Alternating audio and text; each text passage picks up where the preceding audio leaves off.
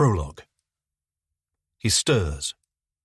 He's on his back, hard surface.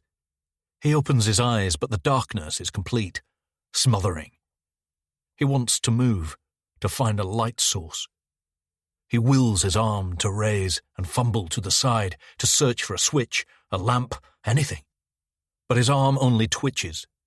He can visualize the action, the fingers finding a button, but he can't turn the abstract idea into physical movement. It's as if the neural pathway from brain to muscle is clogged, closed off. Maybe it's sleep paralysis. Scary, but he's heard it passes in a few seconds. He can't fully open his eyes. The eyelids feel gummed and leaden. He can just about prise them apart, but he has to strain to keep them open. Not that there's anything to see. No shapes are forming through his flickering lashes.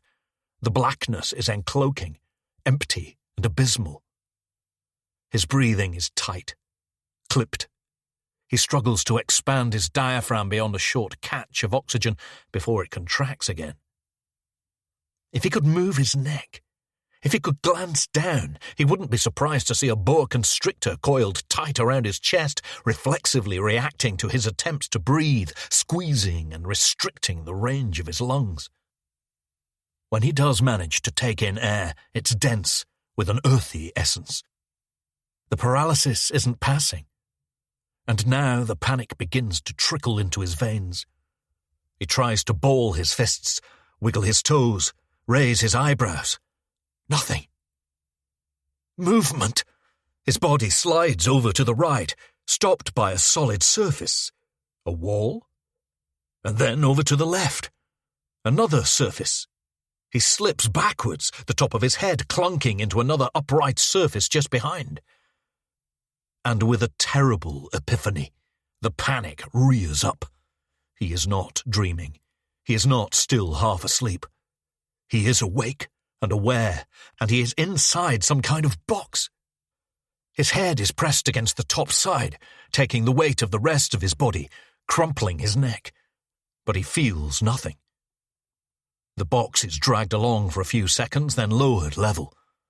He can hear grunting outside. One male. Footsteps. Crunching. Moving around the box, from bottom to top. Then another tilt, a drag, and a jolt as he falls, maybe a few feet. His head lurches up into the lid, and then, on landing, snaps back. Still, the paralysis doesn't pass, and now he tries to speak, to shout, to scream, but his vocal cords are frozen. Something lands on the box, above his head. The impact has weight, but the object doesn't feel solid or singular. There's a thud, followed by a fading aftershock, a scattering. The sound is repeated every few seconds. Now his oxygen-starved brain reaches back. He remembers the golf course, the moonlit car park, the twist of the ignition key, the movement in the rearview mirror. The panic in his blood tingles and begins to soften, spreading and soothing like anesthetic, sealing his eyes. The camera lens looks on, observing, preserving.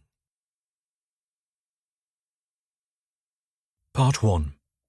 A Northern Soul. Chapter 1. "Don't call me a bitch." The man leaned forward, nose to nose with the woman. She turned to the side. He grabbed her chin and jerked her head back to face him. "You don't get to tell me what I get to call you, you get me?" The 1458 from London to Sheffield burrowed through the clutter of Kettering. It was usually a placid affair, half-day commuters hypnotized by screens, grazing on late lunches, peering out at the drowsy flatlands of Bedfordshire, braced for the surge and trundle into the Midlands and the English North beyond. "What do you think I am, yeah? What do you fucking see?" Today, though, there was a sideshow. Not that anyone was watching, or at least making it obvious they were watching. The couple sat opposite each other at a table seat. He was big and wide, padded by a grubby green hoodie. The hood fabric gathered at the base of his neck, mirroring the rolls of stubbly fat which propped up his bowling ball head, shorn, shiny, scarlet with fury. She was small and slender, with straw-blonde hair scrunched into a cluster at the top of her scalp, more stalk than ponytail. She winced as he berated her, flinching at each prod of his plump forefinger.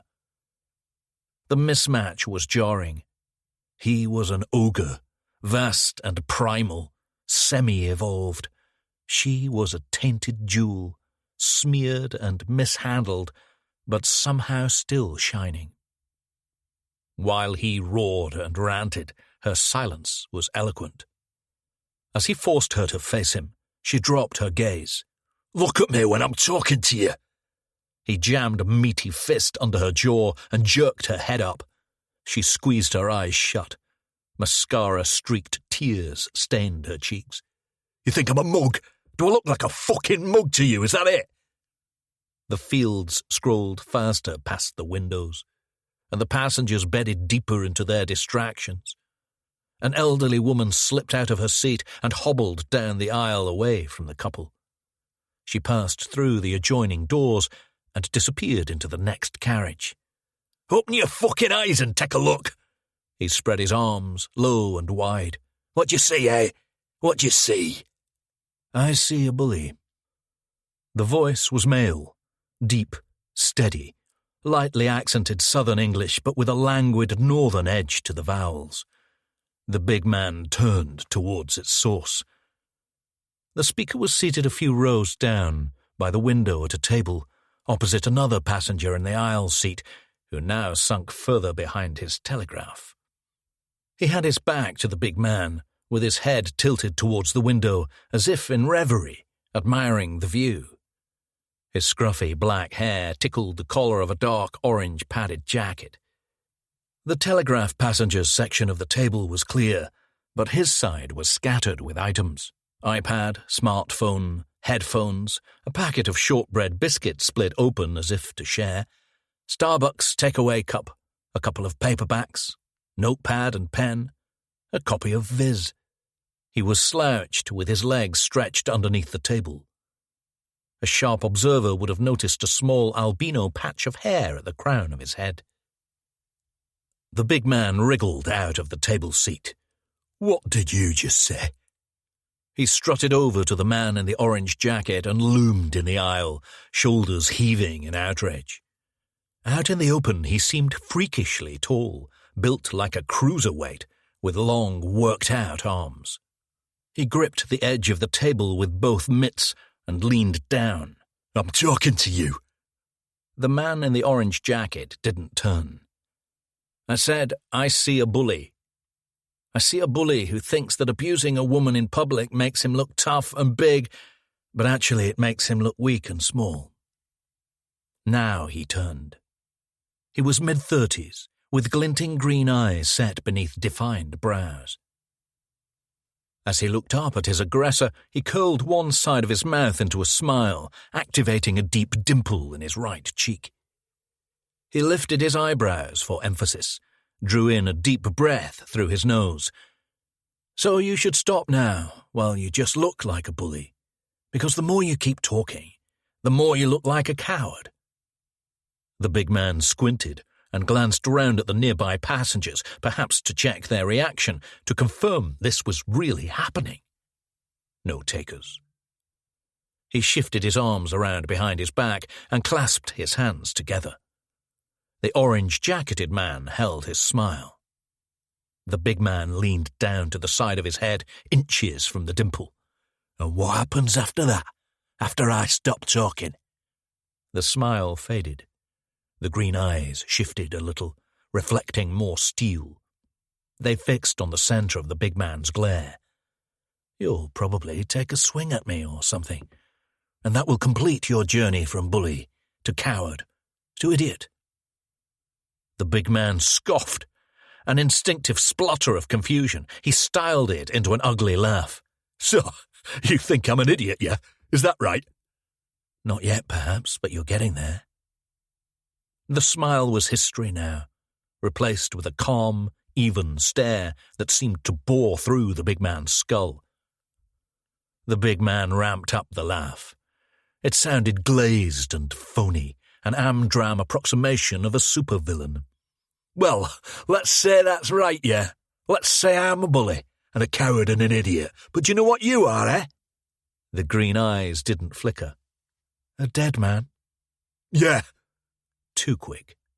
The response had more of an air of the playground than the boxing ring. The big man pushed his face in closer, holding eye contact. The man in the orange jacket smiled again and reached for his coffee. "Carl!" The woman was up now, out in the aisle. She leaned on the table, keeping her distance. "Leave it, babe." "Sit down and shut the fuck up." The elderly woman re-entered the carriage with a uniformed train guard. The orange-jacketed man sipped at his coffee. He caught the terrified eyes of the passenger opposite over the top of his telegraph. "Listen, Carl." He set down the cup and sat back. "You'll love this. Human beings are what's called deuterostomes. In the womb, the anus forms before any other opening, see? What that means is there's a point in all of our growth when we're nothing but arseholes. And some people don't seem to develop beyond that stage." Carl frowned, absorbing the implications, digesting the insult. His boorish eyes sunk back into their sockets. He seemed confused, and for the first time, concerned. "You're fucking mental, mate.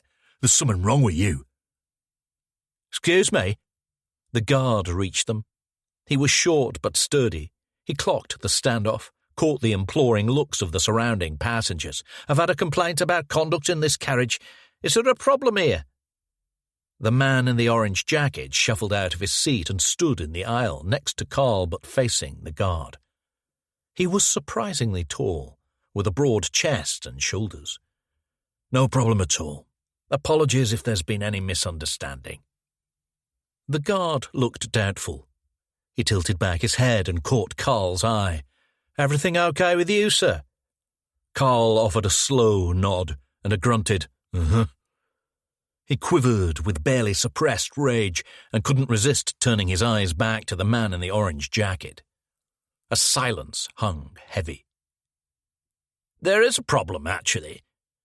Perhaps emboldened by the presence of uniformed authority, the telegraph man lowered his newspaper shield and found his voice. "They were threatening each other. It's unacceptable." He flapped the paper back into place and pretended to read, shaking his head. The guard sucked in a breath. "Look, we're about 15 minutes from Leicester." His accent was Midlands, maybe Birmingham, too chummy and musical to carry any real threat. "I can hold the train, speak to the transport police and have you both thrown off. Whatever this is, you can sort it out somewhere else. And you'll need to buy another ticket." The orange-jacketed man shook his head. "That won't be necessary." It wasn't conciliatory. It was a statement of fact. The guard caught the tone and took exception. "Can I see your tickets and ID, please?" Carl took out his ticket and wallet. The guard checked them and handed them back. The man in the orange jacket produced his ticket and a police warrant card. The guard leaned in and studied it, reading aloud. "Jake Sawyer, Detective Inspector." Down came the telegraph. Carl took a step away, the colour draining from his face. Sawyer smiled, giving him the dimple. "It's okay. I'm off duty." Chapter 2. Maggie Spark settled into her consulting chair as Desmond paced. They were 3 sessions in. She'd given up trying to get him to sit towards the end of the first session. Early on, the aim was to get to a place where the client-patient barrier was at its thinnest, and there was freedom to unload without fear of judgment. For some, it was enough to assume the classical position, supine on the chocolate-brown heels futon, addressing the ceiling. Others, like Desmond, required a more creative solution. He was a riffer, a freewheeler. He liked to move around the room, perching and squatting, as if constantly pursued by his troubles. Desmond paused at the window to take in the rugged sprawl of luminous pastures. The landscape rippled and rose to a gritstone ridge where the rocks of the Staffordshire roaches stood like sentinels, guarding the southwestern entrance to the Peak District. Summer was in retreat, and the purple rashes of heather were smothering the thinning moorland. The local hamlets now hosted only the hardiest tourists, but Maggie had noticed no decline in the pimples of red and green climbers dotted across the face of Ramshaw rocks. Desmond sucked in a breath and released it slowly, through pursed lips. "It's so beautiful. You're very lucky." He turned, resumed pacing. "Have you always lived here?" Maggie smiled and ran a palm across the creamy paper of her notebook. She was short and slight, swallowed by the padded chair. She wore her rust-red hair in a rigid bob, fashionably unfashionable. The tips curled around her jawline, underscoring an oval face illuminated by owlish hazel eyes. "I grew up nearby, in Leek. My parents moved abroad and left me the house. I sold it and bought this place with my partner." Desmond stopped and gazed down at the glossy parquet floor, nodding. He dropped onto the futon. "I read there were wallabies. There used to be. They released them from a private zoo sometime in the 1940s, I think. People still claim to see them from time to time." As a child, Maggie often passed through the roaches on Sunday drives, entombed in the back of a smoke-filled Austin Allegro, windows up. She was always on gate duty, and she cherished the regular chances to escape the car and feast on the peaty air. As she clunked open the clasp and the car juddered over the cattle grid, she would scan the bluebells and gorse blossom, hoping to catch sight of a wallaby, but only ever spotted pheasant, grouse, the odd mountain hare. "How are you sleeping, Desmond? What are your patterns now? It's a couple of months since the incident." He shuffled to the edge of his seat, slumped forward, elbows on knees. "It's a bit better, but I keep seeing it. Seeing the faces and hearing the screams.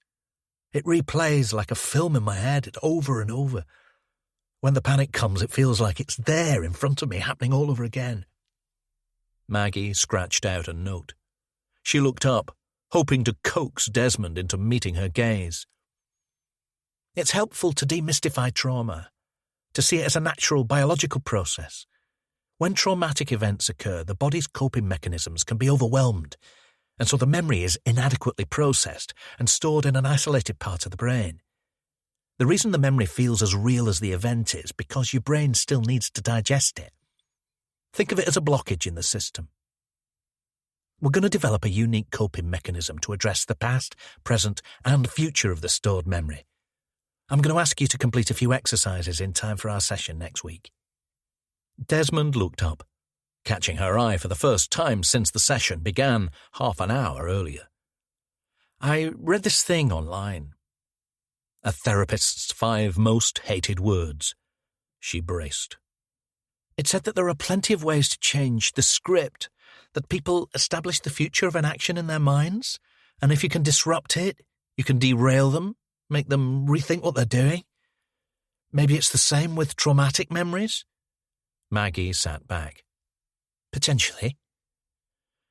There was an incident when I was a student at Keele. I was at a late-night party at some isolated rural house near Wetley. Posh-looking place, but a bit run down.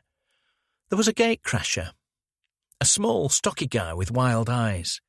He burst into the main room, waving a big hunting shotgun, sawn off.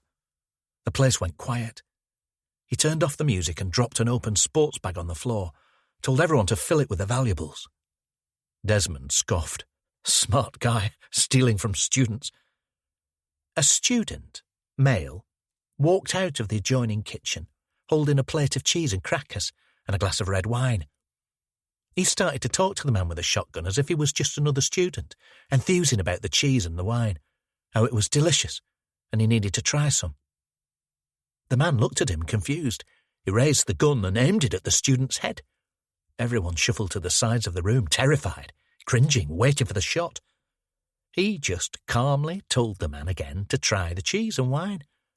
It was like he wasn't seeing the gun at all, wasn't feeling the danger.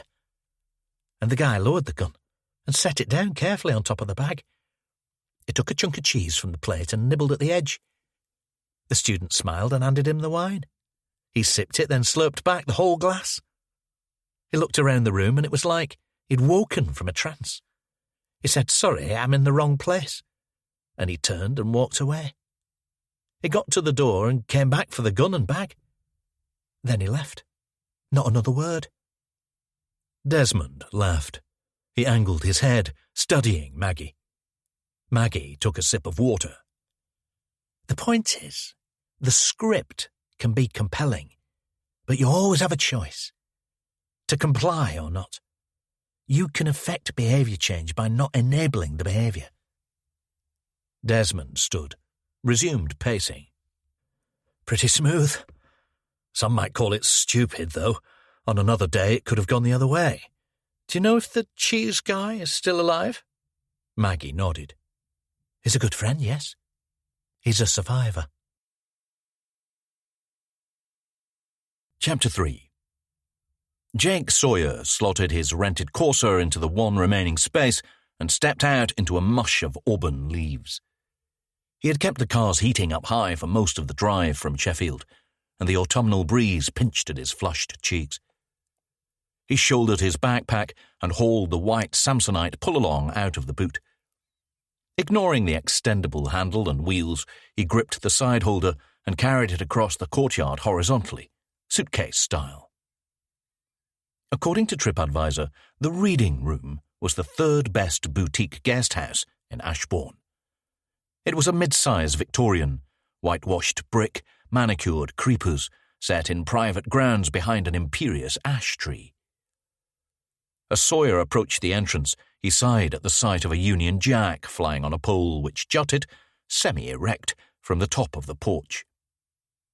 He ducked out of the low morning sun into the shade cast by the house. "Hello there!" The greeting came before he was fully inside the reception hall. A fulsome 50-something woman bustled out of the back room and rounded the desk. She slipped off a glove and poked out her hand. "Jenny Bailey? Mr. Sawyer?" Sawyer dropped the pull-along onto the stone floor and took Jenny's hand. No grip, no eye contact, and Sawyer had to do all the shaking. "Yes, Jake." Sawyer took her in. Quilted Barber jacket, clean Wellingtons. She slipped behind a low wooden desk, passed him a form and pen, and consulted an iMac. Its modernism jarred with the bulk-bought chintz which littered the walls. "You're with us for 5 days. I've put you in the front room. It overlooks the car park, but you're up high enough to catch the view down to the valley." She sounded vaguely local with a silver spoon. Sawyer guessed Cheshire, probably Alderley Edge. She watched as he filled in the form. "Have you come far?" "Sheffield. Train from London yesterday.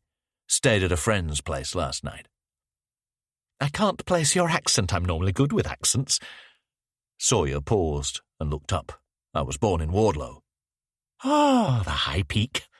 Sawyer smiled and handed the form back. Almost. Just on the edge. Jenny signed everything off and ushered him through to a large dining room with small individual tables buried beneath saggy, patterned tablecloths. Cheap chandelier, fireplace stuffed with flowers, pleated pelmets, fusty old plate cabinet, dreary watercolours.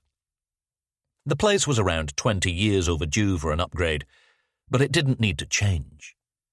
Like most of the places inside England's tourist enclaves, it was a mock Baroque flophouse in service to the surroundings. A young couple were seated near the tall gable-end window, looking out to the sylvan fields which sloped down to Dovedale and Sawyer's childhood wonderworld, the Manifold Valley. As Sawyer and Jenny entered, the man glanced up, then returned to his book. The woman acknowledged Jenny, then looked at Sawyer and smiled, holding his gaze for a few seconds before turning to the window. Jenny hailed the couple with a wave. Sawyer noted the long, cloth-covered side table, empty but for the stacks of plates and bowls. Any chance of some breakfast? Jenny winced in sympathy. I'm afraid you've missed it. Would you like some tea? Sawyer nodded. That would be great. And do you have biscuits? She angled her head. I'm sure I can rustle up a couple of custard creams, yes. Why don't you come and wait in the library? You could take it in there, then go through and see your room. Jenny led Sawyer through to a gloomy lounge where a velveteen sofa faced a leather-topped coffee table stacked with newspapers and local activity magazines. A fire crackled in the maw of a deep hearth, throwing a shuffle of shadows across the mahogany bookcases overloaded with unfriendly hardbacks. Sawyer browsed a few spines, Chaucer's poetical works, Wide, Wide World, Longfellow Illustrated, and perched on the edge of the sofa. He slid a newspaper, the Derbyshire Times, off the table and looked over the front page.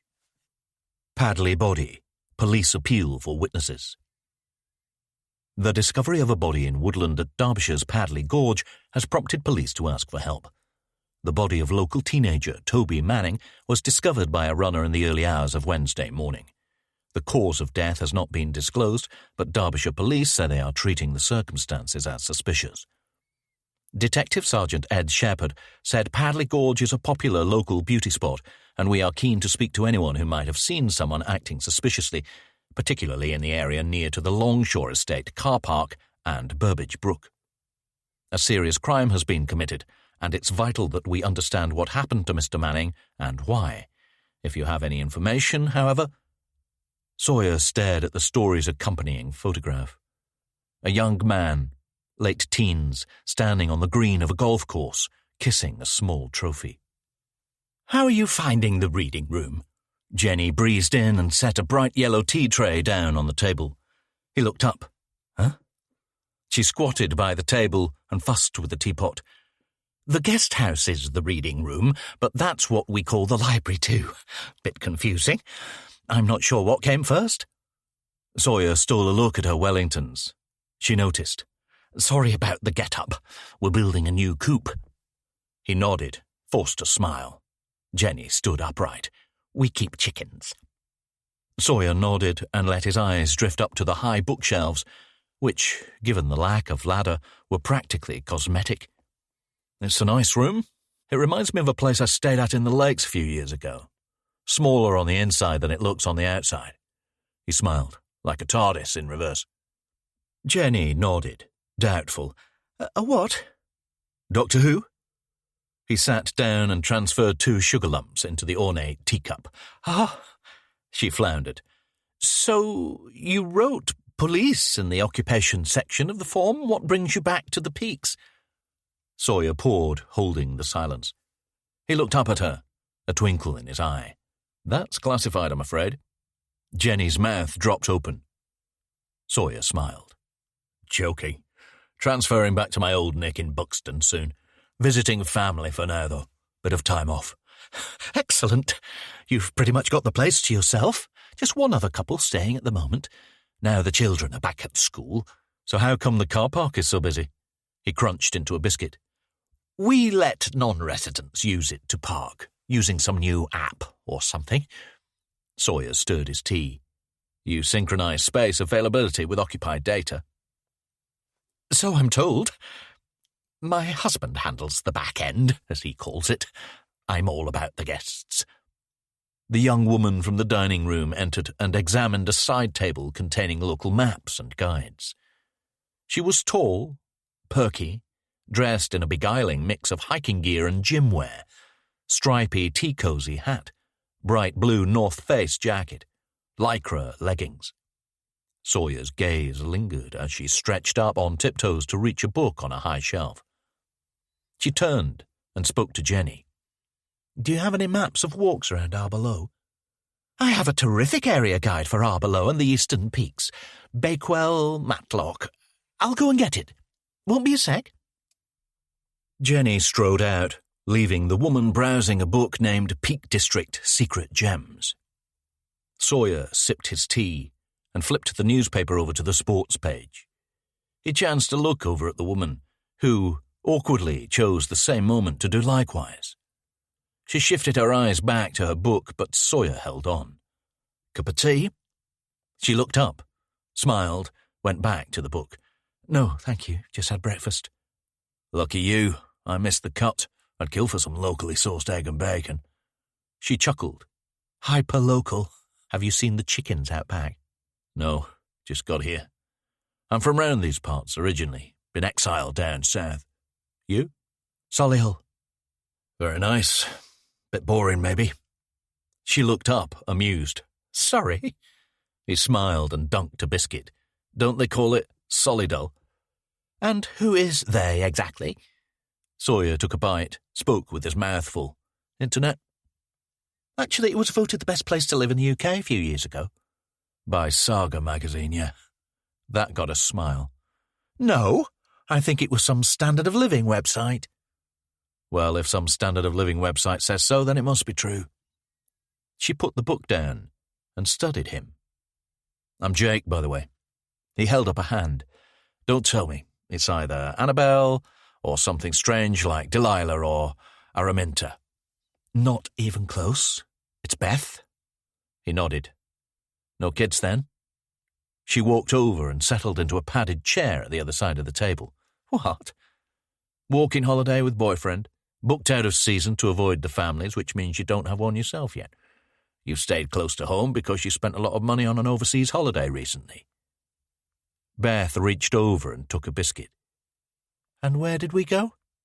Sawyer pressed his fingers to his forehead, mind-reader style. "Somewhere like Santorini?" Beth laughed. "I thought you were on a roll for a moment with a Sherlock impersonation." She bit into the biscuit. "Malta." "You know what we should do, Beth?" She leaned back in the chair, munching. "And what's that?" "We should go for a walk. I'm free this morning. I know Arborough pretty well. It'll be stunning on a day like today." Sawyer caught a movement in his periphery and assumed it was Jenny returning. "We ready, darling?" The man, Beth's partner, stood in the doorway. She startled at the sound of his voice and stood up, then headed out to the hall. "Have fun, Beth. Nice to meet you." She glanced over her shoulder. "You too.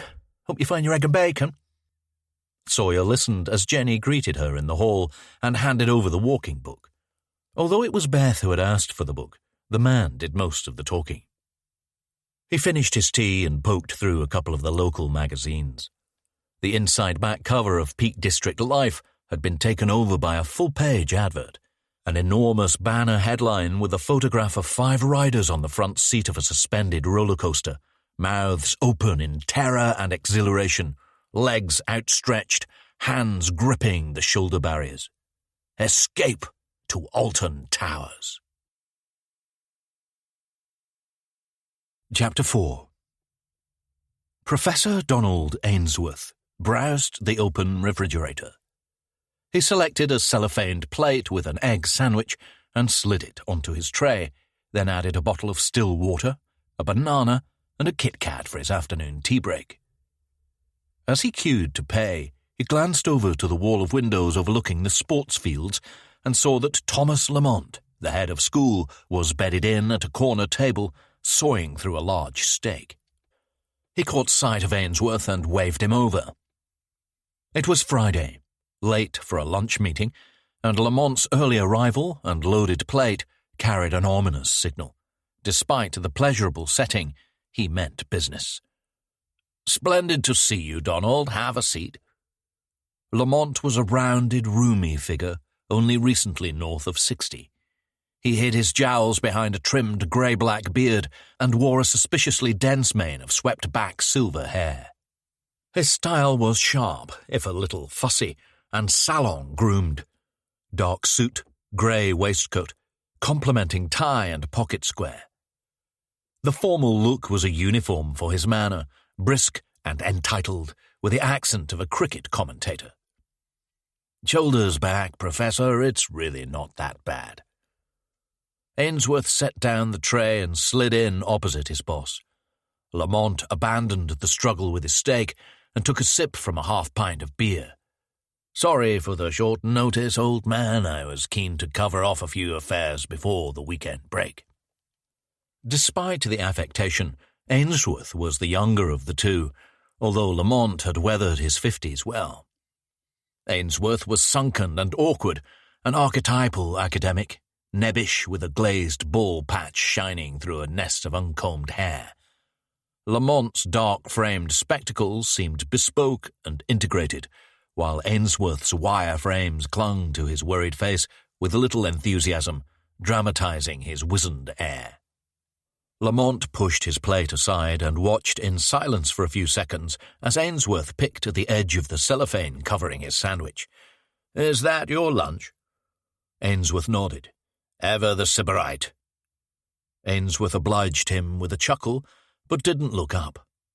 At last he peeled off an edge and freed the sandwich, offering his first contribution to the encounter, a noxious waft of mellowed sulphur. Lamont observed him with an anthropological eye. "I've been in discussions with our benefactors." Ainsworth took a bite and levelled his gaze at Lamont over the top of his spectacles. "Benefactors?"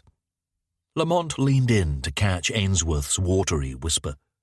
"Yes, I met with the principal and the CFO earlier this week.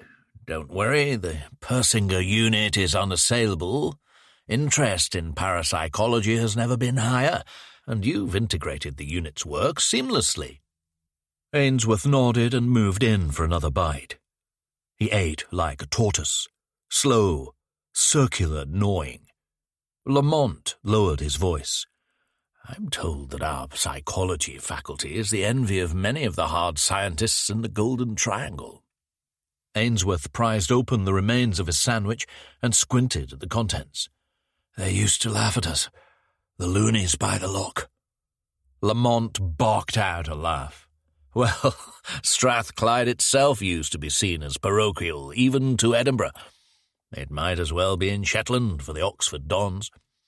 But now plenty of psychologists would recognize that some parapsychology is more rigorously conducted than some psychology.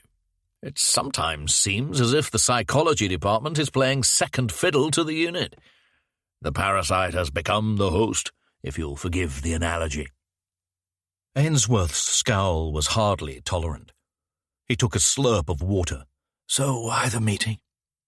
Lamont cleared his throat. "Credibility rarely thrives in a financial vacuum.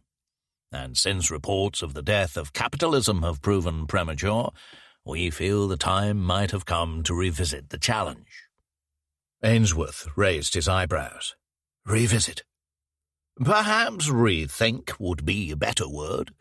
There's a great deal of money sitting there doing nothing. The challenge has had no takers for months now. It's effectively mothballed. Wasn't one of the last candidates a chap who claimed he could make people urinate through the power of thought?" "Candidates are rare because we screen them more carefully now." "I accept that, but the principal feels that we have £50,000 which could be put to better use in other areas. Simply from a broader academic perspective, it could perhaps be helpful to reinvent the challenge as a specific research project. The prize could fund—" "Thomas." Ainsworth held up a hand, cutting him off. "I have to say I'm surprised at the scrutiny. I personally do very little hands-on testing of general research subjects. I save myself the challenge candidates because I can, and because a considerable amount of my private money went into the prize. My time's around 30% teaching, 30% admin and management, 20% research, and 20% in knowledge exchange and unsolicited emails. The challenge has brought the faculty a great deal of positive publicity, and I'm afraid I don't see the prize fund as an accessible resource. It is an ongoing incentive which reflects the nature of our research." "I have a question, Donald. It's been on my lips for some time. It's not a question you will want to hear, but I feel we've known each other for long enough now." He reached for his glass. "I wonder, has the nature of the challenge become a little too personal for you? Could you be maintaining it for reasons that go beyond the academic?" He stole a slurp of beer. Ainsworth sighed and let the moment linger. He fixed Lamont with a frosty stare. "And well you may continue to wonder that, Professor Lamont." Lamont broke eye contact and turned towards the window and a training session on the rugby pitch. There was a finality in the motion. He was concluding the conversation. "Professor Ainsworth, I respectfully request that you begin to formulate a schedule for evolving the challenge and redistributing the prize fund. I would appreciate some progress on this by the end of the month." He turned back. "Have a lovely weekend." Ainsworth crossed over the covered connecting bridge and took the lift up to the staff floor of the psychology faculty. The car was empty, and he rode in silence, eyes closed, zoning out to the drone of the motor. Despite the time of day, the corridors were crowded with lecturers and support staff. After the barbed conversation with Lamont, Ainsworth was gripped by the introvert's urge for solitude, to recharge and regroup in a space he viewed as sacred. He stepped out at the 6th floor, hurried past the tutorial rooms, and turned into the corridor marked with a small, polite sign, black type on a yellow base, Persinger Parapsychology Unit, promoting excellence in parapsychological research and education. He swerved into the doorless reception area. Kelly, his PA, was preparing a sheaf of papers by the printer at the far end. Ainsworth slipped past without acknowledgement, entered his office, and closed the door. The room was large and long and lined with floor-to-ceiling bookshelves. A giant bay window beamed in the afternoon light from George Street. One floor down, and his view would have been obscured by the technology centre opposite. But on most days he could bypass the glass-fronted New Money and take his morning coffee before the sight of Trongate and the old clock tower. Ainsworth had a Monday morning seminar to prepare, but he collapsed into the rustic patchwork armchair beneath the window, screwed his eyes shut, and ground his knuckles in a familiar, calming figure-of-8 pattern around his forehead. He opened his eyes, and as usual his gaze shifted to the photo framed on his corner-facing desk. A girl, late teens, floating flat on her back in a bright blue pool, holding a beach ball aloft, her expression frozen in a delirious smile. The photograph's colour tone suggested it was taken some time ago. 3 short knocks. Cautious. Normally, Kelly understood the message of the closed door, and Ainsworth was both surprised and alarmed at the intrusion. He steeled himself. "Enter." Kelly half-opened the door and slid into the room. She was tall and bookish, with long blonde hair neatly ponytailed. There was a vague resemblance to the girl in the photo. "I'm sorry to disturb you, Professor Ainsworth, but I thought you'd want to know immediately." "I hope it's something good. I could use something good." "It certainly is. I took a call. We have a new challenger." Chapter 5. "We've been here since the Bronze Age, you know." Maggie listened. Justin talked. He was a barrister at a firm in Stockport, dealing mostly in family law and courtroom advocacy. He often joked that anything she couldn't fix ended up with him. "All this gritstone, the escarpments, it was formed way back in the past, by the sliding and slipping of layers of mud and rock. It took thousands of years to settle, then the wind and rain whittled it all down." Maggie stared out at the serrated rocks, the low shroud of morning mist, the smears of purple and green. They had secured one of the coveted window tables for Saturday brunch at the Roaches' tea rooms, and lingered over coffee while Freddie and Mia chased the owner's Bichon Frise around the back lawn. The main dining area was set in a large, open-plan conservatory with panoramic views of Blackshaw Moor. Ornate wooden chairs, pyramid napkins, salad and crisps with everything. It was all a little twee for her tastes, but she loved the feel, intimate inside, infinite outside. Justin sipped his coffee and continued. A couple of years ago, some workers restoring a footpath discovered fragments of an urn. Guess what was inside? Maggie smiled. Ancient jewellery? The head of Boadicea's spear? Justin tugged his beanie down over cropped grey hair. Human remains. They dated them back around 3,500 years ago. Bronze Age. He sat back and snapped into his comedy-smug pose. Arms folded up high, head tilted back, impish grin.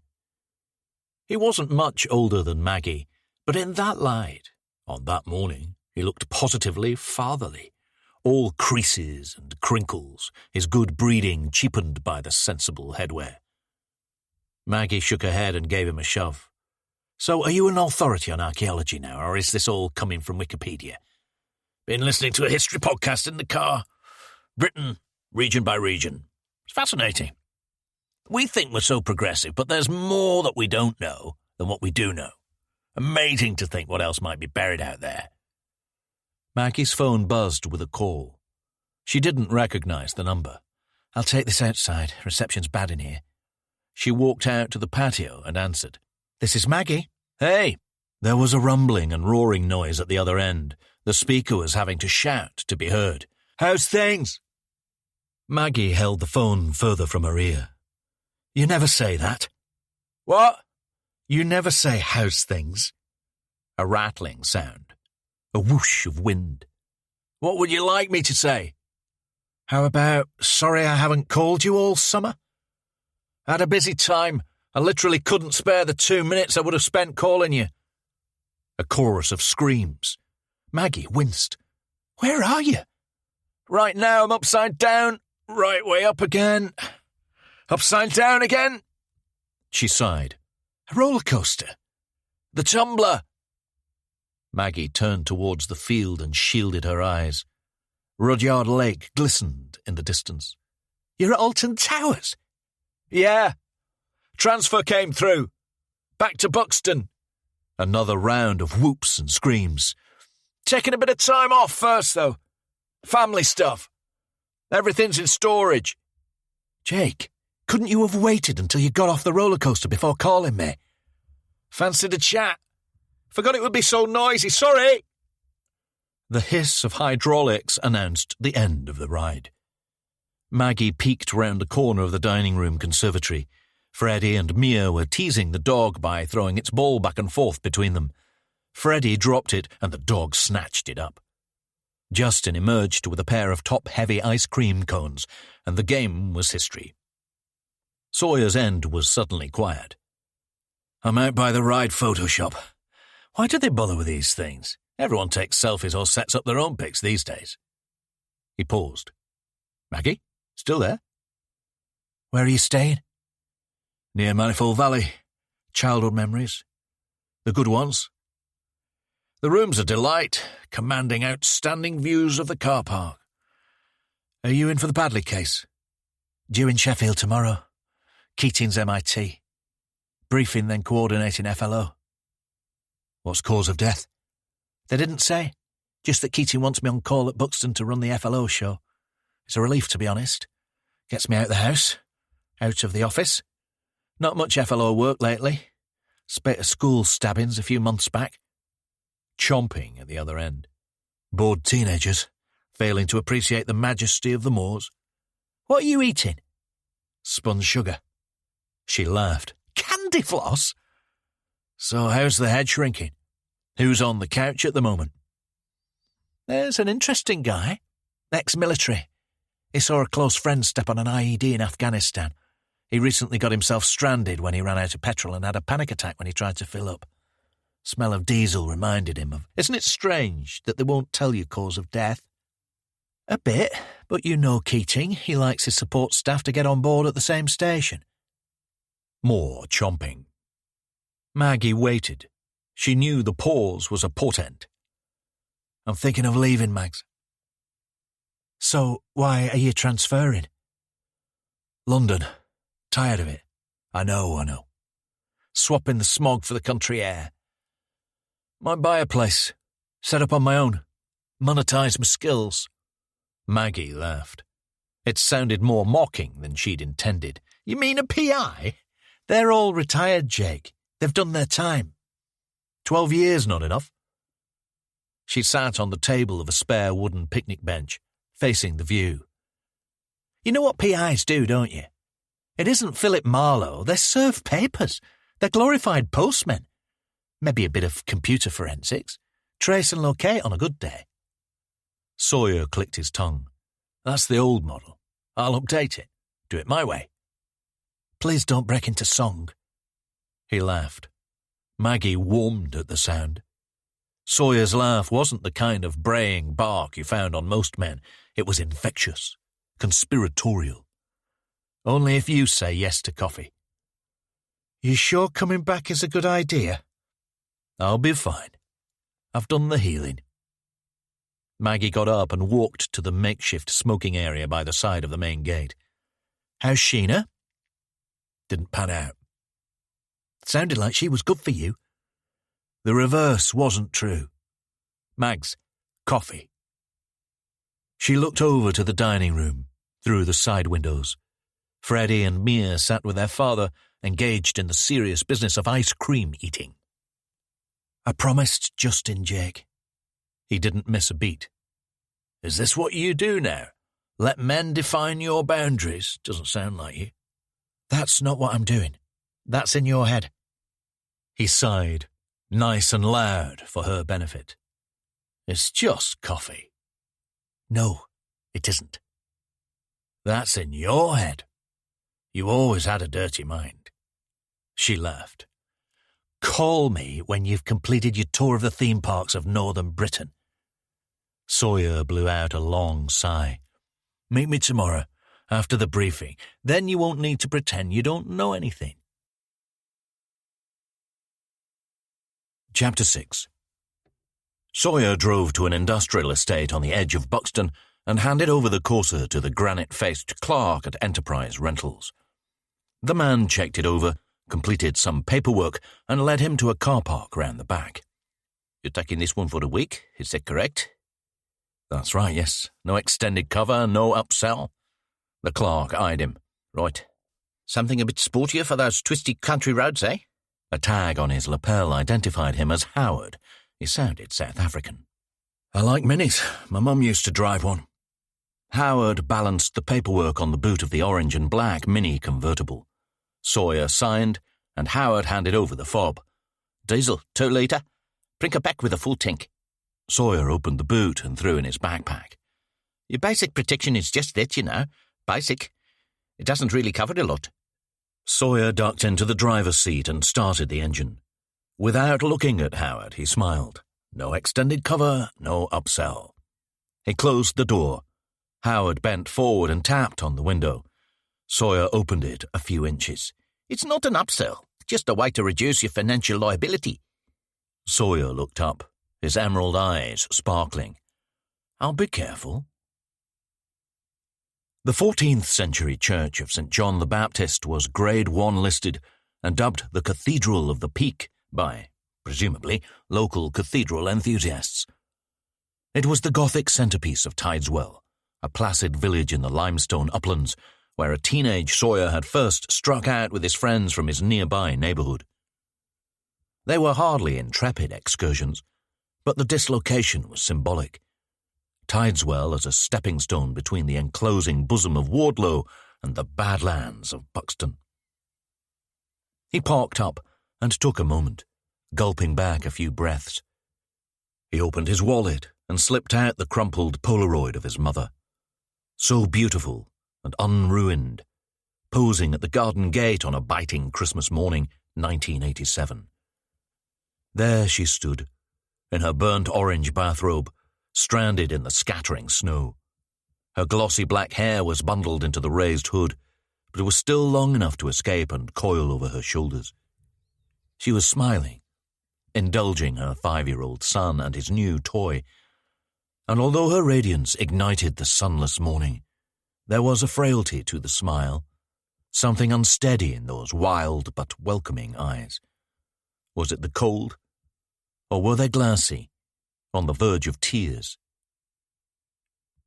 At the graveside, Sawyer replaced the flowers, always white lilies. and stepped back to read the flat bronze headstone embedded flush to the grass. In memory of Jessica Mary Sawyer, loving wife to Harold, devoted mother to Jake and Michael. Died 15th September 1988, aged 34. Always in our thoughts, forever in our hearts. He hated it. He hated the generic eulogy and the fake pebbled texture. He hated the gold text and the tacky rose illustrations at the corners. It was a placeholder, and he would replace it when it was all over. "I've come back home, Mum." He spoke aloud, but kept his voice close to a whisper. "Not to the old house. That's someone else's home now. It's taken a few years, but I'm ready." A wheezing laugh erupted from somewhere behind. He turned and saw 3 teenage boys, tall and coltish, squatting in a spare patch of grass by the church wall. Cigarette smoke swirled around their leering faces. They fell silent at Sawyer's stare, suppressing laughter. As he turned back, they fell about in a fit of cackling. "I need to see Mike, Mum. And Dad. I know how you used to worry, but it's okay. You don't need to do that. I can't say I followed any kind of religious path. Sorry. But I do remember a thing from that prayer you used to read to me. I didn't know it was a prayer back then. I was too little. You said how there would always be sin, bad things, evil. But all shall be well, and all manner of things shall be well. It's not yet, but it will be." "Talking to yourself, mate."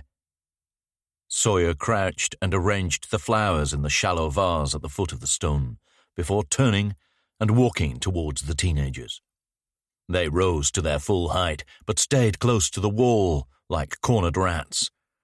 They were a hive mind of hormones, mostly testosterone. Designer sportswear, garish trainers.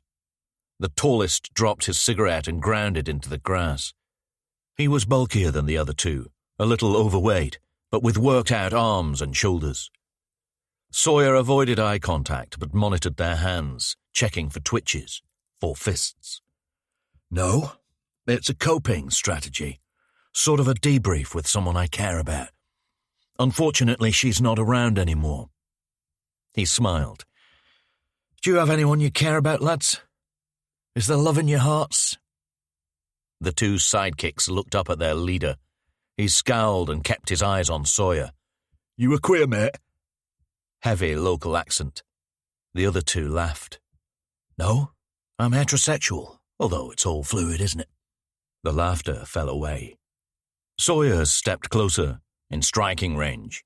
He ignored the leader and spoke to the bigger of the other 2, a scrawny boy in skinny jeans and bright red trainers. "Is this the latest trend now, then? Trolling mourners? I know it must be dull growing up in a toy town like this, but maybe one day if you try really hard at your sums, you'll go to the big city and you'll realise that threatening strangers to relieve your boredom is a really, really bad idea. That's the thing about strangers, see? They might be a bit strange. You don't know who they are. You don't know where they've been." He nodded at the biggest boy and walked away back to the main gate. Murmurs behind. "You're a fucking loony, mate." Sawyer smiled. "I get that a lot." At the edge of the village, he drove over the Packhorse Bridge and slipped the Mini through a narrowing lane, crowded on both sides by mottled stone facades. At a T-junction, he aimed north, and the village hustle fell away as he carved through pure countryside, riding the rolling lanes past only modest blemishes of humanity, tractor trails, ossified stiles, fossilized railway tracks. Sawyer had been urbanized by his work, but his soul still resided out here, nurtured by the natural cycle, the unending indifference. He tried to zone out to strident guitar music, AC/DC, Manic Street Preachers, Soundgarden, but he couldn't muffle that familiar tingle, a background itch somewhere in the base of his brain, a simmering that never quite came to the boil. As ever, there was the ache of urgency, the sense of an alert, but it was vague, intangible. He could intellectualize it, link it to events. He knew something was recoiling, at the teenagers, at the tension of the meeting to come. He could sense its weight, its presence, but found it impossible to stare down. It was like a mischievous spirit, lurching from shadow to shadow, always in his periphery, never in plain sight. Rosemary House had the look of a careworn country hotel, a 3-story manor with a cluster of outbuildings set in spacious, well-tended grounds. Geometric pathways marked out like ley lines, herbaceous borders ablaze in lemon and magenta. But despite the poise, the place carried an air of desolation. In trying so hard to look welcoming and transitory, it betrayed its true, institutional nature. As Sawyer signed in and the receptionist printed his pass, good for 1 hour, he was joined by an unctuous gent in bulging suit and bow tie. The man hovered as he fitted the pass into a lanyard and hung it round his neck. "Detective Inspector Sawyer, how lovely to finally meet you." Sawyer shook the hand, moist and puffy. "Jake is fine. I'm not—" "Oh, no, of course. My apologies." He shuffled forward and rested the other hand on Sawyer's shoulder. "I'm Chris Hill. I'm the operations manager here at Rosemary House." He was still clinging to Sawyer's hand, shaking. "I recall you were due to visit us several weeks ago, but the occasion didn't transpire." Hill was a large, misshapen man with a scruffy ginger beard and old-fashioned half-moon glasses. He was clearly local but had clipped his vowels and sharpened his consonants to pompous effect. He was standing way too close, and Sawyer winced as he caught a whiff of his halitosis. "Yes, I did call to cancel." "Indeed." Hill released Sawyer's hand and swiped a keycard across a panel set into the reception desk. Sawyer followed him through a set of heavy double doors, down a bright, featureless corridor. Skylight, pale blue linoleum, pastel green and beige walls. No posters, no signs, nothing too primary or arousing. The air was overheated and bristled with fresh detergent as if the place had been cleaned especially for Sawyer's visit. Hill slowed his walk and fell in alongside Sawyer. "I had the pleasure of meeting your father recently. He visited us in early summer, June, I believe." He turned his head to Sawyer, clearly expecting engagement. He didn't get it. "You're privileged. Dad isn't the gregarious type." Hill sniffed. "He used to be a police officer himself, I understand." Sawyer smiled. "You have done your research, Mr. Hill. How's my brother doing?" Hill stopped at a door marked with his name, engraved into a brushed silver sign. He swiped his card and stepped inside. Sawyer hovered in the corridor. "I was hoping to see my brother, Mr. Hill." "Of course. I won't detain you for more than a minute or two. There's just a small administrative matter I need to attend to. I've been trying to reach your father, but to no avail." Sawyer sighed and followed Hill into the office. It was spacious but sterile, with an ugly mishmash of flat-pack furnishing and pretentious period pieces. Hill eased into his padded black chair and opened a file he'd set aside on the desk. "Please have a seat, Jake." Sawyer stood to the side of the open door and regarded the low-lying pair of squat, armless easy chairs facing Hill's desk. They looked like they'd been sourced from the children's section at IKEA. "I'm fine. I really don't have much time, Mr. Hill." Hill twitched with irritation, but then broke into a practiced smile. "As I'm sure you know, we are a small rehabilitation and recovery inpatient centre, only 15 beds. We provide rehabilitation programs in a community setting for individuals who have been referred from other hospital environments and the community. The aim is to allow the individual to live outside hospital and reach their full potential within a community setting. All residents are actively involved in their care plans." He stalled, shuffled a few papers. "I'm afraid that as one of our longer-term patients, Michael's package is up for review and potential renewal at the end of the year. He gathered the papers into a folder and placed it on the desk, pushing it towards Sawyer. I've prepared a letter for you and your father. It contains details of the renewal and payment plan. I'm afraid the rate has increased for the forthcoming period.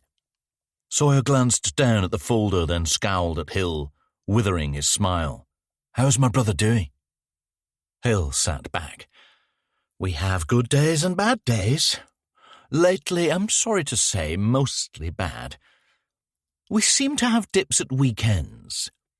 He does respond well to therapy. He becomes more industrious and engages a little more. Mostly, though, he reads. I'm told he reads at an astonishing rate. He leaves finished books in his tray with handwritten notes on future requirements. He took a breath and glanced out of his window, squinting through the slats of the blind. I often wonder, Mr. Sawyer, if Michael can articulate his feelings about his practical needs, why he can't. How is he progressing? What progress has he made? Have you made? Hill turned to face Sawyer. It is a two-way process. Your brother's receiving exemplary physical care here, and my staff have tried many approaches to address his mental and emotional well-being. But as he remains unwilling to engage, then we are rather restricted to nurture and nourishment. You make him sound like a houseplant. Sawyer took the folder and moved back out into the corridor. I'd like to see him now, Mr. Hill. Hill stood. Absolutely. But could I please ask that you take a look at the package details and contact me as soon as possible? He joined Sawyer in the corridor, closed the door, and lowered his voice. I have to say, Mr. Sawyer, renewal of the package will make Michael an exception. We normally don't take patients for more than 5 years. Sawyer browsed through the papers. He is an exception. He looked up, caught Hill's eye. Rest assured, Mr. Hill, I'm working on getting him out of here. I might go to see Dad soon. Don't suppose you fancy the trip? Sawyer dragged a plain chair from the side of the room and sat a few feet from his brother. Michael was perched on the edge of the single bed in the corner of his immaculate ensuite room. The decor was upscale travel lodge. Single white pillow, off-white sheets, high-backed side chair, tea and coffee-making facilities, mini-fridge. A boxy, wall-mounted TV, muted, broadcast an American sports show, but Michael's attention was fixed on a handheld gaming device. He flashed a look at Sawyer, shook his head, and returned to the game. It bleeped and chirruped. A synthesized voice confirmed his plays. Archers! Spearmen! Michael was heavy-looking, on the edge of obese. In contrast to his brother, his greying hair was buzz-cut. But he had Sawyer's face shape and the same colour eyes, alert but misted over. What are you playing, RPG? Michael nodded. I prefer a bit more action myself. Sawyer looked up at the TV. Two red-faced pundits side by side berating each other in what looked like good humour. He was grateful for the muting. I took a transfer, Mike, coming home. No reaction. I'll soon be able to come and see you more often. Michael squinted at him, a look of doubt. Not here, though. Obviously, Chris is delightful, but we need to get you out of this, into your own place, your own world. Michael's shoulders heaved in an immense sigh. The wounds aren't healing, Mike. We need to get some air on them, you and me. Bit of light. We might not like what we find, but we can't leave it all locked away until we're too far gone to look back. Michael flicked off the device and laid it on the bed. He dropped his head, but raised his eyes to watch his brother. It's time to open up, to talk about the things we don't want to talk about, the things other people don't want to hear. I'm ready, Mike, and I need you to be too. Michael raised himself, slow and unsteady, as if he wasn't used to bearing his full weight. He turned, revealing the logo on his black T-shirt, a circle of turquoise triangles surrounding the words Aperture Laboratories. You were closest, Mike, on the day. You must have heard something. Michael closed his eyes. His shoulders rose and fell. He was taller, wider than his brother. You must have heard her. You must remember. Michael opened his eyes and covered the distance to Sawyer in 3 short steps. Sawyer didn't move. Michael planted himself a few inches away and raised his right arm, fist clenched, revealing an embossed ladder of scars down his inner forearm. Blade cuts, pen cuts, key cuts. He held his fist in the air, trembling, staring into his brother's eyes, green on green. Sawyer held his ground. His voice was calm, unruffled. I'm going to finish it, Mike. Rip off the plasters. It's going to hurt, but it'll be better than this. A fucking holding pattern with no landing. Michael heaved for air. He breathed in short snatches. The tears were coming. As he dropped his arm and fell forward, Sawyer caught him, staggering backwards at his bulk. He squeezed tight, leaning into him, holding him up. The hug was unreturned. Michael's arms hung limp at his side. At last, the agony burst out of him, and the room heard his voice, a feral howl, a cry of loss, of longing. All that love not given, gushing up and spilling out. Sawyer could feel the warm tears trickle into his hair. One found its way through the albino patch at the top of his head and dripped down onto his neck. He spoke over Michael's sobs. There's a timeline to this, and it isn't another 5 years. Just because you're struggling to live at the moment doesn't mean you'll never be able to have a life. Michael spluttered, caught his breath, and wrapped his arms tight around his brother. Chapter 7. It is an honor to make your acquaintance, Professor. Kelly ushered Victor Beck into Donald Ainsworth's office. Beck made it across the room before Ainsworth had a chance to stand. He crashed down into the patchwork chair. Beck was short and puckish, with a lustrous thatch of inky black hair gelled into a tall quiff. He was dressed all in black: shoes, socks, skin-tight trousers, polo shirt with collar flipped up. Ainsworth couldn't decide if the brilliant white buttons on his shirt were there to offset the blackness, or if Beck hadn't been able to find a shirt with black buttons. He was well on the road to 50, but his good looks held him at the north end of his 30s. "Can I get you some tea or coffee, Mr. Beck?" "No, thank you." He sat back, clasped his hands and crossed his legs. The buckles on his shoes glinted. "I'm keen to hear about the details and the process of the challenge. Forgive me for not shaking hands, Professor Ainsworth. I always prefer to make physical contact towards the end of a meeting, as an excess of psychic energy can leave me feeling drained." His accent was thick and angular. Slavic? Maybe Middle Eastern? Maybe he was an Essex boy putting it on. It would fit with his bearing. Ainsworth hoped he wasn't Israeli and he didn't see himself as some sort of upgraded Uri Geller for the generation not raised on spoon-bending and watch-stopping. Ainsworth smiled. He unscrewed the cap from his bottle of water and took a sip. "Thank you for coming in on a Saturday. I was intrigued by your application and was keen to meet you in person before we set anything up." Beck nodded. "Not a problem. I run my own time. I am currently touring the country, mostly mid-level venues, local places, but I am developing a strong following. I'm playing in Cumbria this evening, and so the journey was convenient." Ainsworth had seen the tour dates: provincial arts centres, members' clubs, a couple of open-air events at artisan festivals. "Were you born in the UK?" "Yes, my parents were Romanian. They came here to escape Ceausescu. I am based in London, Bayswater, near where I was born." "And how would you describe yourself, Mr. Beck? Are you a medium, a clairvoyant?" Beck nodded and paused, affording the question more time than it deserved. "I am a psychic, a medium. I offer psychic readings and support in person and over the telephone, email, and Skype. I am proficient in palmistry, tarot, tasseography. Ainsworth couldn't resist a smirk. Coffee grounds. Correct. Please understand, Professor Ainsworth, that I am used to skeptics and cynics. As a pioneer in an emergent field, I share this burden with many past outliers.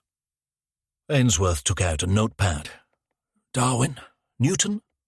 Christ? Beck rolled with the blow. I am here on quite serious business. As I trust you will soon discover, I am confident that I can back up my claims. And you have no affiliation with any conjuring organizations? The Magic Circle? International Brotherhood of Magicians? Beck shook his head and fixed Ainsworth with a pitying stare. Not at all. That is because I am not a magician. Ainsworth nodded. My researchers will confirm that.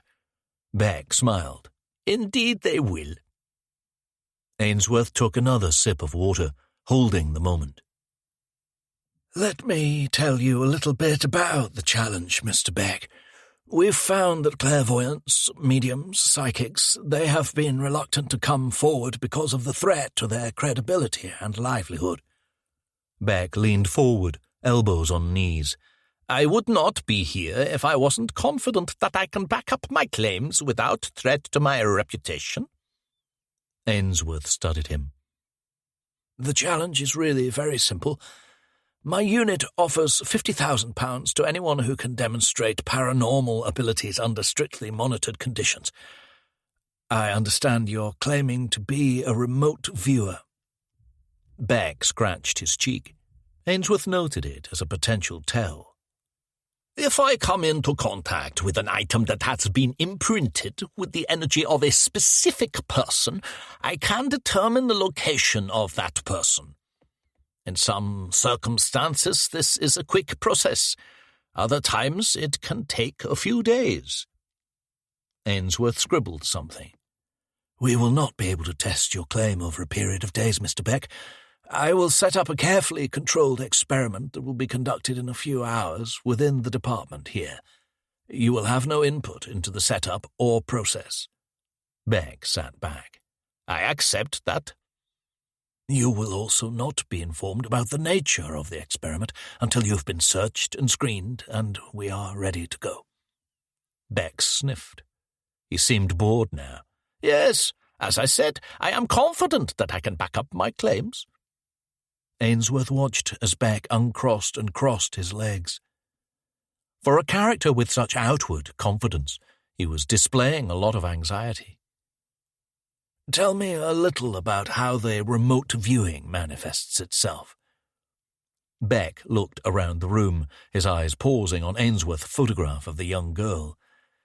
Normally I use this ability as part of my psychic readings. I handle an item that was close to the deceased. Then I provide detail about their mood and relay information from the spirit world. Recently, I have been able to access visions of living people. The touching of the object will induce a hot, tingling sensation, almost like a headache, but without the pain. I will then see a scene, a detail.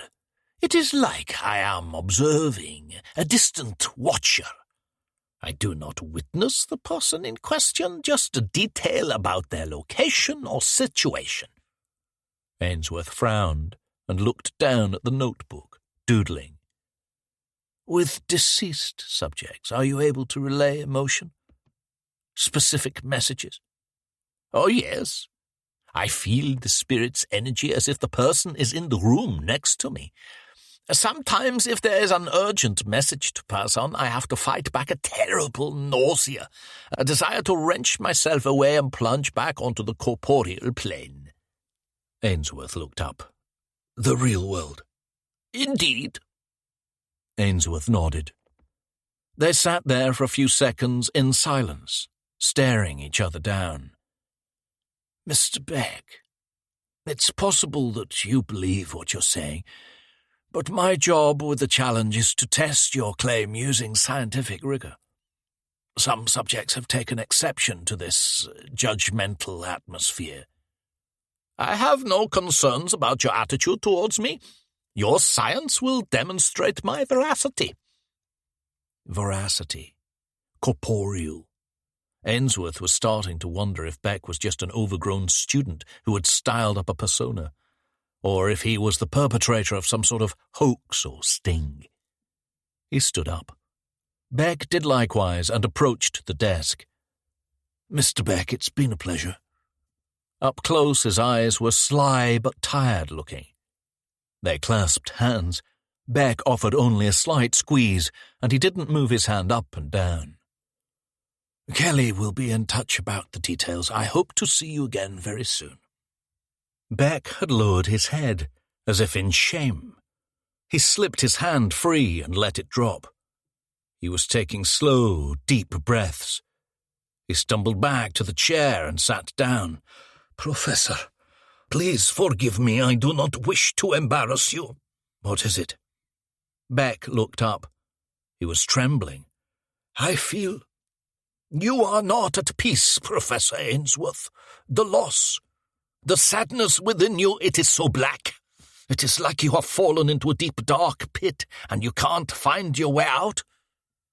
Ainsworth smiled. He walked to the door and opened it. "Thank you for coming in, Mr. Beck. I look forward to testing your claims." Chapter 8. Sawyer spread 2 small pats of butter over a round of thick white toast. He dug his knife into the pot at the center of the table and covered the layer of butter with an opaque patch of strawberry jam. Maggie watched as he lifted the slice away from the plate and chomped into it, showering the table with crumbs. "Enjoying that?" He nodded. "Bread's a bit thick." "You have the palate of a 3-year-old. You sound like Sheena, but she went for teenager." He chewed. "I was at the Ivy a few weeks ago. Awards dinner." "Yeah? Did you push yourself out of your comfort zone? Seafood risotto? Venison burger?" "I had the bangers on mash." "Not from the children's menu." Sawyer gave her a sheepish smile. They were having breakfast at the Nut Tree, a cramped but popular cafe on the main road in Hartington, around halfway between the reading room and the Roaches.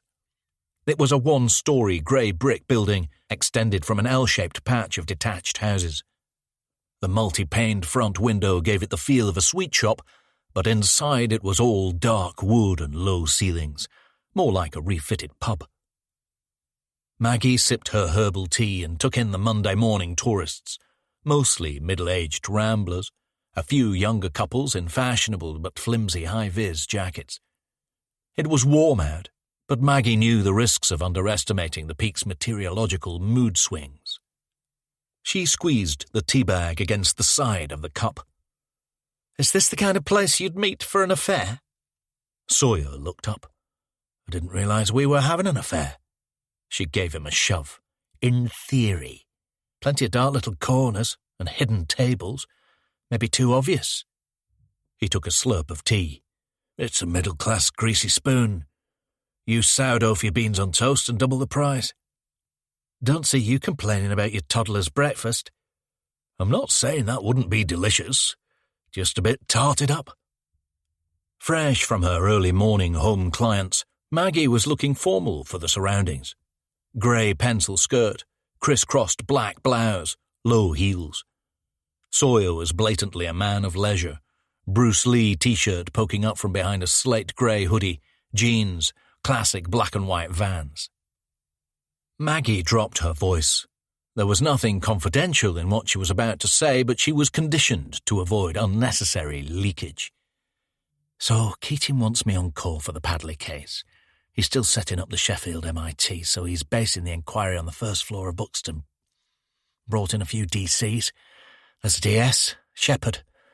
He was with him in Sheffield. He's brought him down to run the show." Sawyer fiddled with a sachet of sugar. "How is he?" "Seems decent. Big chap." His eyes lifted. "Big as in up or around?" She smiled. "Around.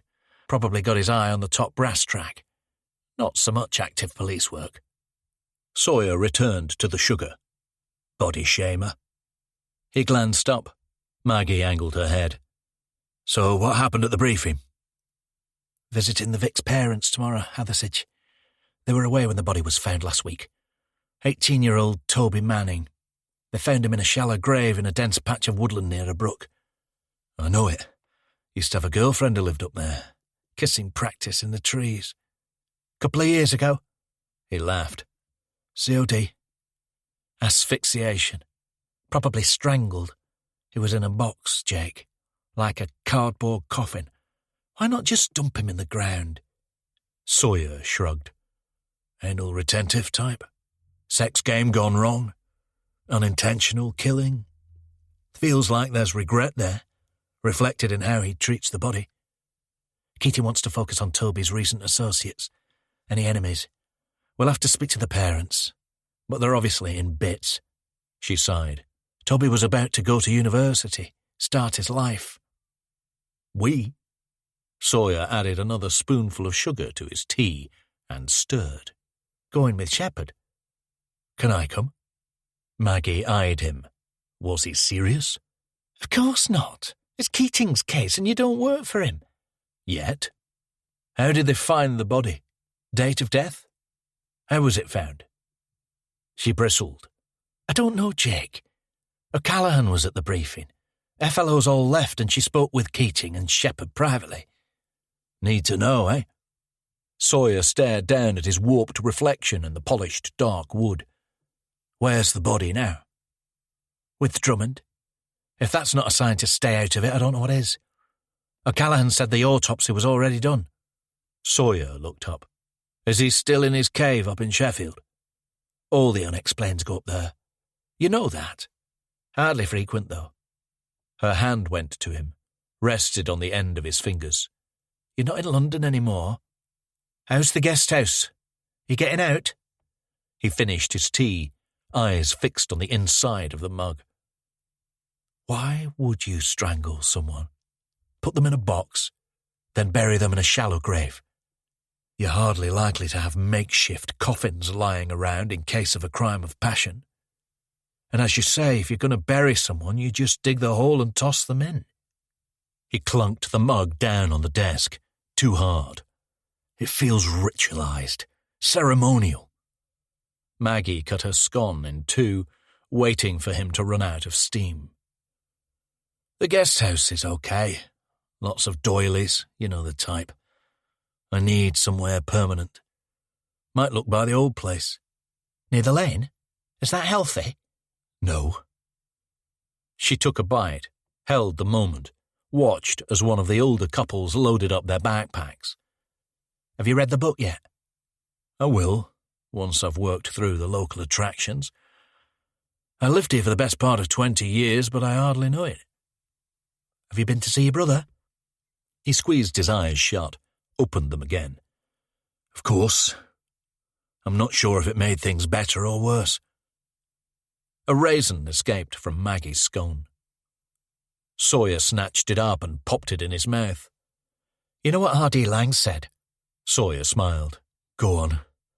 He said that we destroy ourselves with violence masquerading as love.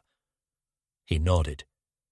Didn't he also say that it's an insane world and insanity is a perfectly rational response? She brushed down her skirt. More or less. I'm done. Need to square away a few client issues, then get ready for tomorrow. She stood up. I'll get this. You got cash? No, but they take...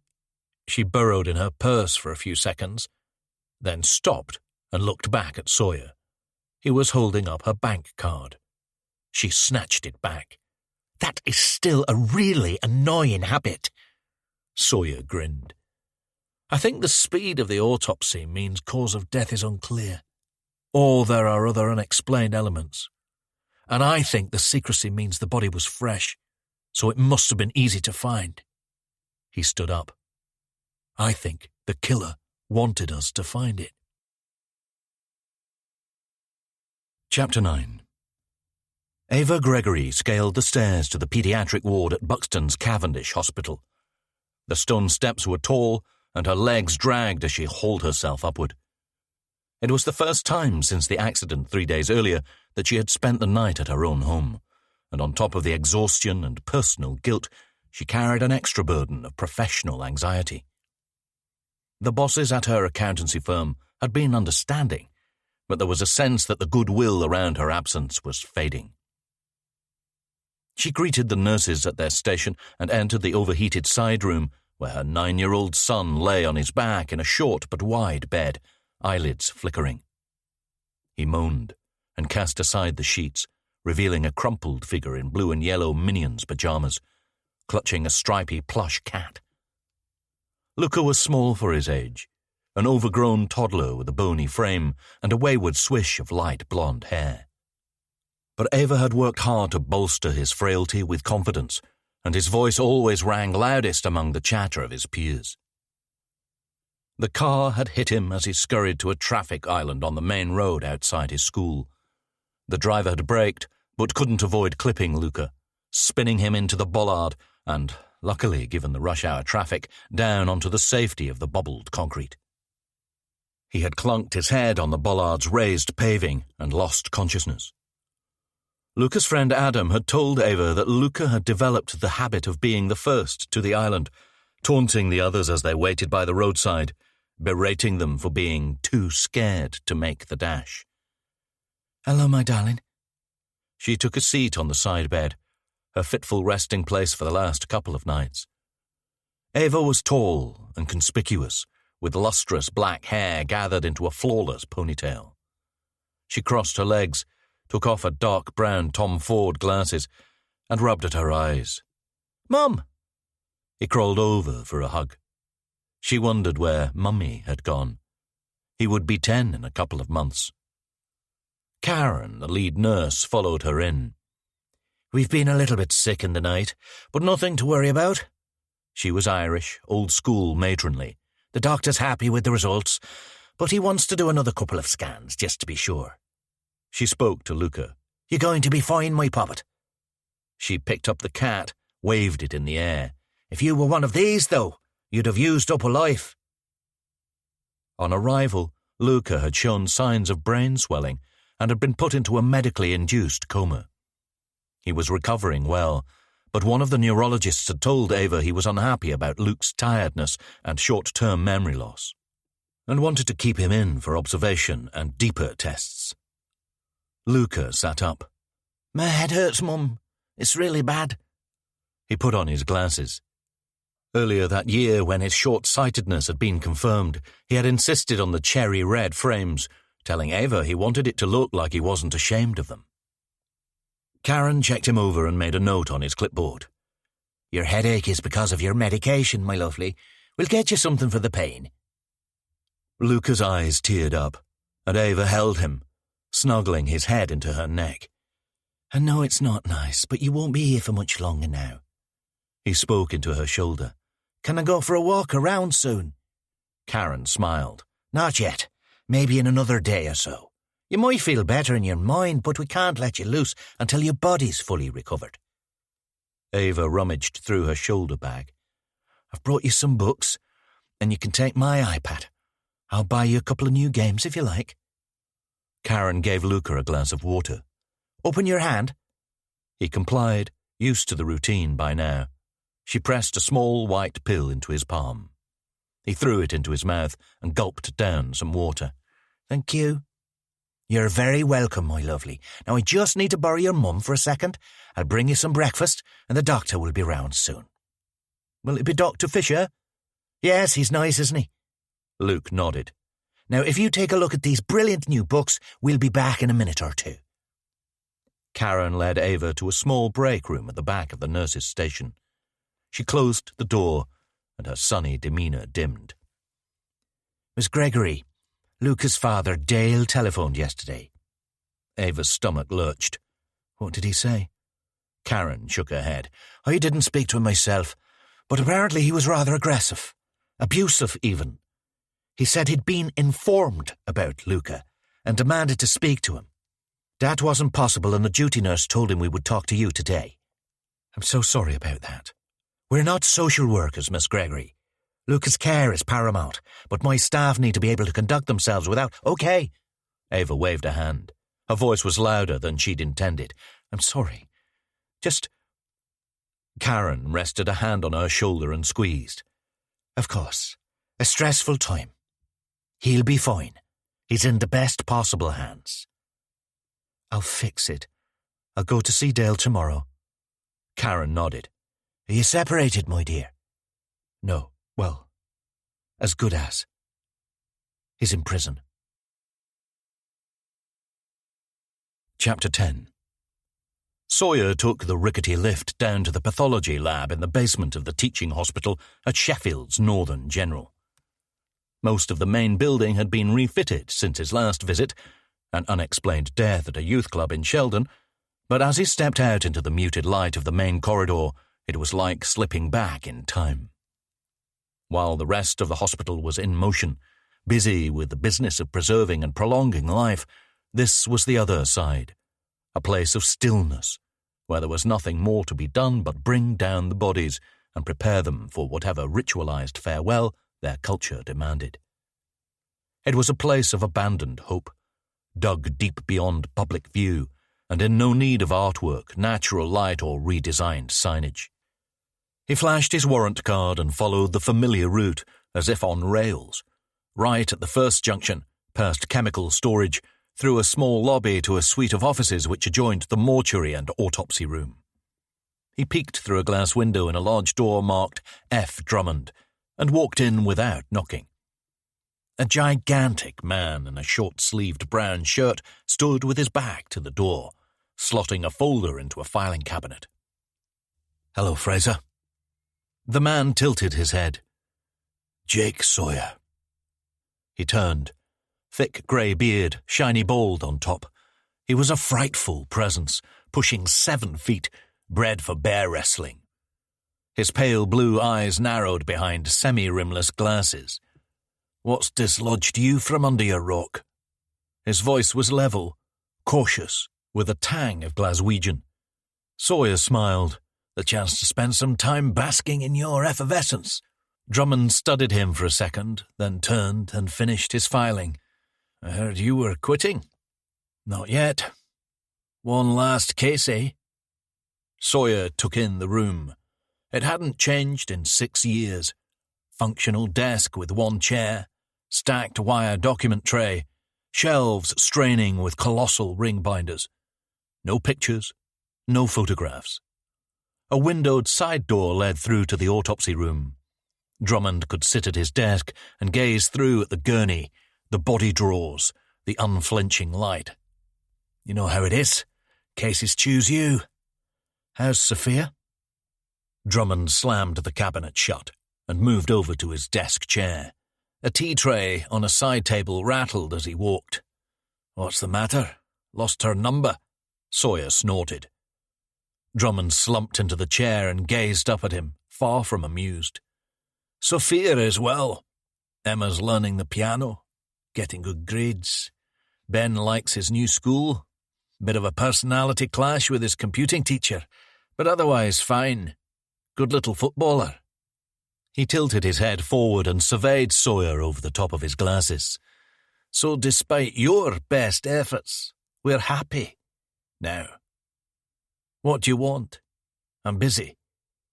"So am I, that's why I need your help." Drummond couldn't resist a smile. "Your NLP techniques won't work with me, Sawyer." "Padley Gorge. You ran the PM, right?" Drummond reclined his vast frame.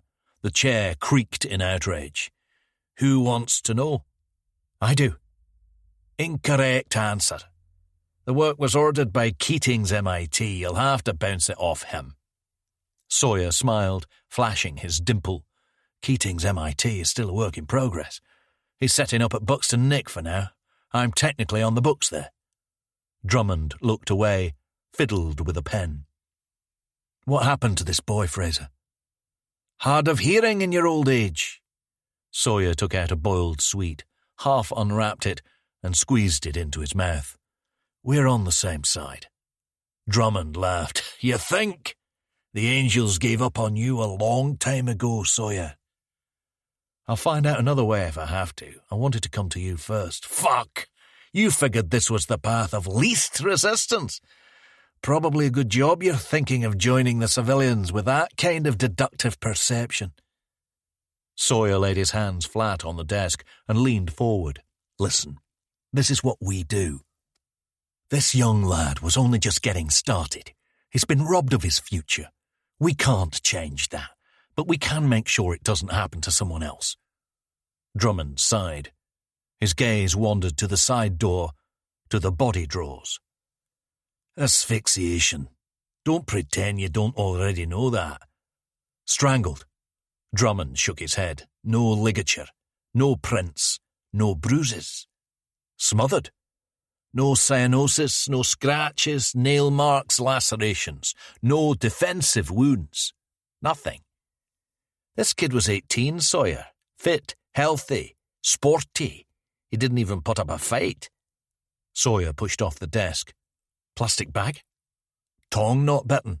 Nothing on the lips or gums. And again, no ligature. Maybe he held the bag in place.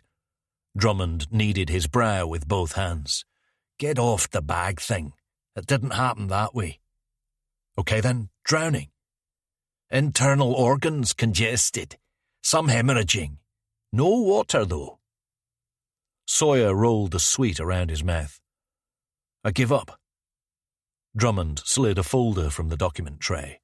He clicked on his desk lamp and browsed the papers. The filament buzzed as he shuffled. Cable ties. Wrists and ankles. No struggle. No marks.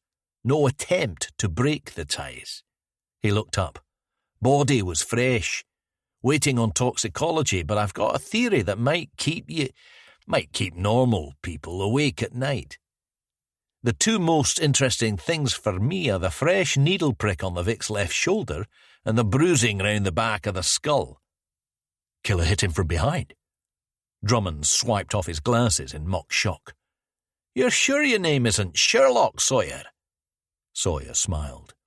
As opposed to him hitting his head on something. Drummond shook his head.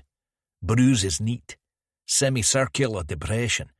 Probably a ball-peen hammer. Hard enough to put him out, but not enough to kill him. Sawyer staggered at the mention of a hammer. He reached a hand to the edge of the desk. Drummond leaned forward. So, killer subdues him. Maybe keeps him out with a strong sedative. Cable ties on. Then he gives him a dose of something really nasty. Something paralyzing but slow-acting. Maybe a remix of succinylcholine. Surgical anesthetic. Poor bastard would have been wide awake and aware of everything, but he wouldn't have been able to move a muscle. Can't say what the drug is yet, but it probably shut him down before he ran out of air. So it's not a body disposal. Drummond closed the file and slotted it back into the tray. No, it's a live burial. Chapter 11. Paul Manning took a mug of tea from his mother and ferried it across the coffee table to Maggie Spark. She set it next to DS Ed Shepherd's coffee and squeezed out a gracious smile. She didn't want the tea, but its acceptance was part of the ritual, establishing empathy, a communion of grief. Manning's mother, a defeated-looking woman in her late 70s, hobbled to the edge of the room and lowered herself onto a chair. The Mannings, Paul and Jane, sat side by side on a cheap and chintzy sofa, all four hands clasped and trembling. Paul was slight and weaselly, with thinning hair that was too long at the sides and a saggy purple polo shirt that looked lived in, slept in. Jane was a heavy-set but handsome woman. Her long blonde hair was unwashed, and her clothes were mismatched. Formal blouse, hang-out jeans, thick lipstick but no eye makeup. It was the dress of a woman in a daze, in a trance of heartbreak. Maggie leaned forward, taking care to address both Paul and Jane. She kept her voice low but firm. Mr. and Mrs. Manning, my main role is to gather evidence and information to help with the police investigation, to help us find the person who took your son's life. I've brought some information on external counselling, and I can recommend some good and wise people. Shepherd leaned across her and reached for his coffee mug. She frowned at him, and he withdrew. Shepherd was hefty, with plump fingers and a double chin buried behind a heavy black goatee. Maggie watched him with irritation. He sat back and fixed his gaze on Jane, then changed his mind and focused on Paul. Satisfied with neither, he settled on studying the clasped hands in his lap. Paul stared down at the scuffed wooden table. Maggie addressed Jane. "I know at the moment it seems like your world has been changed so terribly, but I would urge you to seek some care for yourselves. Toby's been the victim of a dreadful crime, but you are both also victims, and you have a period of recovery ahead of you." "You're police, right?" Paul didn't look up. "Yes, I'm a specialist officer, family liaison. I'm trained in criminology, psychology. I also work as a freelance counsellor, specialising in trauma. I've been assigned to you as a point of support.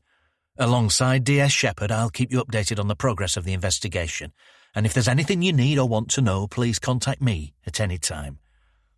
I can't say that I've been through anything like you're going through, but I do know how you're feeling right now." Jane jerked her head up. "Toby was our son, not yours. You don't know how we feel." Paul wrapped an arm around his wife. She buried her head in his shoulder. Maggie sucked in a slow breath, held the silence. Shock, isolation, loneliness, anger, maybe even some guilt.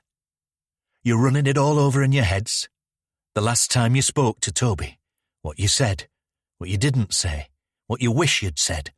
It all seems distant, as if it's happening behind a veil. Like a nightmare that doesn't end when you wake up. If you sleep at all, that is. And you're not sleeping much right now. I would advise you to try some medication to help you rest. You will need it for the first few weeks at least." The doorbell rang. Maggie's assistant FLO, Patricia, went to answer it. Jane pulled away from Paul and staggered over to his mother, head in hands. She was crying so hard now that her tears trailed behind her, spattering onto the wooden floor. Paul's mother led her out. Paul straightened his shirt and slumped forward. Maggie let the room settle. Shepherd kept his eyes on his hands. Voices out in the hall. Patricia came back into the sitting room. "Someone to see you, ma'am. D.I." Maggie sighed. "Would you excuse me for a second, Mr. Manning?" Paul nodded. She got up and followed Patricia out into the hall. Sawyer was shuffling through a stack of papers on a table beneath a large oval mirror. He had scrubbed up. Navy suit, white shirt, orange tie, white cotton gloves for evidence handling. He glanced up at Maggie and raised an eyebrow. "You screening their mail?" Maggie closed the sitting room door behind her. "Yes, that's today's batch. Hasn't been checked yet." He nodded and continued to flick through the letters. "It'll be condolences. Maybe the odd confession, a troll or two. Have you seen Keating? Are you on the case?" Sawyer held a white padded envelope up to the light. "Nope." He looked at her and smiled. "And yes." Maggie nodded. "Officially?" Sawyer set down the envelope and tidied the pile. "I'm working on it.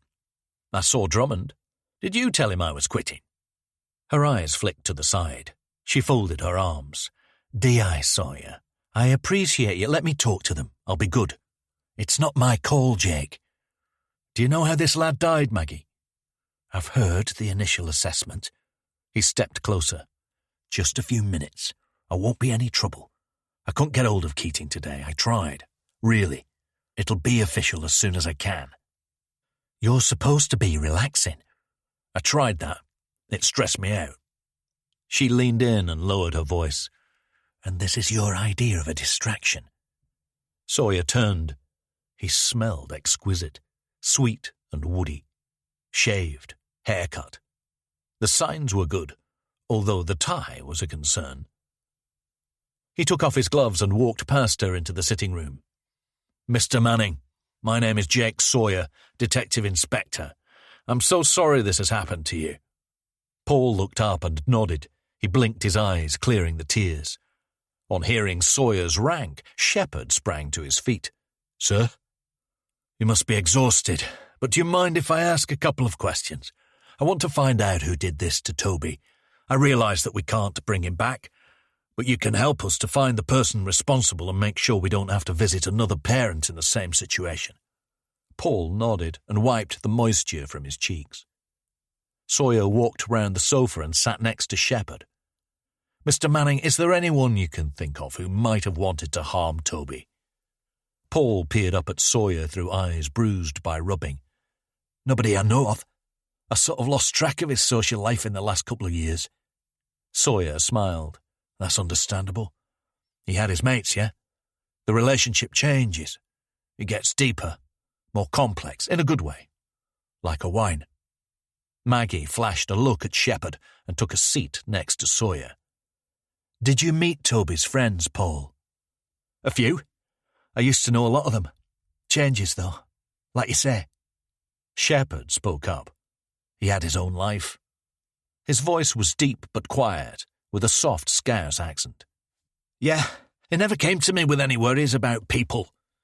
And he would have done. We were close." Sawyer nodded. "Do you know where he would have been last Tuesday night?" "He plays golf up at Sickleworth on Tuesdays. I know he'll have a drink and something to eat with the others in the clubhouse before he drives home. No alcohol. He's always said he'll never drink. I used to tease him, saying he'd grow into it. He never did, though." Maggie stole a look at Sawyer. He had his head tilted back, as if in thought, but his eyes were scanning the details of the room. "He never mentioned any problems up at the golf club." Paul shook his head. "Nothing. He was a good lad. He got a place at Sheffield, engineering. Brilliant. A-levels. A tremor shot through him, and he plunged his head into his hands. "If I find out who did this—" Shepherd risked a sip of his coffee. "Can you give us some details about who he plays golf with, Mr. Manning? Did Toby have a girlfriend?" Paul looked out through his fingers. Maggie offered a thin smile. "One question at a time, dear Shepherd." Sawyer leaned forward. "Carry on, Paul." "Sorry?" "You said if I find out who did this, what? What will you do?" Maggie touched Sawyer's arm. "Paul, if you don't mind, could you give us some details of Toby's golfing friends? And yes, his girlfriend if he had one." Sawyer got up. "Do you mind if I have a look around, Paul?" "Okay. My wife is here too, though, I won't disturb anyone." Sawyer nodded at Maggie and walked out into the hall, closing the door behind him. Maggie and Shepherd spoke to Paul for another 15 minutes. Sawyer didn't return. "Is this going to take much longer?" Paul had started to tremble. He clenched and unclenched his fists. Maggie stood, followed by Shepherd. "I think we'll leave you to rest for now, Mr. Manning. I'm so very, very sorry for your loss. I'll leave Patricia to run through the contact logistics and to brief you on how things work from now on. It would be helpful to speak to your wife soon, but only when she's ready." Manning showed them out. In the hall, Maggie checked herself in the mirror and looked down at the table with the pile of mail. The wide, padded envelope had gone. Chapter 12. The visitor's room was the size of a small hall, brightly lit with a carpet of broad stripes in alternate shades of grey. Families huddled around beechwood tables with their bases riveted to the floor. The inmates always stepped up their hygiene for this weekly access to the limbo between captivity and freedom, and the air was fresh and soapy, a miasma of budget shampoo and statement cologne. Ava Gregory endured a brief rub-down search and made for the tea kiosk. As she waited in line behind a rowdy family with young children agitating for snacks, she felt a familiar itch to check her phone, but it currently sat alongside her handbag in one of the lockers in the entrance atrium. As usual, her Karen Millen jacket had been scanned and confiscated, no outdoor clothing allowed, and she had passed through the metal detector with no alert and little acknowledgement from an indifferent attendant. It all reminded her of an airport security check, but without the promise of escape to somewhere exotic. She realized she had never flown with Dale. Their holidays had been restricted to weekend trips to Wales and a couple of overlong stays with his parents on the coast in Mablethorpe. She bought 2 teas in cardboard cups and turned to scan the room. Dale had been led to a free table by a tubby guard in a high-tucked white shirt with HMP epaulets. She took a breath and made her way over. "Hello, sweetheart." Dale took the cups and set them down on the table. He was a slight man with deep double frown lines, a shadow of dark stubble, and a side swipe of dense greying hair. He wore a fitted sky blue shirt, fresh ironed, and formal grey trousers. A pair of thin, framed rectangular glasses softened his features, but didn't obscure the steel in his stare. He looked more like a visiting politician than a permanent resident. He reached both arms out to Ava and drew her in for a hug. She complied and returned his kiss, but while he lingered and reached his hands up to her cheeks, holding her head steady, Ava wriggled away and took her seat. Dale stayed on his feet and studied her for a second, then smiled and sat. "You smell good. Is that Gucci?" Ava shrugged. "Clarins, I think. Shower gel. Nothing fancy." He nodded. "Not exactly a fancy place. How's the little man?" Dale's accent was local, Derbyshire, but more abrasive, with none of the natural lilt. "He's fine. They're doing some more tests, just being cautious. He had quite a knock. It won't be in much longer." Ava took a sip of her tea, avoiding Dale's gaze. His continuing silence eventually forced her to glance up. He seized on the eye contact and leaned forward, beaming. "He's not the only one." Ava shook out her hair and retied her ponytail. "How do you mean?" "You're in next week. The governor called me in the other day. Tried to make it look informal, asking about my plans moving forward. He's passing it on to the board, obviously. Bit of prep. Probably knows I know, too." Ava peeled a hair out of the corner of her eye. "You don't know for sure, though. Could be the other way around, calling you in because you're not a release prospect." Dale sat back and took the lid off his teacup. He shook his head. "Nah, one of the screws, Terry. He's all right. He says you get in front of the governor when the board is ready to send you home. Final flight check. I've done half my time, no sanctions. He says they'll probably let me out, put me on licence for the rest, then some kind of post-sentence supervision." Dale reached across the table and pulled Ava's hands towards him. She kept her eyes fixed on the cup, spellbound by the swirling steam. "It sounds good, love. Let's hope it works out." He laughed, without humour. "You don't sound too excited." Ava looked up. "Why did you call the hospital?" Dale frowned. "They told me about Luca. I tried to call you, but your phone was off." "They said you were aggressive. Abusive." He scoffed. "I was worried. They said he was fine, but I wanted to hear it from him. What's happened to the driver?" Ava sighed. "Nothing. It was an accident. He ran into the road. It wasn't the driver's fault. Luca's friend said—" "I don't give a fuck what Luca's friend said." Dale raised his voice too far above the chatter level, and a female guard glanced over. "There, kids, the driver was an adult. He can't just get away with it." Ava took a long sip of tea, letting him cool down. "Nobody's getting away with anything. Luca's been in trouble a lot lately, acting up to teachers. He's a typical Leo." Dale closed his eyes and flared his nostrils. "He needs his father."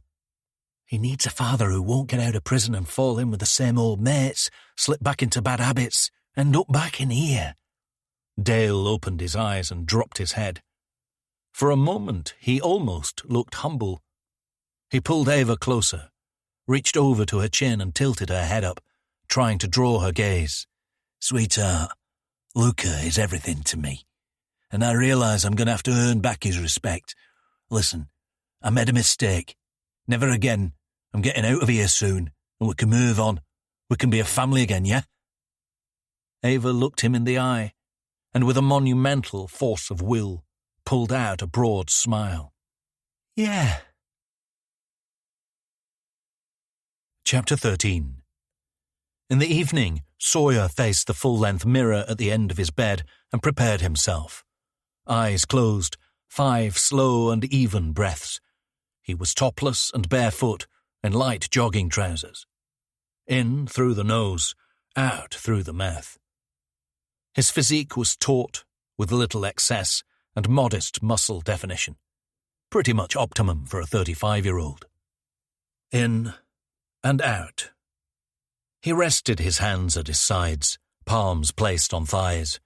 In and out. As he breathed, his head bobbed up and down. Before the visit to the Manning house, he had combed and styled his hair using a dab of sculpting wax to cover the albino patch at the back of his head. But it had been a warm day, and the hair had settled, revealing the small cluster of shining strands. In and out. Across his back, a neat row of Greek characters were scored into the space between his shoulders. Katatondemon naiartu. The idea of the tattoo had nagged him since a school trip to Paris in the mid-90s. At the Père Lachaise cemetery, he had slipped away from the scheduled tour of literary headstones to visit the graffitied grave of Jim Morrison.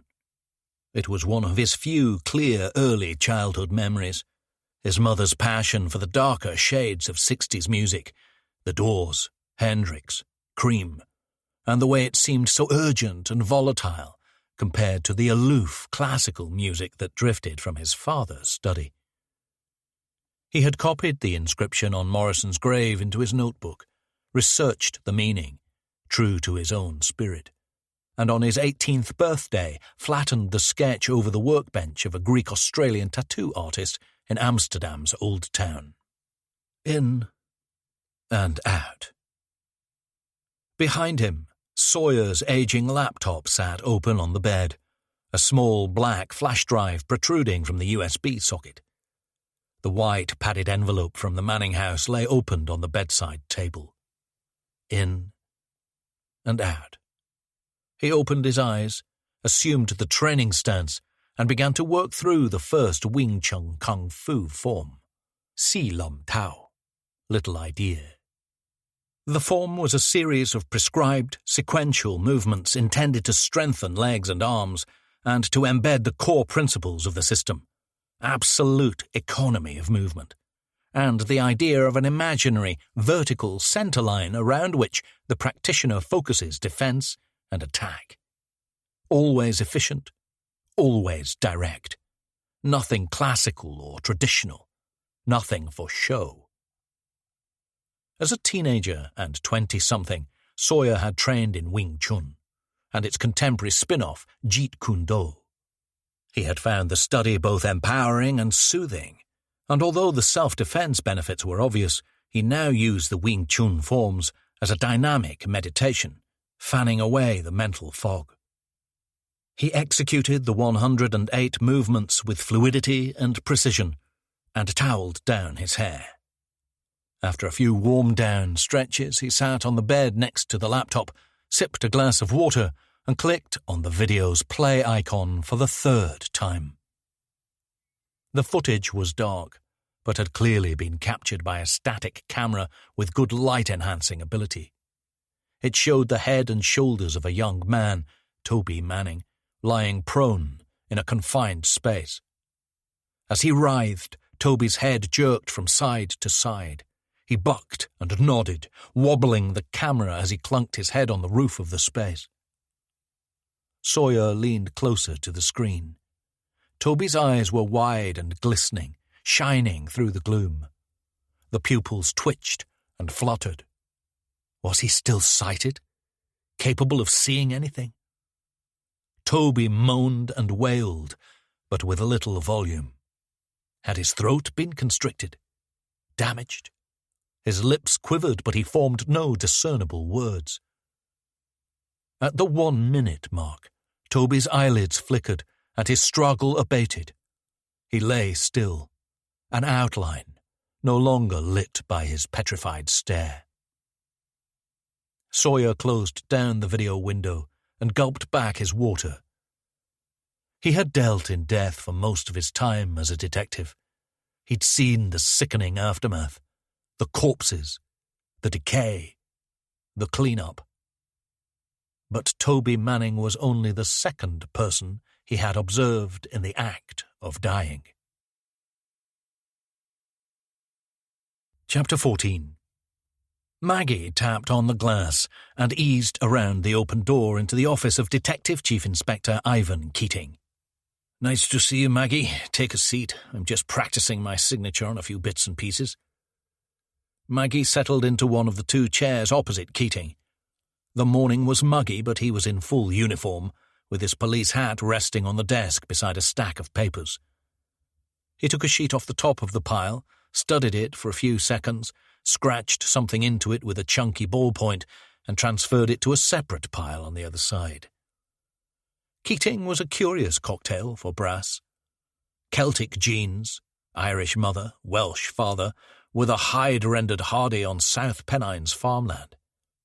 He was on the cusp of 60 and a little heavy for his modest height, but he wore his tidy crop of white hair with pride, an emblem of experience. His accent remained neutral but shifted closer to Welsh or Southern Irish when he wanted to convey irritation. He could be fierce, but never used his position to browbeat lower ranks. Maggie had read a recent Times piece where Keating had contributed to a debate on the arming of UK officers.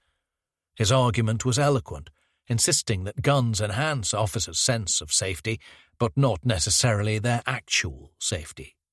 "Where is he?" Keating didn't look up. "On his way. Traffic."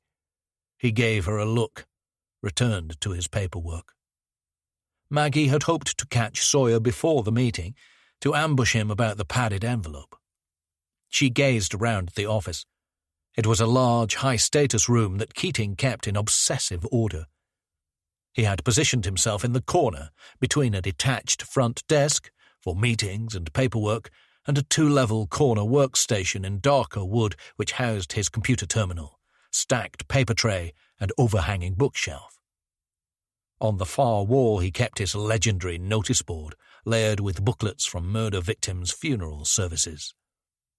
The board had been mentioned in the Times piece, where Keating explained that he used it to remind myself why I do the job. Sawyer walked in without knocking and took the remaining seat. He'd recycled the navy suit, but had opted for a sober grey tie this time. "Mags?" He caught her eye and turned to Keating. "Sir?" Keating tidied the second pile of papers and set down his pen. He looked up at Sawyer and raised a feathery eyebrow. "Don't stand on ceremony, Detective Inspector. Have a seat." Sawyer smiled. "How are you, sir?" Keating sat back in his chair and indulged Sawyer with a smirk. "I'm fine. You look well. Thank you for coming in. Good of you, given that you don't work here yet." "Sir?" "I'm delighted to have such a capable detective back on my team, D.I. Sawyer, but you seem to be a bit confused about your start date." Sawyer glanced at Maggie. She was already looking at him, apprehensive. He turned back to Keating. "You need me, now." Keating's smile drained away. "I already have a highly skilled DS on the case. Maggie's coordinating FLO, and I know Padley. I used to play there, as a kid. We don't need Ray Mears, Sawyer." Maggie spoke up. "Sir, D.I. Sawyer's abilities are not in dispute, but I would recommend that he maintains the agreed schedule for transfer." Sawyer snorted. "You know what they say about idle hands." Keating swiveled in his chair and faced the corner desk. He opened an email. "I agree with Maggie. You're not officially scheduled to make your transfer for another 5 weeks. He turned back. "Take a break. Read a few books. Sample the cream teas. Do some fell running. I haven't finished setting up yet anyway. The inquiry's based here for now, and the murder investigation team will still be here when you're ready." Sawyer held his gaze. "I didn't want to go to Sheffield anyway. Who does?" Keating opened a drawer and pulled out a file. As he browsed, Maggie stared down the side of Sawyer's head. He sensed her gaze and looked over. She lifted her eyebrows in challenge. "You were smashing it in the Met. Keating looked up from the file. Odd that the Chief Constable approved your transfer with efficiency. Keating found his smile again. Uncommon urgency. I'm wondering if you burned a few bridges. Designed your own fast track. Why the sudden desire to swap the bright lights for the rolling hills? What's that phrase? You can never go home again? This is a dark one, sir. You know me. I do dark. Keating rubbed at his hair. I don't believe in destiny, Sawyer. I believe in cause and effect, actions and consequences. Sawyer glanced at Maggie, then back to Keating. He leaned forward. Tell me about the camera. How the fuck do you know about that? Keating's desk phone trilled. He snatched up the receiver, listened for a few seconds, and sprang to his feet. On my way. He hung up, put on his hat, and made for the door. Maggie and Sawyer stood. Sir? Maggie stepped back as Keating yanked at the handle and flung the door open. That was Shepherd. He's at Padley Gorge. They've found another one. Chapter 15. Professor Donald Ainsworth strode into the largest tutorial room, a few doors down from his office in the Persinger Parapsychology Unit. Victor Beck followed him in, flanked by Kelly, and a tall, heavy-set younger man with a shaven head and ginger goatee. The room had been stripped down to the bare fittings. No posters, nothing cosmetic, just a single cantilevered chair tucked under a round wooden table in the center. The table held 10 white plastic boxes, shoebox size, lined up across the radius. The lid of each box was marked with a bright yellow sticker showing a letter of the alphabet from A to J. Beck, as ever, was all in black and unshaven, while Ainsworth had opted for formal wear, passable off-the-peg suit, white shirt, vermilion bow tie. He had allowed his salt and pepper beard to grow longer than usual, but it was pruned and elegant. Professorial. Mr. Beck, this is an old acquaintance of mine, an ex-student, Dean Longford. The heavy-set man nodded and shook Beck's hand with too much vigor. Dean is a stage magician whom I consult from time to time. A pleasure, Mr. Beck. Dean was clearly local, gruff and accented. He smiled. Looking forward to this a lot. Beck nodded, unruffled. Can I take a seat, Professor Ainsworth? Ainsworth moved over to the chair, blocking Beck's path. In a moment. He produced a notebook and pen from his inside pocket. Now, to clarify, your claim of remote viewing is based on an unexplained flow of information resulting from the handling of certain items. Beck held up his head. That's correct. I understand you label this as general extrasensory perception. I do not claim any kind of psychokinesis, and my ability only manifests itself upon contact with an object belonging to the person, yes. As you are aware, Mr. Beck, we test claimants with a single subject study. The methodology and conditions are devised to be rigorous. This scrutiny has rankled with some of the other claimants. Beck moved around Ainsworth and crashed down into the chair. It will not affect me. Ainsworth nodded. Please do not touch any of the boxes until I have explained the process.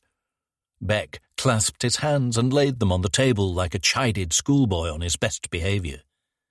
We will soon leave you alone in this room. I have to tell you that you're being observed and recorded. Ainsworth pointed at the surveillance camera perched high on the near wall, pointing down at the table. Beck didn't look up. Today's test is based on pilot studies I have conducted with several other remote viewing claimants. I can't comment on their experiences, but the results have been less than impressive, and the prize remains unclaimed. I have recruited 10 random psychology students from a sample of volunteers. They have each provided us with an object that is strongly connected with them. It may be something they use every day, or it's an item that has been in their presence for many years. The objects are in the boxes before you. Each student is currently in a separate location here in the university. They are all seated in relatively featureless rooms with a number, 1 to 10, clearly marked on the wall nearby. There is nobody else in the rooms with them, and they have been informed that they might have to remain in the rooms with bathroom breaks for the next few hours. The numbers of their rooms were selected at random earlier. I will require you to handle the objects and determine the location of their owners. Beck nodded. So I match letters to numbers. No problem. Ainsworth stole a look at Longford, who raised his eyebrows. In order to pass the test, you will need to match all 10 objects correctly. The odds of this happening by chance are enormous. Kelly, Dean, and I will be watching from my office. The test is what we call open control, in that there is nothing hidden, no secret observation, nothing underhand. If I am satisfied that you've successfully matched all the objects with their owners' locations— Beck looked up at Ainsworth. I was looking at the new Mercedes A-Class. Ainsworth smiled. Let's not get ahead of ourselves, Mr. Beck. Beck sucked in a deep breath and gazed down at the tabletop. Why do you do this, Professor? Ainsworth cleared his throat. The study of parapsychology or unknown science has been set back by psychic fraud. Pseudo-psychics. There is no ego or personal agenda here. I would be just as happy to confirm positive results and award the prize as I would be in debunking your claim. Beck stroked his stubble. The publicity would be good for your department. It's more a question of credibility. Beck didn't answer and didn't look up. Ainsworth was growing weary of his studied enigma. You have noted that you do not require specific conditions, Mr. Beck. Absence of white light, partitioning, no direct observation. Beck picked at a fingernail. I would prefer lower lighting to help with concentration, but there's nothing else. I just require physical contact with the items. There are often times when I'm unable to make a connection, for reasons unknown, but that's not a result of conditional issues. Ainsworth caught Longford's eye again. Of course, it's not an exact science. Kelly stepped forward. I will need to check you over, Mr. Beck. Clothing, hands, hair, shoes. She produced a handheld metal detector. I will also need to screen you for concealed objects. Beck stood and faced Kelly. It will be a pleasure. Kelly raised an eyebrow and ran the scanner over Beck's torso, arms, and legs. She stepped around to his back and repeated the process. She set the scanner on the table and took each of Beck's hands, examining their backs and fronts. Could you tip your head forward, please? Beck complied, and Kelly took a soft hairbrush to his hair, lifting at the roots, peering into the centre. Would you take off your shoes, please, Mr. Beck? He unbuckled his Cuban heels, and Kelly examined the inside of each boot. Beck slipped them back on. Do you mind if I visit the toilet before we begin? Ainsworth nodded. No, but Dean will go with you. Beck left the test room, followed by Longford. In the delay, Ainsworth scribbled a few notes. Kelly checked something on her phone. He seems confident. Ainsworth put his notepad away. Yes, cocky even. Beck and Longford came back into the room. Ainsworth looked at Longford, who raised his eyebrows and nodded. Beck sat down and took a deep breath. Ainsworth turned a dial on the wall, and the lighting dimmed. The test will begin in your own time, Mr. Beck. We will return when you give us the signal that you're done. Beck smiled. Hopefully it will be obvious when I'm done. Ainsworth, Longford, and Kelly left the room and hurried down the corridor towards Ainsworth's office. Longford glanced at Ainsworth. He used a cubicle, but I checked it over first. Wasn't in for long. Ainsworth and Longford entered Ainsworth's office. Kelly slipped her phone into a drawer on her desk in the reception area and joined them by the computer on Ainsworth's corner desk. They had already opened a desktop window that showed a live video feed of Beck. He had taken the lid off Box A and was lifting out the object, a small, plush elephant, faded blue-grey. He turned it over in his fingers, set it down on the table and opened the lid of Box B. He took out a bland wristwatch with a brown leather strap. Ainsworth and Longford leaned into the screen. Kelly pushed herself into a viewing spot between them. Beck bowed his head and caressed the watch's face with his thumb. He stayed almost perfectly still for several minutes, eyes open, his thumb moving in a circle over the face. He looked behind him up to the camera. "This item is connected to the person in room number 6. He replaced the watch in Box B and opened Box C. He took out an aging digital camera and examined it. Ainsworth checked his notes. "He's right about the watch." Longford nodded, impressed. "Good start. He'll get my attention when he nails the first 5. Beck worked his way through the other boxes and objects. A tatty leather glove, a toothbrush, a Zippo lighter. He was systematic, taking time to handle an object, declaring the room number, then placing it back in its box. After he had successfully matched the contents of boxes B, C, D, and E, he turned back to the elephant. He held it for a while, moving his fingertips over the surface.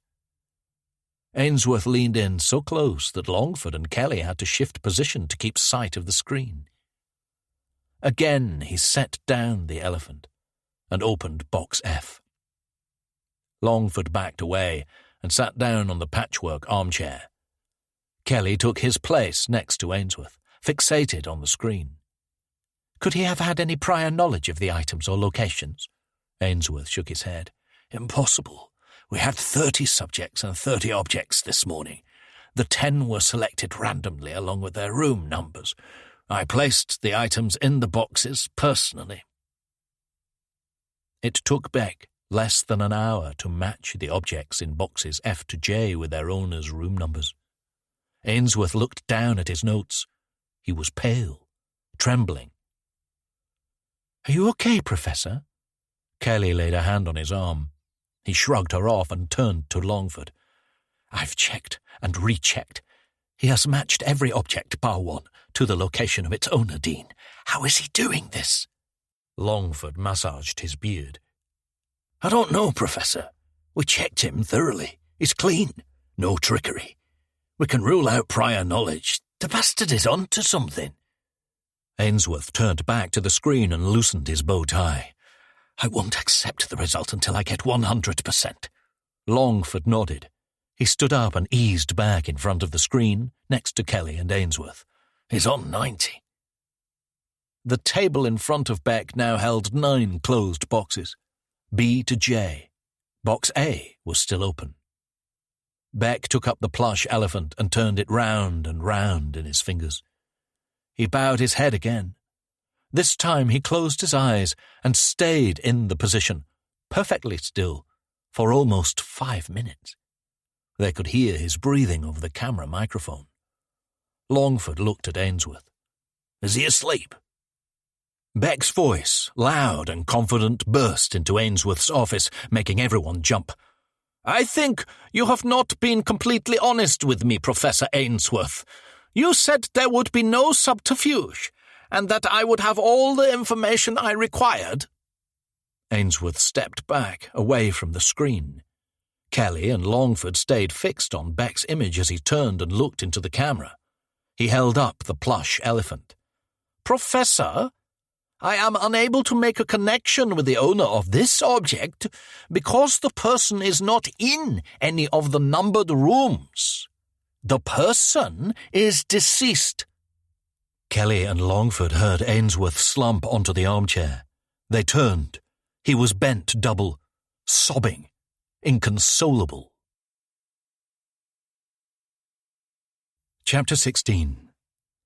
The oak-birch woodland of Padley Gorge had sprouted in a deep but narrow valley near Grindleford Station, and the approach road was clogged with cars wedged in by the walkers who wanted to dodge the fee from the nearby National Trust car park. Sawyer ducked under the outer cordon crime scene tape and followed Keating through a dense clump of perimeter trees with Maggie close behind.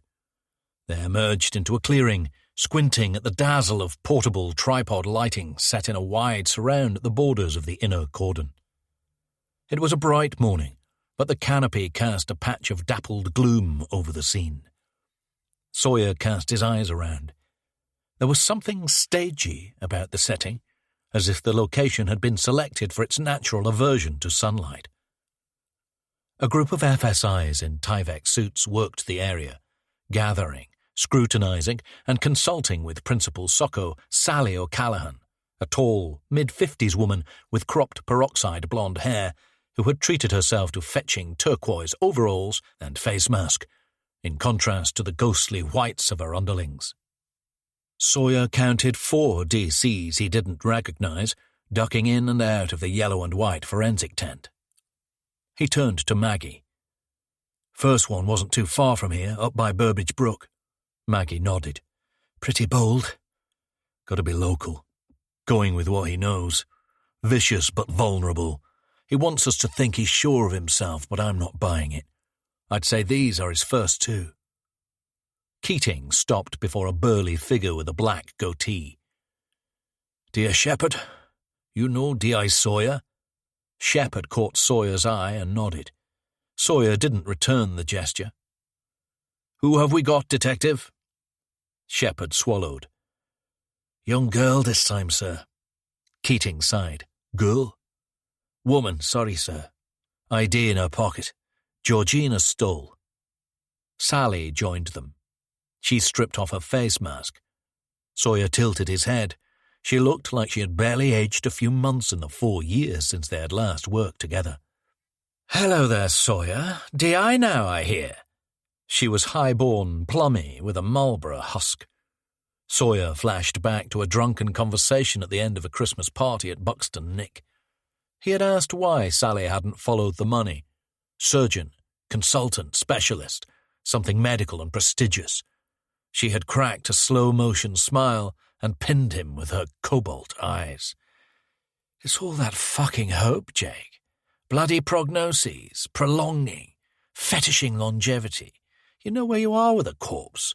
The past. And the past doesn't change. It just sits there, waiting to be understood, to be solved." Back in the present, Sally turned to Keating.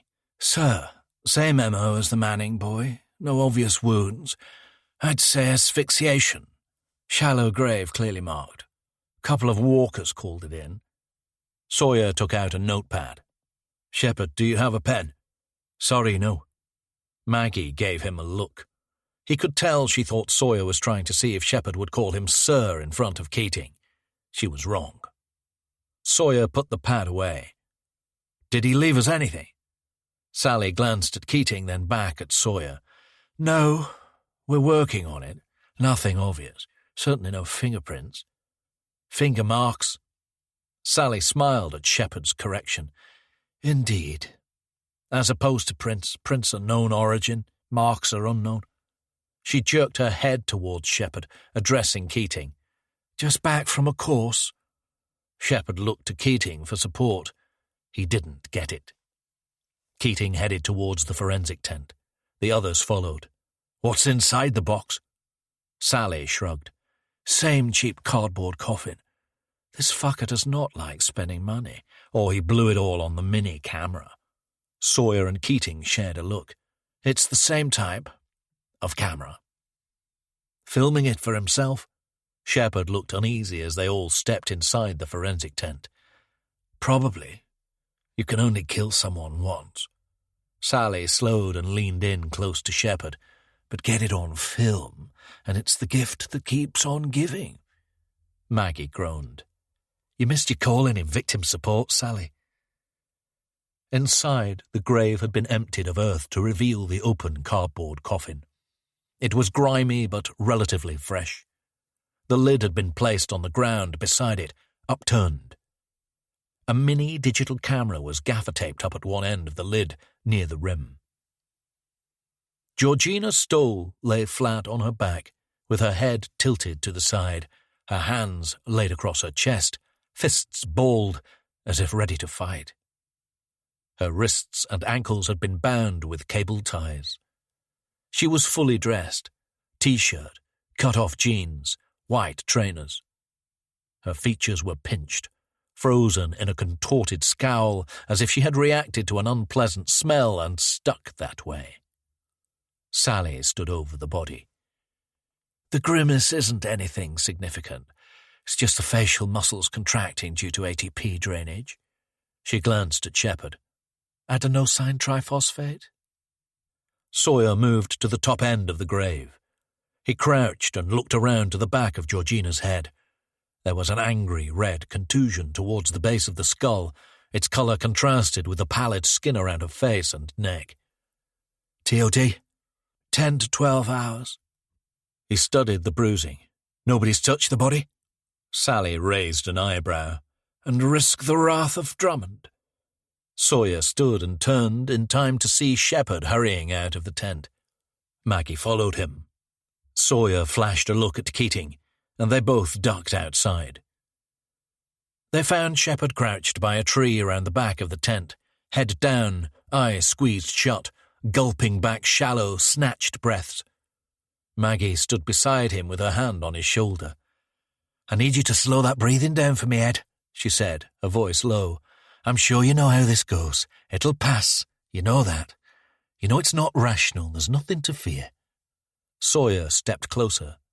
Shepard was trembling, sweating, wide-eyed. He stole a look up at Maggie, then fixed his gaze back down on the tree roots. To Sawyer it looked like an extreme form of confusion, as if Shepard had become detached from reality. Maggie looked up at Sawyer and Keating.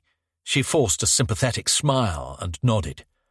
"Let's get those breaths slowed down, Ed. Can you hold one in for a few seconds before letting it out again?" Shepard made a great effort to comply, tilting his head back and forward with each inhale and exhale. "Are you okay, dear Shepard?" Keating caught a glare from Maggie. "He's fine. You're doing fine, Ed. In for 4 seconds, out for 4 seconds. Remember, it'll pass. It's passing with each one of those breaths." Sawyer peered down at Shepard, curious. He was trying to rise to his feet, but didn't seem to have the strength. The DS glanced over his shoulder at Keating. "Just not feeling well, sir. Sorry, it's a bug or something." A couple of the FSIs wandered over and joined the audience. Maggie caught them gawping. "He'll be fine. Give him a bit of space, okay?" Keating and Sawyer moved away to a private spot at the edge of the inner cordon. Sawyer gazed at Keating until he drew eye contact. "A highly skilled DS?" Keating flushed red. "Yes, a highly skilled DS." Sawyer nodded. 2 bodies into what looks like a serial murder investigation run by a highly skilled DS who goes to pieces at the sight of blood. Keating scowled. He took off his hat and scratched at his white hair. "There's no old boys network anymore, Sawyer. It'll never make it up the chain. I'll take the time in lieu when we've caught the guy who likes to bury people alive." Sally joined them. She nodded at Shepard. Maggie was helping him compose himself. "Something he ate?" Keating turned to her. "How long here?" "We've done the snaps. No need for 3D scans. Undertaker will be here soon. Drummond is on standby. Forensic PM expedited. When the body's in the post, we'll work on the coffin. Not a lot to bag up." She glanced at Sawyer. "Bastard really hasn't left us much. Same as the first one."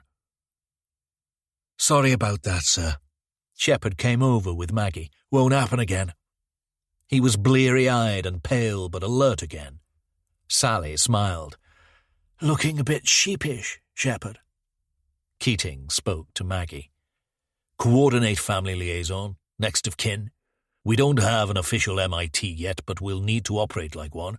Shepard, if you're okay, I'll need you to pull everything together for a noon briefing. You good for that?"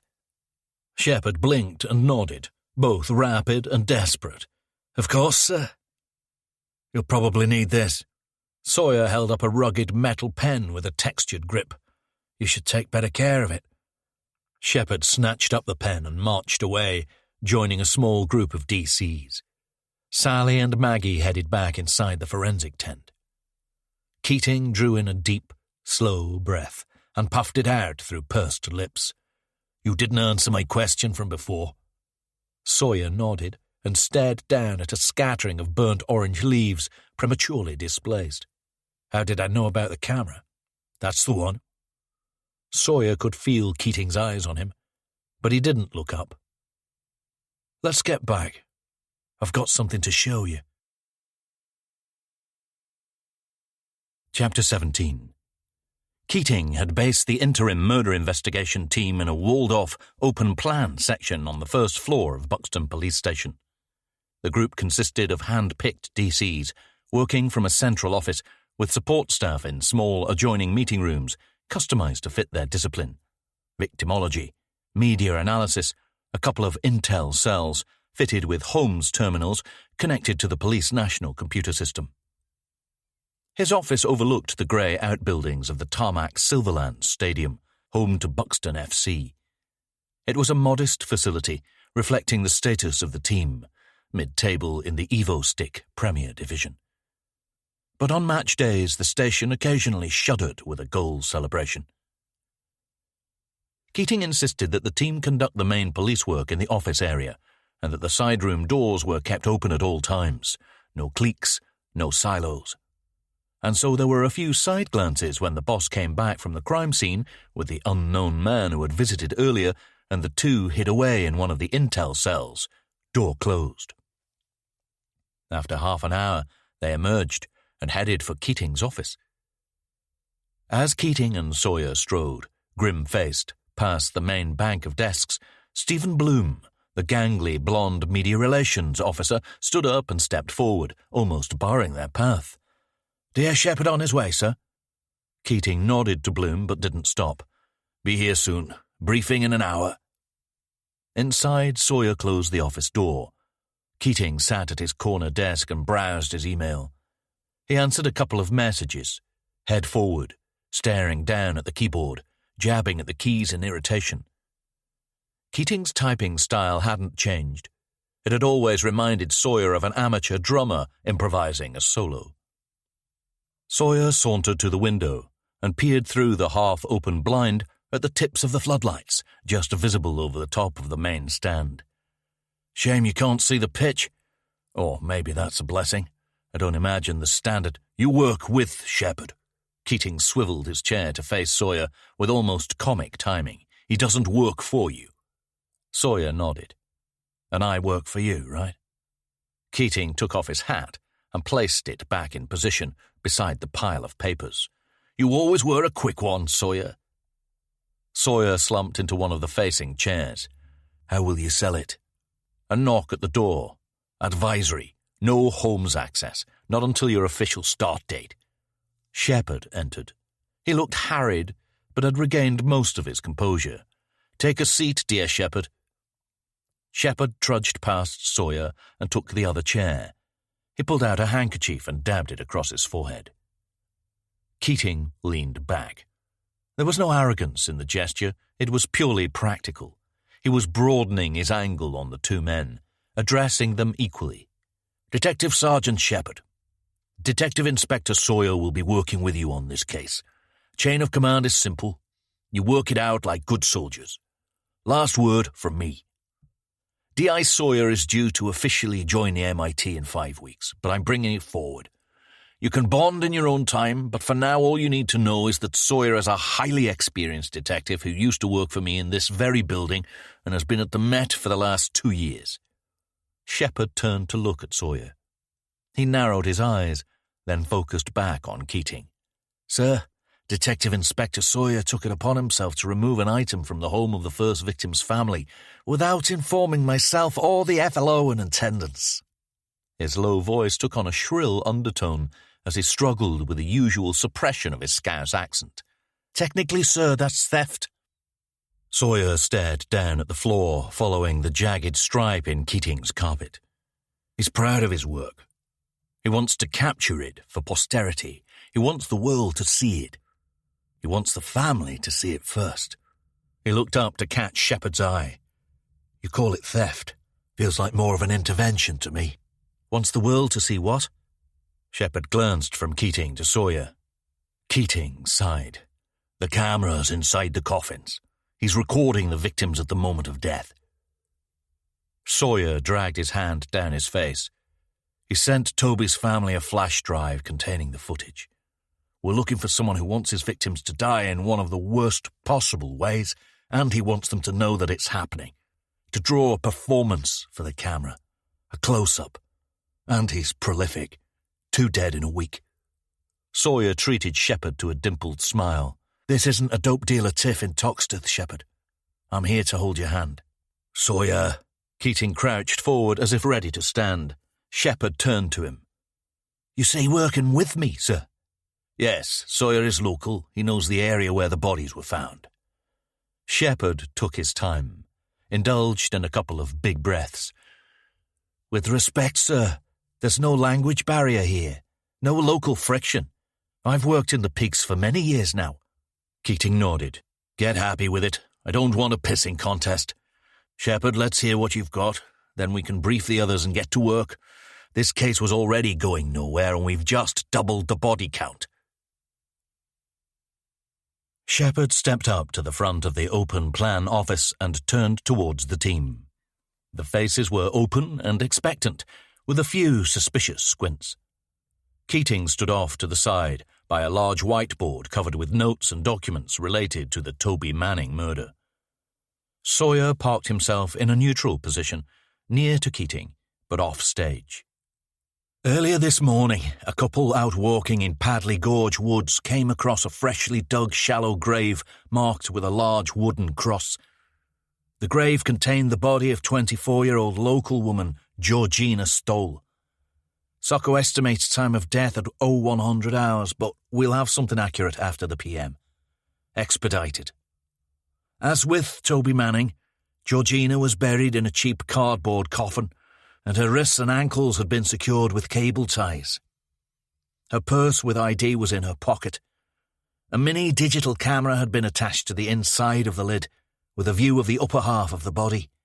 In Toby's case, we now know that the killer recorded his final moments on video and sent the footage to his family on a USB flash drive. Once next of kin is informed, it will obviously be a priority to screen incoming mail to Georgina's family, in case this is a behaviour pattern.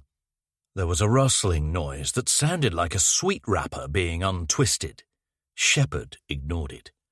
We're waiting on a full PM, but cause of death looks to be asphyxiation. It already looks likely that Toby and Georgina were killed and buried by the same person, and unfortunately they were both still alive at the time of their burial. A gaunt detective seated close to Shepard unfolded his arms. Why send the footage to the family, sir? It could just stick it on YouTube. Intimacy? All eyes turned to Sawyer as he finished unwrapping a boiled sweet. A strange kind of respect for the victim's privacy. Maybe he values his work too much and doesn't want to dilute it by adding it to the memes and pet videos. He popped the sweet into his mouth. Work! The detective adjusted his silver-rimmed spectacles and refolded his arms. Keating took a step forward. This is Detective Inspector Jake Sawyer. A couple of you might have worked with him when he was a DS here a few years ago. He ran away to London and picked up a few bad habits, along with working some pretty interesting cases on the Met Murder Squad, which I'm sure he'll be happy to bore you with. He'll be joining the official MIT in a few weeks, but I've asked him to join us in an advisory capacity until then. Shepard cleared his throat and continued. There are other similarities to the Toby Manning murder. Bruising around the back of the skull, probably from a hammer blow.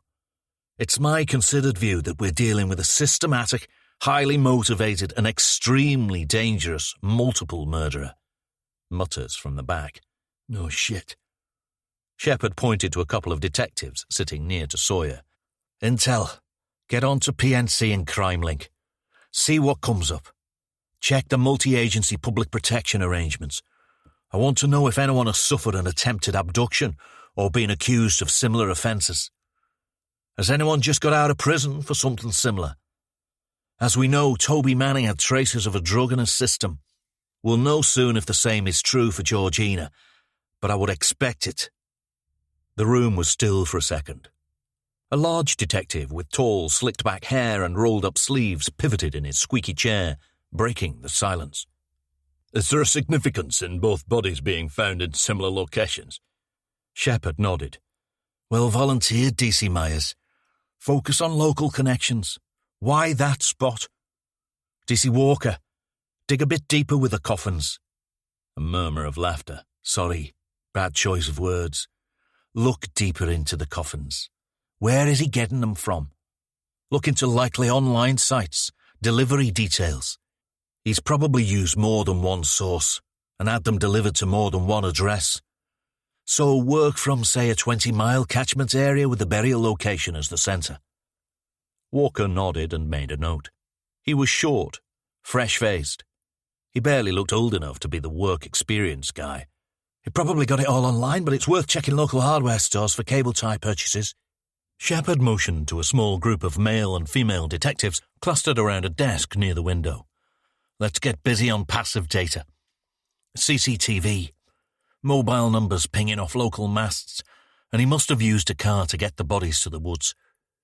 There's an ANPR camera on a junction that leads to the Padley Gorge car park. Cross-ref the details with windows for both Vic's burial times. We're looking for any vehicles that show up a couple of hours before and after the burials. Trace, investigate, eliminate. If the same vehicle shows up more than once, I want to know about it. Myers waved his pen for attention. How did the Walkers find the body? Same as before? Shepherd nodded. A large wooden cross. 2 branches taped together. No finger marks. Same tape as the camera. Bright yellow. Sawyer's voice again. It feels more like a presentation than a concealment. Interesting that he wants the burial sites to be obvious, but doesn't want to widely share the footage. Yes, Shepherd stammered. An anomaly? Worth thinking about? Stephen Bloom got to his feet. He was long-boned, well-groomed, Nordic. In contrast to the other detectives' saggy M&S 3-pack white shirts, he wore a fitted powder blue pullover and what looked like tailored black trousers. 1 body is a local story, 2 is national. Bloom's accent was as defined as his dress, rolling and musical, with a Germanic rhythm. He gave the impression that it wasn't a desire for gravitas that drove him to stand when he spoke at briefings. It was an opportunity to show off his fashion choices. We need to prepare a statement. Call a press conference. Keating nodded. Let's get it ready to go. But given the recent time of death, I'd rather hold off until we've had a chance to work in the clear. For a day or so, at least. See me after, Stephen, and I hope it goes without saying that I do not want to hear that anything has leaked to the media from this room. Shepherd mopped his brow. I'll coordinate a victimology. We need the life stories of Toby Manning and Georgina Stoll. Did they know each other? Shared interests, places, pursuits? Is there anyone who connects them? Anyone they left behind? If they're random, how did he pick them up? Let's get a timeline together, back here at 8 p.m. sharp. Sir, the gaunt detective with the wireframe glasses spoke up again. Just one more question. Sawyer broke in. Don't tell, Moran, let me guess. All eyes turned to him again. He rolled the sweet around in his mouth. It's something about me, yes? What am I doing here? Keating stepped to the front, next to Shepherd. As I said, D.I. Sawyer is local, and not anymore, sir. Moran eyeballed Sawyer. Sawyer smiled. I understand, Moran. You don't want someone pissing on your patch. Let's just say I've brought my London ways. Chapter 18. Sawyer and Shepherd rolled down through the Winnets Pass, heading for Sickleworth Golf Club. They took Shepherd's car, a boxy old mustard-yellow Range Rover befitting his bulk. Sawyer gazed out at the tall, contoured crags flanking the narrow road and cast the odd side glance at his driver. Shepherd wielded the car like a learner, face upturned, leaned in too close to the wheel, hands fixed at 10 to 2. Sawyer wound down the window, a manual roller, and sucked in the unsoiled air. "Step on it, man, we've got a killer to catch." Shepard stole a quick look over. No smile. Not much space between the victims. Wonder how many he's planning. Feels a bit Suffolk Strangler. Method more colourful. Steve Wright. Off the peg misogynist. Boring. Probably mother or girlfriend issues. Maybe impotent. Took it out on sex workers. I mean the frequency. He killed 5 women in 6 weeks. Bodies discovered over 10 days. Sawyer shrugged. Post-coital rage. Self-loathing. There's something deeper here. Male and female victims. We need to find out if they knew each other. Rule out randomness. Shepard nodded. Sawyer opened the glove box and rummaged around. You got a team on victimology? Marshall and Butler? Good DCs, women. They're always better at victimology. Sawyer scoffed. Sexist. Shepard slowed behind an overburdened farm vehicle. You mentioned work back at the station. Sawyer slammed the glove box shut. That's how he sees it. You have to step outside of the tabloid thinking. Again, people like Wright. It's all misplaced rage. I'm not getting that from this. I'm feeling the method more than the madness. He's lucid, aware of the effect his presentation will have. To meatheads like Moran, he's a beast. Psycho. Maniac. That nonsense sells papers, but it doesn't help us. He turned to look at Shepard, green eyes glinting. In his mind, he's an artist. And if you want to understand an artist, you look at the work. Shepard frowned. So why the needle with Moran? Good copper, but he's a long-time friend of Drummond's. Shepard nodded. Not your busy mate. Do you want the cryptic answer, or shall I be embarrassingly frank? Another look. Go for it. Might as well get our secrets out in the open. I had a thing with Drummond's wife when I first started out here. Summer barbecue, back in 2012, I think. You think? Big house up near Uden. Nice view of the reservoir. He found out. I dodged the punch but slipped on something by the pool. Broke a couple of ribs. He was suspended. He'd just got the Home Office pathologist gig and I could have pushed it, but I didn't. Shepard craned his neck for overtaking options, but the road was too narrow. You didn't defend yourself? Sawyer shrugged. It was indefensible. He waved towards the road. Pull out, he'll move over. Shepard cracked a smile. This your London ways coming through? Sawyer sighed and sat back. What part of Liverpool are you from? West Derby? Not really Liverpool at all, then. Shepard snorted. Spoken like a true woollyback. Red or blue? Blue, of course. Of course, red for me. Shepard risked a longer look. Red what? United? Liverpool? Shepard scoffed. You were born in the depths of Derbyshire. You can't be a red when you're from a village in the Peak District. You sound like my dad. You can be anything wherever you're from. Nice to know you've had a look at my file, though. Taken an interest. How did you end up here? Shouldn't you be stalking smackheads on Jersey Close? Didn't fancy that.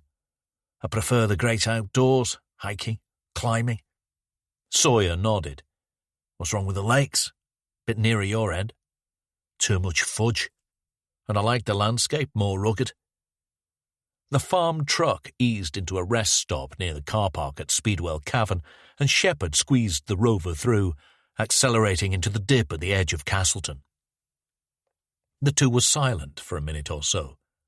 Shepard seemed to be brewing up a big question. He spat it out. "You're young for a DI, sir." Sawyer raised an eyebrow but kept his gaze fixed out of the window at the stone-built semis on the village outskirts. "Surname will do." He turned. "Remember, you don't work for me." Shepard kept his eyes on the road. "I respect the rank." "I didn't waste time." Shepard nodded. "Why did you join the service?" "Service? You don't seem like the I want to make a difference type." Sawyer closed his eyes, breathed in through his nose. Musty upholstery, Shepard's sickly cologne, silage on the summer breeze. "My dad was a copper." Shepard waited for more. Nothing. He shifted up a level. That's not why you joined, though, is it? No, it was for the loose women, the fast cars, the suffocating admin. TI in the Met? Fast riser? You could have been commissioner by your mid-40s. Retire at 50? Why the transfer? Why walk away from that? I didn't walk away to spite myself. Shepard slowed for a mini roundabout and turned to Sawyer. Why then? Sawyer shrugged and met Shepard's gaze. I wanted to spend more time with my demons.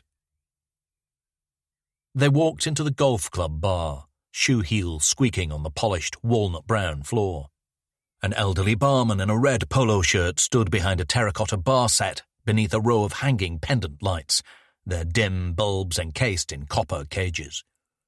He looked up as they entered and watched them squelch over to the line of unused bar stools. The place was empty but for a group of young men in a recessed VIP area. They sat around a hefty wooden table in a conference circle before a floor-to-ceiling window that looked out over the course. "Excuse me," one of the men called over the back of his reclined chair, local vowels, phone voice. "Sorry, there's a dress code." Sawyer and Shepard stepped up to the bar. Sawyer swiped a promotional leaflet from a side table. Membership rates, annual dinner, tournament schedule. Shepard flashed his warrant card. Sawyer didn't bother. "Morning. I'm Detective Sergeant Shepard. This is Detective Inspector Sawyer. Could you spare us a couple of minutes? A few questions?" The barman brightened. "No problem at all. How can I help, officers?" "Detectives." Sawyer replaced the leaflet. "Can I ask your name? What's your role at the club?" "James Prentice. I'm the general manager." Shepard took out his pad and tactical pen. "We're investigating the murder of a young lad who was a member here." Prentice shook his head. "Awful, yes. Toby, I knew him. Well, by sight. He was here most Tuesdays. Decent player. I didn't see him that night. I was up at an event near Leeds." Up close, Prentice seemed younger. His stooped posture put 10 years on him. He was short and still and well-trained. Shepard scribbled a note. "His father says that Toby was here on the Tuesday. His body was discovered the next day." "Excuse me?" The man from the VIP area approached the bar. Mid-20s, expensive haircut, pinhole eyes. He wore a short-sleeved white shirt and a pair of red and white checked golf trousers. "Did you hear what I said?" Sawyer nodded. "We did. We just chose to ignore it." The man stopped. He stood close to Sawyer at what he presumably considered was an intimidating proximity. "I'll say it again, then. This is a private members' club, and the dress code—" Sawyer flashed his warrant card. "Listen, Rupert, we're not here to play golf. So how about you sit down and sublimate your outrage into another glass of daytime alcohol?" The man snorted and backed away, holding Sawyer's gaze, waiting for as long as possible before pivoting and heading back to his table. Shepard spoke to Prentice. "We'd like to know who was here last Tuesday. Do you have a registration system?" Prentice stepped into a back room and called out, "Yes, everyone signs in when they arrive." Shepard looked at Sawyer. "Rupert?" Sawyer shook his head. "As in the bear? Trousers?" Didn't really work. Prentice reappeared and hauled a large, leather-bound book onto the bar. Shepard turned to the record of the previous Tuesday's entrance and made a few notes. "I'll need contact details for these names." Prentice hesitated. Shepard stopped writing and looked up. "Of course." Sawyer turned and surveyed the room. It was bland and correct. Shades of beige, swipes of lime, low-lying crescent chairs, branded coasters. "Is the car park covered by CCTV, Mr. Prentice?" "Some parts, not the members' area." They headed back across the car park. A cross breeze whipped up Sawyer's tie. Shepard looked back. "Nice colour, sir. Buxton Nick isn't known for statement wear. I like to trailblaze." He spotted the Range Rover and diverted through the gap between two tall SUVs. "Is Maggie with Georgina's parents?" Shepard had to turn sideways to shunt his sizable frame through behind Sawyer. "No, both dead.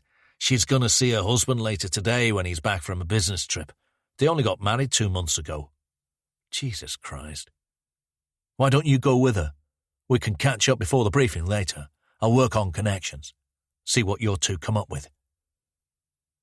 They stepped out into the open space between the rows near the exit gate. A bright green Audi TT revved and roared out of its slot further up near the clubhouse. The car banked around and screeched down the channel towards them. Fuck's sake!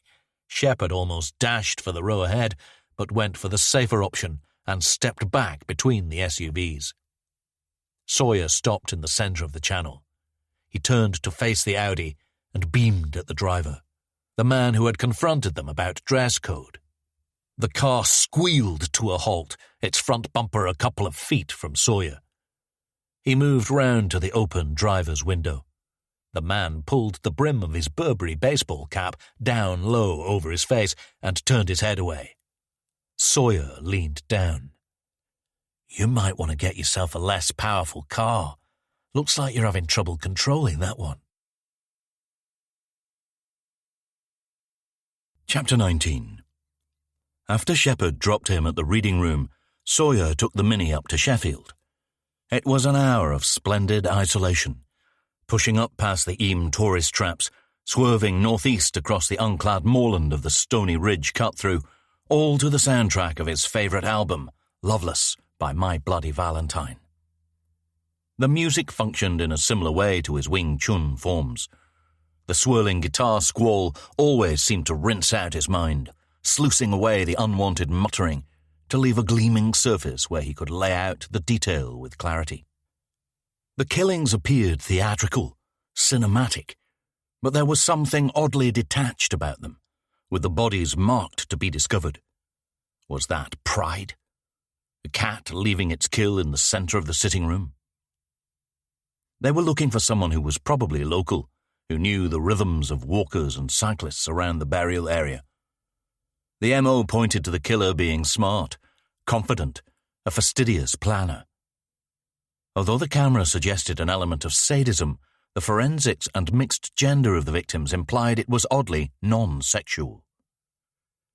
But it was as if the asphyxiation and live burial were too passive. He wanted them to die horribly, and he needed to feel in control of the actual moment of death. But he also wanted to be one step removed from it, screened by the camera lens, the earth, the cardboard. Following the established pattern, he would probably send Georgina's husband footage of her death on a flash drive, and it was obviously important to intercept it. But the killer would surely assume that Toby Manning's family had received the first flash drive and would know that the second was unlikely to reach Georgina's husband. Despite his comments at the briefing about the killer not wanting the footage to go public, he had advised Shepard to keep someone from one of the intel cells alert to potential YouTube postings, using software that narrowed down the options to local uploads only. He hoped that victimology would link Toby and Georgina, maybe to some kind of illicit affair. Then it would be a straightforward case of following the breadcrumbs. Probably back to Georgina's husband, or someone hired by Toby's girlfriend.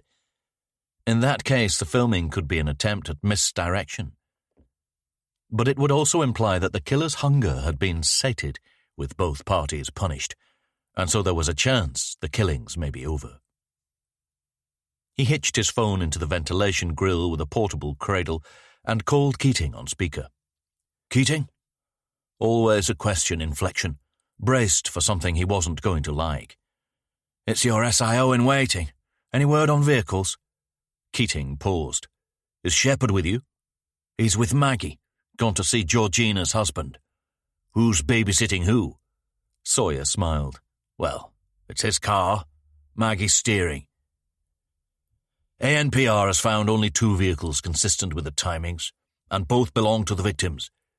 The cars only registered just before the estimated burial times. They didn't ping on the way back. Uniforms are tracing.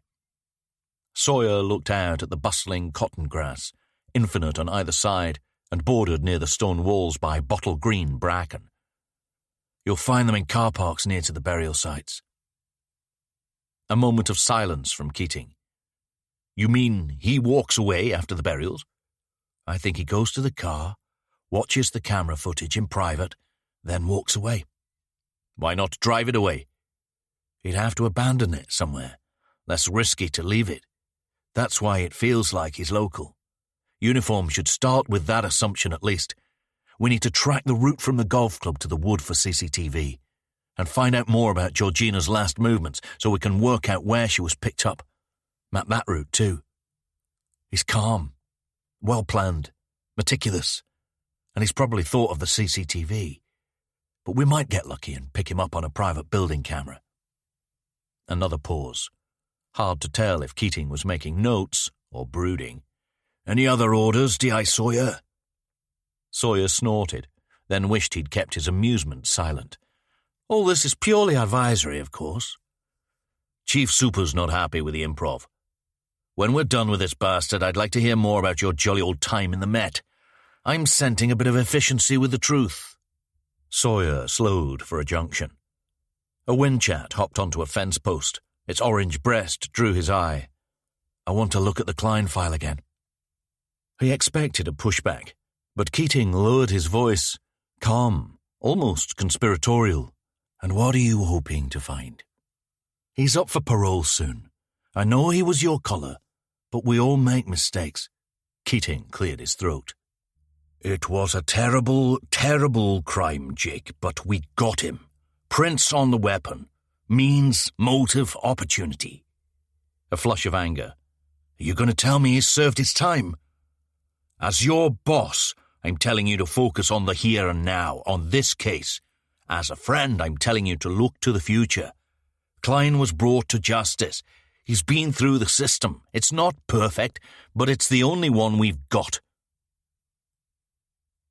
Fraser Drummond dried his hands with a paper towel and tossed it into the pedal bin by the sink outside the mortuary. He walked back into his office, slid a file off a high shelf and sat at his desk. Sawyer stood just inside the door, waiting, indulging. Drummond studied the file for a few seconds. 2 unofficial visits in a week? I could probably pitch that as harassment. Keating has signed me in. Drummond looked over his glasses. You got pictures of him or something? Sawyer sat down and took in the windowless grey room. You really should get some colour in here, Fraser. Bit of art. Drummond closed the file and eased his bulk back into the chair. Parents had that fucking crying boy thing when I was a kid. Hated that. Hated art ever since. Tell me about Georgina Stoll. Initial investigation shows it's likely to be the same killer. Similar M.O. Blitz attack. Blunt force trauma to the back of the head. Body was cable-tied. Wrists and ankles. Nothing sexual in both cases. Keating wants the PM expedited, but toxicology will take time. We know what was in the first Vic's system, though. Given all the other similarities, I expect we'll find the same drug in Vic too. Georgina. Don't do the uncaring pathologist thing, Sawyer. I'm truncating for time. Hurry up and tell me then. The drug. Sawyer drew in a breath through his nose. The smell of Drummond's office was as utilitarian as its look. Aging leather, musty metal, a back note of B.O. Dead man's fingers. Hemlock. It kills by paralyzing the respiratory system. The killer probably administered it before he closed the lid and set the camera rolling. 10 to 15 minutes to fill in the hole. It's slow acting, so he'd have plenty of time to mark the grave and watch the footage. With the right dose, it produces paralysis, loss of speech, depresses respiratory function, then shuts it down completely. Death from asphyxia. The mind, of course, remains aware through it all. He lifted his glasses and rubbed at the bridge of his nose. You've got yourself a seriously sick bastard here. Sawyer looked up at the porous ceiling tiles. Hundreds of holes, punched in an irregular pattern. He had a sudden vision of the hospital collapsing, the walls pancaking, entombing him down here with Drummond and his dead. He looked back across the desk. How's he making it? Drummond propped his elbows on the edge of the desk and clasped his hands together. The Greeks used hemlock to kill Socrates, you know, when they got sick of his questioning. It grows wild. Damp ground, river banks, flowers around this time of year. He'd need a bit of knowledge on how to distill it, but it's nothing he couldn't look up online. He dipped his head and ran his palms over the scalp, wrinkling the skin. Fucking internet. Chapter 20. Back at the reading room, Sawyer had a few hours to kill before the 8 p.m. briefing. He worked through the Seal Lum Tau form, showered and called Maggie. How was it? She sighed, sending a crackle of distortion through the earpiece. Worst one I've ever done. It just ripped him apart. He was howling. He wouldn't sit down. Fell to the floor like he'd been shot. Shepard caught him. Sawyer opened a drawer in his bedside table and pulled out a fistful of fast food leaflets. Did you buy it? Jake. Perfect pizza. Dragon's Nest. Red chili. What? He's probably our best suspect at the moment, known to one of the victims. They're 2 weeks back from their fucking honeymoon. Sawyer paused. Maggie rarely swore. Any mail? Not yet. Shepard put a uniform on it. Strict instructions not to let anything through. We need victimology.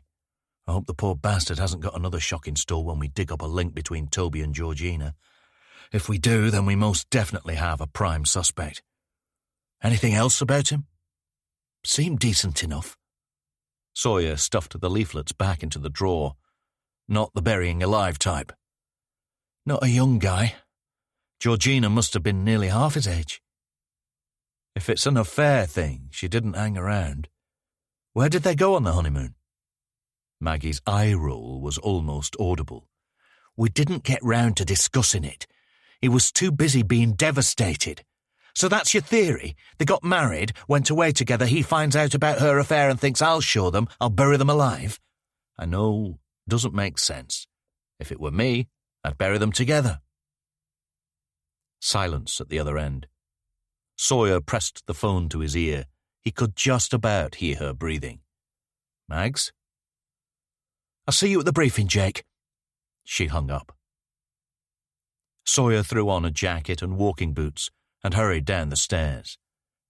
Jenny stood with her back to him in the hall, sprinkling an enormous pot plant with water from a tiny watering can.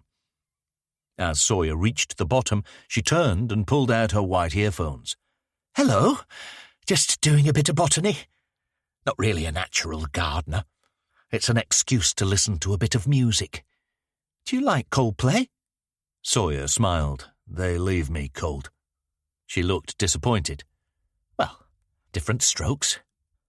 I have to go back to work in a couple of hours. Is there a chippy in town? The fish bar is very good. You could walk it there and back in 20 minutes. It's right in the centre as you come into town. Hard to miss.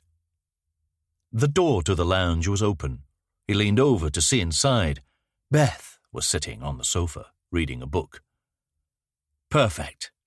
And I was wondering if I could get a bit of advice. I'm thinking of buying a place. Maybe up near Buxton. Cottage, ideally. Out of town. Jenny stripped off her cloth gardening gloves. How marvellous! I can certainly recommend some local estate agents. I'll dig out a few numbers and get them to you before you leave. Is that okay? Sawyer was already halfway through the lounge door. Thank you, that would be great. Beth looked up and smiled as Sawyer entered. It was barely 6, but she was dressed for an al fresco dinner. Tan ankle boots, black jeans, floral print blouse. She'd released her caramel blonde hair from the beanie, and it flashed in the firelight. Sawyer ducked to check her book cover. Good read? Ballard. I love him. Found your eggs yet? He laughed. Not yet. Priorities shifted a bit. Beth was tucked into the far corner of the sofa. Sawyer mirrored her at the other end. She turned her attention back to the book. Thinking of buying somewhere local, then? You're not a spy, are you? She looked up again. What? Sitting here pretending to read but actually eavesdropping on your mark. I'm not a spy, no, I'm a nutritionist, actually. Ah, so you've also been judging me on the fish and chips. Not at all. That's a decent balance, maybe with something green on the side. He nodded, in theatrical contemplation. Mushy peas? It'll do. He slid a copy of Red magazine off the coffee table and flicked through a few pages. So when are you heading back to Solidull? She smiled but kept her eyes on the book. Few days. We'd better get a move on then, with that walk. She tilted her head and looked up, studying him. No smile now. How about now?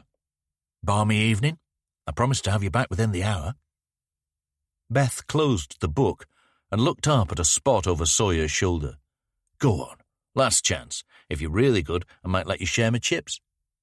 Beth kept her gaze fixed behind Sawyer. She raised her eyebrows and motioned up with her eyes.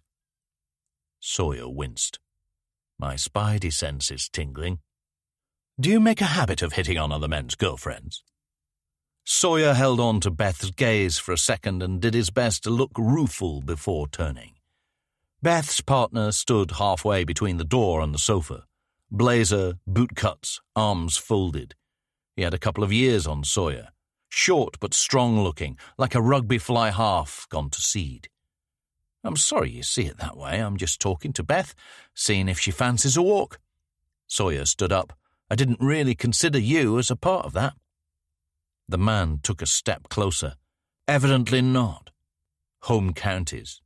Abrupt. Entitled. Sawyer held out his hand. Jake. Alec. He nodded but hardened his glare and didn't accept the handshake. Are you single, Jake? I suppose I am, yeah. Alec lifted a hand to his ear and raised the index finger. He jabbed the hand forward as he made his point, but kept his finger upright. Sawyer got a flash of the famous photo of Osama bin Laden making a similar gesture. Well, you may be single, but Beth is not. Is this a concept you're not familiar with? Would you like me to explain the rules? Sawyer suppressed a smirk. Why? Alec dropped his hand and spluttered. Why? Because you're hitting on my girlfriend when you know she isn't single? Sawyer nodded. And that's against your rules, right? I told you this isn't about you. Beth was up now. She stepped into the gap between Alec and Sawyer. Okay, we should make a move. I'll drive. She steered Alec away.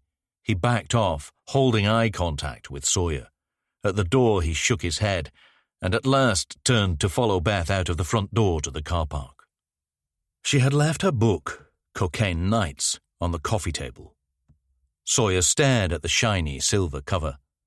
It was the perfect excuse to engage with her again. Keep it safe. Hand it back the next time he saw her. The familiar tingle prickled at the base of his neck, spreading up and across his shoulders like a sudden chill.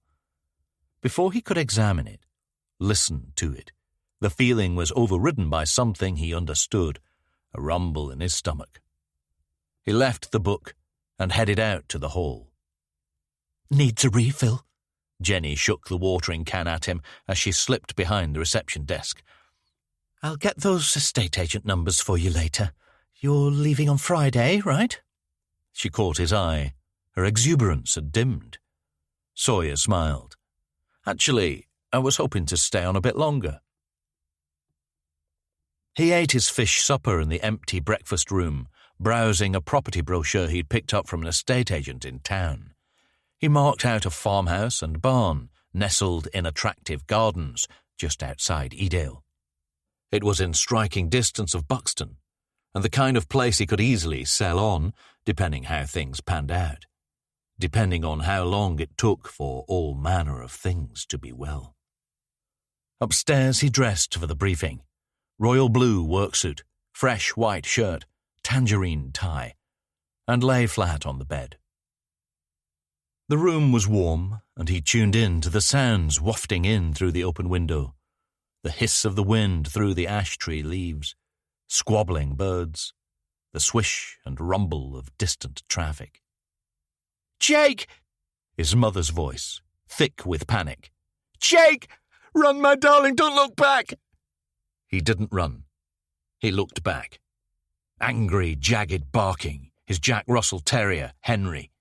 He was up, stooped, staggering. He reached a hand to the back of his head, wet and warm. His vision shimmered.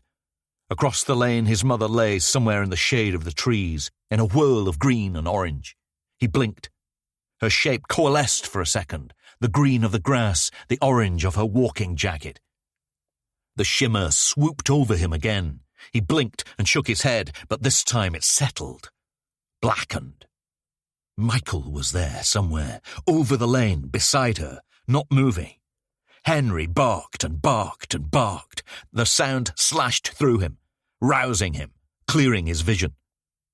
The man pulled away from his mother and brought the hammer down onto Henry, once, twice. A crunch, a whimper. Henry tried to scurry away, but collapsed on his side. He writhed from side to side, but couldn't right himself. His stubby legs swam at the air like a capsized beetle. The man turned back to his mother. She reached up at him. For him? They scuffled. The back of his head, wet and warm. A conflagration of pain, roaring up from the tip of his spine, encasing his skull. He stumbled, dropped to his knees. The pain grew solid, percussive. It bludgeoned at the inside of his ears, then his scalp, then behind his eyes, as if straining to break free. He was flat out now, head turned to the side. His bloodied hand reached out and scraped across the ground. He reached for a clump of grass and pulled it free. Soil scattered over his face. It smelt fresh, fertile, alive. His mother shouted something, imploring. She screamed. The world frosted over. Sawyer resurfaced into the woozy evening. Murmurs from outside, leaves, traffic, birdsong. He lay there composing himself, 7 miles and 30 years from the lane, the grass, the soil. He breathed, deep and slow. Somewhere his mother's killer was doing the same. In and out. In and out. Lungful after lungful. 30 years' worth of the air he had denied her. Chapter 21. Sawyer caught Shepherd at his desk as he prepared for the briefing. What did we learn about Toby's golfing companions? Nothing interesting. 2 of them, ex-college friends. They played half a round and went into the bar. Sawyer nodded. Toby doesn't drink. No, he left before them. Always does, apparently. We've got some CCTV. To the course and back again. An hour or so later, Toby leaves and heads round the back of the building. To the members' car park, no coverage. Maggie left Keating's office and took a spot by the window, adjacent to a new whiteboard that he'd propped on a portable frame and had laid out with pictures of Toby and Georgina surrounded by neat clusters of thematically linked notes. Sally O'Callaghan was next out of Keating's office, followed by the man himself. His appearance hushed the chatter, and he gestured to Shepherd. Let's get that update, Detective. Shepherd took his place beside the board and nodded to O'Callaghan. She stepped forward and stood at the other side. Sawyer settled into Shepherd's chair. Thanks, everyone. The room fell silent. Shepherd spoke without hand notes, occasionally consulting his scribblings on the board. By cross-referencing both investigations, we're starting to get a clearer picture of Toby and Georgina's last moments. First, both victims' cars were found in car parks near to the burial sites. Sawyer exchanged a look with Keating. O'Callaghan nodded and picked up the thread without invitation from Shepherd. We've removed them and we're examining them now. My teams will be busy overnight. Shepherd hesitated. Keating filled the dead air. What do we know about the abductions? Toby left his golf club alone and we have to assume was apprehended by the killer either in the car park or on his way home. Georgina and husband Danny lived in Hartington. Danny was on a late shift last night at a local supermarket depot. Checks out. Georgina told him she was going for dinner in town with a friend, Lucy Newbold. Place called the Farmyard Inn. Lucy took a bus home. Georgina drove. No CCTV at the restaurant car park. Keating again. What about the routes from the golf club and restaurant? Shepherd nodded to the male and female group at the window desk. No ANPR for the likely routes, and nothing on CCTV yet. We've identified the properties on the routes. The team have car details and they're checking the footage. Phone mast data for Georgina is the same as the first Vic, and consistent with timings. He's relaxed enough to wait until they arrive at the burial location before turning off the phones. Last ping from there in both cases. Sally O'Callaghan stepped forward and consulted something on her phone. The screen light cast a skeletal shadow across her cheekbones. Still waiting on PM, but the MO looks the same. Drummond has found traces of hemlock in the first Vic, says he expects to see it in the second. The camera inside the box is the same in both deaths. Cheap webcam. I'd say he sucks up the footage from a tethered local connection. DC Myers waved a hand. Why hemlock? Sally shrugged. Grows wild. Could be bloody anywhere. Easy to get without leaving a paper trail. I could probably get some from near a river or waste ground a few minutes' walk from here. Intravenous administration. Significant toxicity. Hypoxic encephalopathy. Keating folded his arms and leaned back against the wall. English, Sally. She hit Keating with a waspish smile. Shepherd cut in. It shuts down the respiratory system, but keeps the mind aware. Sally squinted at Shepherd, curious. He would need to get the dosage right, though. Too high will lead to cardiac arrest. Too low, and the effect would be like a shitty stomach bug, but probably not fatal. Keating nodded. You might have been practicing. We need to check any recent deaths or illnesses of hikers or campers. Maybe our man has been befriending people, dosing them, keeping records of their reactions. Shepherd made a note. We can't be certain we're looking for a man yet. Sally snorted. Female killers are rare. Female multiple killers rarer. Women do use poison, though. Keating closed his eyes and tipped his head back against the wall. D.I. Sawyer? Most heads turned. D.C. Moran kept his eyes on Shepherd's whiteboard. He'll be white, like both victims.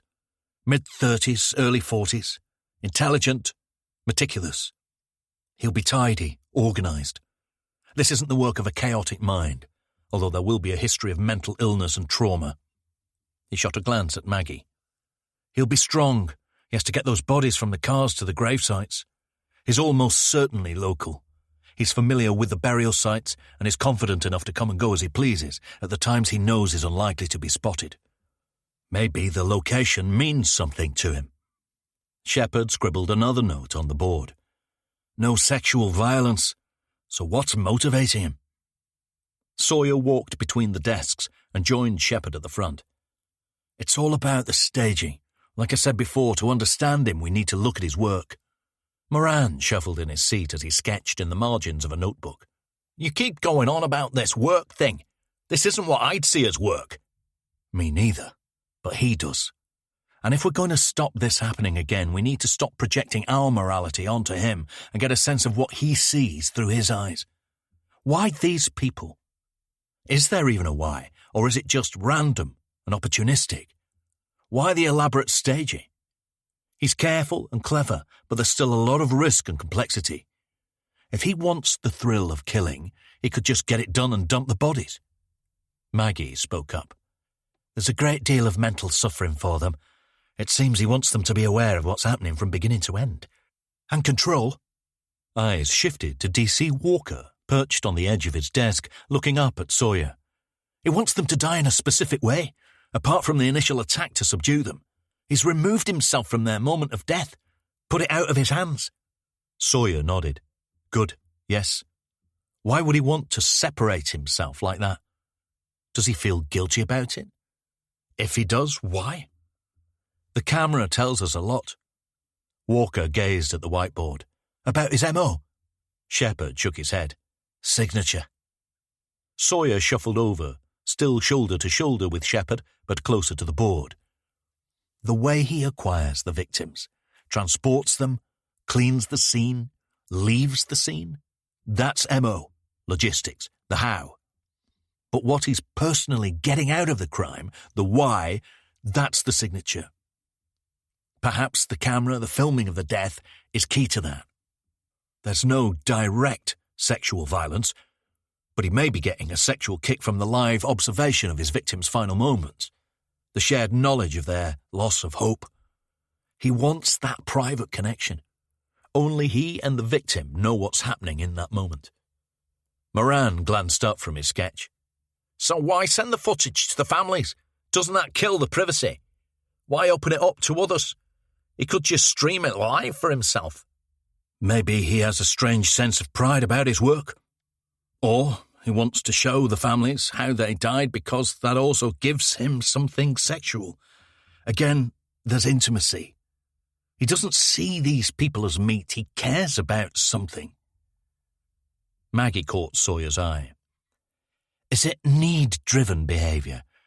There's a lot of organisation and that feels cold. But is there anger here too?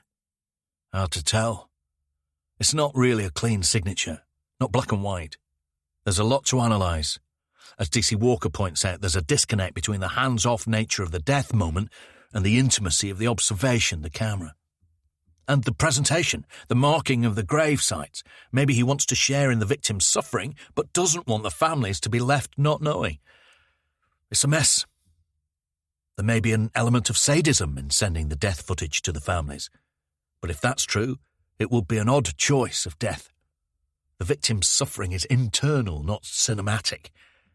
We need to focus on his refinement. What has changed from Toby to Georgina?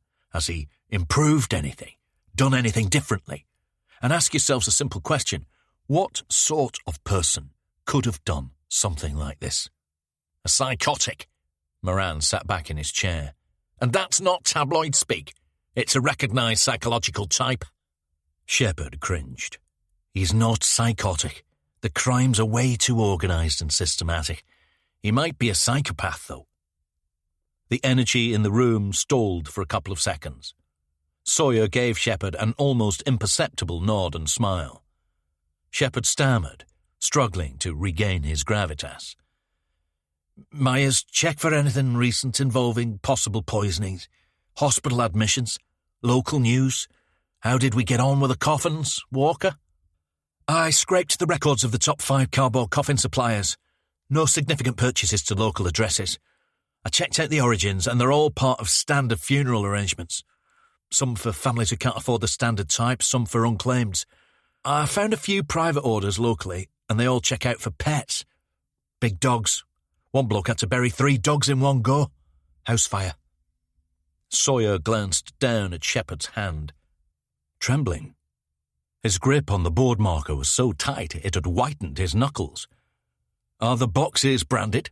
Could the sellers identify them? Walker shook his head. No branding. All cheap and generic. The sellers are just third-party online businesses, so even if there was something that marked them out, they wouldn't recognise it as their stock if they saw it up close. Shepard squeaked out a note on the board. It's hardly a spontaneous crime. He probably ordered the coffins over a longer period of time. eBay, maybe. The worrying question is, how many has he ordered? Keep looking. Find all the listings. Is there any buyer username that reoccurs? Keating sighed and pushed off the wall. Sally, I want the walking routes away from those car parks combed and line-searched. Set up a couple of crops in the catchment area around both burial sites, near to any car parks he hasn't used yet. That's assuming he isn't stupid enough to use the same one twice. Sally nodded. What are they looking for, sir? Sawyer cut in. They need to call in all sightings of people with shovels, or anyone with a body over their shoulder. I mean, what are they hoping to deduce? Shepard shook his head. It's more of an induction, observing information and drawing larger conclusions. Sally smiled at Sawyer. Keating continued. They're tracking any late-night comings and goings.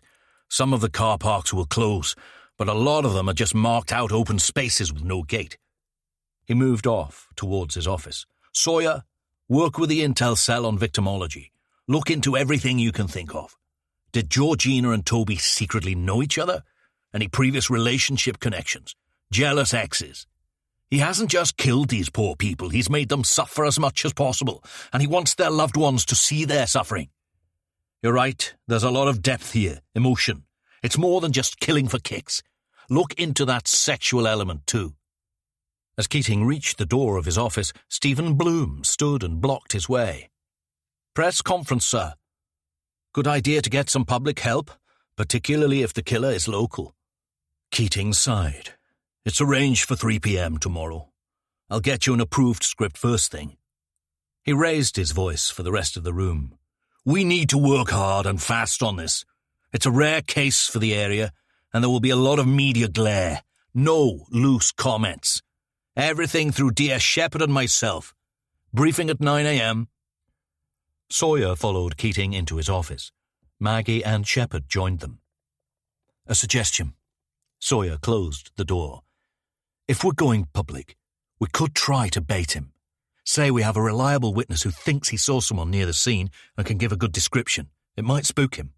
Make him come forward to try and rule himself out or provide an explanation as to why he was there." Shepherd nodded. "I like it." Keating crashed down in his chair. "Work it into the script. Run it past Bloom. Don't get too creative. We're trying to catch a murderer, not plot a thriller." Sawyer looked out at the football ground. The floodlights sparkled above an unseen evening match. Pulses of applause. Oohs of anguish. Ahs of pleasure. "They'll call him the Undertaker." He could feel Maggie's eyes on him. "Who will?" He turned. "The tabloids. Local press, maybe." "We should talk to Lucy, Georgina's friend." Maggie nodded. "I've arranged to meet her at the Farmyard Inn at 8 a.m. Nothing in the mail to her husband yet, but Patricia is booked in to visit every morning for the next few days." Shepherd took a seat and dabbed at his brow. He was flushed and jittery, as if he'd just been cross-examined. Is her husband okay with that? He barely knows where he is, who he is. Deep shock. His mother's with him. Uncle. Sawyer nodded. "I'll come with you in the morning, Mags. We will need to talk to Danny Stoll tomorrow too." Shepherd drew in a deep breath. "I'll go." A roar from the football ground. Rising applause. The clatter of stomping feet. Sawyer found Shepherd's eye and jerked his head to the side. "Come on. Let's watch some porn." Chapter 22. Sawyer and Shepherd commandeered an intel cell and huddled around a decrepit desktop PC. Sawyer shook the mouse. Was Bill Gates even born when they made this? "You're too entitled. These are new. Well, 5 years old. That makes them new in computer terms, for our purposes." Sawyer gave him a look and opened a web browser. "Obsolescence ain't what it used to be." He searched for live burial fetish and was rewarded with a lurid cascade of shock sites and clickbait. He read out loud from one of the search results. "This woman is buried for kicks. You won't believe what she takes underground to keep her alive." "Oxygen tank?" Sawyer shook his head. "Probably a long straw." Shepherd leaned in and read from the screen. "New coffin technologies to protect you from being buried alive." He sat back up. "Sign me up." Sawyer clicked through to the Pornhub page for most relevant results, buried alive. Shepherd squinted as Sawyer hovered the mouse pointer over the thumbnails, triggering the preview footage. "This is bollocks. Not strong enough for your tastes. It's just catching content tags that contain the word buried or burial." Sawyer nodded. "I don't think there's a lot of insight to be gained from a 2-hour face-burying compilation." "Isn't this just too obscure to be a thing?" "Nothing's too obscure to be a thing, but it doesn't exactly look like a well-served paraphilia." Shepherd sighed. "Maybe he's filming the deaths because he can't get something so specific from off-the-peg porn. Or maybe he's tried it bespoke and it didn't work for him." "Bespoke?" Sawyer turned. "Yeah, there are companies who will produce porn to order these days, for people too jaded by the offerings on the likes of Pornhub, or who can't get their specific kick served up in the way they want it." "Exactly." They browsed through a few articles on bespoke porn and found repeated references to a Canadian-based husband and wife operation, Anatomic. The website was ugly and unconvincing, but the offerings seemed solid. Custom production options, performer directory, sample films. Shepard read from the screen. No request is too small or large or weird. So this is where the porn stars are getting paid these days. Yeah, I had a job last year working with Vice. Swingers. Had to research the production path of amateur porn. Shepard whistled. And now you're permanently corrupted? I was focusing on the business model, not the content. It's the usual internet story. Free sites like Pornhub carry professionally produced films and wipe out the producer's revenue. The bespoke business looks like a niche for now, but it's a way for the directors and performers to get paid. Could well be the future of filth. Shepard made a note of the site's contact details. I'll get in touch, see if anyone has expressed an interest in a burial kink, or maybe even commissioned something. He sat back. Tell me more about the Met. How was it? Sawyer smiled. Hard work. Never stops.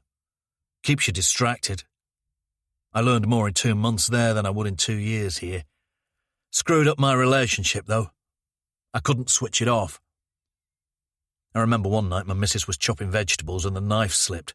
End of her finger was hanging off. Lot of blood. She was screaming for me to get an ambulance, but I was frozen, fascinated by the spatter pattern. He unwrapped a yellow boiled sweet and popped it into his mouth. Shepard shook his head. You quitting smoking? No, sweet tooth. So why not go for the hard stuff? Montezuma's, Reese's? Sawyer rolled the sweet into his cheek. I used to like complex tastes and flavours, but now I go for simple and soothing. Boring. My brain's hectic enough, I try to simplify as much as I can. Shepard watched him, nodding. Plus, my dad would never let me eat sweets when I was a kid. Only my mum. Shepard patted his belly. My folks were more liberal. What did they do? Working class, mum was a clerk. Stickler for admin and paperwork. Dad drove lorries. Not around much. Money went into the house, I think. We always had big Christmases, though. Presents on tick. Sawyer turned his chair to face him. They're still around? Mum is. Dad smoked himself to death. Went a few years ago, emphysema. He dropped his gaze. You getting any help?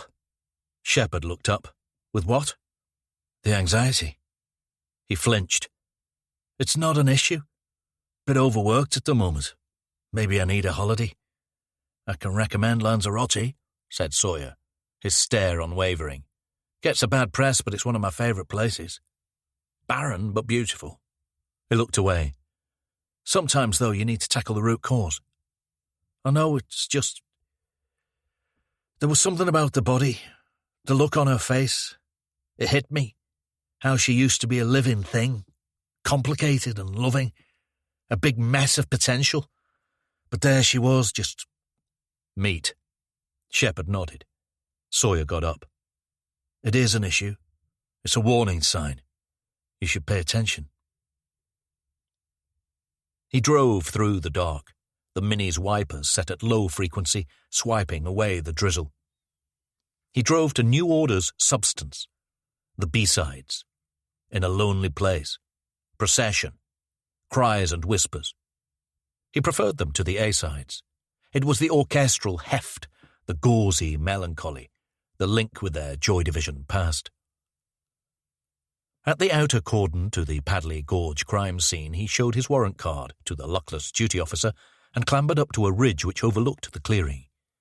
The tent was down, the FSIs were done, and only a few detectives remained, coordinating the covert rural observation post ordered by Keating in case the killer returned. The last remaining paladin light blasted out from behind, dazzling the scene, draining the colour. The branches shuffled, casting jittery shadows across Georgina Stoll's murder site. The rain like static, the murmuring detectives. Sawyer pictured the killer plunging the mark across into the soil.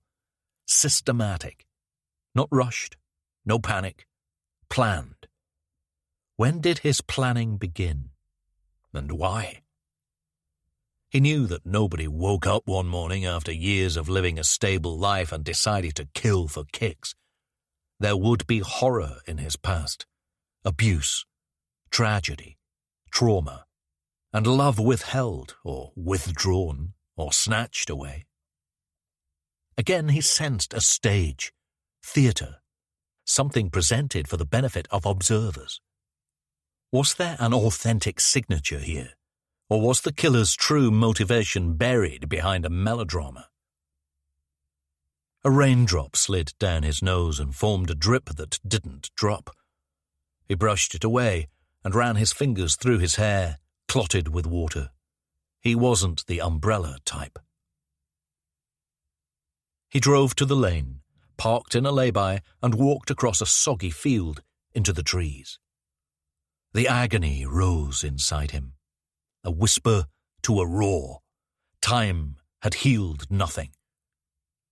He stood at the spot where his mother had fallen and looked across at the grass where he had grabbed at the ground, inhaled the soil, blacked out. A swarm of ghosts unspooling it all. He pulled ahead with Henry. The dog snarled and dashed back towards his mother and Michael. He tried to turn, but the impact fell on him, broad and blunt against the back of his head. His mother's voice, a shout of outrage, a flash of her orange jacket.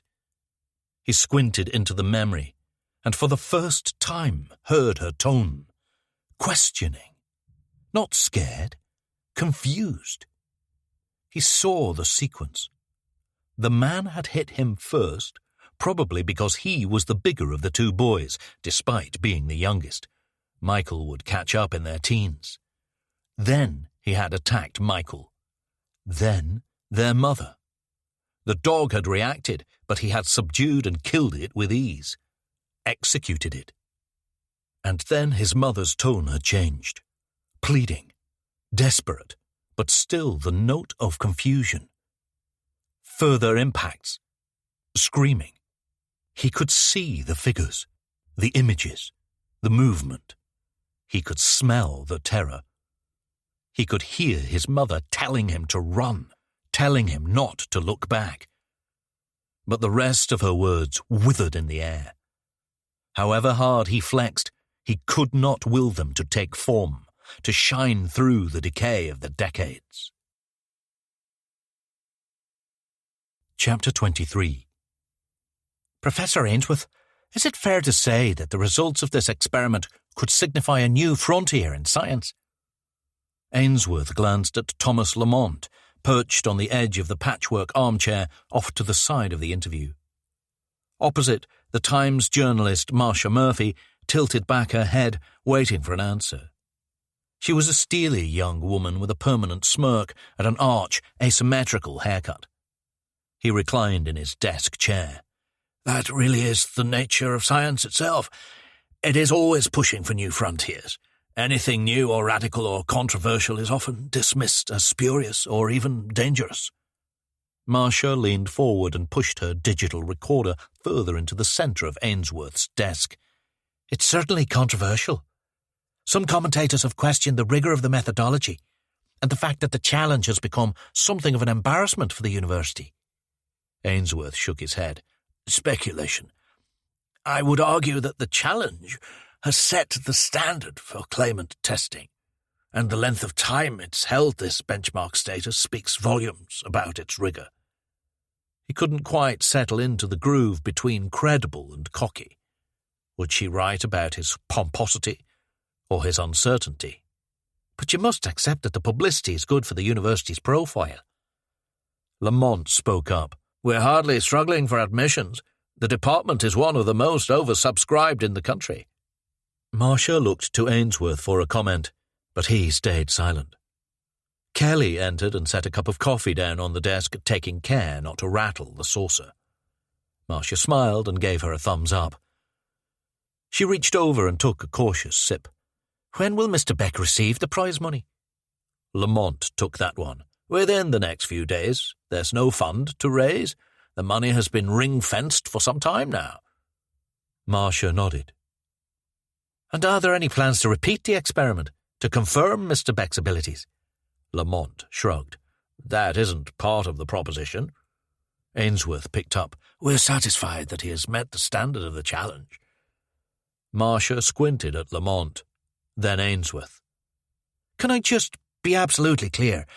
I am to confirm to my editor that the science section of the Times newspaper is to run a piece confirming the existence of extrasensory perception.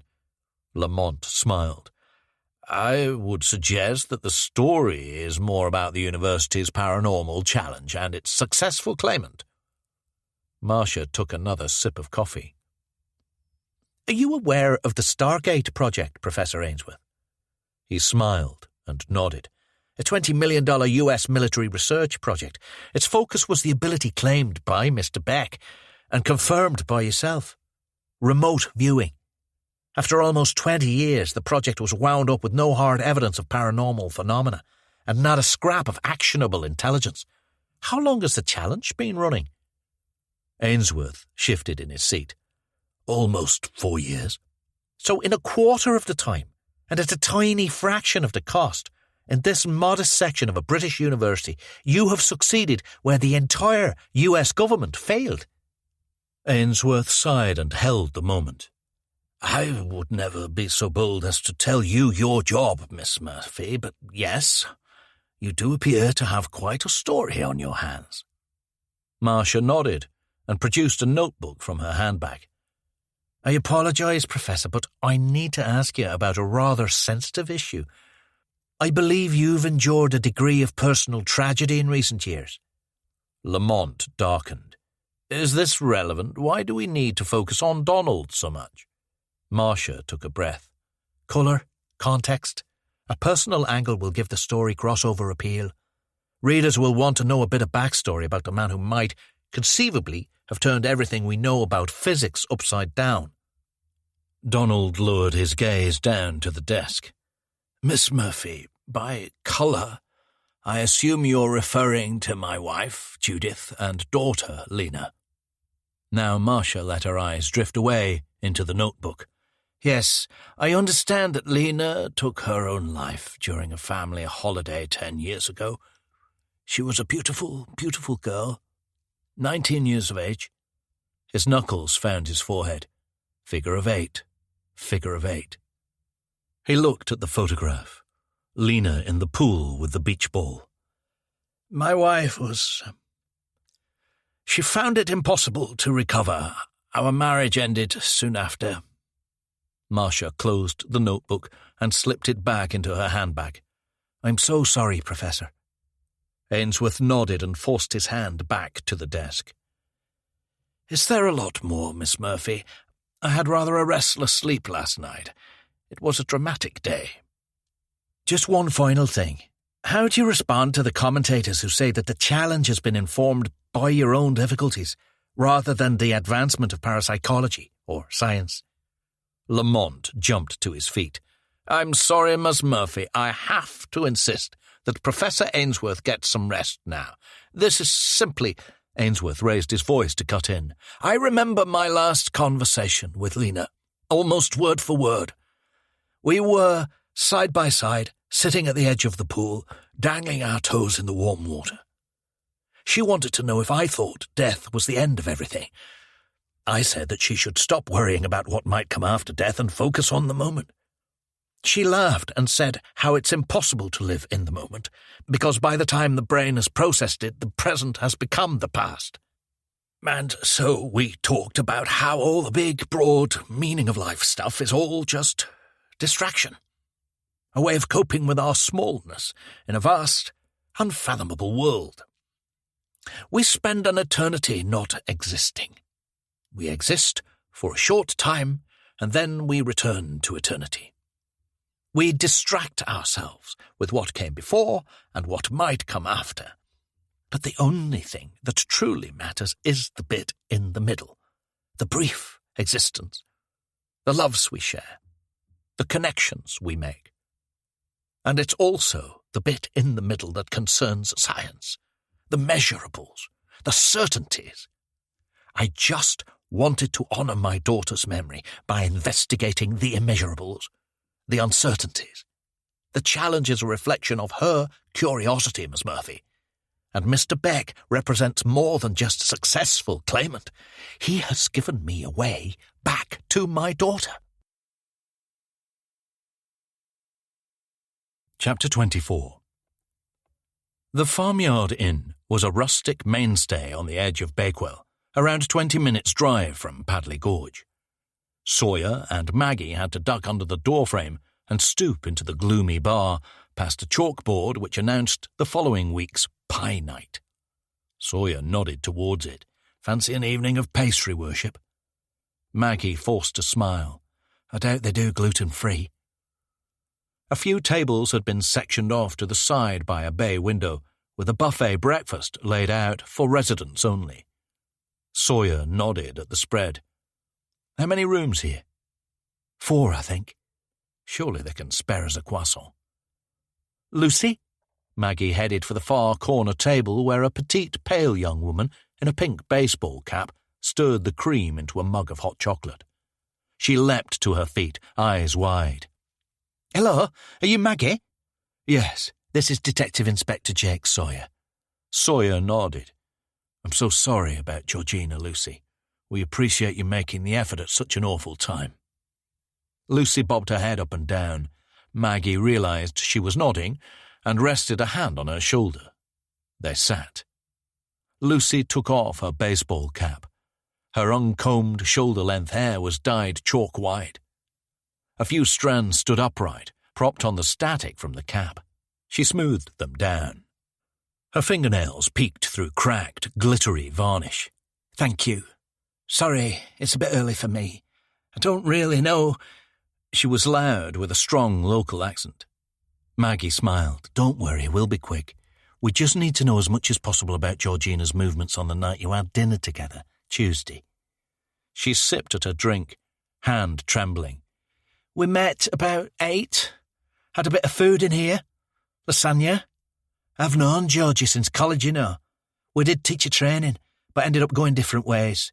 She was studying hotel management, working somewhere local. Big place. I work in the tourist shop down the road. Sawyer toyed with the groove in a raffia placemat. What happened after you'd eaten? Lucy shrugged. We said bye and went home. What happened exactly, Lucy? Talk us through it. We went out the side door, had a hug. She walked up to the car park round the back, and I went the other way, up the road. My place isn't too far. Was the mood good? Did she seem worried by anything? Did she share anything that concerned you? Lucy pushed out her bottom lip and shook her head. No, we had a laugh, caught up a bit. She was still tanned from her honeymoon. Do you know her husband, Danny? Not really. Met him at the wedding. Seemed nice. Her eyes widened. You don't think he had something to do with it, do you? They were really lovely together. Her chin wobbled and she shook off a shudder of grief. Maggie leaned in and rubbed the back of her hand. The contact seemed to yank her back from the brink of tears. I'm all right, thanks. She took a deeper swig of hot chocolate. Sawyer leaned back and pushed away the placemat. Do you know a lad called Toby Manning, Lucy? Has Georgina ever mentioned him? Only that he's also died. I was reading about it this morning. I didn't know him. Never heard Georgina say anything either. Did she mention any worries? Anything troubling her? Anything odd or threatening that had happened to her recently? Lucy pulled a napkin from a glass in the centre of the table and dabbed at her nose and eyes. No, nothing. I don't understand it. She just got married. She was so happy. Sawyer shook his head. People are good at that, Lucy. Seeming happy when they're not. Putting on a show. She was sobbing now, shoulders shaking, head down, hiding herself. Maggie moved her hand to Lucy's wrist and squeezed. She glanced at Sawyer and gave him a tiny nod. There was a bloke. Lucy lifted her head, eyes sparkling. Tall, scruffy, big beard. Me and Georgie were over there, in the bar area. He came in through the side door, bought a drink, and sat at a table near the door, reading. I walked past him when I went to the toilet and there was that horrible smell when someone hasn't washed for a while. Sawyer leaned in again. Did you see what he was reading? Some book. He'd gone by the time we left. It was just one of those things that makes you feel uncomfortable, you know. Maggie smiled. Intuition. It's underrated. Keeps us safe. Can you name anything specific that made you uncomfortable about him? Lucy blew her nose and took a couple of steadying breaths. It was just so still. I could see him from the corner of my eye, turning the pages, just the odd sip of his drink. There was no natural shifting around. Didn't see him look up once. Sawyer got up and spoke to a slight elderly man sketching the day's lunch specials onto a fresh chalkboard. The man led Sawyer around the back of the bar, out of sight. I'm sorry. Lucy mopped at her tear-streaked mascara. There's nothing to be sorry for, Lucy. She nodded again, riding another tremor of sorrow. I mean that I can't help you more. And this, she laughed, it's embarrassing. It would be strange if you didn't feel this. It's just empathy, Lucy. Don't be ashamed. Are you taking time off work? You will need to take a break. Spend some time with friends. Boyfriend? She forced a smile. I like to work. It's busy in the shop. And I like helping people. Helping strangers. I like a bit of life around me, you know. I'll go mad if I just sit around at home thinking about Georgie. Maggie folded herself into the Mini's passenger seat. It was a squeeze even for her slight build. Couldn't you have chosen something a bit more spacious? Sawyer watched her wriggle into position. I like the compactness, it's comforting. He started the engine. There's a lever under the seat, pulls it back. Thanks. And can I politely request that you wait until I've got my seatbelt on before we start moving? This is a big deal for me, remember? Side glance. What is? Getting into a car with you. He smiled and moved off. I spoke to the manager. They have CCTV stored digitally. I was worried it would all be held on cassette or reel tape or something. He burned me a CD of Tuesday's footage. Lucy's bearded guy might be nothing, but we should take a look for ourselves. They turned onto the Buxton Road. Sawyer was on his best behaviour, driving for her comfort, overcompensating with overtakes, holding a steady speed. His braking was a little strong and sudden, but if she'd been the examiner, she would have given him a narrow pass. The last time Maggie had been his passenger was after his leaving drinks, 4 years earlier. It had been a filthy night, sheeting rain, apocalyptic. He had raced and revved his way through the narrow lanes up to the Roaches. Visibility had been a few feet at best, and they would have stood no chance of reacting to any obstacle or oncoming vehicle. After a few minutes of gripping the seat and begging him to slow down, she had turned away from the waterlogged windscreen and focused on his face. It was no thrill ride for him, no maniacal head rush. He was sober, clear-eyed, thoughtful, the eerie calm at the heart of a storm. It was as if the devil were on his tail, but he was composing a grocery list.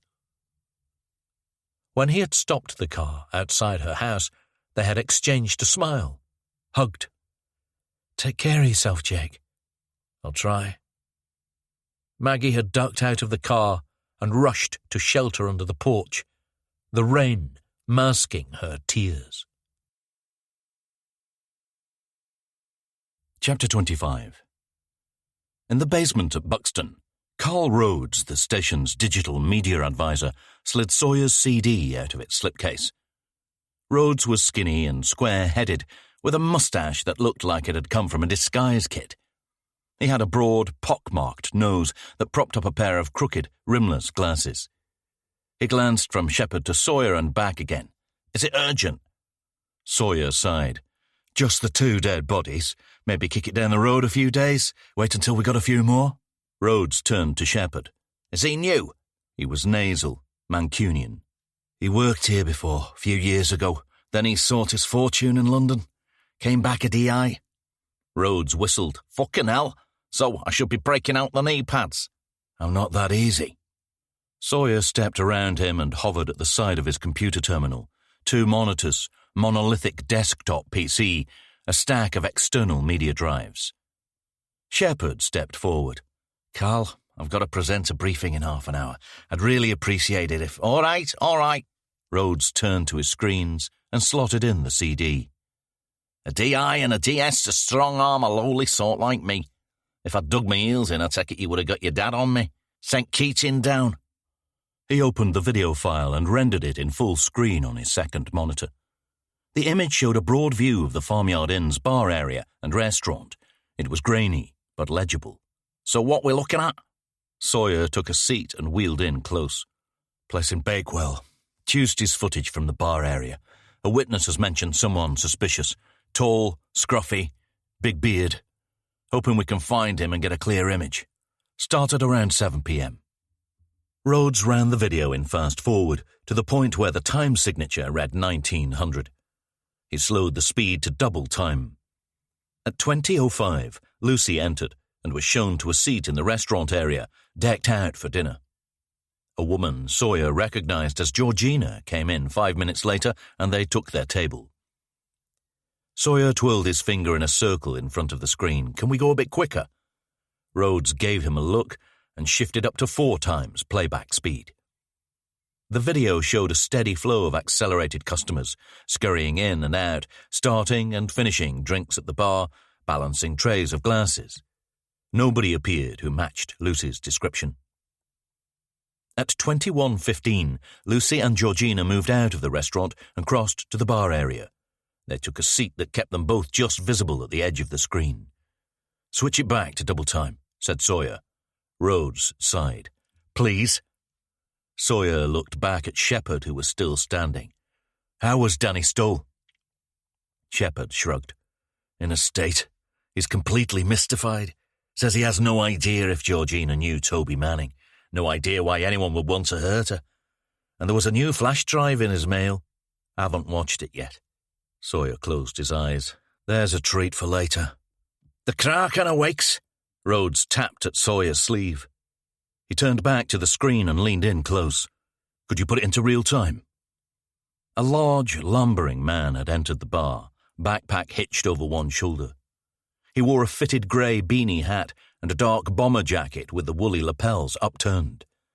His features were buried behind an overgrown black beard.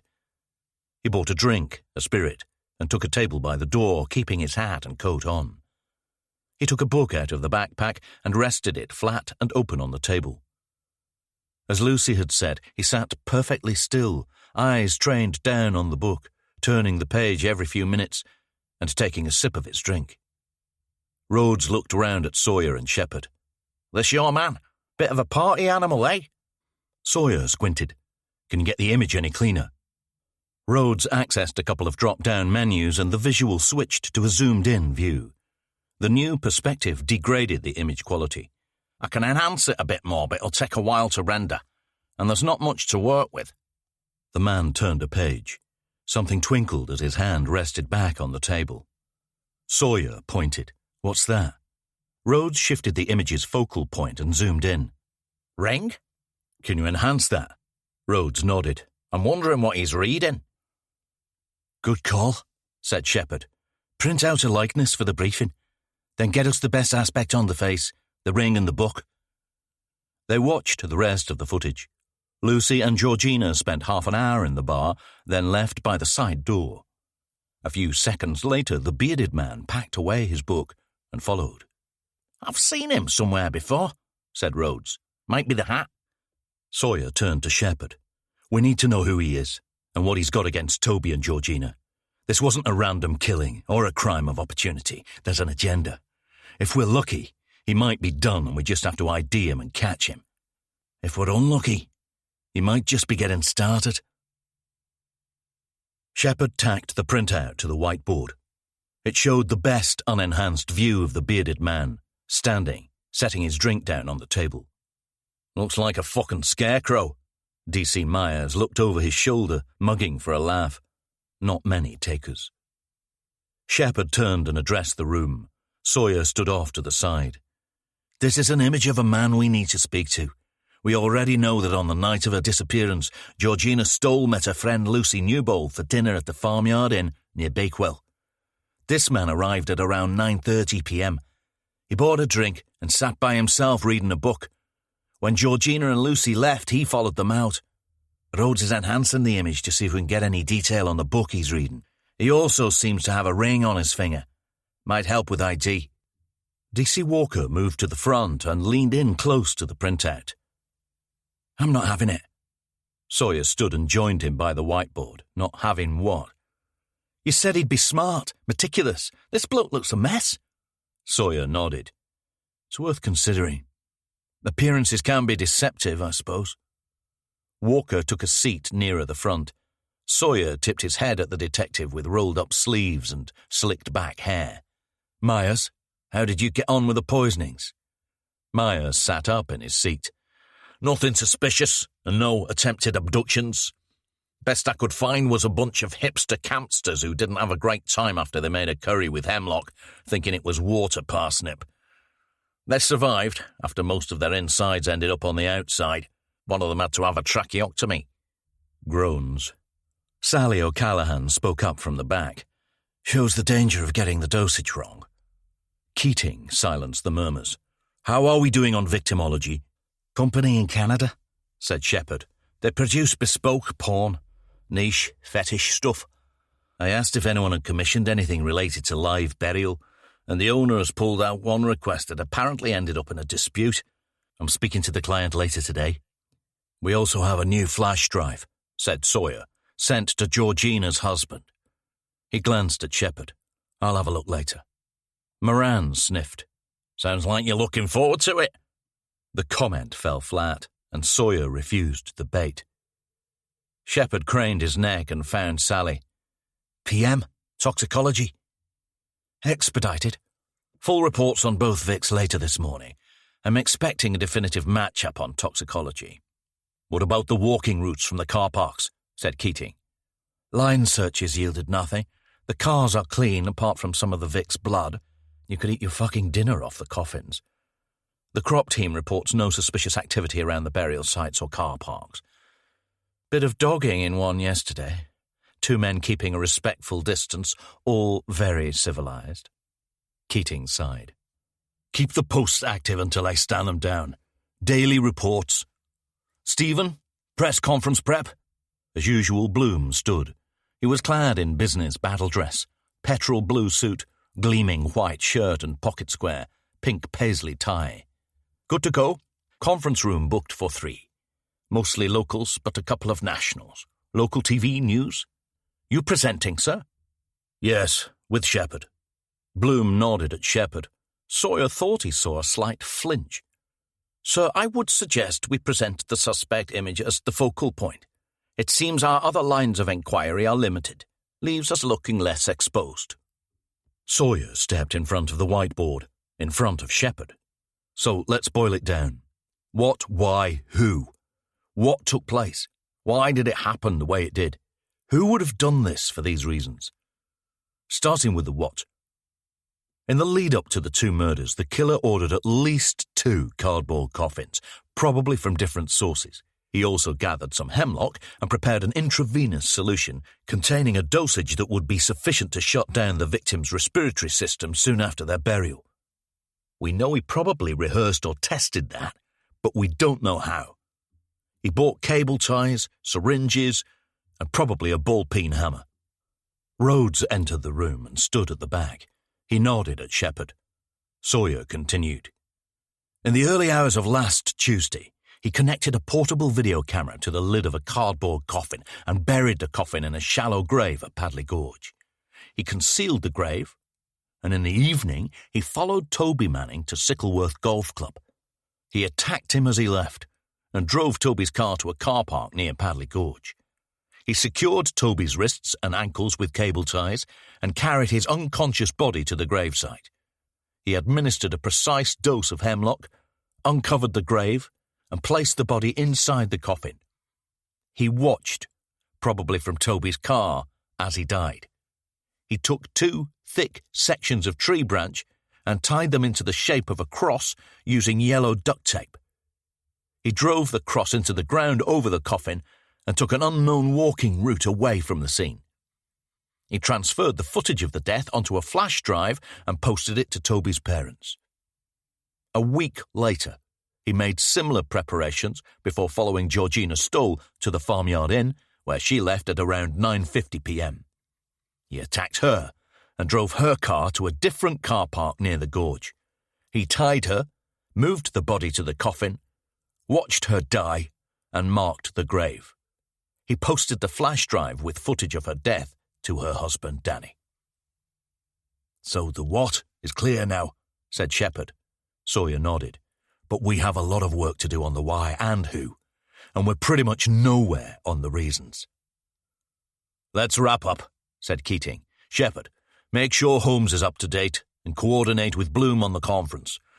And I want to hear about the pawn client. That's specific enough to be interesting. Sally, let's get that toxicology link confirmed." The briefing dispersed. Shepherd and Sawyer headed over to Rhodes at the back of the room. He grinned. "Come on down. Got something for you."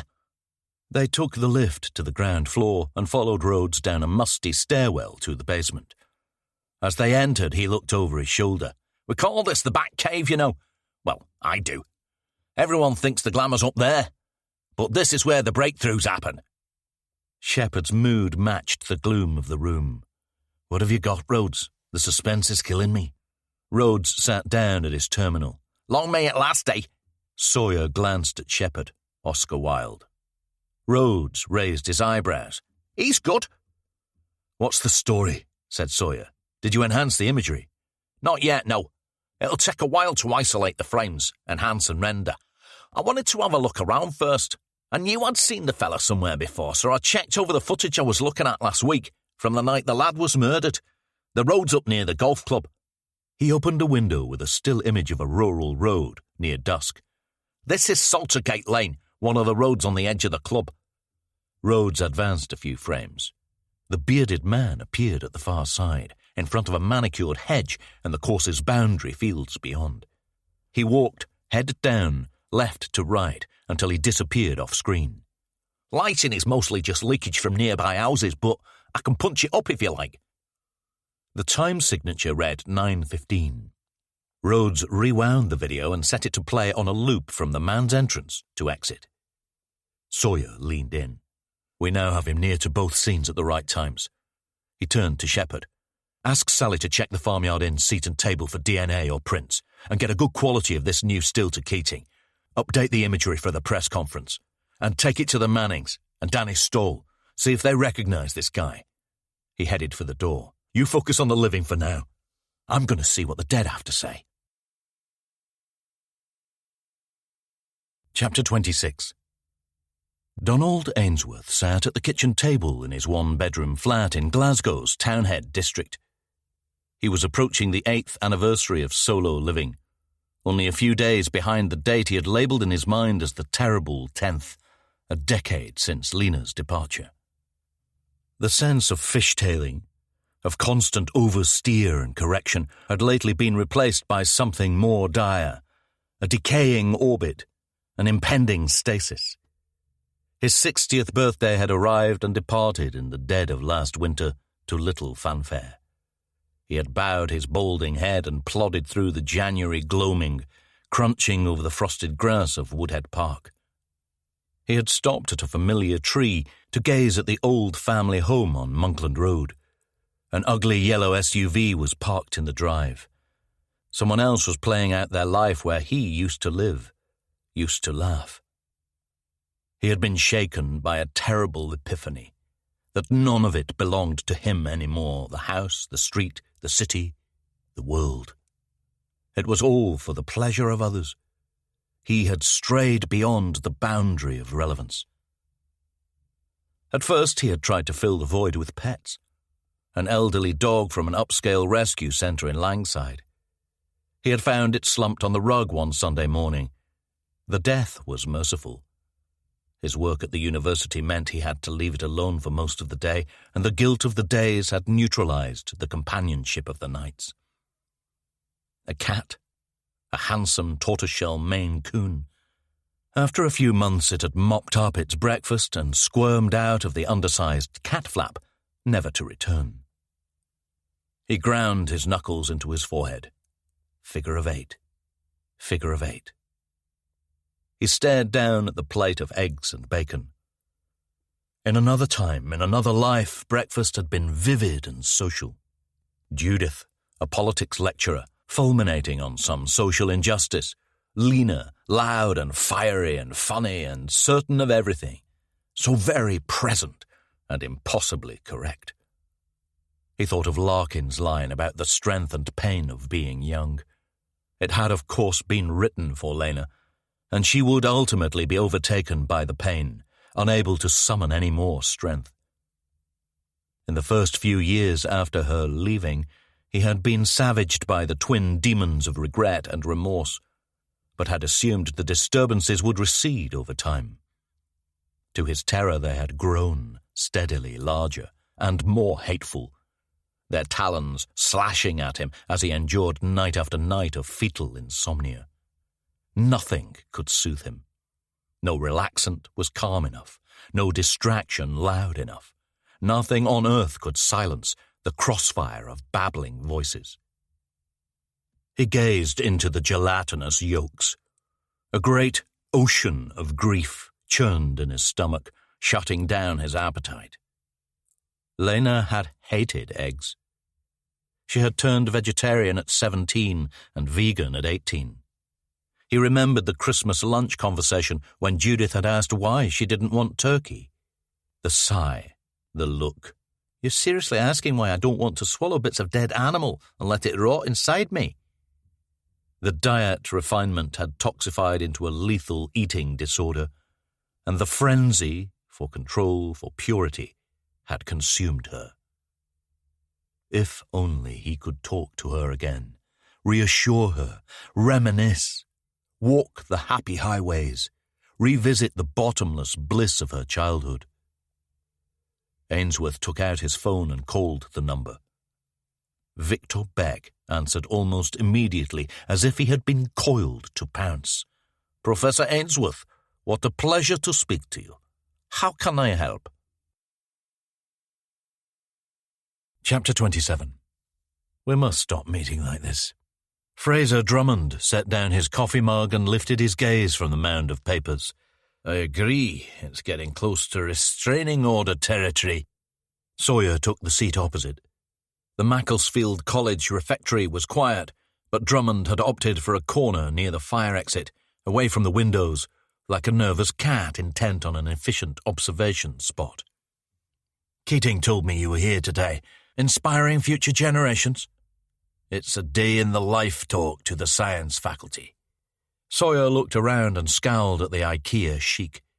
Pinewood floor, pastel limes and pinks. "Nice place. Lovely open-plan campus. I'm surprised you can cope with all the daylight." "I presume you haven't come here to listen to me talk through the career path from the biology student to mortuary manager." Sawyer smiled. "It's a nice drive." He took out a blue-ribboned chocolate wafer, unwrapped it, and took a bite. "Breakfast?" "Got this from the Peak View tea rooms on the way. I didn't know they still made them." Drummond tidied his papers and sat back. The suit looked new and fitted. Tweed, grey pullover, white shirt, collar tucked. He had swapped the semi-rimless glasses for contacts and trimmed his beard to a velvety grey fuzz. Without the cosmetic surround of spectacles or the distortion of lenses, his sky-blue eyes looked feral and wary. Sawyer munched at the chocolate bar. "Scrubbed up well, Fraser. You look like a man on a double mission. Make a few quid off a 2-hour lecture and get yourself in the shop window while you're at it." "I couldn't work in a place like this. Too much noise, literal and conceptual. And I couldn't stand all the fucking idealism. I'm due back for part 2 in 10 minutes, Sawyer. Make it quick." Sawyer crumpled the blue-ribboned wrapper. He twisted it into a thin rod, which he folded into a small knot. "The 2 PMs. Same killer, definitely. Can you put a number on it?" "A percentage. 110. Same MO. Blow to the back of the head. Hemlock injection mark, cable ties, no struggle, no cyanosis, scratches, nail marks, lacerations, no sexual assault or defensive wounds. Sawyer picked up Drummond's almost empty coffee mug and held it up in question. Drummond nodded. Sawyer drained the mug. What do you see, Fraser? What is this? It's the drug, or rather the choice. Hemlock. Drummond took a deep breath in through his nose. I don't get it. In what way? It seems cruel and sadistic, keeping them aware of what's going on while they're effectively paralyzed. But if it were me, he caught Sawyer's raised eyebrow, and it isn't. But if it were me, I would use something more definitive and enlivening. Given the rest of the trouble he's taken to make their last moments as nightmarish as possible, the hemlock is an odd touch. It lets them off lightly, like a permanent anaesthetic. In some ways, you could see it as a sort of kindness. Could he be a developing sadist? Seeing how far he wants to take it, could he be ready to escalate now? Drummond shuffled through his papers. He's a contrary fucker, all right. On the one hand, he's anaesthetising them to death and giving them a nice, slow, fuzzy decline. But on the other, he doesn't seem to have much excess in the empathy department. He pushed Georgina Stoll's pathology report over to Sawyer. There's something I saw straight away that either he didn't know about, or it didn't bother him. Sawyer looked up from the report. Georgina was pregnant. You set? Shepard nodded and dug into his KFC lunchbox. His office was small and cluttered and now reeked of cooking fat and the cardboard carbohydrate of takeaway fries. Yeah, we go with 3. Keating wants the starring role. I field the questions. The easy ones. Sawyer took a bite of his sandwich. I showed the bearded guy to Paul Manning. He didn't recognise him. Maggie took it to Danny Stoll. Nothing. I also heard from the bespoke porn client, bloke from Leeds, working in America for the last year. The company owner told me he'd commissioned a video where a woman in full sex wear was buried alive, but he hadn't been happy with the casting, and they'd eventually cancelled the gig. Sawyer shook his head. Dead end. Shepard stripped a layer of flesh from a chicken wing and winced as he held it up to the light. What have you got? Chicken and cucumber. Well, that's dysfunctional. Sawyer spluttered, says the man inhaling a bucket of fried chicken and chips. It's not a bucket. Jesus, I'm not an animal. You're a human being. Working on it.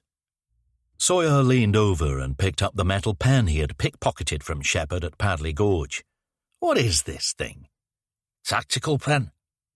You can write with it. Yeah. There's also a steel tip. You can use it for smashing windows. Self-defense. It's made of titanium. Writes in all weathers. Looks pretty cool, too. Sawyer eyed him, smiling. They indulged in a minute's silence, chomping through their food. Sawyer took great care working through the sandwich, gnawing away the central filling but avoiding the edges. Shepard laughed. You leave your crusts. Sorry, are you 6? I think I've got a curly straw somewhere if you need it for that Coke. Crusts are like the skin of the bread. Nobody eats the skin. Adults do. Sawyer nodded to the frame on Shepard's desk. That recent? The photograph showed Shepard in bright red trunks, topless, knee-deep in seawater. He held a laughing toddler in matching red water wings above his head. Couple of years. That's my boy, Theo. Little terror then. Worse now. Nearly 5. You got kids? Sawyer shook his head. Maybe when I grow up. Shepard pushed the lunchbox away. He wrinkled his nose and dabbed at his mouth with a napkin. Not that hungry. It'll be fine. What will? The conference. Shepard chuckled. There was a desperate edge to the sound. It's not that. He took a slug of Fanta. Did Drummond say anything else? Apart from Georgina's pregnancy, not really. He was curious about why the killer would use hemlock. If he wanted the victim to suffer, maybe he would use something that keeps them awake rather than shuts them down. We should find out who the father is. How far was she? Drummond reckons about 8 weeks. I spoke to Maggie. Her husband didn't seem to know about it. I'm sure she did. Maybe playing it safe and not telling him until the end of the first trimester. Shepherd picked at his fries. We need the paternity. It could give us a pointer if we find the father, isn't Danny? Let's see what comes out of the conference. It's the kind of detail we should spare him from, if we can help it. I think we'll learn more from the drug. Drummond said he wouldn't need much knowledge of poison and he could get most of what he needed off the internet. I'm just wondering why he would kill that way, with second-hand knowledge of his killing substance. It feels like he's willing to compromise on that because of confidence in another element. The precise dosage. Injection. Doesn't necessarily mean he's medical. Look at Ed Gein, Dahmer, Richard Marquette. They did what they did with bodies, and they didn't have medical training. Sawyer tuned in to the sound of street bustle from Shepherd's open window. Yeah, all you really need is the will to do it. But is it pathological or righteous? Shepherd's phone rang. He snatched it up, mumbled an acknowledgement, listened for a few seconds. Give us a couple of minutes. He hung up and jumped to his feet. Sawyer tilted his head. What? To the Batcave? Sawyer pushed his face closer to the screen. He turned to Rhodes. It's a tooth. Rhodes smiled. You're welcome. Sawyer stepped back and Shepherd moved in for a close look. You can pretty much see both roots, or at least the stumps of both roots. Nicely done. Rhodes nodded. So you've got a killer who keeps trophies of his victims' teeth and sets them into rings? Not necessarily, said Sawyer. We'll need to get that confirmed by the pathologist and dental records. Shepherd, get a uniform onto a jeweller. Check how such a ring could have been made. We might even get lucky and find a record of him commissioning it from a local place. Get them all checked. Yes, boss. Sawyer glanced at Shepherd. He was smiling. Shepherd scratched something into his notebook. Could you get any clarity on his face from either of the shots? Nah, their CCTV is hardly Hollywood, and it's a bit murky in there. His beanie and beard keeps him pretty well covered. Best hope is that someone might recognise his general look. There is something else, though. Rhodes pulled up a separate window from his image enhancement software. His book. It's flat on the table, but I managed to get a partial enhancement on the spine when he packs it away. Sawyer and Shepherd shuffled close to the screen again. Rhodes zoomed in to the image and surrounded the words with his mouse pointer. Sawyer squinted and read from the screen. The Peak District. Shepherd nodded. Must be something of the Peak District. Rhodes navigated to his browser and pulled up a pre-saved Amazon tab. Found a few title possibilities. Folk Tales of the Peak District, A History of the Peak District, but only one book matches the font. The book's cover image showed a man in a turquoise helmet with a fitted head torch, squeezing through a gap between two moist and shiny rock walls. Shepherd and Sawyer read the title out in unison. Caves of the Peak District. Chapter 28. We're following several lines of inquiry and we're particularly keen to speak to this man, or anyone who might recognize him. Keating was good at authority. He wore it well, projecting in sonorous Welsh-Irish to the modest boardroom of hacks and hangers-on, some sitting, most standing. He sat, in full uniform and cap, flanked by Shepherd and Sally O'Callaghan, at the centre of a wide beechwood table littered with micro-recorders and old-school omni-mics. Sawyer stood off to the side with Maggie and Stephen Bloom. He had changed into an informal blazer and shirt, no tie. Next to Bloom, sublime in his petrol blue suit with all the trimmings, he felt inconspicuous, which was the whole point, since he was still walking the advisory line. Behind the table, a vast banner displayed the Derbyshire Constabulary logo, with phone numbers and web addresses. The long silver petals of the force insignia fanned out behind Keating, and to an observer in the centre of the audience it would look like he had sprouted angel wings.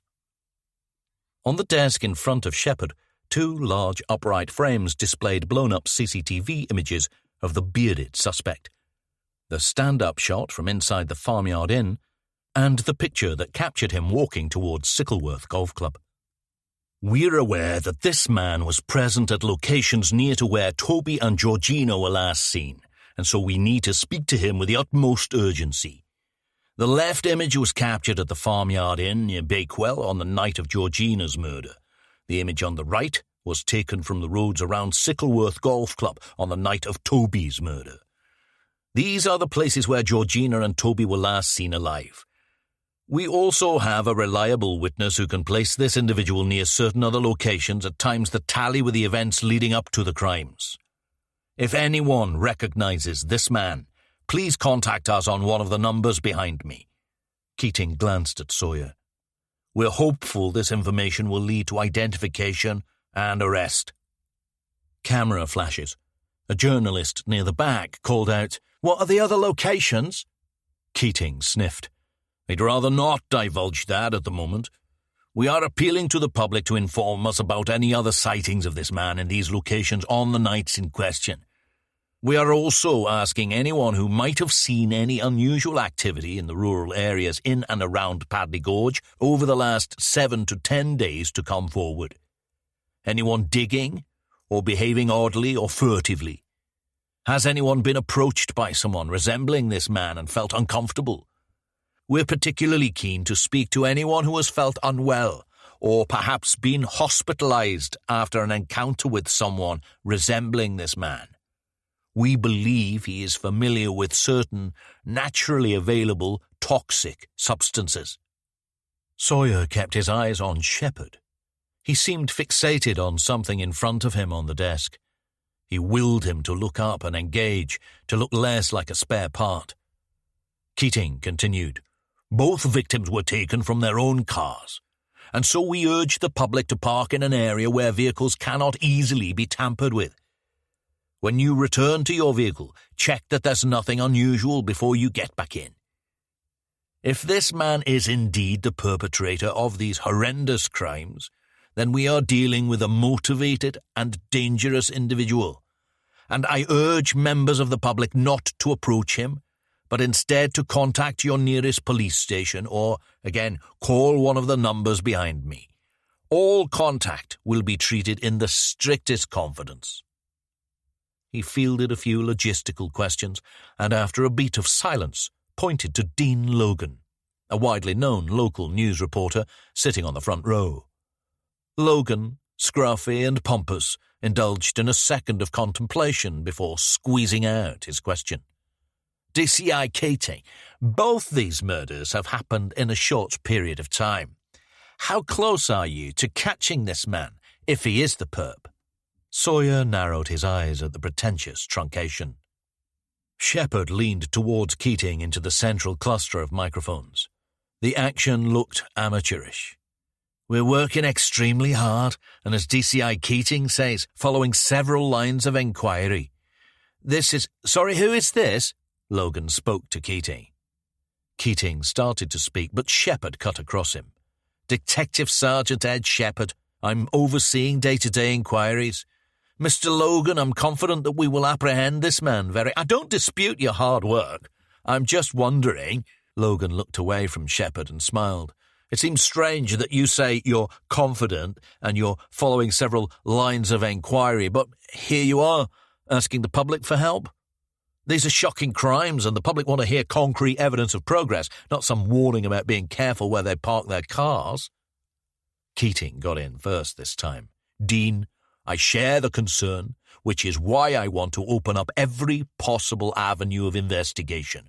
This is quite a distinctive-looking individual, and I'd be surprised if someone out there doesn't recognize him. Would you rather we wait until he kills another before asking for the public's help?" Sawyer smiled at the rhetoric. Keating broke up the conference and stalked out of the back door, followed by Bloom. Maggie turned to Sawyer. "Your new sidekick might be in for a kicking. Keating's not a fan of his charges sharing his light." Sawyer hurried over to Shepherd, catching him as he waited to file out of the room's back door. Shepherd read his mind. Drummond confirms that both Vicks still had all their own teeth. Maybe just an affectation then. I'll catch up with you later. Got an appointment. Dear Shepherd? As Shepherd tried to shove his way through and escape the scrum, Logan pushed through to the edge alongside his colleague with a shoulder-mounted TV camera. Are you certain this is the same man who murdered both Toby and Georgina? Are we looking at a serial killer? Shepherd stopped and turned. He found Logan in the crowd and spoke to his colleague's camera. We need him to kill 3 to call him that. Chapter 29. A guard escorted Marcus Klein into the visitor's room, and he made his way over to Sawyer's table. Sawyer stood and held out a hand. Klein took it with reluctance. For a man who had lurked like a smothering shadow in Sawyer's mind for most of his adult life, Klein's lack of stature was a surprise. He was a short, compact character in his early 50s, with a full head of salt and pepper hair, waxed and parted on top. He lowered himself to the chair, took out a pair of glasses with undersized rectangular frames, and applied them to his face with the fuss and frailty of a man 30 years older. His fingers were gnarled and knuckly, bleached with nicotine. Fingernails unclipped, but clean. His eyes glittered behind the glasses, but there was little depth or darkness. He was limp, neutered. Klein didn't look like a murderer. He looked like what he used to be, a supply teacher. Hello. The voice was soft and low. He made brief eye contact, then shifted focus to the tabletop, as if the effort of connection was too tiring, or he had learned to avoid it. Mr. Klein, Lloyd Robbins, thank you for agreeing to see me. Klein's eyes rose from the table. I'm happy to help with your work, Mr. Robbins. My memory might not be up to your requirements, though. How far have you got with the research for your book? I'm well versed with the case. I'm convinced you didn't commit this crime, and although I can't give you back the years you've lost, I can at least help you clear your name. Klein bowed his head. His shoulders heaved. After a few seconds, he seemed to steel himself and found Sawyer's eyes again. You're right. Unfortunately, you're in the minority. I've been reviewing the file. Not a lot left. It's old and solved, so they've thinned it to mostly statements. But I understand your parole hearing is pending. You do realize that surviving family members will be on the victim scheme. They will be asked if they want to directly address the board. Klein nodded. You think they'll try to block the parole? The husband might. I'm told he can be an obstacle. Klein swiped a hand across his hair. Have you spoken to him? I'm seeing him in a few days, but as a retired officer he'll probably jump at the offer to address the board. I understand he doesn't share my view on your innocence. I've been a guest of Her Majesty for 30 years now, Mr. Robbins. I've done all the courses. My psych report is good, favourable risk management. My offender supervisor is convinced they'll pass me. My offender manager agrees. The report is 350 pages and it reads like a ghost-written autobiography. Makes me sound like some kind of angel. Sawyer ran his finger through a groove in the table, where some kind soul had scratched out a biro swastika. Trouble is, although you know you didn't do it, you were convicted. The main thing they look for is evidence of change. They'll be considering whether 30 years is enough distance from the person you were when you did it to the person you are now. They may be satisfied about your progress, but the husband's statement could rub out everything. It could turn it into an emotive issue. When's your oral hearing? Klein stiffened. They're saying sometime in the next couple of months, hoping it'll come through and I'll get a transfer to a Cat D for transition. I suppose it'll make a change. Last time I got moved was out of Wakefield 25 years ago. 24. Klein's shoulders sagged. Do you think the prospect of your book will help mitigate the husband's statement? I do, and I wanted to see you today to ask about what I see as the most crucial element of the case. Klein leaned forward and peered into Sawyer's eyes. Was he detecting a resemblance? Your testimony. About the hammer? Sawyer dropped his voice. You said it couldn't have been yours, but you were unable to produce the one you said was in your toolbox when the police challenged you. No. One of the police who arrested me must have taken it. Sawyer nodded, slow and steady. You say the last time you remember using it was when you fitted a number to the door of your house the year before. Yes, and the police came to arrest me, and one of them must have taken it and passed it off as the one found at the scene. Sawyer suppressed a smile. Do you know how difficult that would be in practice, to make sure that nobody along the chain of inquiry picks it up or suspects anything? Klein opened his eyes, absorbing something. Difficult, but not impossible. I think the hammer had already gone. I think it was taken from you with the express intention of framing you for the murder. I'm going to help you get out. And I'm going to find out who took it and how. Then I'm going to find out who used that hammer on Jessica Sawyer and her 2 sons. Klein sat back and regarded Sawyer down his broad nose. And then, all will be well. Klein sighed. Mr. Robbins, when I was a teacher, a long lifetime ago, I wanted to write. Poetry at first, then novels. I started to keep a daily diary, a log of my thoughts and feelings. Jessica and I became close, but I never wrote about her in my diary because she was married. It must have been obvious, though. Soon after I got to know her at the school, about a year before she was murdered, she said she wanted to change her life, that she'd got herself into something and couldn't get out of it. I told her the fact that she was talking to me showed she was halfway to making the change, halfway to making a decision. She wouldn't tell me any more. He closed his eyes again, kept them closed. You're right. I didn't kill Jessica Sawyer. I loved her. Sawyer vaulted a low perimeter wall and jogged across the prison car park. Dusk was moving in, and he wanted to get back to the reading room and settle in the library with Cocaine Nights in the hope he would catch Beth as she left for dinner. He queued up the first Secret Machines album and steered through the main gate. The walloping intro drums to First Wave Intact rattled the Mini's bodywork.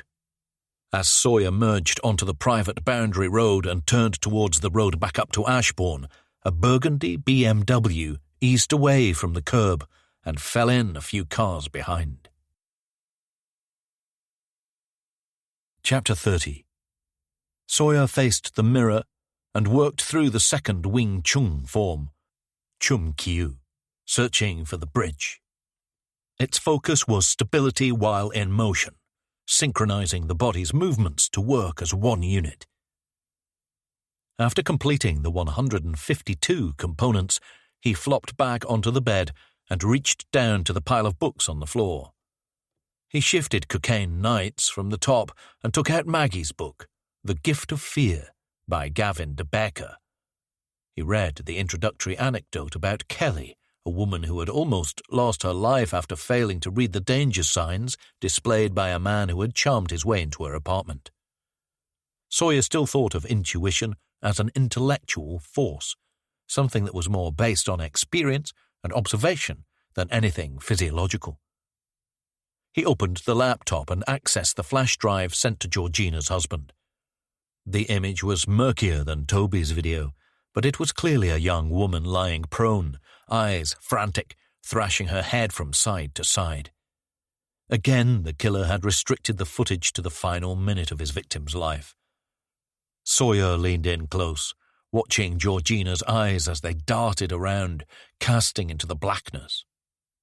Was she reacting to the hopelessness of her situation, straining to make sense of the nightmare leap from a friendly dinner to restraint and entombment? Or was this something primal, animal, something inside her that he couldn't connect with? As with Toby, in the final few seconds of the footage, Georgina seemed to wilt, to lose hope. She had run out of air, out of life.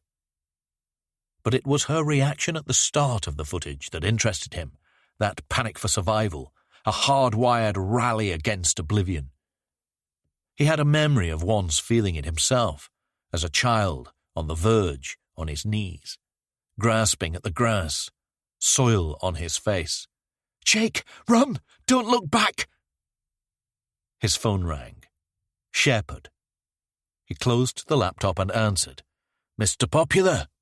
Shepard sighed. "It's bullshit." Sawyer took the local newspaper off the bedside table. The front page report quoted from the press conference and featured a cropped image of the table with Keating and Shepard. He had already read the story twice, but the headline still made him cringe. Police ask for help in serial killer hunt. The images of the bearded man were set in a large box at the center of the front page, with a note on Keating's appeal and the contact details. "It's alarmist," said Sawyer, "but it isn't bullshit." Keating is steaming about my comment. "The 'we need 3 for a serial killer' thing?" Shepard paused and cleared his throat. "Where have you been?" "Old acquaintance." "Anything from Sally? DNA from the farmyard inn?" "Thousands of prints on the chair and door, cross-refed through NDNAD. Nothing. Glasses had been washed. Nothing on the table." Sawyer switched the phone to speaker and set it down on the bedside table. He flicked through the Cocaine Nights paperback. Beth had bookmarked her spot with a business card. "How about the tooth?" "Drummond says both Vics have all their teeth intact. No signs of extraction." He turned the card over. Email address, Twitter handle, mobile number. Bethany Lawrence, dietitian and advanced nutritionist. "Doesn't surprise me. Why not?" "You tell me." A few seconds of silence from Shepard's end. "Killers usually keep intimate trophies private. And there's too much effort involved, setting it into a ring. If you're excited by the constant presence of a part of your victim, why not just stick it on a bit of string and hang it round your neck?" He slipped the business card back into the book. "Maybe it's the tooth of someone he's killed who we don't know about yet. But it feels more talismanic, like something he's using to keep him inspired. I could have a look into cults or niche religions, anything that incorporates teeth or body parts into rituals. Too Hollywood. He's a loner." Shepard sighed. "We found the 2 authors of Caves of the Peak District. Got through to one, lives in Denmark now, but he gave me a few local caving contacts. We're circulating the suspect images around local caving groups, climbers. And there's one more thing." Sawyer lay flat on the bed, gazing up at the ceiling. "Let's hear it, Columbo." "We've had a call from someone local who says he's seen the bearded man." Sawyer turned his head to the phone. "Are you interviewing him?" "Lives in Warslow. Old fella. You busy now?" "Why?" "He says he wants to speak to you." "Nice place." Shepard nodded back at the reading room as they moved off in his Range Rover. "Not too far from the valley. Took Theo cycling along the old railway path last year. Says he wants to be a train driver." "I take it you haven't broken it to him that by the time he's old enough to work, train drivers will be algorithms." Sawyer unwrapped a soft white baguette filled with too much grated cheese and not enough lettuce. Shepard looked over and winced. "Dinner?" "I couldn't resist the bright lights of the Esso garage. Cheese looks too yellow." Sawyer took a bite and spoke with his mouth full. "Matches the car. Nice and inconspicuous." Shepard laughed. "This from Mr. Bright Orange Mini." "Key word there is mini.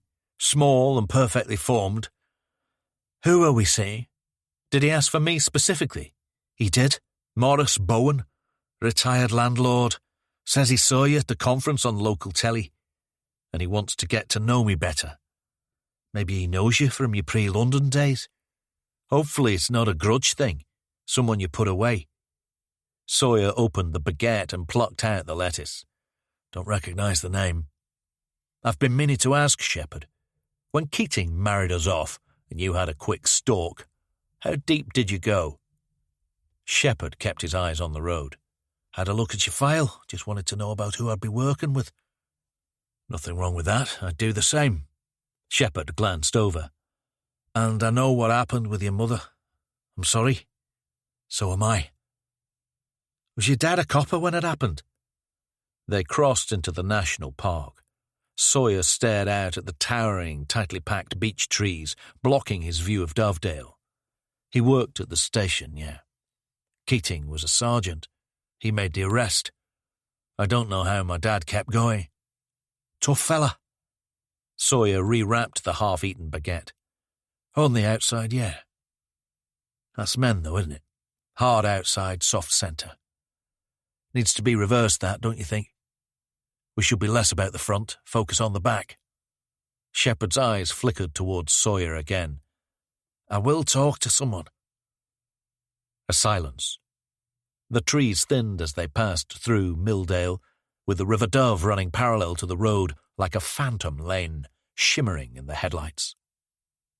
Shepherd broke the lull with a cough. Dr. Johnson came to Ashbourne, you know. Fella who wrote the dictionary. I'm aware of his work, or at least Robbie Coltrane's portrayal in Blackadder. I like his attitude.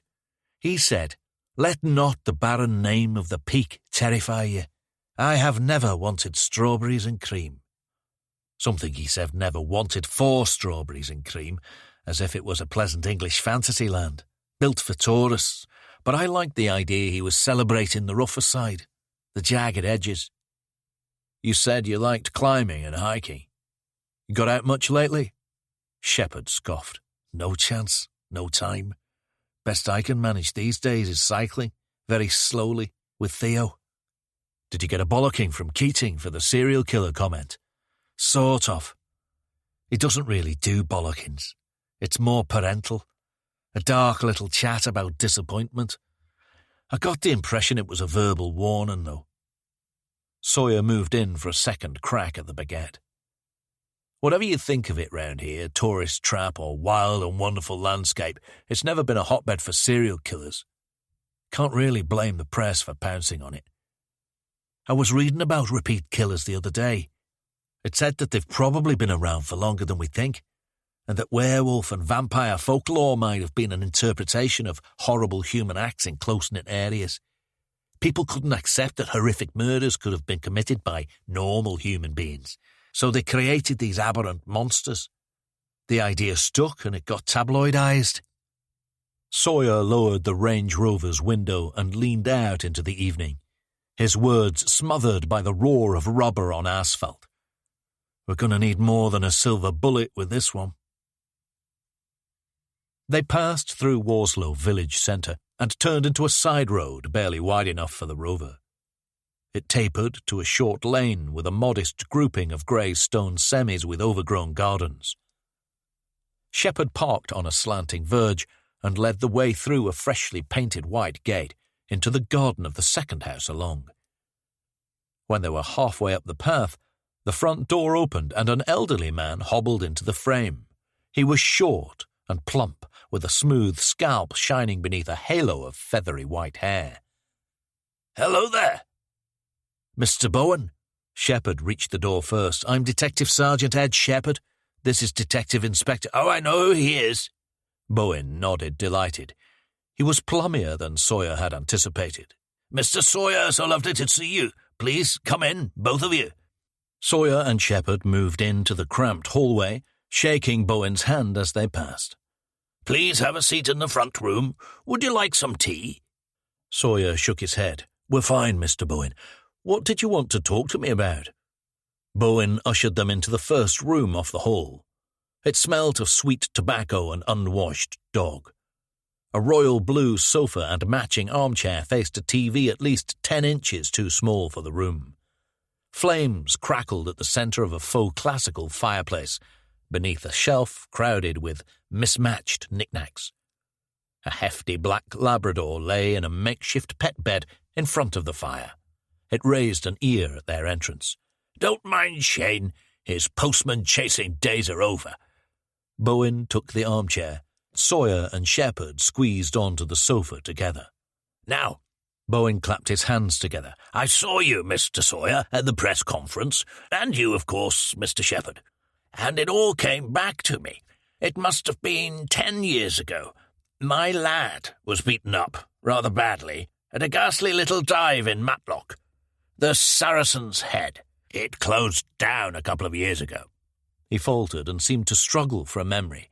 "I say, lad, Robert was around 25 at the time. Anyway." Bowen pivoted in the chair and faced Shepherd.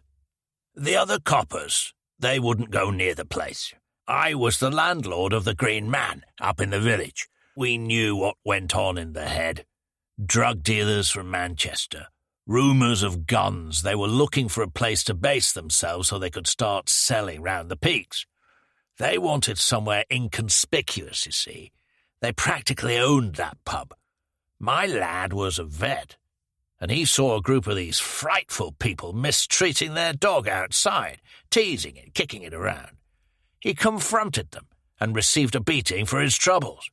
I went up there to have it out with them, and caused quite a commotion, I have to say.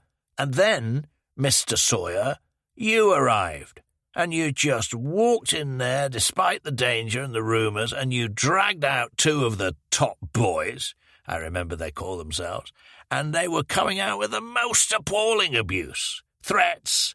You blew that bloody place wide open. Yes, I remember what you did for my boy, Mr. Sawyer. I still can't decide if it's the bravest or the stupidest thing I've ever seen." Sawyer nodded and shared a side glance with Shepherd. "Thank you, Mr. Bowen. I'm glad to have made such an impression." Shepherd leaned forward and petted the dog. Its tail thumped on the edge of the hearth. "Mr. Bowen, you said you'd seen the gentleman with the beard, our suspect?" Bowen seemed lost for a second. He startled, and his eyes widened. "Oh, yes. Now, I saw him a couple of months ago. Dirty-looking chap. Small hat, big beard. There was a spate of local cats going missing, you see. A mystery. Quite a few of them turned up dead. Now, I went to the toilet in the middle of the night, and I saw him out of the upstairs window on the landing. He was all alone, standing on the corner across the lane. And he was carrying what looked like a shoebox. Very odd behaviour for that time in the morning, maybe 3 a.m. I mean, you're detectives. It's pretty obvious what he was up to. God alone knows why. And I went to the police and told them, but they wouldn't hear a word of it. I did tell them, though, that I'd seen the cat killer." Sawyer and Shepherd stayed silent as they walked back to the Range Rover. They stumbled up the verge and climbed inside. Sawyer sat back in the passenger seat. He turned and puffed out a breath, misting the window. "He's testing his synthesis and solution, the hemlock. It's low risk. He can just dump the cats once he's killed them. I can't imagine there was a lot of investigation into the ones who were found." Shepherd started the engine. "Maybe he's tested the human dosage on people who haven't been missed? Homeless?" Sawyer nodded. "Get one of the intel cells on it. Anyone who's gone missing in the area in the last few months. I don't really see how this helps all that much." Sawyer sketched a broad question mark into the window condensation. "It clears up the picture. We found our man. Now we just have to find him." Chapter 31. In the queue outside the Stockport Plaza, Lily Sherman turned to Ava Gregory and drew her into a hug. "Thank you so much for this, honey. I know you think it's all nonsense, but it means a lot that you're indulging me." Ava endured the contact, but was brisk in pulling away. Lily was the receptionist at their accountancy firm, at least 20 years older than Ava, with broad, flabby arms that threatened to crush Ava's longer bones. "It's a pleasure, Lil. Really, I'm open-minded. Not quite a non-believer. I used to love reading the stars in the paper with my mum. I still haven't quite broken the habit." Lily reached into her handbag and pulled out a fistful of fun-size Snicker bars. "Do you want a couple of these, honey?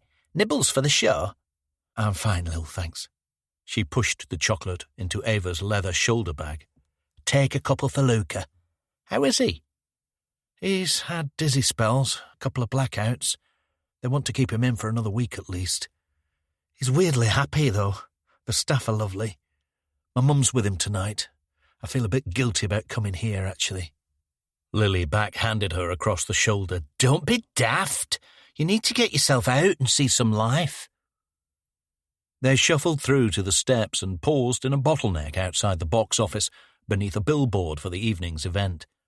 The words Psychic Fair screamed out in gigantic Gothic lettering, surrounded by a ring of 4 disembodied heads, 1 white-haired woman and 3 middle-aged men, all unkempt and startled. The performers' names were stamped below their heads in a cheap and lurid font. Hazel Collins, Barry Abbott, Reuben Kennedy, Joe Alvarado. At the centre, a larger head and shoulders posed in studied arrogance. This man wasn't young, but he was well preserved compared with the others, with dark hair slicked up into a quiff. His legend read, Master, Medium and Remote Viewer, Victor Beck. A circular splash had been pasted in, next to Beck's head. Paranormal Challenge winner, see the man who defied the disbelievers. They inched into the foyer. A clerk checked their tickets and waved towards the open double doors into the stalls. Must be a terrible time for you, my love. The 2 men in your life shut away like that. When's your Dale coming out? He thinks pretty soon. He'll be back home with you before you know it. You must be missing him. Ava moved to respond but could find no words. Lily caught her eye, saw the distant look. Come on, let's get a drink and go in. This'll be fun. Their seats were excellent, a few rows back from the stage.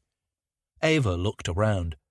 The plaza was an Art Deco, super cinema and variety theatre built in the 1930s. Creaky underfoot, but glowing with careworn charisma. The uplit stage sat beneath soaring rose-pink curtains fringed with multicoloured petal sketches. Ava had expected the audience demographic to be closer to Lily, but she was surprised to see a liberal spread of 20 and 30-somethings, chatting to attendants in 1930s period dress. The show was kicked off by an obese MC in a crumpled, short-sleeved shirt. Ava leaned over to Lily. Not exactly Las Vegas, is it? Lily forced a smile and kept her eyes on the stage. The supporting players ran through their rehearsed banter, joshing with the front rows and picking out volunteers for brief readings, broadcasting their voices with a wireless microphone passed around by a theatre attendant. Last on was Reuben Kennedy, an affable scouser in a bizarre two-tone beige and brown suit. He focused on a hen party and singled out the bride-to-be, claiming to have made contact with her deceased mother. He dropped the volume and assured the young woman that her mother was happy with her decision and that Joe was right for her. The name triggered a splutter of emotion and a rush of tears. Kennedy wished her good night and God bless, and swished off the stage to a raucous show tune. During the interval, Lily turned to Ava. What do you think, love? Aren't they amazing? Ava smiled. They're very good, yes. Great performers. You've got to be good with people to do this, love. You can't just get up there and show off. It's personal. You're dealing with people's emotions. The lights dimmed and the curtains parted to reveal the cinema screen. A ragged fade-up revealed the outro whoops to the Rolling Stones' Sympathy for the Devil, and Victor Beck sauntered on stage to hysterical applause. He wore a finely cut black suit with black Chelsea boots, black shirt, pristine white tie, red Bluetooth headset with white mouthpiece. He was calm, considered. He kept his head bowed and held up a steady hand in acknowledgement. Beck settled at centre stage. The music faded and he ran through his intro spiel. Ladies and gentlemen, you know my name. I have been gifted various abilities, and I'm here tonight to demonstrate a few of them. Ava was surprised at how short he was. In the flesh, his features were bland, more inoffensive than good-looking, and the black dress made his head and quiffed hairstyle seem disembodied. I'm able to sense things that are troubling people, and their problems come to me in fragments of emotion." The Slavic accent was exaggerated. Ava imagined him as a Rochdale native who had considered his stretched northern vowels too proletarian for the showman's life. Beck's routine was similar to his support acts, but he selected more people and performed reading after reading, spending only 1 or 2 minutes on each. And he made stars of his subjects, projecting them onto the screen behind him via a live feed from an assistant with a portable camera. Near the end of the show, Beck smiled as he took his applause. Ava expected him to bid them a florid farewell, but instead he bowed his head and lifted a hand to his forehead. The applause died away. "I am getting a sense of someone in pain, possibly in hospital at the moment." Several hands went up. Lily bounced in her seat. She nudged Ava and called to the stage, "Over here, love!" Beck edged forward on the stage and held out a hand to Ava. "Would you mind standing up for me, my dear?" Ava's stomach fluttered as an attendant handed her the microphone. She looked at Lily, who was nodding, wide-eyed. Ava pulled herself upright. Beck's cameraman scurried over and her image appeared on screen. Beck squatted by the uplighting at the edge of the stage. "Could I ask your name, please?" "Ava." "Beautiful. Ava, I am getting someone coming through, quite strong. It's a woman. Could it be your mother, Ava?" My mother's still alive." "I think that, as a child, you used to be unhappy, and that nobody understood you. Would I be right?" Ava laughed. "Well, I had quite a happy childhood, but my mum and dad split up when I was young." "I think that must be what I'm getting. It wasn't your preferred situation, but you were happy, and you spent a lot of time with someone special. This might be the woman who's coming through from the spirit world, Ava. I think it's your grandmother. I'm getting the letter M. Margaret? Marla?" Ava snatched in a breath. Her name was Marlene. Murmurs from the audience. Pockets of applause. "Is there a necklace, Ava? She wants you to know about the necklace." Ava shook her head. Beck smiled. "Maybe the meaning hasn't revealed itself to you yet. I'm also getting the image of a house on a corner. It's a small street, quite crowded." "My grandmother used to live in a house on a corner, yes." Gasps. Ava tilted her head and smoothed her long black hair over one shoulder. "I am sensing that you are quite an anxious person, Ava, but that anxiety disappears when you're with someone you're really close to. Partner, maybe? Or a child?" Beck looked confused for a second. "Now, Marlene says you're facing a big choice. She says it might be time to reevaluate something that isn't working, something that's holding you back. Does that make sense?" She thought of Dale's impending release. "It does, yes." "Ava, I'm getting a name now. Marlene is giving me a name for the person you're worried about." Tears prickled at the corners of Ava's eyes. "It's the letter L. Is it Luke? Luca?" Ava nodded and crumpled forward, trying to hide her tears. Beck's cameraman crouched to capture her reaction.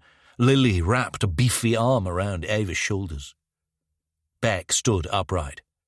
"Ava, Marlene is saying that Luca, she says you shouldn't worry about him. She says he's going to be okay." Chapter 32. Keating swiveled away from his computer screen and faced Sawyer. "Blowback. Press conference and coverage. Deputy Chief meeting in half an hour. Shepard has called in sick." "Why not the Chief?" Keating stirred his tea. "Not quite there yet. Deputy Chief is more of an HR shield. Governance of professional standards. It'll be friendly, smiles. They'll want to know about Shepard's reporting chain, up and down. Sawyer shrugged. Unless we catch our man, you'll be replaced as SIO in a week anyway. Just stall them. The scrutiny is broader than that. This is an interim setup, and they'll be questioning my judgment at overseeing an official MIT. Shepard is solid, he just got excited. You know what the press are like. They try to get us emotional, dig up a more human quote, reads better. He'll learn from it. It's a lurid case, Sawyer. Visible. The work is good, but there isn't a lot of solid progress. Sawyer ran his palms down his face, stretching the skin. I don't want some DCI stepping in to take your place when we get that Sheffield team set up. Keating smiled. So the mystery is solved. That's the reason you came back home, to work with me. Sawyer looked out at the office through the glass pane in Keating's door. Detectives had crowded in. Sally O'Callaghan, Maggie. Get to your meeting. I'll brief them. Anything on the ring? D.C. Myers shook his head. Nothing.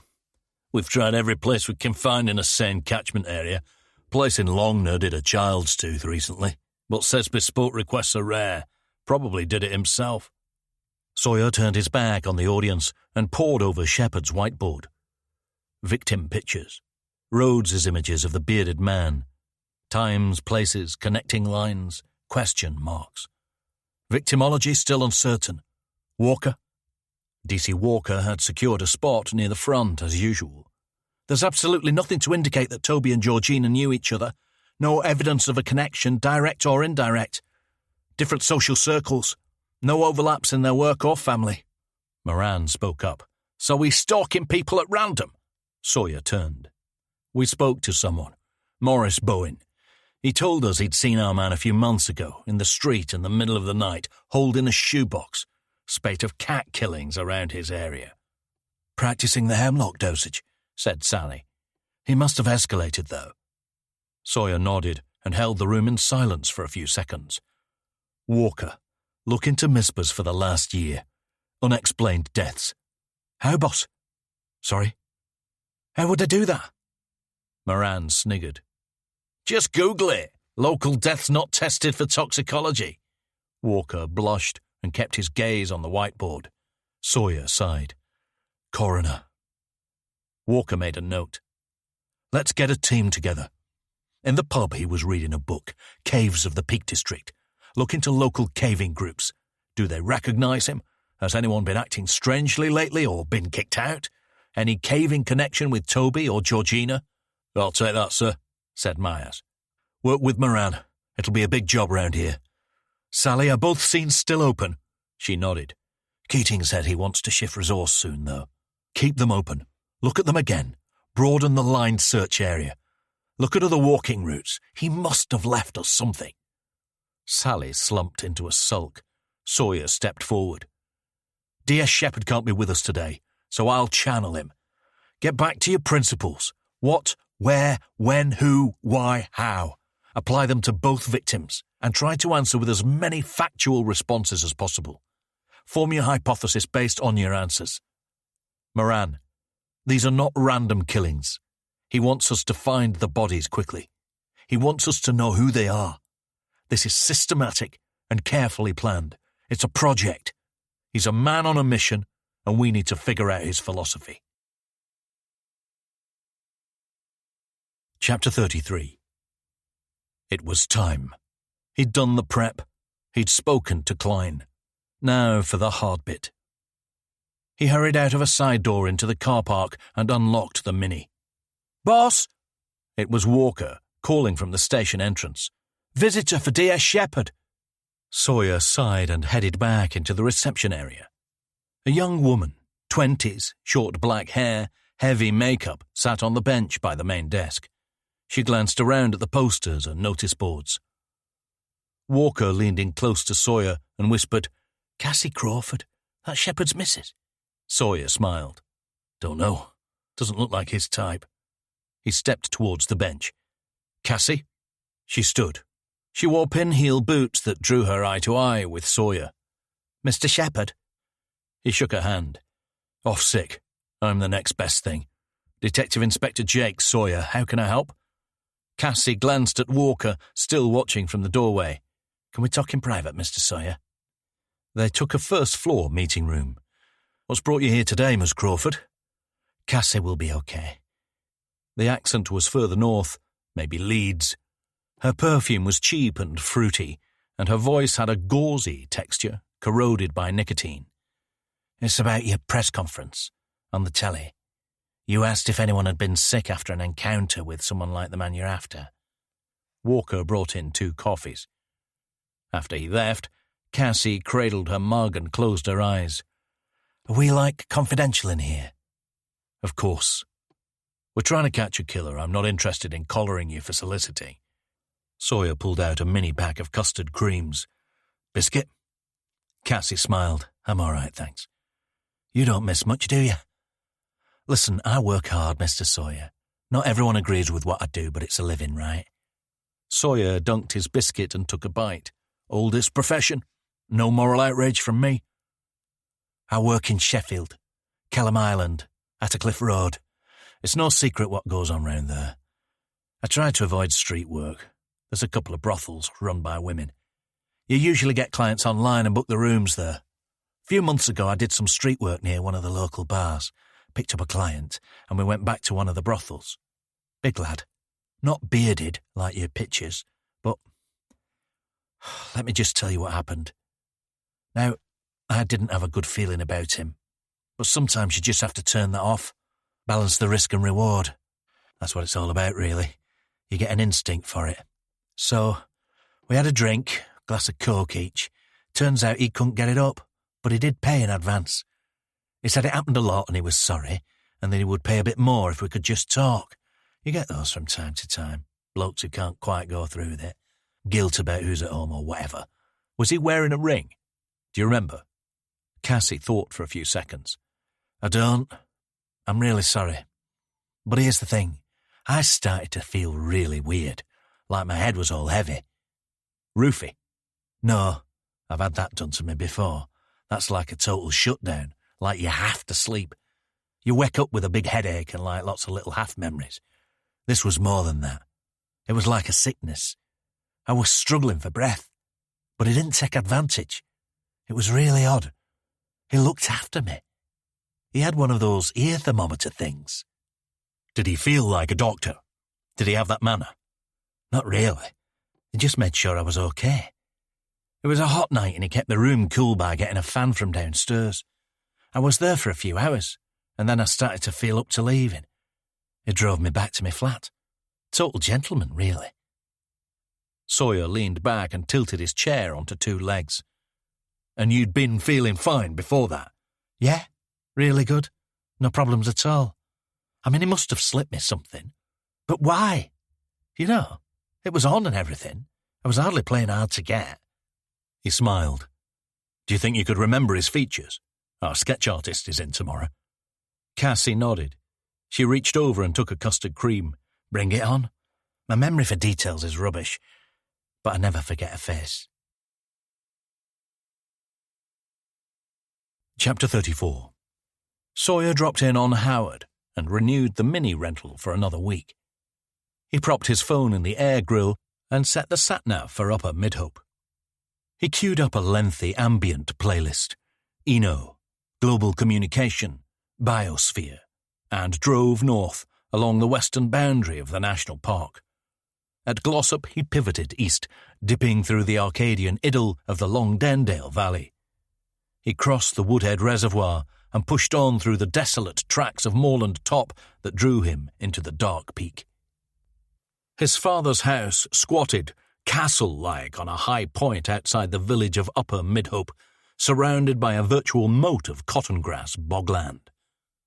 Sawyer juddered along the pitted dirt track and parked next to his father's laurel green Volvo Warhorse. As ever, the car looked showroom fresh, with not the faintest scratch or mud scar. He killed the engine and the music and sat there, gazing down at the unruffled expanse of the Langsett Reservoir, stretched across the valley like cellophane. He called Shepherd. "Sir, I'll be in later. Just a bug or something?" "Shepherd, when you call me sir, there's something military about it. almost medieval. He coughed. It wasn't convincing. I could switch to Sawyer if that helps. I spoke to a sex worker from Sheffield. Prostitute, if you like. She says she had a client who doped her but didn't take advantage. He took her temperature, looked after her until she felt better. Shepherd rustled some papers, distracted. Takes all sorts. You think it could be our man, testing his dosage? Does she work Kellam Island? It's hardly a mecca for the well-adjusted. Isn't that the place in that Arctic Monkeys song? You're thinking of Neep's End. Shepherd laughed. I wouldn't know. I stick to the classics. I'd have pegged you as more of a hip-hop sort. Another cough. Maybe he wasn't faking. I looked into teeth. There are a few cults that use teeth as part of rituals, but nothing we can use. Just fell into a load of online rabbit holes, obscure practices in Zambian kinship groups. I read a thing about a balmy Victorian doctor who believed that teeth extraction could cure mental illness. Probably a descendant of the people who thought that drilling a hole in your head would release the devils. The house door opened, and the dogs, 2 hulking German shepherds, bounded out to greet him. I did the briefing. We can pick up later. His father appeared, filling the doorway. Got to go. They built this place in the 1700s, you know, for the manager of a local mining company. It's been restored, of course, but nothing garish, just a spruce up of the original features.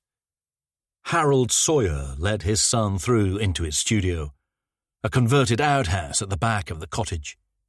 His work in progress, a vast, ferocious abstract in purple and green, was propped on a steel easel in the centre of the room.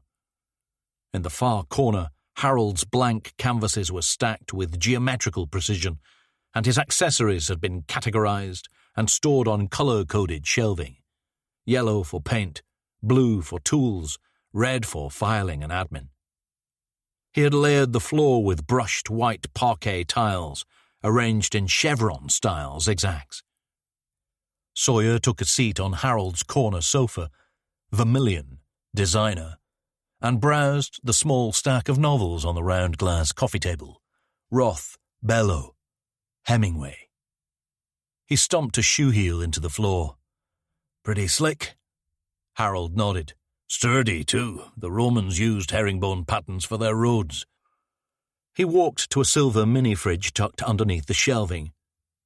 Harold was a couple of inches taller than Sawyer, solid and stable, with goalkeeper hands, but he moved with surprising grace and dexterity, particularly for a man on the home straight to 70.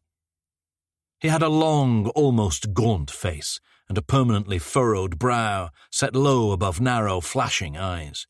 Always clean, healthy, shaven, always controlled. The hair, floppy and unkempt on top, grey above the ears, was the only element you might say he had overlooked, but there was probably an artist's logic to that somewhere. Although he would never admit it out loud, his father reminded Sawyer of his favourite poet, Ted Hughes.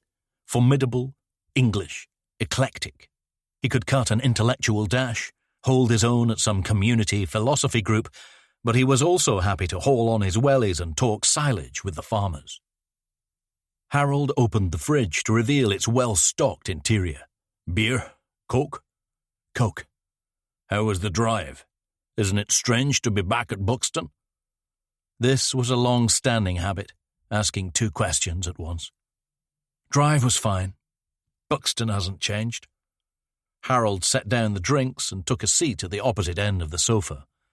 Buxton isn't the sort of place that changes. It's as immovable as the gritstone. How's Keating? I saw him last year at a quiz thing, fundraiser. He's done well. He has. I'm working for him. Well, will be, at the new MIT. Harold nodded slowly and clipped the cap off a bottle of San Miguel. Surprised to see you return. I thought you were lost to London, Jake. Sawyer dead-batted. How's work? Good. I'm exhibiting in Newcastle next month. Plenty of galleries doubling as art shops now. Art fairs, online sales. My agent manages it all. I just make the mess. You'd be amazed how much people are prepared to pay for physical art. Authenticity is quite a commodity. There's so much fake nonsense out there, particularly in cyberspace. Sawyer smirked. Cyberspace? Harold smiled and took a drink, whatever the fuck it's called these days. Sawyer pointed at the work on the easel. Is this close to finished? Harold glared at him in mock outrage. Surely you haven't come all this way to take the piss? Serious question. I started it at Christmas. I think I'm almost done. Still, art is never finished, only abandoned. I saw Michael. Harold raised an eyebrow. Sawyer shook his head. His care is getting expensive. I've got a letter for you from the manager. Harold darkened. Chris Hill. That little bastard. Fucking bean counters. All the same. Price of everything, value of nothing. They'll all be automated out of existence soon. By cyberspace. I'm thinking of buying a place. Might help if I saw Michael a bit more often. And there's still work to do. Harold sighed and stood up. He strode to the work surface by the sink, took out a glass, and transferred the rest of his beer. The matter of your mother was put to rest nearly 30 years ago, son. Not for me. We know who did it, and we know why he did it. God has forgiven him, and so have I. He caught Sawyer's eye. You're the stoic. You know how it works.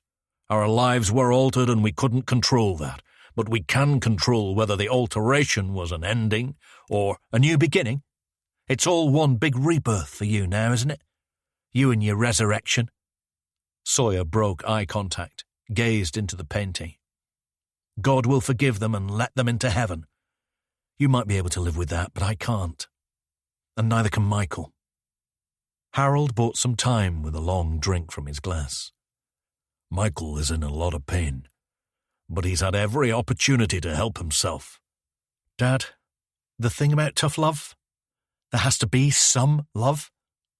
Harold took his seat again. I did my best, you know that. I do. I still don't know how you survived yourself, let alone kept me and Mike alive.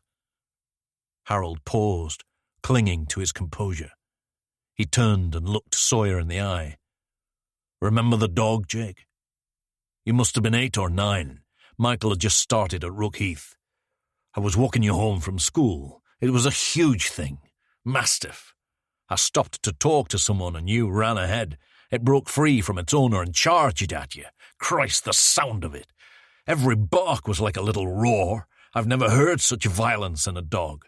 But you just stopped and stood there, staring, smiling. It was barking in your face, Jake.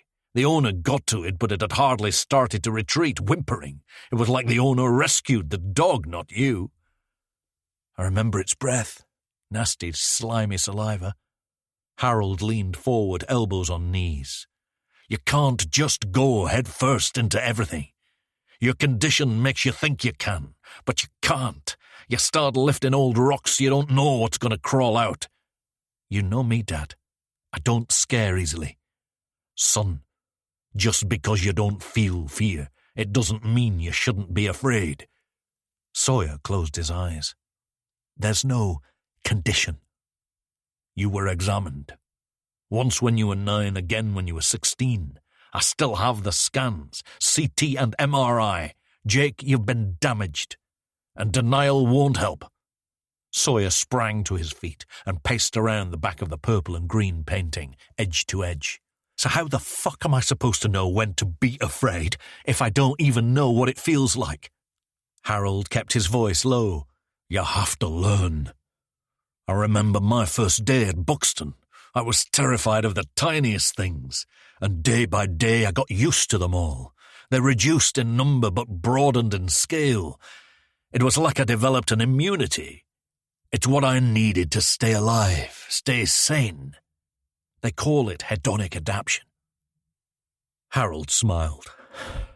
Your mother used to worry, ask me about the cases I was working. She used to worry that I wouldn't come home at the end of the day.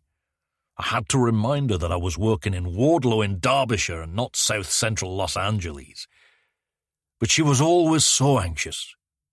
I had to learn to live with the fear. But you need to do the opposite. You've got to mark out your own patterns, design your own adaptation, and you won't learn, you won't grow until you start to leave some things behind you. I'm not leaving Michael behind. I'll arrange something. He can have my money. But he needs you, Jake. And until he sees you going forward or leaving things behind, he won't be able to grow either. Harold stood and joined Sawyer by the painting. He rested a hand on his shoulder and squeezed. You have a life to live, Jake. Marcus Klein did a monstrous thing. He was tried and he was convicted. Sawyer turned. And he'll be eligible for parole soon. And he won't get it because you're on the victim scheme and you're going to make a statement. He'll die in prison, Dad. An innocent man. Stop pretending that you don't believe that. An innocent man will continue to suffer while a guilty man lives on. Free.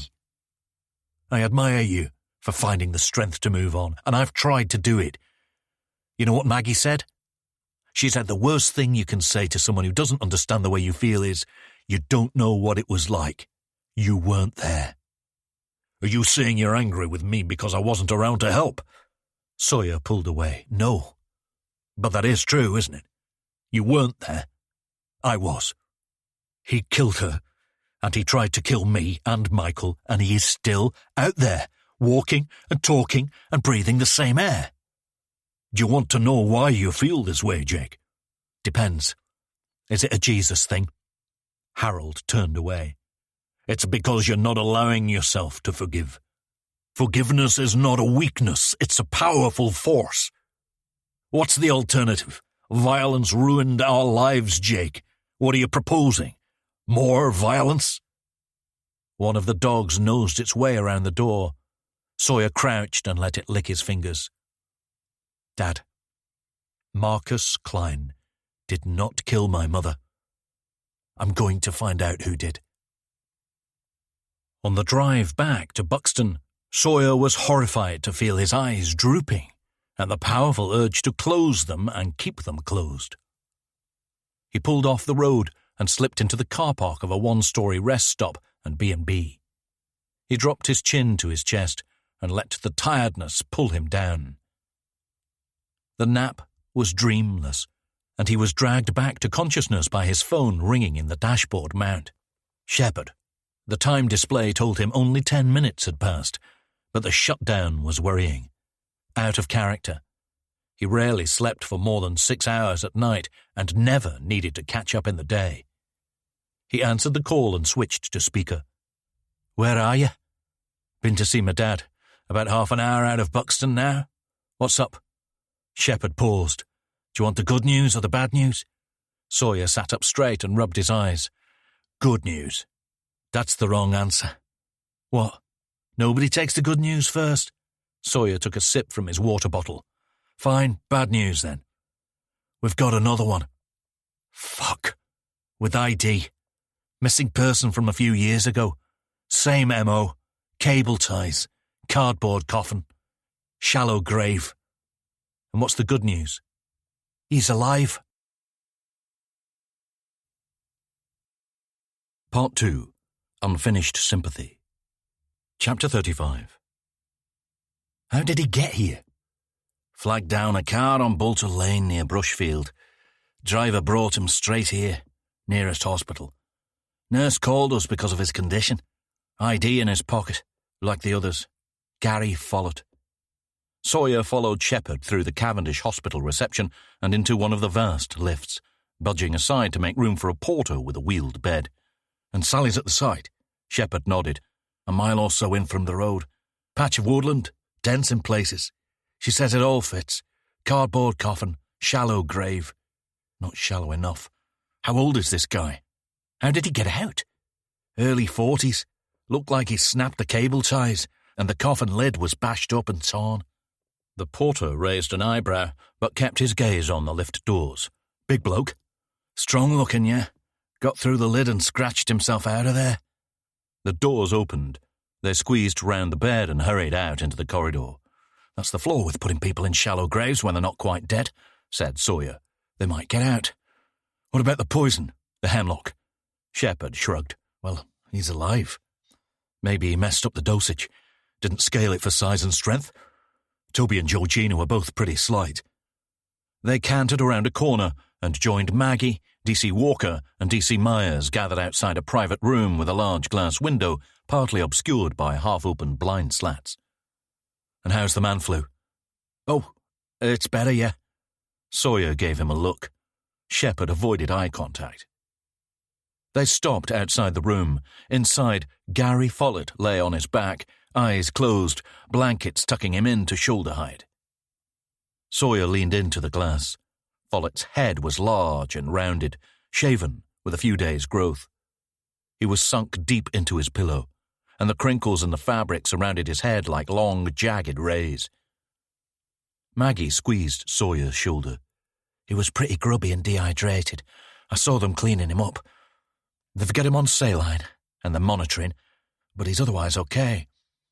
I suspect the real damage will be emotional." Sawyer nodded, but kept his eyes on Follett. "Will you talk to him?" "Of course, when he comes round. This is Janny. She's the senior nurse." Sawyer turned and shook the hand of a short, golden-skinned woman in a crisp blue uniform. "Deputy sister. Are you the senior officer?" Sawyer glanced at Shepherd and the others. "I am, yeah." "Can you tell me about Mr. Follett's condition?" "He'll be fine. He's dehydrated, so he's on dextrose. We're monitoring blood sugar. He hasn't spoken and seems confused, so we may run a CT scan. There's a bit of trauma to the back of the skull. Looks like he might have hit his head on something. He also has a fresh needle prick on his left shoulder." "Nothing else in his system?" "The blood test doesn't show any immediate evidence of toxicity, but we'll know more after a deeper check. Poison unit." "Thank you, Jenny." She smiled and disappeared into the nurse's station. Walker and Myers stepped forward. Sawyer turned back to the window. "Who is he?" "Mispa," said Walker. "From Stanhope. Hasn't been seen for nearly 5 years. Looks like his mother's all he's got left, and she's in a home a few miles away. Dementia. Can't find any other family connections. His father died when he was young, and he spent a bit of time in prison. Petty stuff. He'd only just got off the streets when he went missing. Mother reported him gone, back when she could." Maggie shook her head. "Probably hastened her decline. Any sign he knew Georgina and Toby? Any connection there?" "We're checking," said Myers. "Nothing obvious." Sawyer peered back into the room. "He messed up. He hasn't messed up before. Hasn't left us a crumb to work with, and now this. A live witness." "That's reassuring, right?" said Walker. "He's capable of making mistakes." Sawyer nodded. "If it was a mistake. We need to talk to him." Maggie moved in close to Sawyer. He could smell her moisturizer. Sweet. Vanilla. "Keating wants me to do it. We know nothing about his mental state. We can't go in too hard too soon." "Get a couple of uniforms in here. I want him watched and safe, and I want to know when he wakes up. I particularly want to know if he says anything." Walker and Myers headed off to get coffee. Sawyer, Shepherd, and Maggie sat side by side in the off-white plastic chairs bolted to the corridor wall. "You go up to Midthorpe?" said Maggie. Sawyer nodded. Showed my face. "And?" "He seems happy enough. His work is silly. Wants me to move on. Stop letting the past rule me. Usual." "It's good advice." He bristled. "What is? Forgive and forget?" "Neither. Just start at the future you want and work backwards. Stop trying to fix the past." Sawyer smiled. "That's pretty much what he said. He has God on his side these days, too." "We should go to see Follett's mother," said Shepherd. "Maybe she can help with connections to the other victims." "Just ignore it, Luca. Don't be nosy." A tall woman with ponytailed, inky black hair and thick-framed glasses ushered a young blonde boy away from Follett's window. The boy was short and slight, with bright red glasses. He was shoeless, in a dotted hospital gown, and gaped at Sawyer, Maggie, and Shepherd. "Is that man famous, Mum?" The woman smiled. "I doubt it." Shepherd stood, walked to the window, and crouched down to speak to the boy. He's not famous, son. He's just had a bit of a shock. Best let him rest. We're making sure he's okay. Sawyer followed. Don't let the strange man scare you, Luca. And you shouldn't worry about the guy in there either. The boy raised his eyes to Sawyer. I'm not scared. Sawyer shot Shepherd a look and smiled at Luca. Glad to hear it. Luca pointed at Follett's window. Who is he? Why are you all watching him? We're police officers, son, said Shepherd. We're keeping an eye on him because he might be a witness to a crime. Sawyer nodded at the woman. D.I. Jake Sawyer. He held out a hand, and she shook, avoiding his eyes. She had long, elegant fingers, and Sawyer was struck with the urge to raise her hand to his lips and kiss it. Ava Gregory? She flashed him a look, mahogany eyes, almost black, far away. Walker and Myers returned with a tray of take-out coffees. Shepherd stood upright and took his cup back to the seats. Sawyer filled the gap, crouching beside Luca. What brings you to the hospital, Luca? Are you visiting someone? Luca snapped his head around and glared at Sawyer. Very funny. I was in a crash. Sorry to hear that. Things like that happen, Luca. You can't change that, but you can control how you react. Pain is inevitable, but suffering is optional. Luca narrowed his eyes. What's inevitable? Bound to happen. Can't be avoided. The boy nodded. How do you know my name? Sawyer looked up at Ava and winked. She smiled with one side of her mouth. Bronze lipstick. I looked within your soul. What? I heard your mum say it before. He stood up. How long have you got before you get back to school? I bet you're missing it, aren't you? Luca shrugged. They say a week or two. I love school, miss my mates. I like your glasses. He nodded. You got good teachers? They're all right. Sawyer took a peek through the window. Follett hadn't moved. My mum was a teacher. Yeah? She taught me a lot. Luca glanced up at his own mother, seeking approval. She nodded. He turned back to Sawyer and drew back his shoulders. I want to be an astrophysicist. Sawyer reeled. Really? Not an astronaut? Luca pondered. If I get bored with astrophysics, I could change and be an astronaut. Or maybe a comedian. Shepherd handed Sawyer a coffee. Good idea, Luca. We need more comedians. It can be a pretty depressing world. He held out a hand. Luca took it. Sawyer did the shaking. I have to go now. Get yourself back to bed and get well soon. Chapter 36. Shepherd inched the Range Rover past an oncoming tractor and, to Sawyer's relief, turned into a broad A-road bound for Longner. Sawyer took a packet of boiled sweets from his pocket and prodded it towards Shepherd, who shook his head. He squeezed a bright yellow oval from its wrapper and slipped it into his mouth. Why do you drive this thing? It's a good all-rounder. Sawyer shook his head. If you were the director of an outdoor pursuits centre, yeah. On and off-road in all weathers. But you're police. We can't all be the svelte types like you, sir. There aren't many cars that are compatible with my presence. Shepherd smiled. I'll take that, yeah. And it's rugged, hard-wearing. Makes you feel safe, I suppose. They drove on, flanked by flat, open moorland and roadside farms. Sawyer crunched at his sweet. Anxiety. It's the fear of the future. Seneca said that there are more things likely to frighten us than there are to crush us, and we suffer more in imagination than in reality. I had a lurgy. Really. Sometimes you just get laid out for a few hours, then feel better. Funny, isn't it? How we give physical illness cute little colloquial names. Lurgy. The runs. But with anything mental or emotional, we keep it clinical. Like it's the reserve of doctors, and not something we're supposed to empathise with, human to human. Shepherd shook his head. This is certainly different. The last fella I worked with, he wouldn't shut up about rugby. He turned into the village with the care home and stopped in a queue at traffic lights. So what are you afraid of, if not the future? I don't know. Haven't found anything yet. Shepherd studied him, smiling. I thought you said that men should stop with the bravado and be more vulnerable. It's not bravado. I just don't get it. I don't feel it. Fear. I don't feel it in the moment. As a physiological thing, I don't know what it feels like.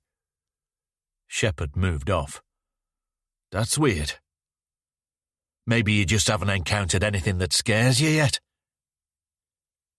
I'm afraid Mrs. Follett hasn't been well lately, so I would ask that you keep it brief.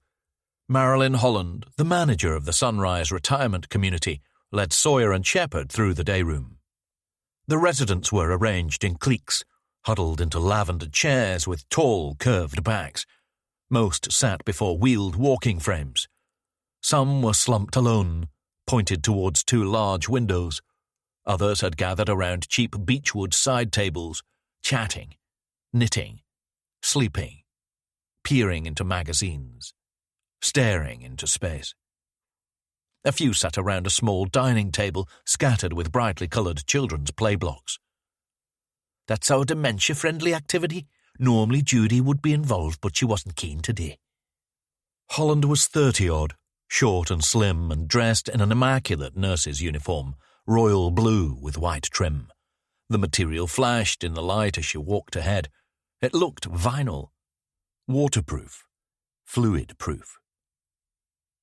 The day room had been rendered in washed-out colours, cream walls, grey curtains and floor, a flat-screen TV mounted on a watery turquoise back wall.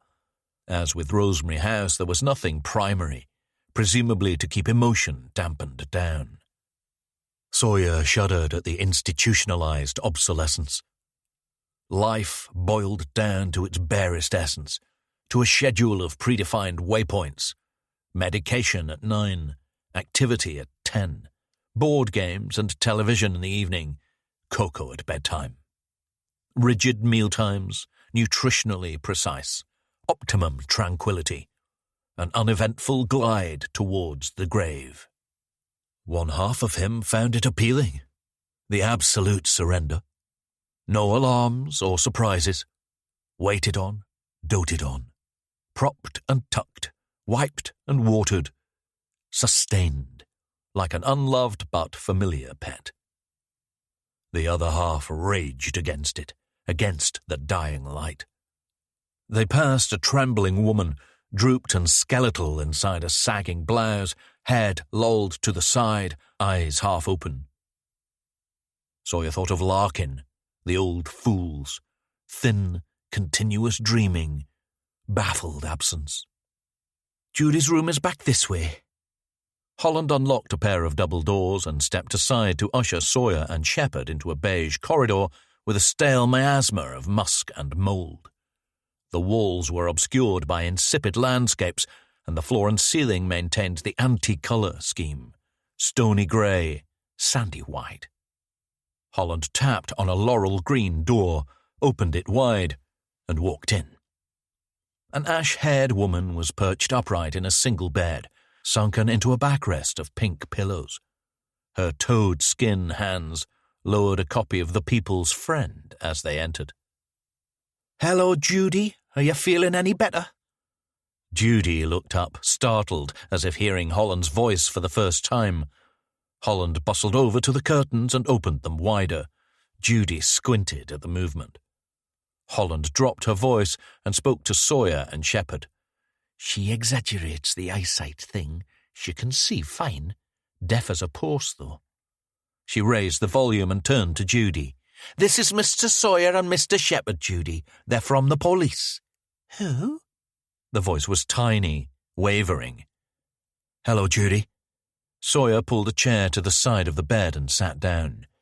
"We've got some good news for you." She swiveled her head to him, wincing. The movement clearly caused her pain. "Are you getting me out, then?" "Oh, no," said Holland. "You love it here."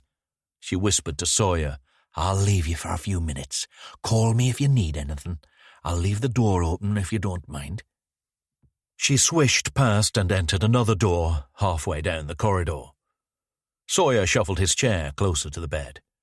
"Mrs. Follett, it's about Gary." She looked confused. "Gary?" "Yeah," said Shepherd. He's okay. He's alive. He might be able to come and—" Judy looked up at Sawyer, red, rheumy eyes. My Gary? Oh, no, he's gone. Haven't seen him for a long time. Never been to see me, you know. Sawyer smiled. "Yes, but he's back. We found him, Mrs. Follett." Judy craned her neck to see down the corridor. She leaned towards Sawyer and he bent forward. They don't feed you. She sat back, satisfied. Nothing? You get nothing? Shepherd exchanged a look with Sawyer. "Mrs. Follett, do you know if Gary was friends with someone called Toby, or maybe Georgina? Does that name ring a—" Judy jabbed a finger over Sawyer's shoulder towards the corridor. She does it all. Stops the food.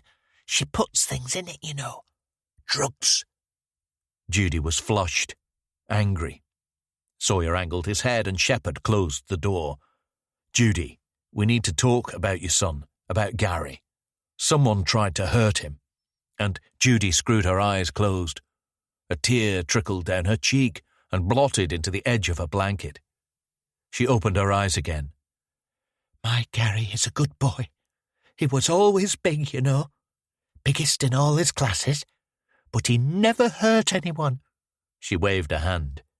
I don't know no Toby or Georgina. You should get out of here now. Tell Gary I don't want to see him. He couldn't be bothered to come here before, so I don't want him now. They found Holland and trudged back through the day room. The skeletal woman was in the same position, her chest rising and falling with each rasp and release. "Has Mrs. Follett received any unusual mail today?" said Sawyer. Holland shook her head. "I don't think she's had any mail for the last year. Sad, but true. Can you keep an eye out? Please give us a call at Buxton Station if she receives anything." "Of course." Holland opened the main door to show them out. She was sulking over Shepherd's closing of Judy's door.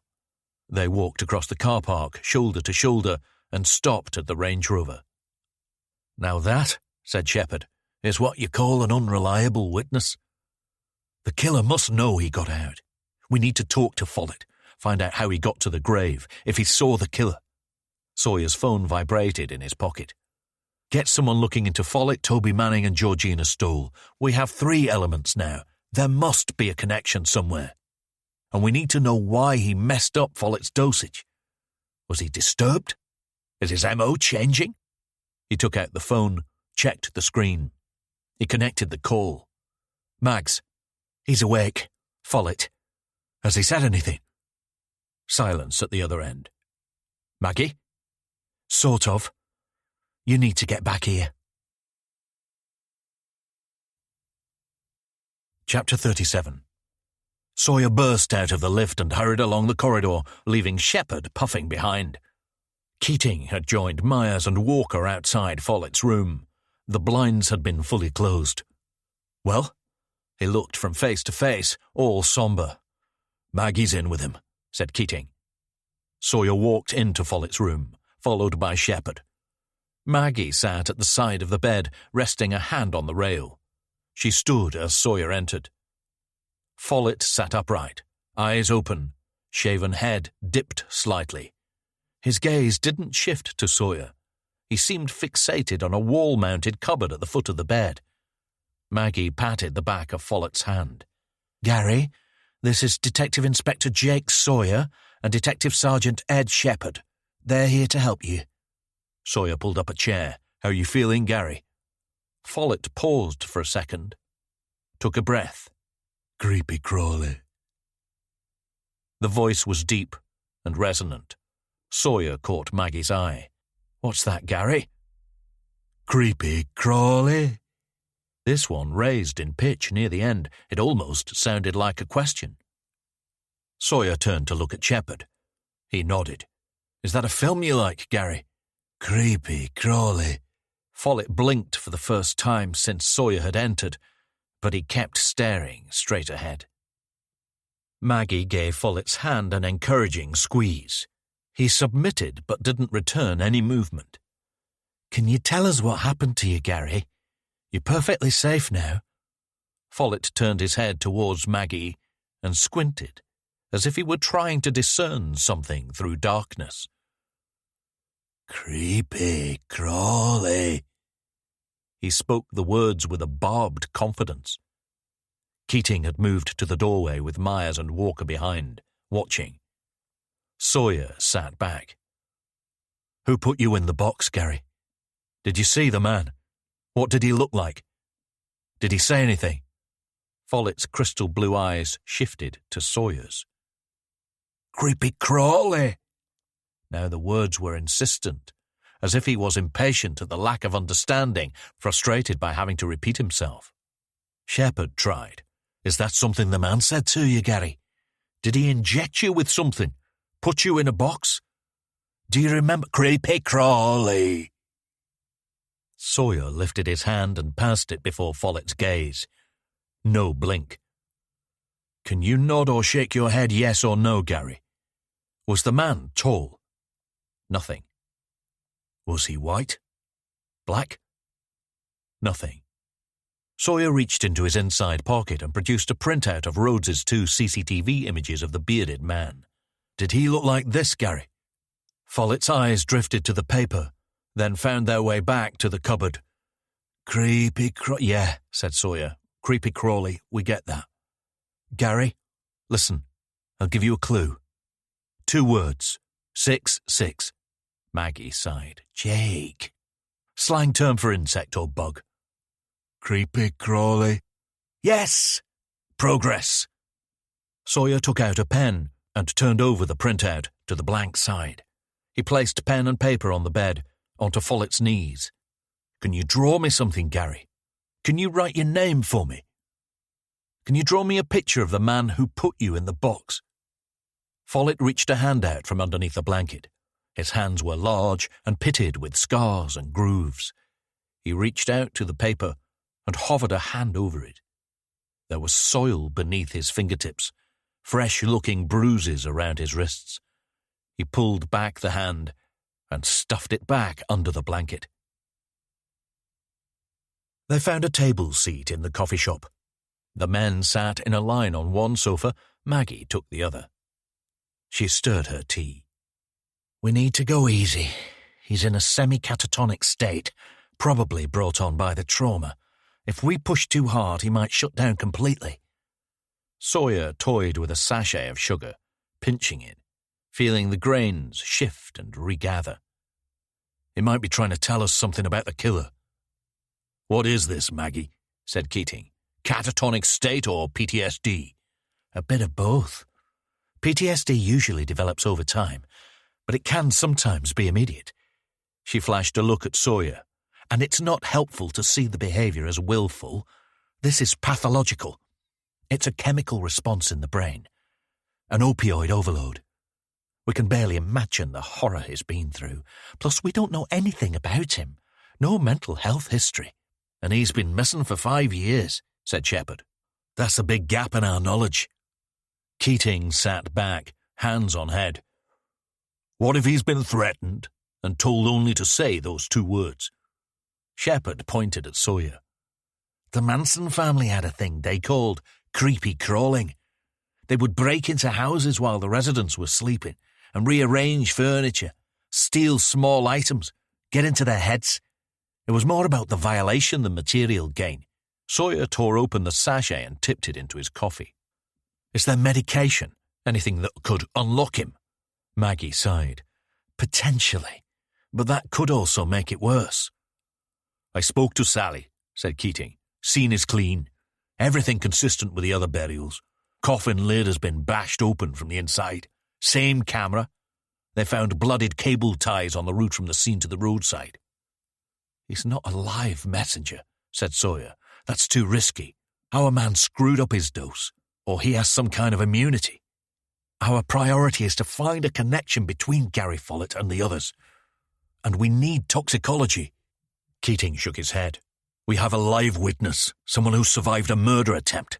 Our priority is to get him to talk sense. We need to hear what happened to him, and hopefully find out something about who did it. Shepherd's phone rang. He stepped away from the table to take it. Keating leaned forward. Maggie, the skill of an SIO is to predict consequences. When the chief constable finds out that we've got someone who's escaped from the killer, the consequences are clear. He will want to know why we haven't used him to find the killer. I need to bring in Tier 3 officers to interview him. Draw him out. We're police officers, not social workers. You can't use specialist interview techniques to bypass trauma. He's a victim of crime, not a criminal. Shepard returned. That was Bloom. He says the press know we've got a live victim, someone who got away from our killer. Keating closed his eyes. How the fuck do they know that? He says he got a call from one of the Nationals. They've got a nickname for the killer. Keating sighed. Go on. Shepard glanced at Sawyer. The Undertaker? Jesus fucking Christ, said Keating. This is the real world, not some fucking Marvel comic. Please tell me that Bloom didn't give them anything. Sawyer stood. Maggie, keep trying with Follett. Let us know if he says anything new. Sir, we should hold back the Tier 3 boys until tomorrow at least. Shepard, you supervise here. Stay with Maggie and don't let Follett out of your sight. Screen all visitors. We don't know what he's seen, but our man still might try to finish the job. Walker, look into Creepy Crawley. What is that? Book? Film? Manson family? Video game? What's the significance? Keep the phrase out of the press, though, if you can. Chapter 38. Just relax, Professor. It will be better. To reduce resistance from the spirit world. Donald Ainsworth unfolded his arms and eased back into the sofa in his sparse, unlived-in living room. Victor Beck sat opposite, all in black. He had taken to wearing a fedora, black with a dark grey band. It sat on the coffee table between them, beside 2 untouched cups of tea and the blue-grey plush elephant from the experiment at the university. Would you prefer me to call you Donald? Ainsworth nodded. He was far from relaxed. He looked like a man braced for a bungee jump. Beck took up the elephant and balanced it in the palm of one hand. He ran the fingers of the other hand over the surface. Now, I have someone coming through immediately. The presence is extremely strong. It's strange. When I first came in, I could feel them, although this is not someone who was ever here, in this house. But there's... He winced. There's an extremely powerful connection. I'm seeing the letter L. Does that make sense? Ainsworth closed his eyes and nodded. Good. Is it Linda, Laura? Lena, my daughter. Lena. Yes. She is saying that she is better now. She is saying that the spirit world is a beautiful place. Donald, I feel that Lena was simply too delicate for this world. Would that be right? Ainsworth covered his mouth with his hand. His eyes were already loaded with tears. She was unwell, yes. Beck softened his voice. Donald, Lena is so bright and vivid. I've never had someone come through like this with so much color. She is a powerful presence. Ainsworth started to tremble. He held both hands up to cover his mouth, palms together as if in prayer. Donald, Lena has a message. He paused and turned his head to the side. She wants you to know that she is not sad in the spirit world. She says she feels blessed for the time you had together. Ainsworth was weeping freely now. He pulled out a handkerchief and dabbed at his eyes. Can you ask her something for me? Beck frowned. I will certainly try. Can you ask her if I was a good father? Beck nodded and closed his eyes. She is fading a little now, Donald, but she is so desperate for you to know that she never doubted your love, that you were always good to her. Ainsworth spluttered and sobbed. He tugged at the corners of his streaming eyes. And, Mr. Beck, can you ask Lena about the thing you hold in your hand? The elephant, can you ask her if she remembers it? What was its name?" Beck held the elephant up to the light. It was posed in a sitting position, sad eyes, spongy white tusks either side of its trunk. "Lena says that she has a wish for you, Donald.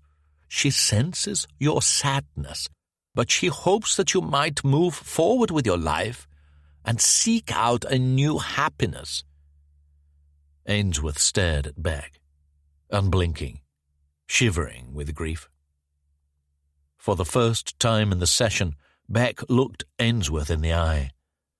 "Donald, Lena says to look after her. The elephant. She says to look after Winnie." Ainsworth's mouth fell open, and he drew in a deep, desolate breath. He lurched forward, stumbled around the coffee table, and pulled Beck into an awkward bear hug, his sobs blending to laughter. Chapter 39. Sawyer dragged a chair over from the edge of the room and took a seat within touching distance of his brother. Michael hunched low in an armchair, his back to Sawyer. His wall-mounted TV screen displayed a mass block of armed soldiers marching, on Michael's command, towards a heavily defended castle. The group shifted forward en masse, then rippled to a halt, awaiting the countermove from Michael's online opponent. "Quite a case, Mike. Murders by live burial. Seemingly random victims. Latest one managed to live through it. Not sure if I would want to." Michael invested some virtual currency in a defense upgrade for his spearman. "I've decided I'm going back in. I spoke to Klein. He didn't do it. Saw Dad. He wants me to leave it alone. Says it's laid to rest." Michael's opponent invoked an orc-like mega-warrior at the front of its troops. It brandished a gigantic broadsword and bellowed a battle cry. "Saw a woman. Reminded me of Mum. Most women do. That's what I always get from the therapists. My relationship with my mother ended dramatically, and so I seek dramatic relationships with women. Or at least, I always have to end them dramatically." Michael commanded a phalanx of archers, stationed further back from its front line, to fire on his opponent's troops. The arrows soared into the air and showered down on the group, thinning their numbers and sending ethereal skeleton symbols drifting upwards. "Were they happy, Mike? Mum and Dad? I don't really remember anything. Just a few fuzzy memories. Raised voices. Maybe you heard more, you were a bit older." The enemy troops waded in behind their oversized barbarian leader. He crouched and swept the broadsword around in a wide arc, scything through Michael's forces. "I know you don't want this. I know you're scared of what I might find. But you should never be scared of the truth. The unknown is far worse. Lovecraft said the unknown was the deepest fear, and I think it's the unknown that's chewed you up. The dark.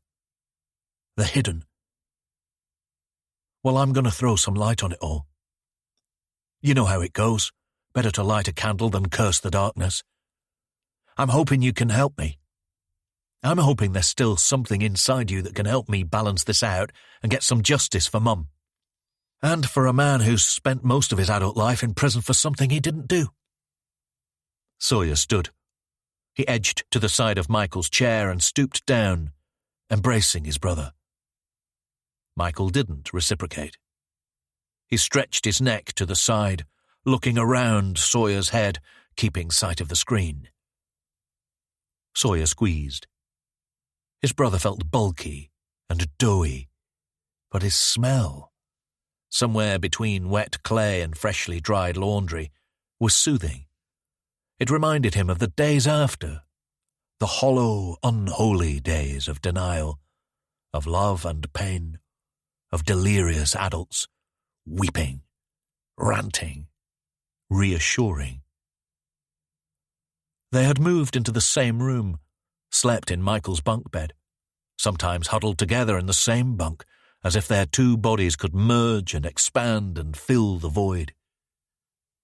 Michael had woken him each morning with one quiet, uncertain word. Jake.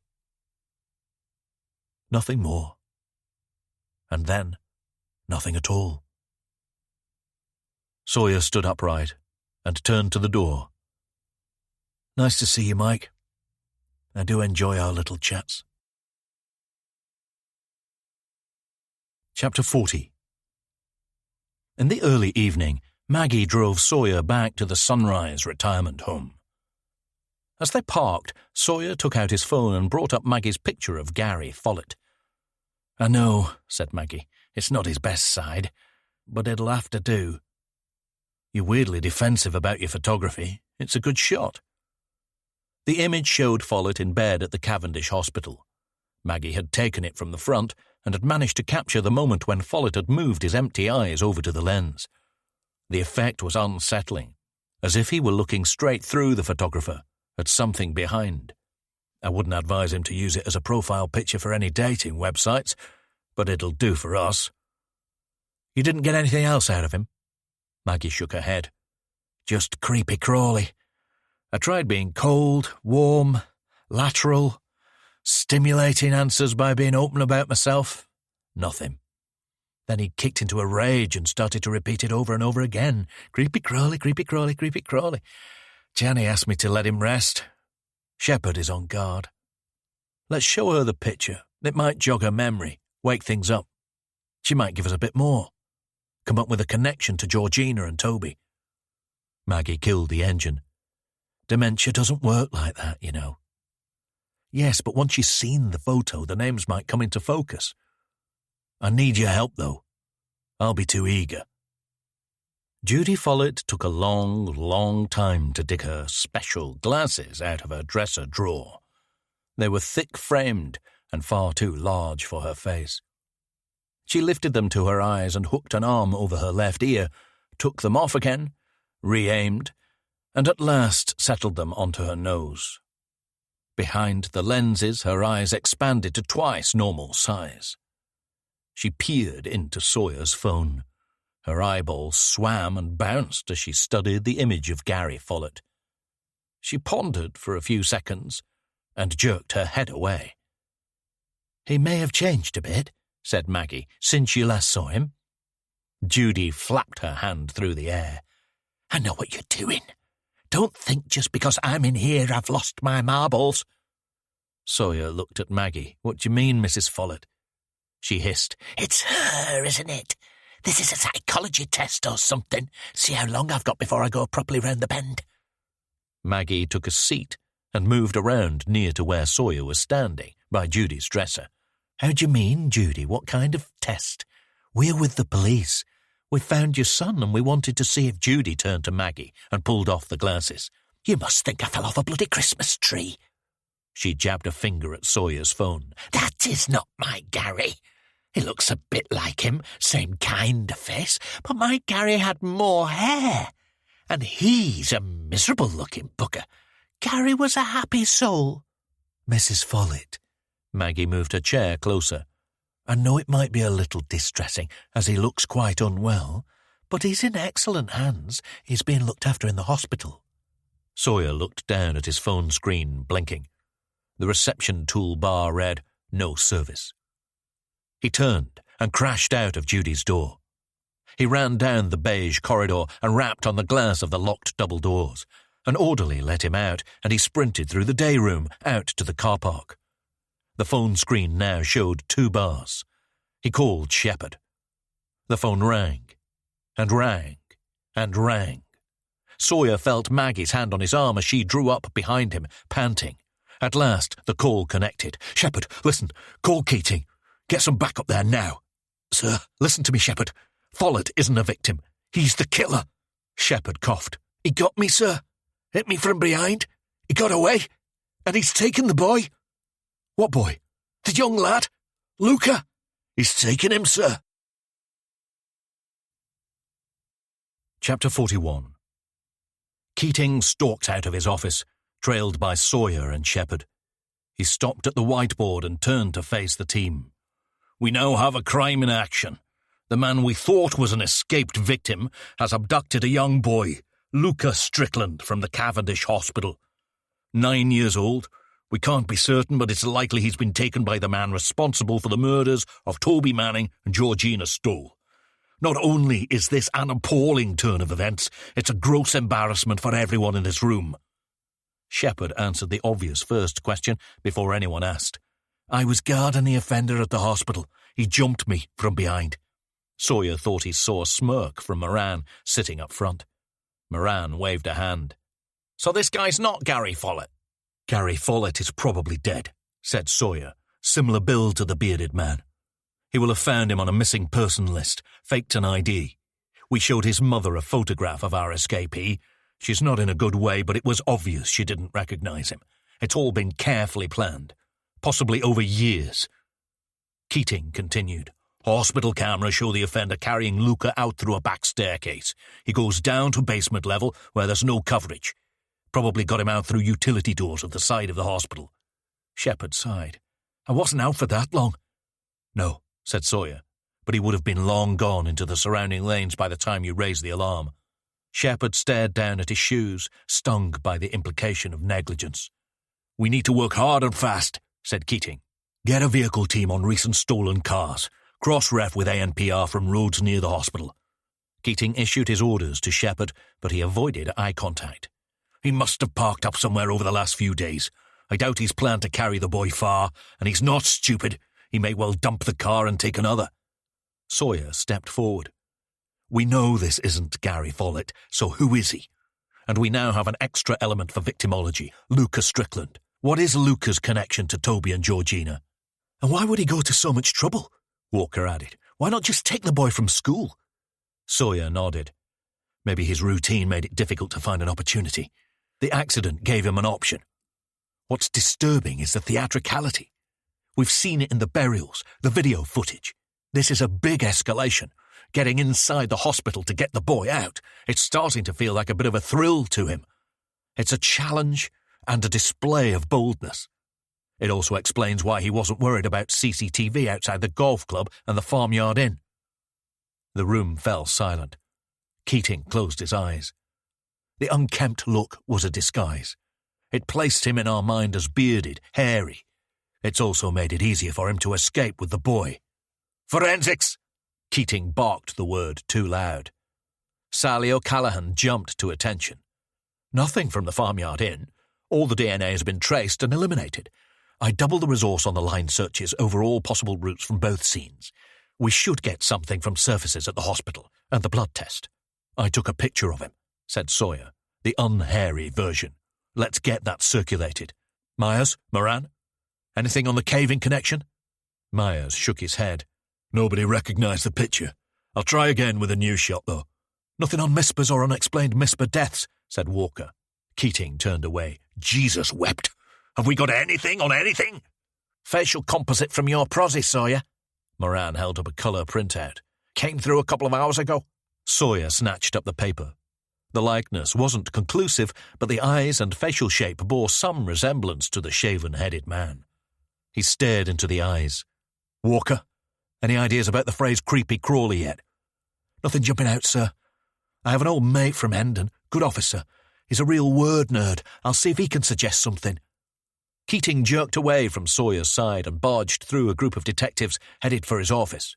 Get moving, everyone. I've got a call with the deputy chief. He stopped and turned. Sawyer, find this boy. He beckoned to Bloom, and the two disappeared into his office. A moment's silence, broken by Sawyer. How is the mother? As you'd expect, said Maggie. Patricia is with her. I'm going over now. We have 3 people to consider. Toby Manning, Georgina Stoll, and Luca Strickland. An 18-year-old, a 24-year-old, and a 9-year-old.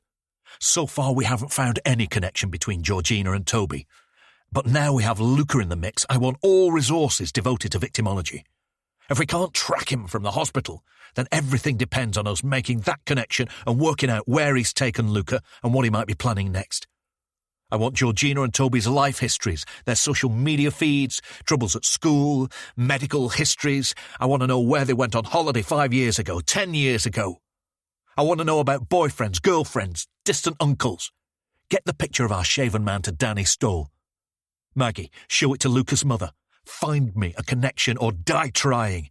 Walker, coordinate the intel cells. Everybody say goodbye to the weekend. I want an update at 4.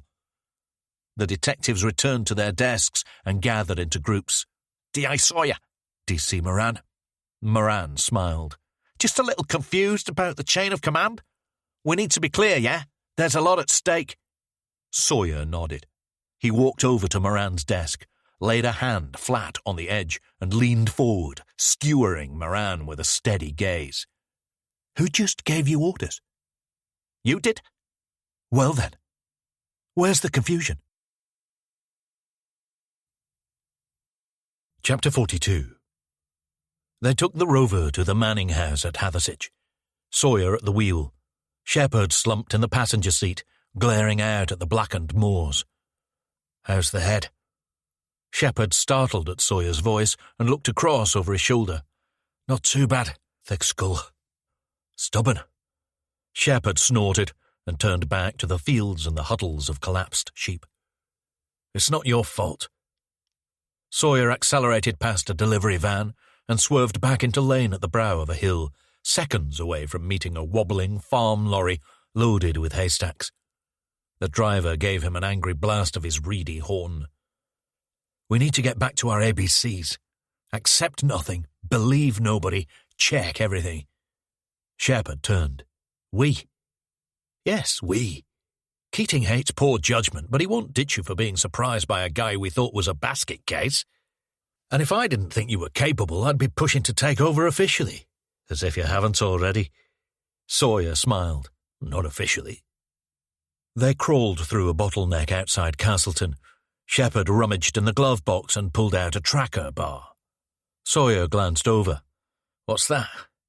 Shepherd tore off the wrapper and took a bite. Don't judge me. I've had a bad day. At the edge of Hathersage, the trees gathered by the roadsides, tunnelling them in. Sawyer turned off into the village. Did you set up anything to help with your thing? Shepherd shook his head. Look at us, progressive men, bravely discussing our problems, looking for things to help with our things.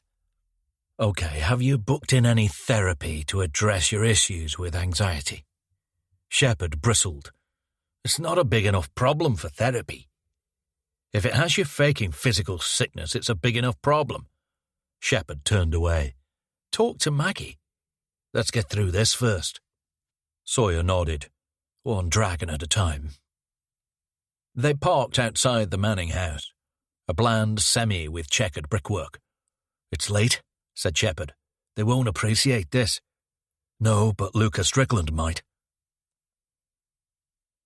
Paul Manning spread his arms across the back of the sofa while Jane perched to the edge of an armchair. Shepherd and Sawyer stayed on their feet. This time there was no offer of tea. Jane's hair was neater, her clothes more coordinated. She had submitted to the current of grief. Paul, though, seemed bullish and irritated by the continued police attention. Sawyer didn't buy his open body language.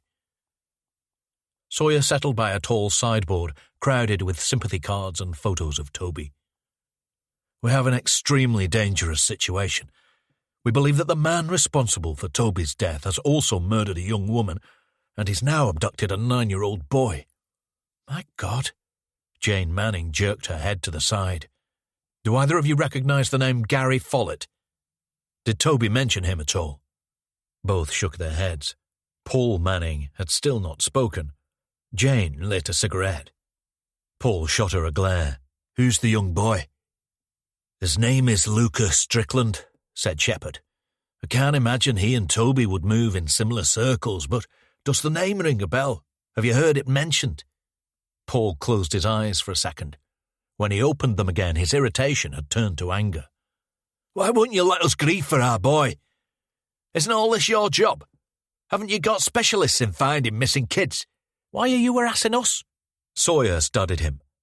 Because there's a 9-year-old boy's life at risk and we need to explore all I'm sorry! Paul scratched at his scalp. But why is this my problem? Like you say, Toby didn't hang around with 9-year-olds. Listen, I hope you find this lad, but we can't help you. He stood up, gesticulating. Love. Jane reached up and squeezed Paul's arm. He didn't retreat. Sawyer remained seated. Take it easy, Mr. Manning. You're going through a nightmare. We understand that. But so is the mother of this young boy, and if there's even the slightest chance that you might be able to help with any of these connections, we have to explore it. Right, but like we say, we've never heard the boy's name before, so can you please get out of our house? We've had a tiring day, we've got a funeral on Tuesday. Love, they're just... Jane tried the arm squeeze again, but Paul shoved her away. Sawyer stood. Paul's nose had reddened, and there was something new behind his eyes, something he was struggling to carry. Sorry to have troubled you. There's one final thing, a phrase that's come to light as part of the investigation. I wonder if it means anything to you. Creepy crawly. Jane Manning wrinkled her brow in confusion and shook her head. Paul squeezed his eyes shut again and dropped back down into the sofa. No, never heard that before. Back in the Rover, Shepard looked over at Sawyer. Please don't say that went well. If I did say that, it wouldn't be sarcastic. What do you mean? Sawyer raised an eyebrow. Paul Manning was way too eager to get us out of there. He knew the name Lucas Strickland, and he was lying about the other thing too, about Creepy Crawley. He gunned the engine. I'll drop you at the station so you can run the show. I need to see Lucas' mother. Chapter 43. Sawyer showed his warrant card to the officer outside the hospital relatives' room and stepped inside. 3 plain chairs surrounded a beach coffee table, box of tissues, stack of untouched magazines, more pastel, punctuated by teal, more designed to dampen emotion. Maggie and Ava Gregory sat side by side, both staring into the wood of the table. They startled at Sawyer's entrance. Maggie reached across and took Ava's hand. Any news? Not yet, no, I'm sorry. Ava's head dropped. We've met before. I'm Detective Inspector Jake Sawyer. The team is doing everything they can. Miss Gregory, I have some highly capable detectives overseeing the search for Luca. He took a seat. We're conducting coordinated searches on vehicles, interviewing hospital staff. Our media officer is working with local TV and radio stations to get the message out. He'll also be using social media, Twitter and Facebook, mostly Twitter. Ava looked up, her eyes loaded with tears. Why? It's faster. If anyone does think they've seen something, the contact will be pretty much immediate, and we can act more quickly. Ava stood and paced. I should have stayed with him. She stopped, took a breath, wiped her face with a tissue. Oh my God. Oh my God. She steeled herself and turned. He's all I've got. If something happens... Sawyer stepped towards her. Again the urge to touch her, to touch and comfort. The urge to wipe away her pain. This was new. Would you normally have stayed with him? In his room here? No. Well then, there's no reason to beat yourself up. It was out of your control. We have to forget what's happened in the past. We can't change it now. We can only focus on what's within our control, finding the person who took Luca and getting him back safe.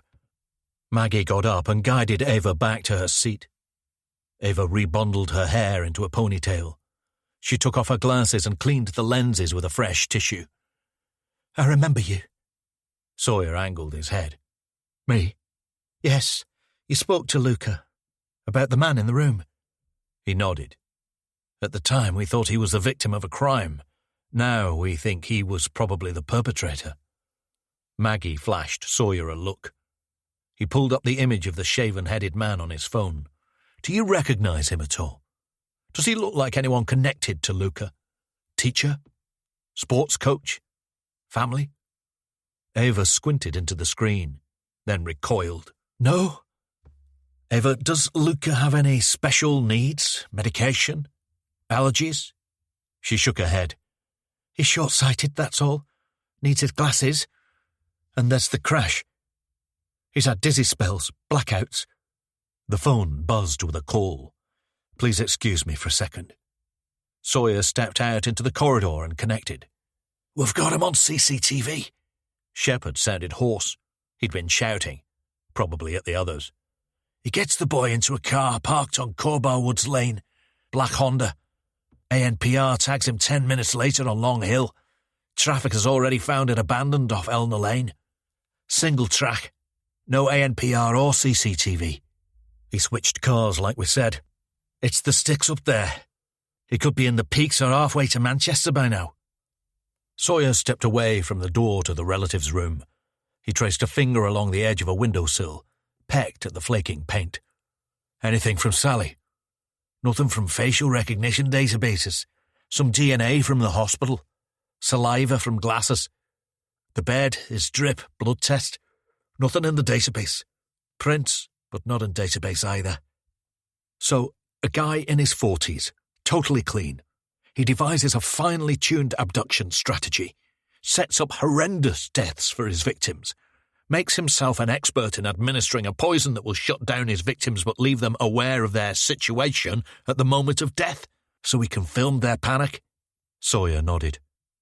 He pulled at a fleck of paint, and satisfyingly it came up in a long, thin strip and clung to the sill. It's not sexual.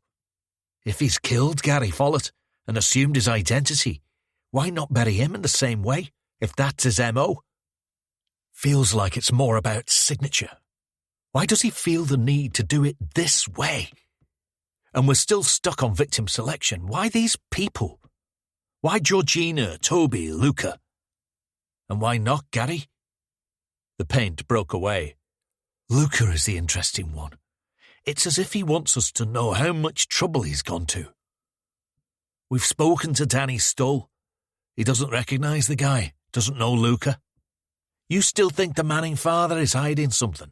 The creepy crawly thing? Possibly. Let me finish here, then I'll be back for a catch-up. You with the mother? Yes, she doesn't recognise the guy. A few seconds, silence. Movement and commotion in the background at Shepherd's End. Sir, DC Walker wondered if it's related to the lad's car accident. In what way? As if the accident was kind of a gift, and he's planned everything around it, to cause maximum distress? Sawyer rang off and pushed back into the relative's room. Ava and Maggie looked expectant. Ava, where's Luca's father? Chapter 44. Sawyer bustled into the office and took up position by the whiteboard. He clapped his hands twice. The buzz fell away and the detectives turned to face him. Pre-dawn sun flare filtered through, casting the room in a queasy half-light. He was pleased to see the place packed out. Even Rhodes had ventured up from his basement lair. Updates, please. DC Walker spoke from the front. I couldn't find any significance in the phrase creepy crawly. My mate at Hendon was baffled. Sally?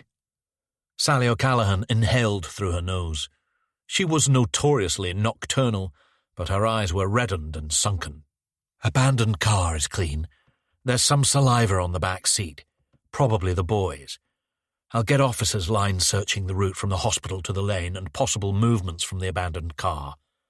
Any hints on the image or composite pic? Nothing from either, said Myers. Too early for the public. Get both out there tomorrow, Stephen, yes? Bloom stood. By his standard he looked close to dishevelled. Upscale knitwear with protruding white shirt collar, no suit. Yes, local press are running. News channels, we need it. But there will be a lot of pushback. I'll try to keep the tabloids on side with the abduction, but behind the hard news. They'll catch up, though. They'll want to know how it happened. We talked to your prostitute, said Moran, slumped at the back. She remembers the tooth ring. Shepherd stepped out. That's useless in the hunt for the boy anyway, no help. Sawyer tapped his pen at the edge of the whiteboard. Why keep someone's tooth on a ring, though? Moran shrugged. Because you're a psycho who buries people alive and abducts children. Sawyer scowled at him. As ever, DC Moran, your insight is welcome, but that's too easy. It's a question we need to answer. Whose tooth is it, and why is it important to him? He let a silence settle. Everybody go home. Order, not advice. Grab a few hours while you can. You'll need your strength for the media shitstorm. He patted Shepard on the shoulder. The order clearly applied to him too. Bloom, keep me informed about the media heat. He turned to leave. Shepard blocked his path. Sir, I'm pulling an all-nighter. There's someone we haven't seen yet who might recognize our man. Shall I come with you? Sawyer smiled. Reserve your energy. Play a bit deeper in defense. I'll cover the attack. Dale Strickland lowered himself into the chair, keeping his eyes on Sawyer, standing by the window that looked out onto the guard station in the prison's central atrium. Sawyer set a paper coffee cup down in front of Strickland and slid over a couple of sugar sachets and a plastic spoon. The guard, short and stumpy and tired-looking, hovered by the door. Strickland stirred the sugar into his coffee and looked back. Thanks, Terry. No problem. No need to hang around. Terry nodded and left the two men alone. What's this about? Haven't you cunts had enough time out of me? Sawyer leaned forward, dipping his head, trying to force Strickland to make eye contact. His gaze flicked up, then back down to the coffee. The 16-year-old Dale, remember him? You shoved a glass into his face. 140 stitches. They tried to save his eye. Didn't manage it. Strickland blew on his coffee and took a sip. It was self-defence. Took my spot at the bar. Had a pop at me. Had his hands round my throat. I grabbed a glass. He shouldn't have been in the pub anyway. You know all this, you're CID, yeah? You've got the look. Sawyer took the seat opposite. The look of a cunt. Strickland smiled. That's the one. That's a Germanic word, you know. The etymology is debated, but it's probably also connected to the Latin for vulva, conus. Strickland's frown lines thickened above his professorial glasses. He lowered his head and patted at his trimmed grey hair. Is this a new fucking course? Copper's English? Sawyer took out his phone. Looks like you might be a free man soon, Dale. Free to breathe in the stink of the farms, lucky me. Not from here originally? Strickland nodded. Never liked it much, though. Why do the police always do this? Sawyer navigated to the image he'd taken of the shaven-headed man in the hospital room. Do what? Ask questions about things they already know the answers to.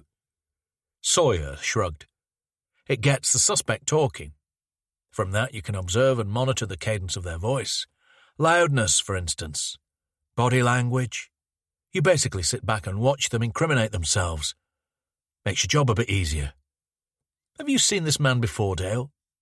Strickland glanced at the screen, then redirected his death stare back at Sawyer. That your latest boyfriend? He's abducted your son, Dale. Luca. We're keen to trace him. Fuck off. Sawyer nodded. He took Luca from the hospital. Strickland jumped to his feet, scraping back the chair, jolting his coffee cup. The door opened. Sawyer held up a hand. It's okay, Terry. Bit of a shock for Dale. We're handling it. Terry hovered for a few seconds, then retreated.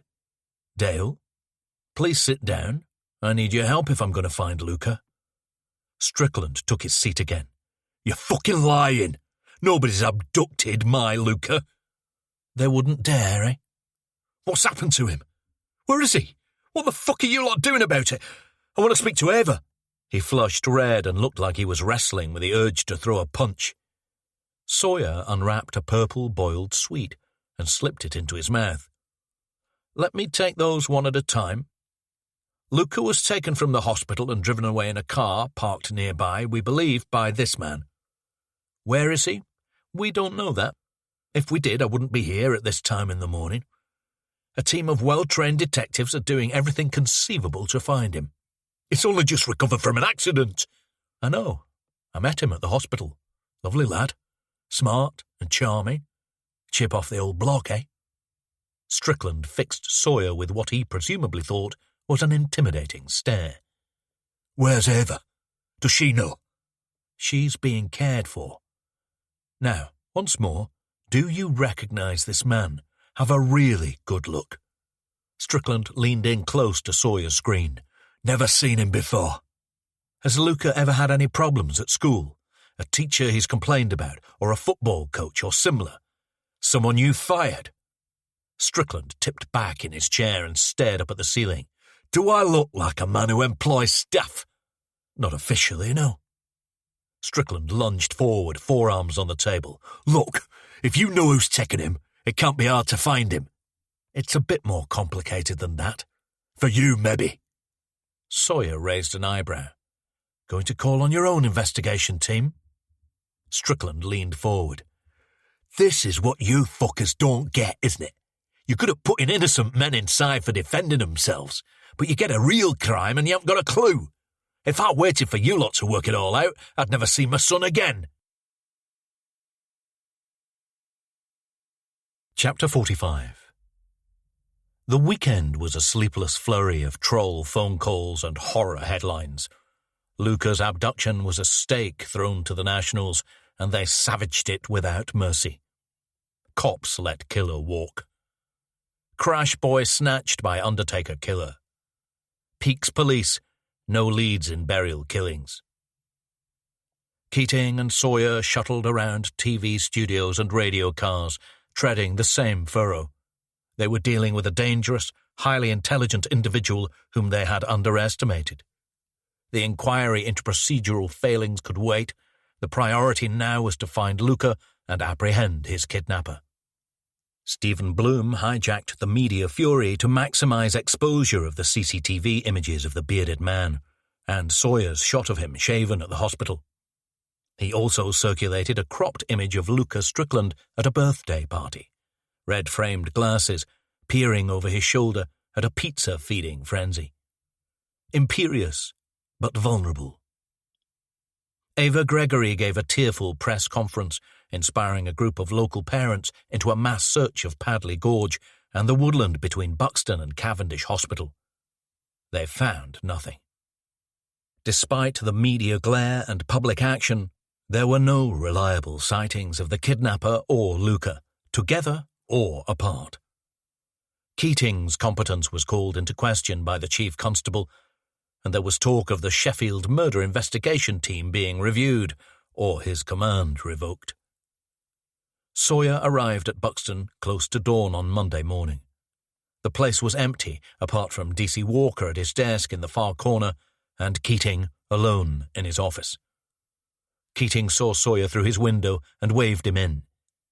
Sawyer flopped down in one of the chairs facing the desk. "Please tell me you haven't been here all night." Keating shook his head. "I might as well have been. Couple of hours sleep. It's the noise in my head. All the voices. Accusations. Anger." Sawyer leaned forward and took a copy of the morning's Guardian from Keating's desk. The splash was some diplomatic fuss over tit-for-tat spy expulsions, but further down, above an image of a tearful Ava at the press conference, Derbyshire Police in fresh appeal for missing boy, and a caption and sub-headline: Officers ask public for sightings of 9-year-old Luca Strickland, feared to have been abducted by murder suspect. Sawyer skimmed the story. At least the quality press dialed down the hysteria. "Doesn't change anything. If you were being charitable, you could at least say that the exposure gives us more chance of someone seeing something. Also helps if he's taken Luca out of the area." Keating took a slug of coffee. "Now there's a happy thought. Do you want another?" "Go on, I can take it." "I'm expecting a bit of vigilante justice.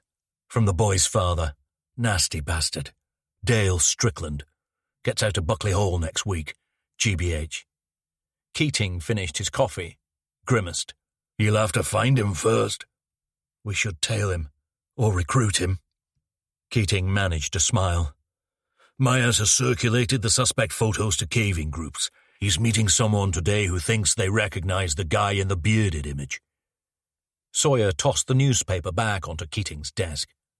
"We need some kind of foothold. Anything we can chip away at. Sally sent me a voicemail about the new line searches. Nothing. I think she's bouncing it off me because she can't stand bringing you any more bad news directly. A knock at the door. Morning. Walker edged his face into the room. Keating waved him in. D.I. Sawyer, phone call, sir. Governor of Buckley Hall Prison says he needs to see you urgently. Sawyer drove out of Buckley Hall and camped in the M62 fast lane back down to the peaks. The Mini rattled a little, up in the high 90s, and he had to crank the music and keep the windows sealed. He queued up a playlist based on his mother's favourites, Hendrix, Doors, Stones, and trained his mind on the peripheral details of the case, the implications beyond the actions. He had agreed with the governor not to share details of the delivery with Dale Strickland. The news would reach Ava soon enough, and he would rather it came from him. He drove into Bakewell and followed Maggie's Google Maps link to the Gregory house, an off-white semi lurking behind a telegraph pole on the eastern outskirts. He retrieved his backpack with evidence bag out of the boot and rang the bell. Maggie answered. Her red hair was uncombed, and her normally sharp hazel eyes looked weathered. You haven't told her? Maggie shook her head. She's steadier today, but go easy. Sawyer followed her into the kitchen, past a large portrait photo of Ava and toddler Luca. They were sprawled on the floor of some studio, both shoeless. Ava lay on her back, holding a giggling Luca aloft with both hands, her hair splayed and scattered across the dark wood floor. Sawyer took a seat at the kitchen table next to Ava. She lifted her eyes to him. She looked pale and ravaged. It was the first time Sawyer had seen her without makeup. The natural look didn't compromise her beauty. Miss Gregory, there's been a development. She sat up, terrified. What? Your husband, Dale, has been sent a package. He unzipped the backpack and took out the transparent evidence bag containing a pair of children's glasses with cherry red frames. Ava lifted the bag up to the light. She turned it around, examining the contents. Her eyes misted over desolation, disbelief. She handed back the bag and covered her face, long fingers clawing at her forehead. She slumped onto the table, convulsing, whispering over and over, "Oh my God, oh my God." She dropped her hands to the table, fingers splayed, trying to steady her slanting world. Maggie moved to sit beside her, but Sawyer reached out and rested both hands on her fingers. Ava, I think Luca is alive, and I wouldn't just tell you that to comfort you, not if I didn't believe it. She looked at him. Why do you think that? Sawyer glanced at Maggie. There's a detail we've kept from the public. The killer of Toby Manning and Georgina Stoll captured video footage of their deaths and sent it to their families.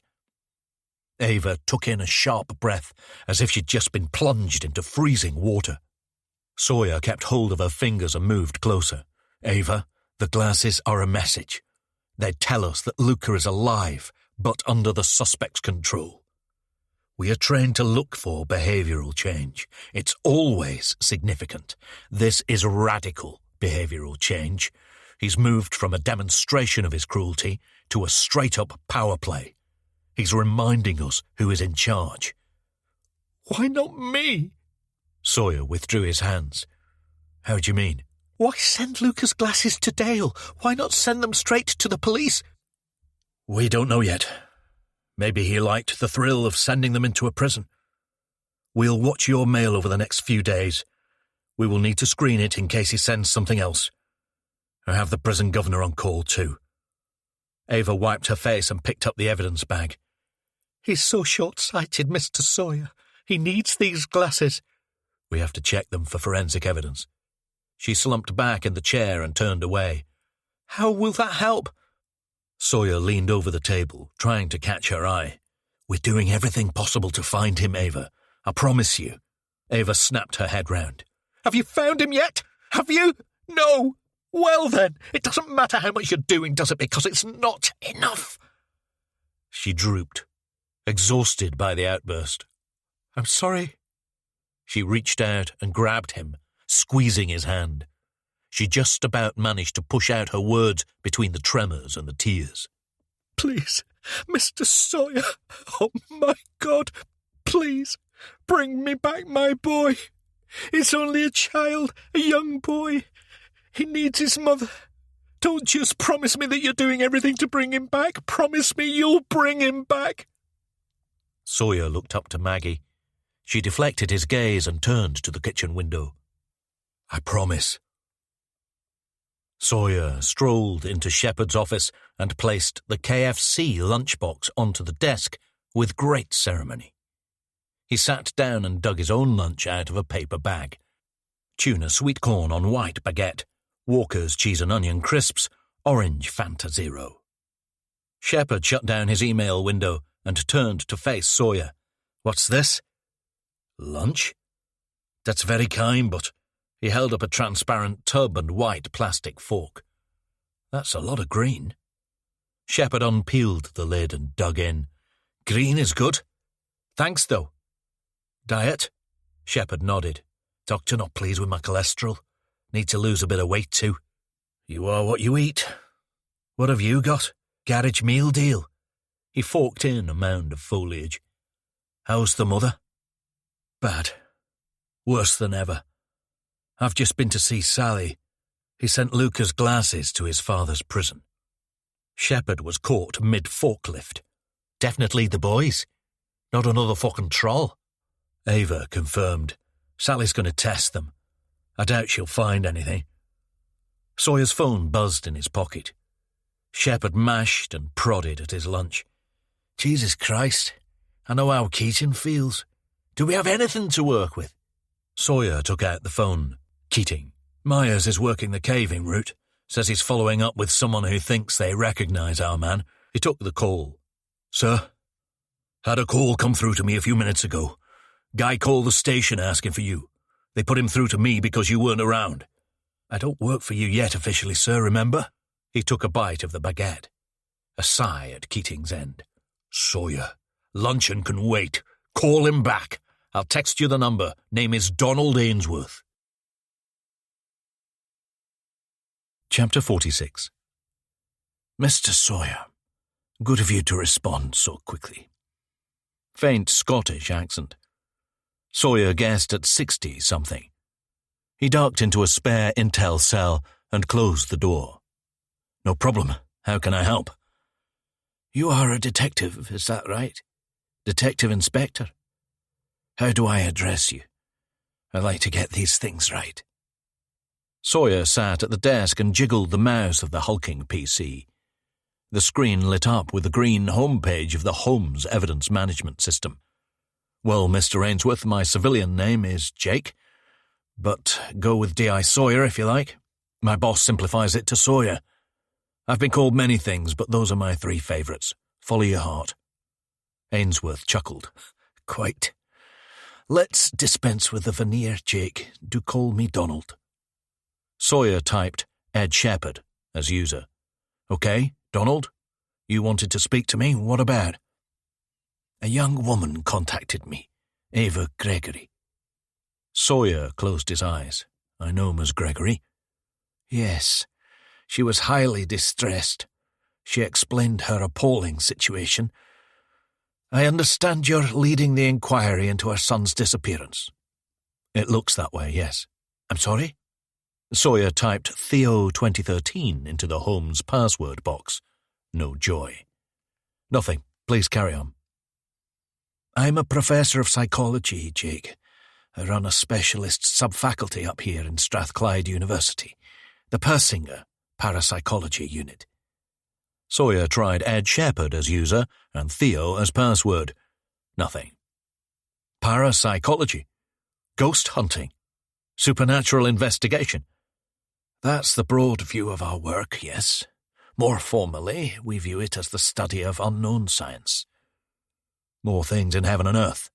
Exactly. Sawyer tapped at the keyboard. 2 unsuccessful logins. He assumed that 3 would register as suspicious and closed the Holmes window.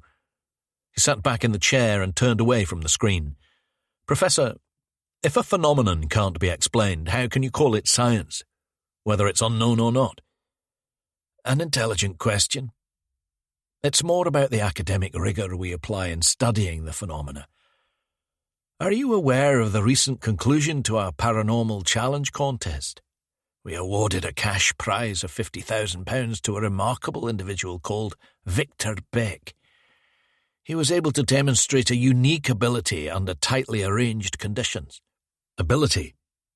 Ainsworth broke into a short coughing fit. The sounds were distant, indistinct, as if they were travelling from another planet. Yes, Mr. Beck is what we call a remote viewer. He can identify the location of an individual by coming into contact with an item they use frequently, or which is intimately connected to them. And you accept this is genuine? Well, Ainsworth paused. He seemed affronted by the question. Of course. I was present during the testing, and I have had subsequent contact with Mr. Beck. I'm convinced that he's the real deal. An exciting test case. The implications are— Sorry, what does this have to do with Ava Gregory? He paused again. Excuse me, I can get a little ahead of myself. Miss Gregory telephoned me earlier to ask the same question. Is Mr. Beck for real? She said she'd recently seen him at a live show, and he had impressed her. She read about the challenge and wanted to know from me if he could be trusted. I told her that I believed he could. She then asked if I could contact you and pass on his details. As the officer in charge of the inquiry into her missing son, it seems that Miss Gregory trusts you and would like you to make this happen. Sawyer opened the top drawer of the desk and took out a notebook and pen. She wants you to introduce me to Victor Beck, and I then convince Beck to help Ava find her son, correct? Precisely. It seems that she feels a sense of embarrassment about this, and of course, she's in quite a complex emotional state at the moment. Sawyer clicked open the pen and doodled onto the pad. Donald, I don't mean to be rude about your work, but down here we're stuck with known science. Actions and consequences. Testable. Provable. We gather forensic evidence, talk to witnesses, join the dots based on experience and training. I'm not going to abandon all of that and have a missing boy's glasses used as some kind of talisman for a charlatan who has managed to convince you he has mystical powers. Ainsworth fell silent. I'm sorry you find it difficult to see beyond your own constraints, Jake. Do you have children yourself? That's not relevant. Perhaps not. But the bond between parent and child is so very powerful.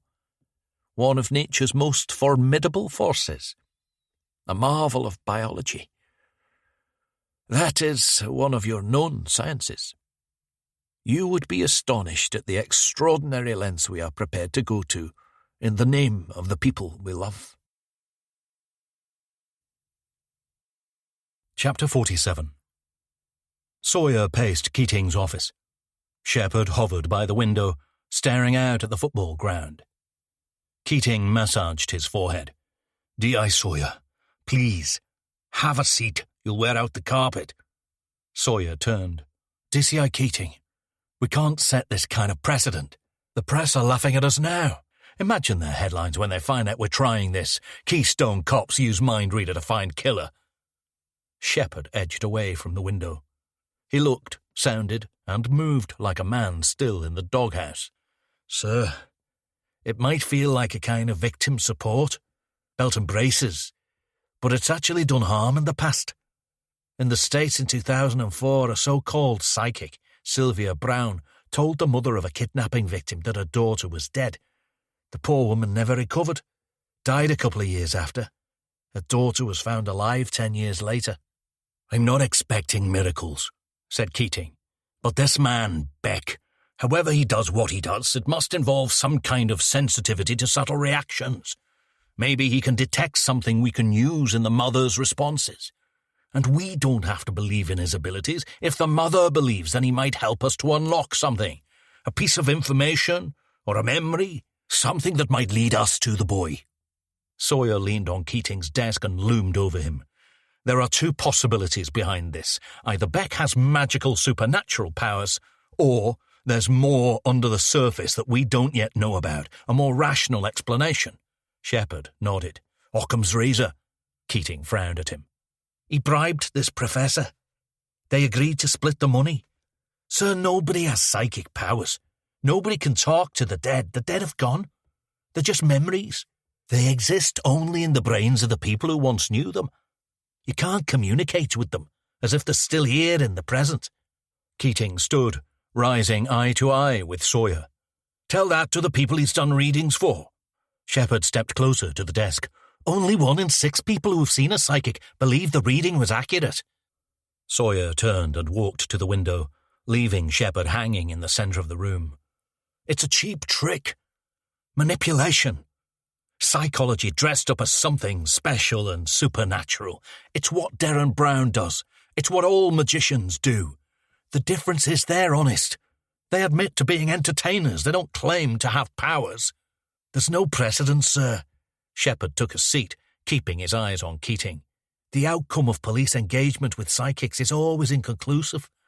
In the 60s, police used one to help with the Sharon Tate murders, and we're not conducting a fucking séance. Keating dropped back into his seat. We're just parking our cynicism and trying every possible approach. Sawyer sighed. We should be pushing real-world leads. Myers has someone at a caving place up in Castleton who thinks he recognises our man. Good! Keating's voice had risen to the point where detectives outside the office were taking an interest. I'm not saying we ignore those angles. I just want to respect this woman's wishes. There was a service for Luca at Trinity Church yesterday. Presumably you wouldn't object to someone praying that we find him alive and well. No, but it does nothing to help us find him. Keating fixed Sawyer with a clock-stopping glare. Get it done. Once O'Callaghan has finished with the glasses, get them back to the mother. She says she needs them to help Beck. It's just an angle, Sawyer. We have nothing to lose. Sawyer approached the desk. You mean you have nothing to lose? Or you won't soon because you won't be SIO for much longer. Keating looked down, gathered some papers. Sawyer loomed in again. It makes us look desperate. Keating leapt to his feet. We are desperate. Sawyer left Shepard to the afternoon briefing and drove back to Bakewell. He called Sally O'Callaghan, wedging the phone between cheek and shoulder. Jake, Keating was a little robust with you earlier. He lost it. He's under pressure. Anything from the glasses?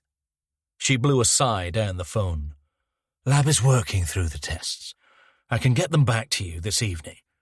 I know you're overwhelmed by all the good news at the moment, Jake, but you shouldn't expect any big revelations. Glass, plastic, no DNA or prints. Marks. Keating has already called asking for progress. I had to disappoint him. How did that go down? Like a shit sandwich. He hung up on me. Sawyer had to brake hard to let an elderly man and his dog over a pelican crossing. He wants to bring in a psychic. Silence from Sally. Right. So he really is losing it. He'll be off the case in a day or two. A drowning man, grasping at a twig. Sawyer sped over the crossing and turned off towards the Gregory house. Keep going. We're in a fight now. Cold, hard science versus the fucking Fortean Times. Sawyer and Ava Gregory took the same spots at the kitchen table, side by side, chairs angled. Ava had changed and reapplied her makeup. She looked hollow and ghostly, but somehow undiminished, as if the torment had tapped a deep seam of resolve. How much is he charging? Nothing. How magnanimous. She shifted in her seat. Her hands rested on the table. I just want to try everything, Mr. Sawyer. I honestly don't mean to put you in a difficult. Sawyer drew the chair closer to the table edge. It's my job to be sceptical, Ms. Gregory. To only trust evidence from sources that have proven helpful in the past. Ava slid her hands over and rested them on his own. Long, graceful fingers, magenta nails, shining skin. I sense you're a skeptic. So was I. Really. But then I went to Mr. Beck's show with a work colleague. He picked me out from the stage. And he was so accurate. He even knew Luca's name. You're hearing what you want to hear.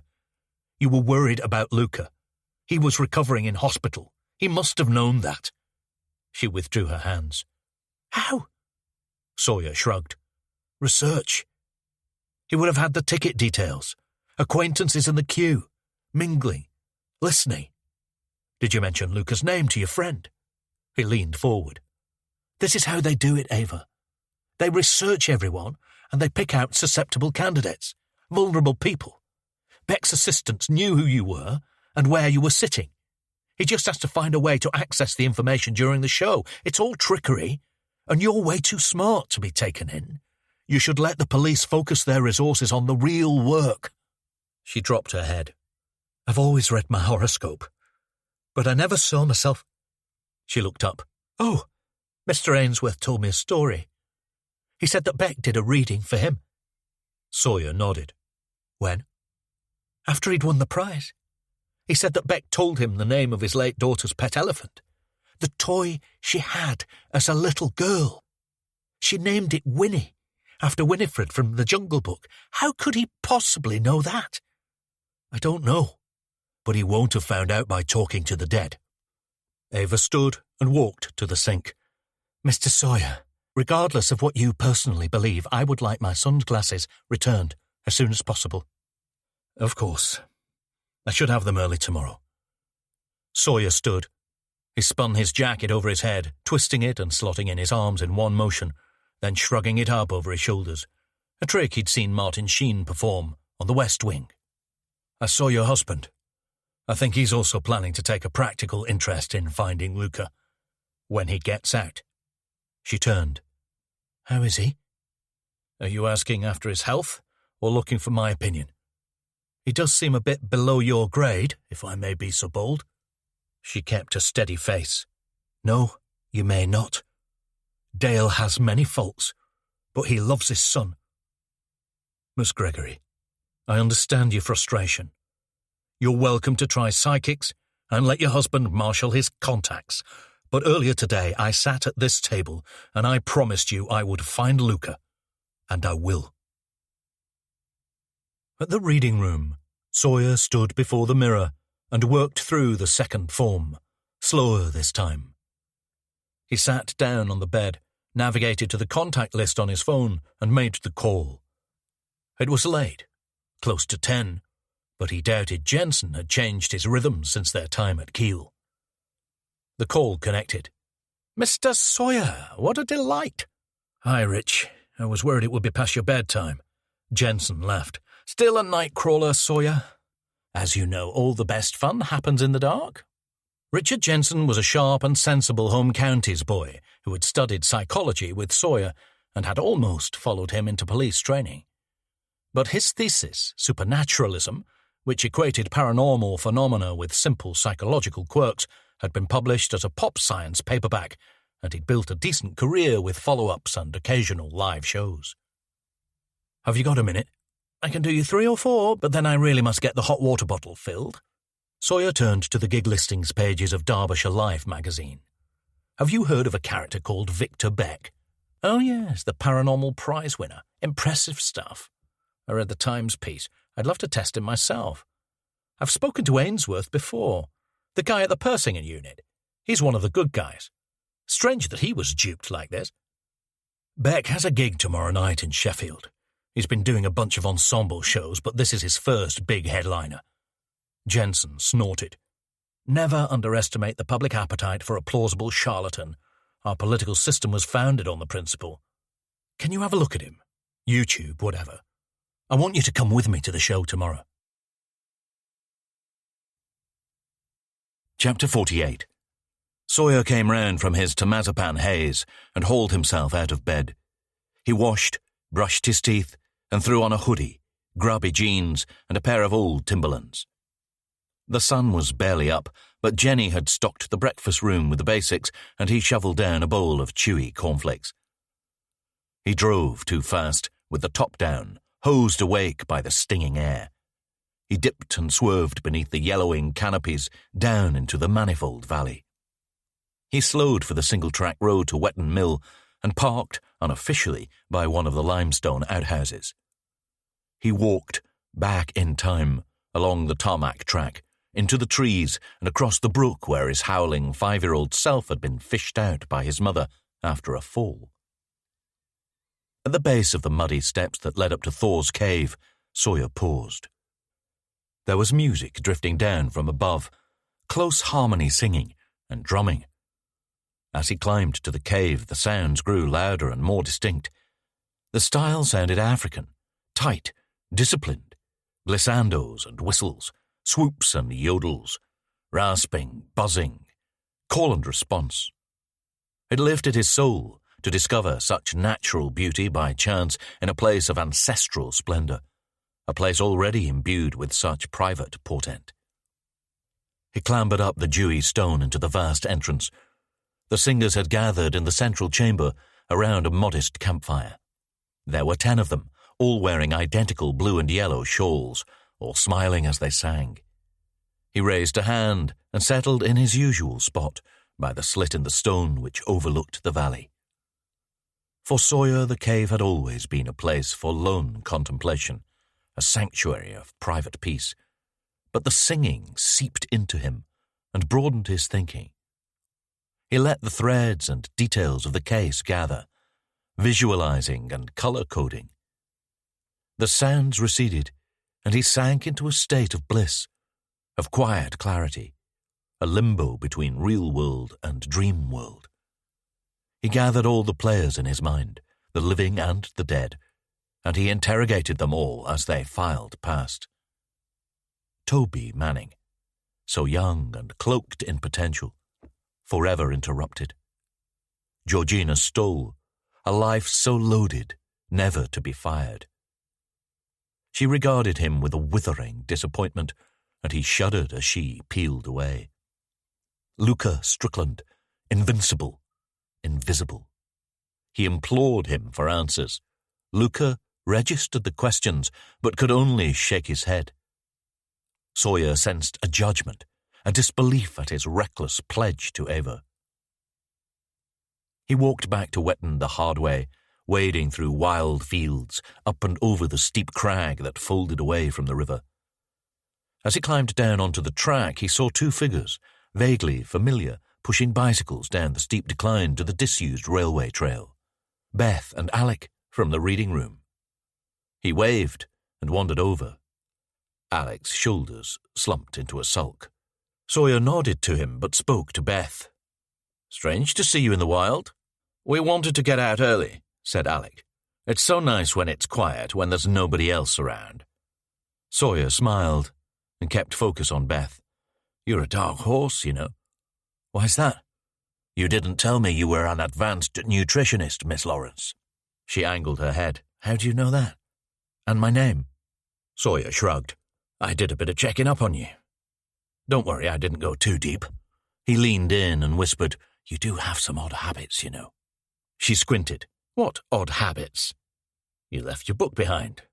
Business card as bookmark. I left it for you at reception." Sawyer glanced at Alec. He sat astride his bike, rigid. "So, resisting the draw of Solidol? They must be missing you. Your absence has raised the average age by about 10 years in the last week." Beth laughed and swept her arm around in a wide arc. "How come you're out here in the world so early anyway?" "I used to come here as a kid, usually with my mum. It's probably my favourite place in the world. She would take me up to the cave, watching my back, lifting me over the difficult bits." "Thor's cave? I'd like to see that. We're going home tomorrow, though." Sawyer tipped his head back. "Damn, I could have shown you around. I mean, it's mainly dark and cavey." He smiled. "Very cavey, yes. I thought you said you hadn't been before." "Look, I'm sorry." Alec hitched himself off the bike. "Are you for real?" Beth took a small step into the space between Alec and Sawyer. "For real, what do you mean?" "I mean, you are aware of boyfriends and girlfriends, right? The birds and the bees. You're not from another fucking planet." "Alec, calm down." Sawyer held his ground, keeping an eye on Alec's hands. "Are we back on this again? I'm not allowed to speak to her because she belongs to you or something. Have a look around. We're in England, not Saudi Arabia. Alex snorted. No, you're right. She does not belong to me, but she is my girlfriend. We're in a relationship. We've both agreed on it. So when you ask her to go on jolly walks with you or take trips up to your childhood haunts, then that is aggressive to me by association, yes? Alec jutted his head forward and screwed up his features. Sawyer's gaze drifted to Beth, then back to Alec. He felt the bright greens and blues around them recede to a vague, sludgy texture. His breathing quickened. He turned and ran. Down the slope onto the tarmac, sprinting for Wetton Mill. He drove too fast, with the top up, twisting the elements around and around in his mind. At Buxton, he spun the Mini into the police station car park and abandoned it laterally across 2 bays. The lift dawdled on the 3rd floor, so he crashed through to the staircase and leapt up the steps, 2 and 3 at a time. On the 1st floor, he fell into Keating's office. Keating had his back turned, typing. He held up a hand as he finished, then turned to face Sawyer. Sawyer stood there, red-faced, panting. What? It's the drug. Hemlock. Drummond called it a sort of kindness. We need to shift focus, completely. He's not targeting the victims. They're incidental to him. Collateral. He's targeting their loved ones. He doesn't want the victims to suffer. He wants to make it look like they're suffering.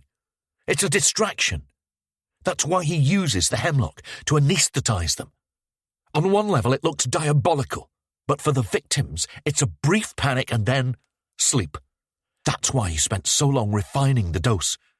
His plan is to maximize the suffering of the people who know and love the victims. The flash drives, the footage, the glasses. Keating nodded. But why? We need to divert every resource to victimology, scrutinize the victims' families. There's a connection, an association between Toby Manning's parents, Lucas Strickland's parents, and Danny Stoll, Georgina's husband. He wants to hurt them. And if we can find out why, then it will lead us to him and to Luca. Chapter 49. Sawyer caught up with Shepherd and called a briefing. As the team gathered, he erased everything on the whiteboard, while Shepherd took down the notes and photos and filed them into a folder. He took a marker and squeaked out the names. Paul Manning, Jane Manning, Ava Gregory, Dale Strickland, Danny Stoll. He turned the board to face the group. What do these 5 people have in common? Moran waved his pen. Victims' families? Sawyer nodded. They are all related to our 3 victims. 2 dead, 1 hopefully still alive. Paul and Jane Manning, Toby Manning's parents, Ava Gregory and Dale Strickland, Lucas Strickland's parents, Danny Stoll, Georgina Stoll's husband. Both her parents are dead, said Myers.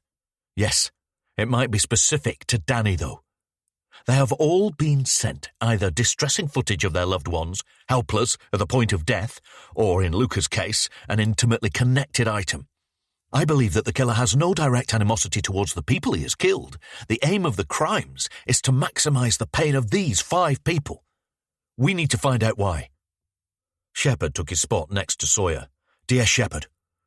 Sawyer retreated, leaving room for Shepherd to step forward. Our focus has to shift. We are now one big victimology intel cell, and we are treating these 5 people as our victims. There's something that connects them, something that is motivating our killer. I want life stories, education, geography, medical. I want run-ins, convictions, parking tickets. I want to know every time they were told to stand in a corner at school. Get it all into homes. Find me matches. Our man's gone to a lot of trouble to make these people suffer. The answer's out there. Go and find it. Briefing at 3. Sawyer found Shepherd's eye and nodded. Sir, DC Walker raised a hand. The boy's glasses were sent to Dale Strickland at the prison. Correct, said Sawyer. What are you thinking? 2 things.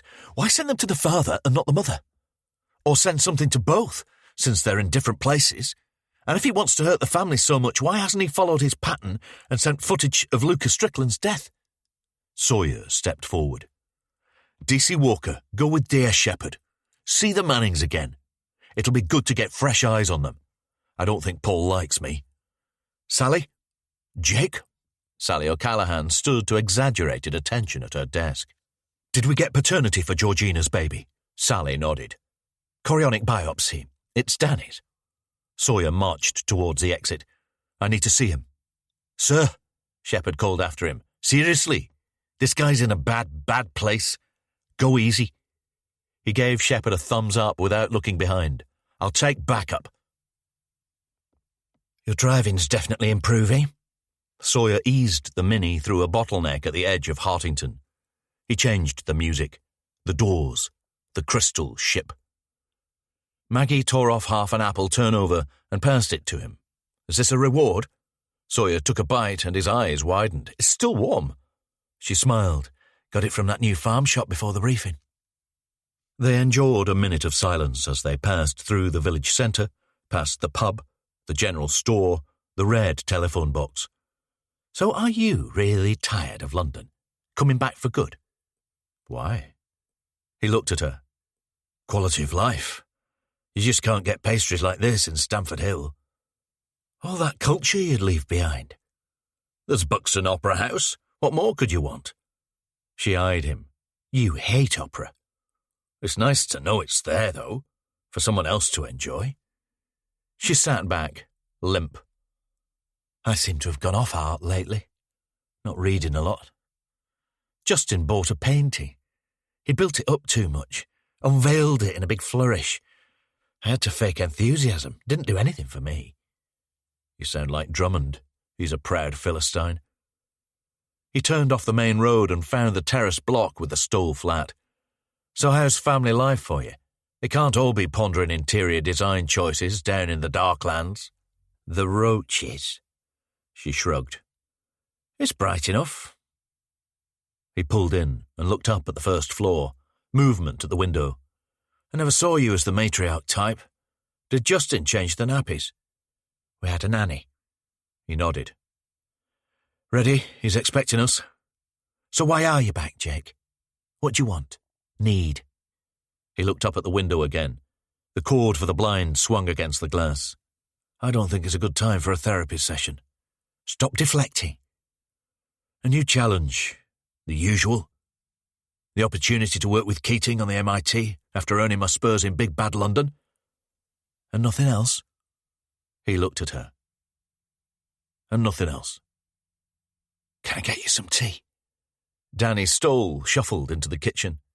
His movement was bowed, but he was compact and athletic, with short, tidy hair, peppering at the sides, dwindling on top. He was still tanned from the honeymoon, but the bronzing jarred with his monochrome disposition. He had the stare, one of the worst Sawyer had ever seen, and he spoke in a whisper as if nervous about eavesdroppers. Really, Danny, don't worry about that. Maggie got up and guided him back to the wide armchair facing the TV. It was a short journey, but each step was a stumbling exploration. Danny took his mobile phone from a bookshelf, looked at the screen, and slipped it into the pocket of his grey fleece. He sat and turned the chair to face Maggie and Sawyer on the sofa. Danny was still for a few seconds, then shook his head, waking to their presence. He cracked a smile. I'm sorry, I'm still a bit all over the place. Please let me know if you want that cup of tea. It seems rude to let you just sit there. How did you meet Georgina, Danny? Quite an age difference.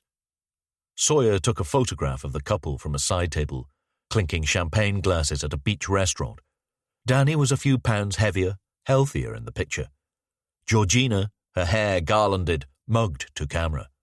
She was exquisite, brazen, wallowing in the temporary opulence. Danny nodded and closed his eyes. It took him a few seconds to retrieve the information. Castleton Rugby Club. About 3 years ago, I used to play Christmas party. She was working for the caterers. We barely spent a day apart since. I have answered all this before, you know. I understand that, and I'm sorry to make you go over it again, but I want to explore a few new ideas on what might have happened. Danny shifted in his seat and slumped forward. It feels like he's killed me too. Or like the old me has died and there's been some kind of rebirth. Fucking stillbirth. He looked up to Maggie. Does this ever go away? Maggie edged forward and took his hands. Remember, Danny, we talked about it. Things will change, but it will take time. Sawyer looked around the flat. It was a good size, and the sitting-room window drew in the light from the low, wide fields at the back of the building. A decent starter place, now a non-starter. "There's a book I love, Danny. It's called Slaughterhouse-5, sort of science fiction, by a guy called Kurt Vonnegut. He says that it's painful to think of time as past, present and future. It's better to see it as a landscape. Your life, your memories as ever-present scenery, rather than a journey through time with all those beginnings and endings." Danny turned his desolate eyes to Sawyer. "And so a person who's died, they're just in a bad way at a particular point of the picture, but in great shape in lots of other moments." Sawyer stood, wedged in next to Danny on the chair, and wrapped an arm around his shoulder. "I lost someone, Danny, when I was little. That's the way I deal with it, all these years later. I don't think of them as part of the past. I see them as part of me, guiding me." Danny dropped his head. His shoulders heaved as he sobbed. It sounded feral and unhinged. "I want to help, really. I want to stop him doing it again. And that young lad, I want to help you stop him, but there's nothing to tell." He looked up to Sawyer. "I can't help you." Sawyer pulled away and got to his feet. Maggie watched him, astonished. "Toilet?" She waved. "Through there, to the left." Sawyer followed a short corridor round and locked himself in the bathroom. He took out Danny's phone and navigated to the recent calls list. He pulled out his own phone and took a picture of the list of recent numbers, then exited the contacts application and pressed the screen lock button. As they pulled away, Sawyer could feel Maggie's eyes on him. He indulged himself by not turning to challenge her. She broke the silence as they climbed the steep lane out of the village. "Quite a moment you had with your client in there." He smiled. "I didn't tell him anything I don't believe, and I had to get close to get his phone. Needed to check a few numbers. I sent his recent calls to Shepard." Maggie turned in the seat. "You pickpocketed his mobile?" Sawyer looked affronted. "I put it back when we shook hands as we left." She balked, speechless for a second. "How did you get into it?" "I saw him pick it up and put it into his pocket without locking it. Default auto lock is 5 minutes. Nobody changes it. I lifted the phone and kept it open by pressing the home button in my pocket." "Jake, he could complain. That's unethical." "It's victimless. For the greater good." Shepard was waiting for them at the station. He beckoned them into his office and closed the door. Sawyer held out his hands, palm up. "Anything?" Shepard sat on the edge of his desk. "I cross-refed Danny's numbers through our home's contact data. One was registered to Paul Manning. A number of calls over the last few days, incoming from Paul. Turns out they were both at the same school, same time, mid-80s to early 90s. Hilltop Comprehensive in Chapel-on-the-Frith. Paul has a younger sister, Tracy. She was there too, left a couple of years after him. So Paul's son is murdered. Then Danny's wife. Paul contacts Danny. Paul tells me he can't help. Danny uses the same phrase." He turned to Maggie. Dimples smile. "The lights are starting to come on. Let's talk to Manning's sister. Dear Shepard, come with me. There's someone I'd like you to meet." Chapter 50. Terry stepped into the visitor's room and stood aside to make way for Dale Strickland, who swaggered to the table where Sawyer and Shepard were seated. He dragged out the chair with teenage exasperation. "This your boyfriend?" Strickland took off his glasses and swapped the lenses with his shirt cuff. "But he keeps you warm at night. Plenty to hang on to." Sawyer waited until he had replaced his glasses. "You used that one before, Dale. Lovely to see you again, though. This is Detective Sergeant Ed Shepard." Strickland sat down and one by one hauled his arms up onto the table. He nodded at Terry, who left and closed the door, then looked at Sawyer for the first time. "Have you found my boy yet?" "We're working on it." Strickland nodded. "You do know I'm done with this place, yeah? If you haven't found him, why am I talking to you again?" Shepard took out a folder and opened it. Sawyer put a hand on his arm and leaned forward. Do you scare people, Dale? Do you see people wither in your presence? I'm not a Boy Scout. I don't suffer fools. Sawyer scoffed. Stupid expression. Who does? Are you suffering us, Dale? Do you think we're fools? Do you bend people to your will, Dale? Do you seek out the kind of people who submit easily? People who are easy to push around, like the gang at school, where the lad who's older and bigger than the others is the leader, not because he's special or smarter, but because he's the strongest. Strickland leaned forward, nose to nose with Sawyer. Why, am I scaring you, is that it? Sawyer didn't budge. You seem to me like the kind of man who might have made a few enemies. Maybe not through foul means. Lots of people in positions of power have to step on heads to get to the top. But there's something else going on here, and I'm hoping you can help me with it. This is the prison call log, said Shepherd. You've received 2 phone calls in the last few days. First one was short, second longer. After your son was taken. The calls themselves aren't monitored, but we're interested in the callers. Strickland sat back and glared at Shepherd. Why? 2 reasons. 1, they're both from call boxes. So? Sawyer snorted. Nobody uses call boxes, unless they want to hide their identity. It's a big, flapping red flag. 2, said Shepherd. They both came from call boxes close to the house of a man called Paul Manning. Do you know Paul, Dale? No. Sawyer grinned. He's done his best. I'll give him a 7 out of 10 for using call boxes, and 2 different ones. But he's not Professor Moriarty. He used his mobile to contact your other mutual friend, Danny Stoll. Strickland turned to Sawyer. His gaze was steady. I don't know any of these people. All I know is that my son's been kidnapped by somebody you had in custody. He wasn't in custody, said Shepherd. He was under police. Let's focus. Sawyer pushed out his chair and sat back. Why would someone want to murder Paul's son, Danny's wife, and kidnap your boy? What is there between you? Who might this someone be? You do know these people, don't you? You were speaking to Paul Manning on those calls. It was a business partner. None of your business.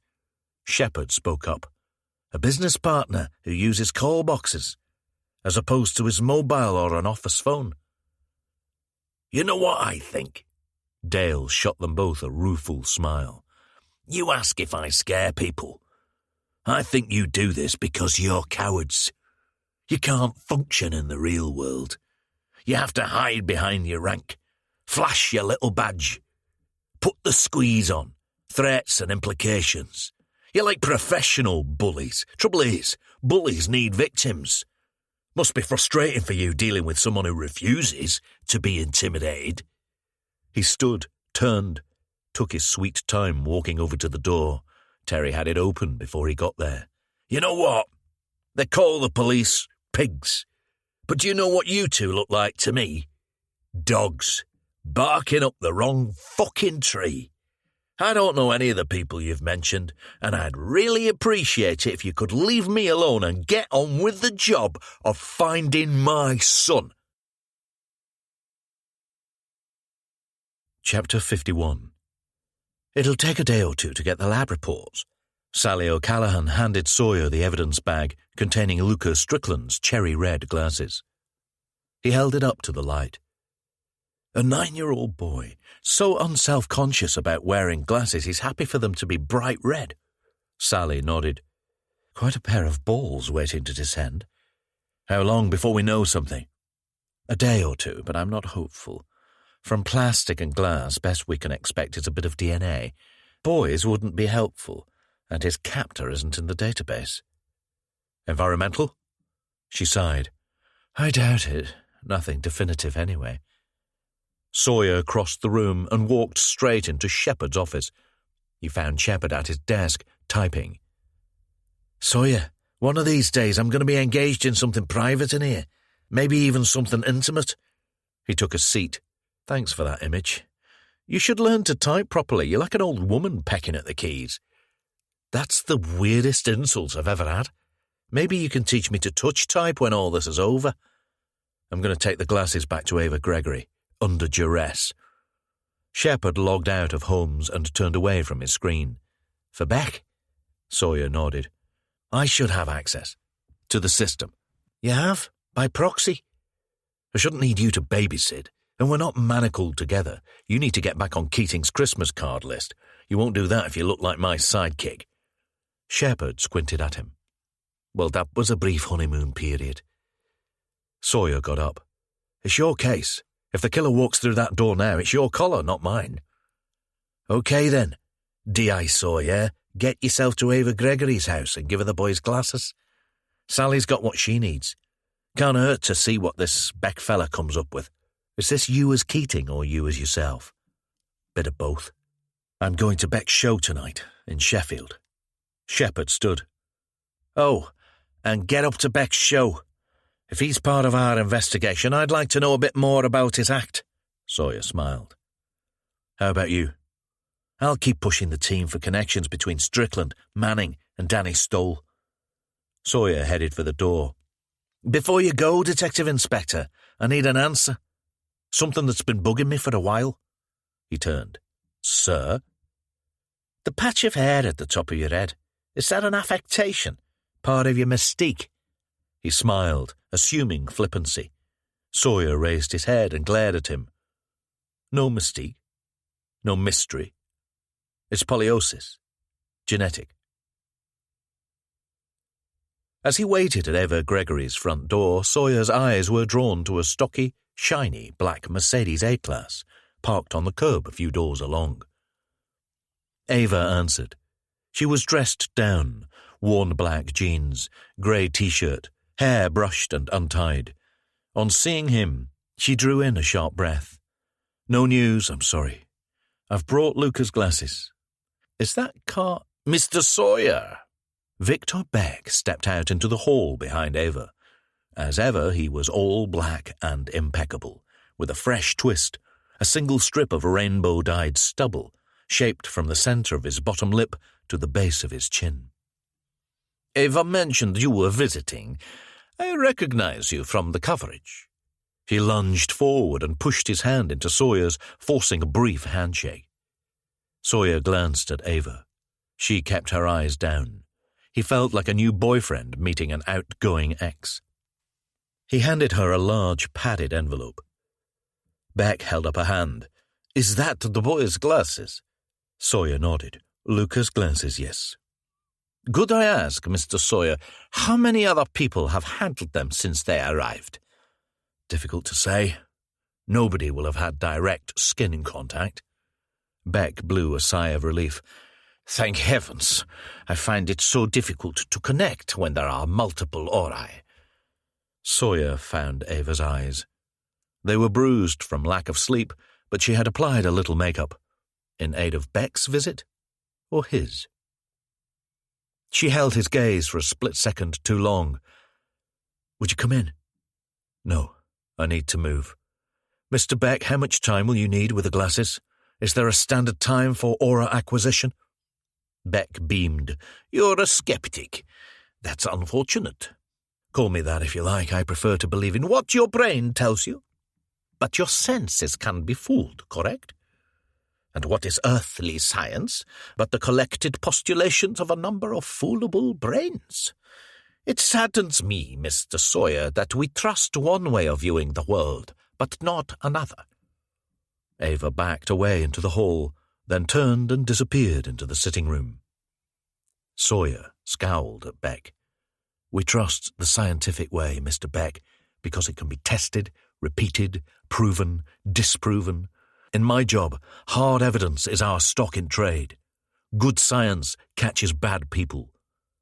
You may be aware that I myself was tested recently. My abilities are no longer in question. Sawyer scoffed. That's naive. Beck shook his head. You can't have it both ways.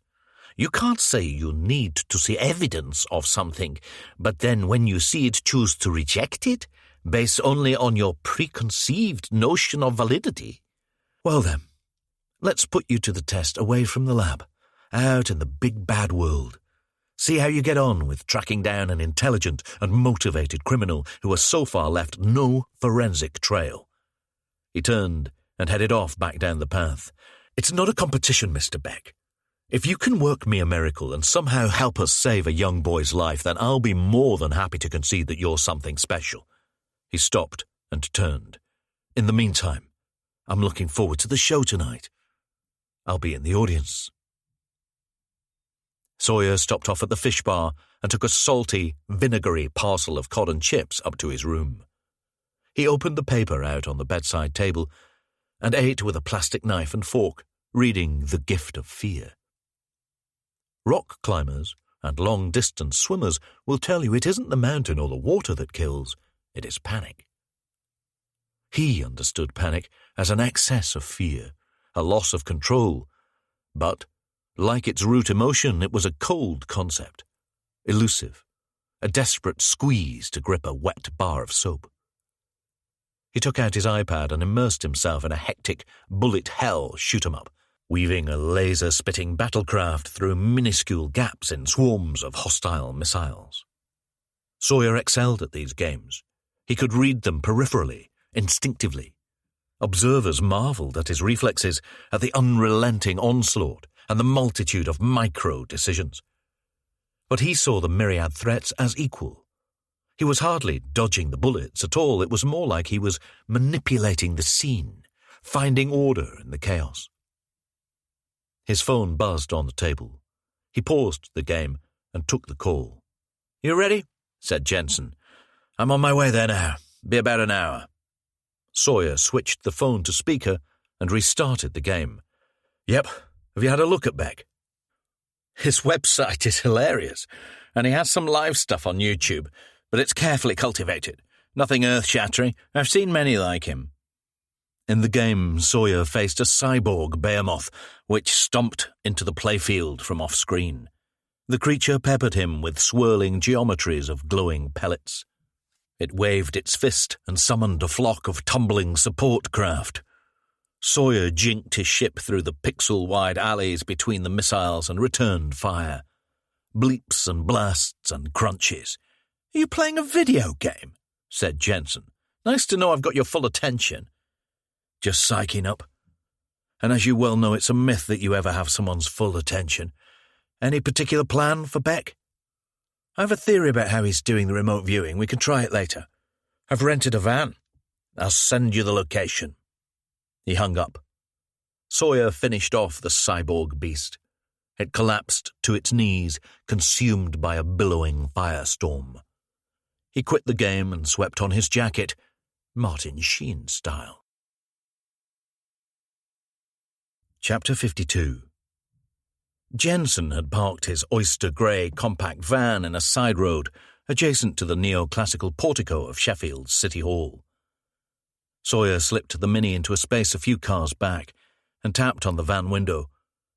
Jensen was in the driver's seat, fiddling with something on his lap. He jumped at Sawyer's knock and waved him inside. "Jake, how wonderful to see you. Must be what, a couple of years?" They leaned across the gear stick for a clumsy man-hug. 5. Jesus. Well, in male terms, I suppose that counts as a close friendship. You didn't hang around. I thought you would have been a patient, better driver by now. Pushed up through the eastern peaks. Quiet roads. How are you getting on with the bad guys? Jensen hit Sawyer with a toothy smile. He had lost most of his hair since their last meeting, but retained the air of a rogue in academic's clothing. Silver-rimmed glasses, cultivated stubble, brown jacket, black T-shirt. He gave the impression of a man trying to appear inconspicuous, as if he was having far too much fun and was in fear of being found out. Jensen was the type who could travel in time to any point 30 years either side of the present and not look out of place. I thought the bad guys down south were bad. Plenty of competition up here. Must be the rural air, triggering caveman tendencies. Sawyer looked round the van interior. A red and white logo on the sun protector showed the rental brand, Archer Self-Drive, and an @ symbol with the surrounding line ending in an arrow tip. Why the van, Rich? This isn't a sting, you know. Jensen grinned again. It's more fun. Feels covert. What do you call it? A mobile base of operations? I'm in the police, you know. I've done covert operations, cooped up in cars with sweaty sandwiches. Well, there's a woman. Sawyer nodded. Of course there is. I've offered to help her move house tomorrow. 2 birds with 1 stone. He looked out at the street. The queue for Beck's show trickled round the corner. You'd better get in there soon. So why the interest in this phony? Fraud for the prize win? Abducted child. The mother thinks he can help us find him. Jensen flopped back in his seat, appalled. I know, not my decision. Makes sense, though. There's such an illustrious history of police using psychics. So what is he doing? How did he win this prize? A twinkle in Jensen's eye. We'll get to that. He patted the device in his lap. It looked like a chunky old mobile phone with a dial and a tall, tubular aerial. For now, meet the Motorola XT180 radio scanner. Ideally, we'd be inside the auditorium, but it's powerful enough to pick up frequencies from here. From what I see with Beck, there are 2 possibilities. 1, he's from another planet and has the power to read minds, contact the dead, and remote view based on contact with objects. 2, he cheats, using technology and accomplices. For the purposes of this experiment, we're going with 2. All the tickets in this show are locked to specific identities. He will have researched a number of people with colourful situations, illnesses, recent bereavement, other ongoing issues.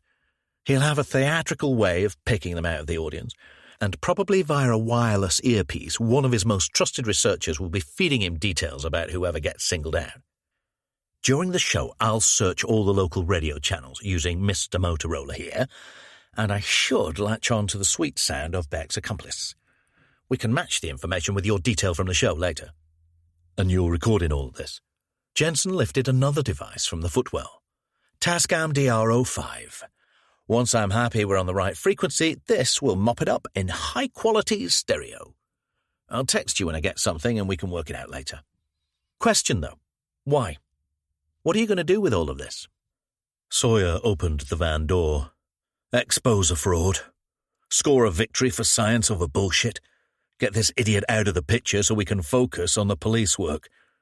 He turned to Jensen. And there's a woman. Jensen lit up the van's interior with another toothy grin. Beck devoted the first half hour of the show to a tiresome TED Talk-style confessional about his parents' struggles in 1980s Romania. Despite the mawkish content, Sawyer couldn't help being impressed by Beck's stage presence. All in black, with white tie, he stalked the vast Art Deco stage like an underfed panther, jabbing both hands into the air to labour a point, stopping and bowing his head in silence for a few seconds before spinning on his Chelsea boot heel, pacing and retracing. A stage-spanning backdrop showed a series of still images synchronised with the talk. A young Beck with his parents, the Ceausescus addressing a crowd at the Palace of the Parliament, Ceausescu in the UK with Queen Elizabeth II, unrest on the streets of Bucharest. The screen dimmed and the house lights cut out. A spotlight picked Beck out centre stage.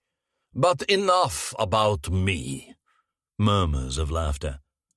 Now, I would like to hear about you. I have a question for each and every one of you here tonight. What do you fear? Deep down, as you try to drift off to sleep each night, what is the one thing that reaches out, reaches up from inside of yourself and holds you in place, awake, afraid?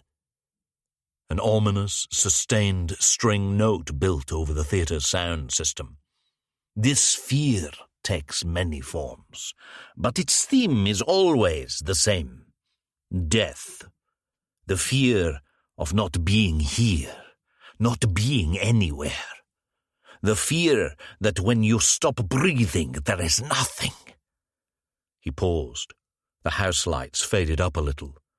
But I stand here tonight with amazing news, ladies and gentlemen. You do not need to be afraid. There is more life beyond this. Another world.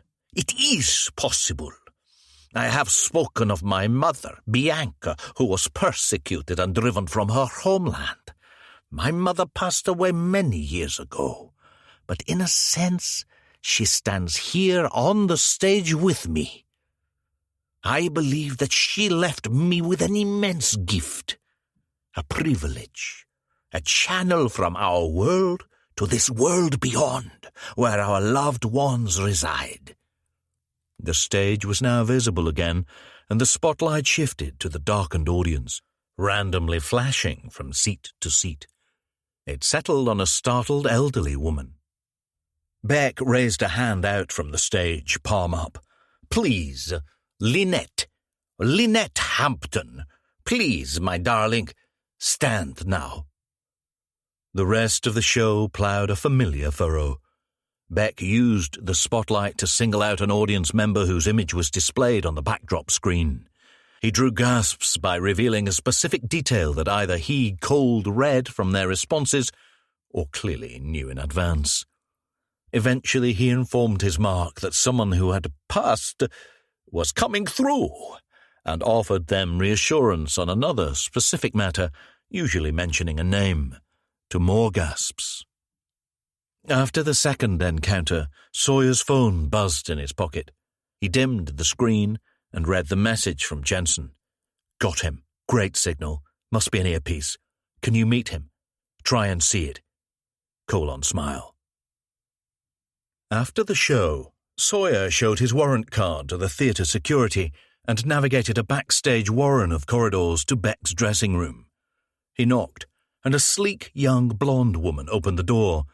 She was taller than Sawyer, in vertiginous high heels. She scowled at him. Who are you?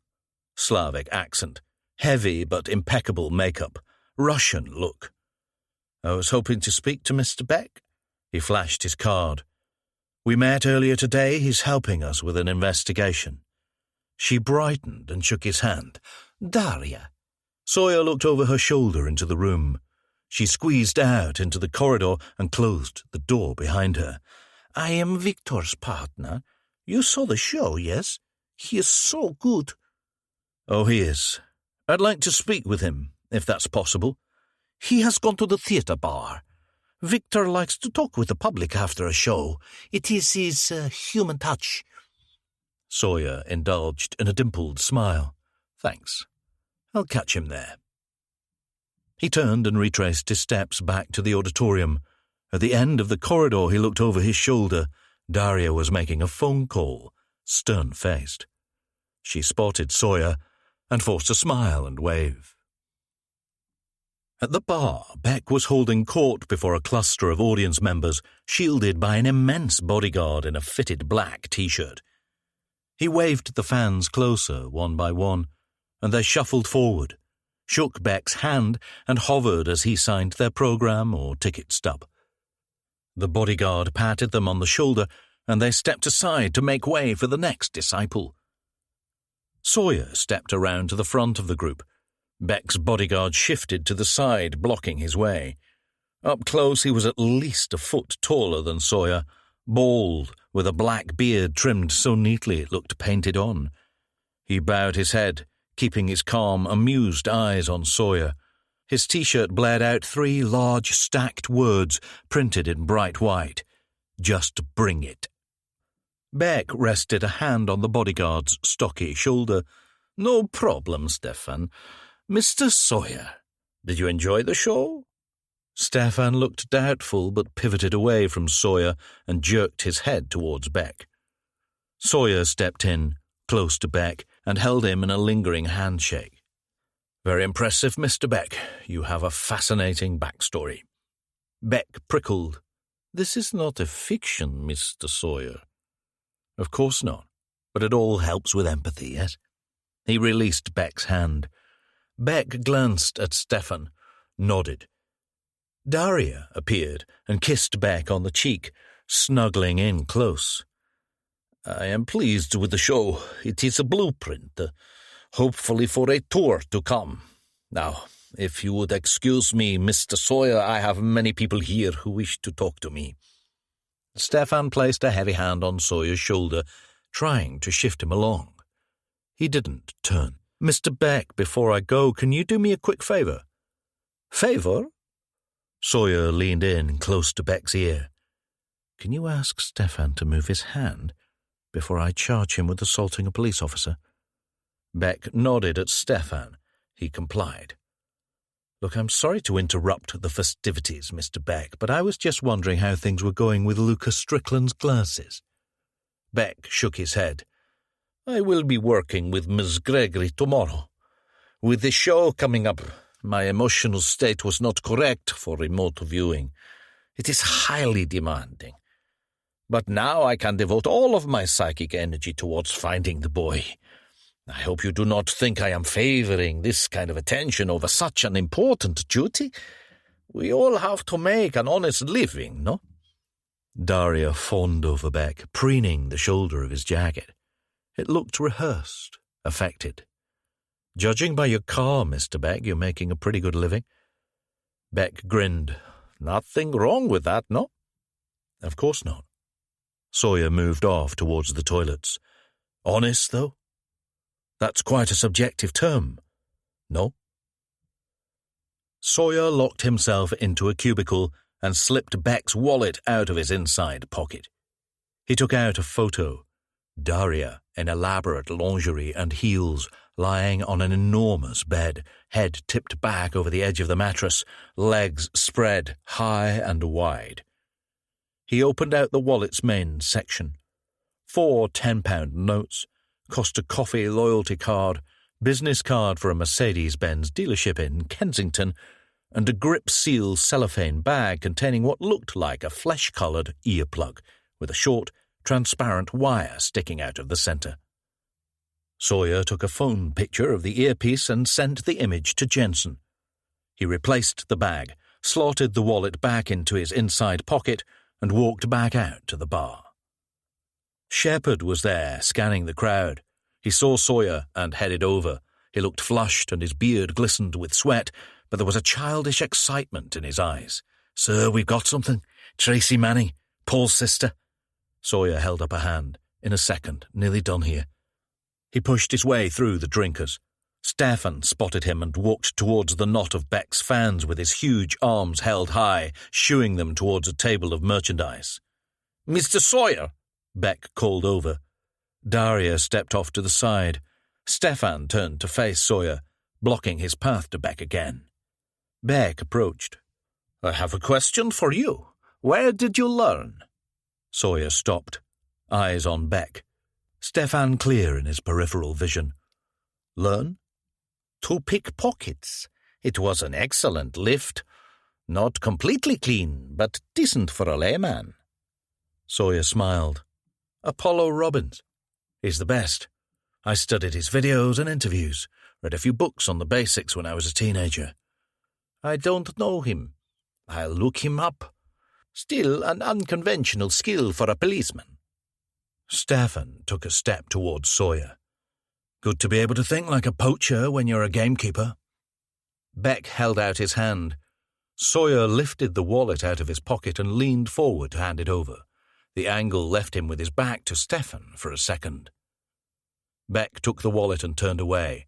As Sawyer leaned back and stood upright, he saw Stefan move for him. Shepard stepped between them and gripped Stefan's arm. "Easy, big fella."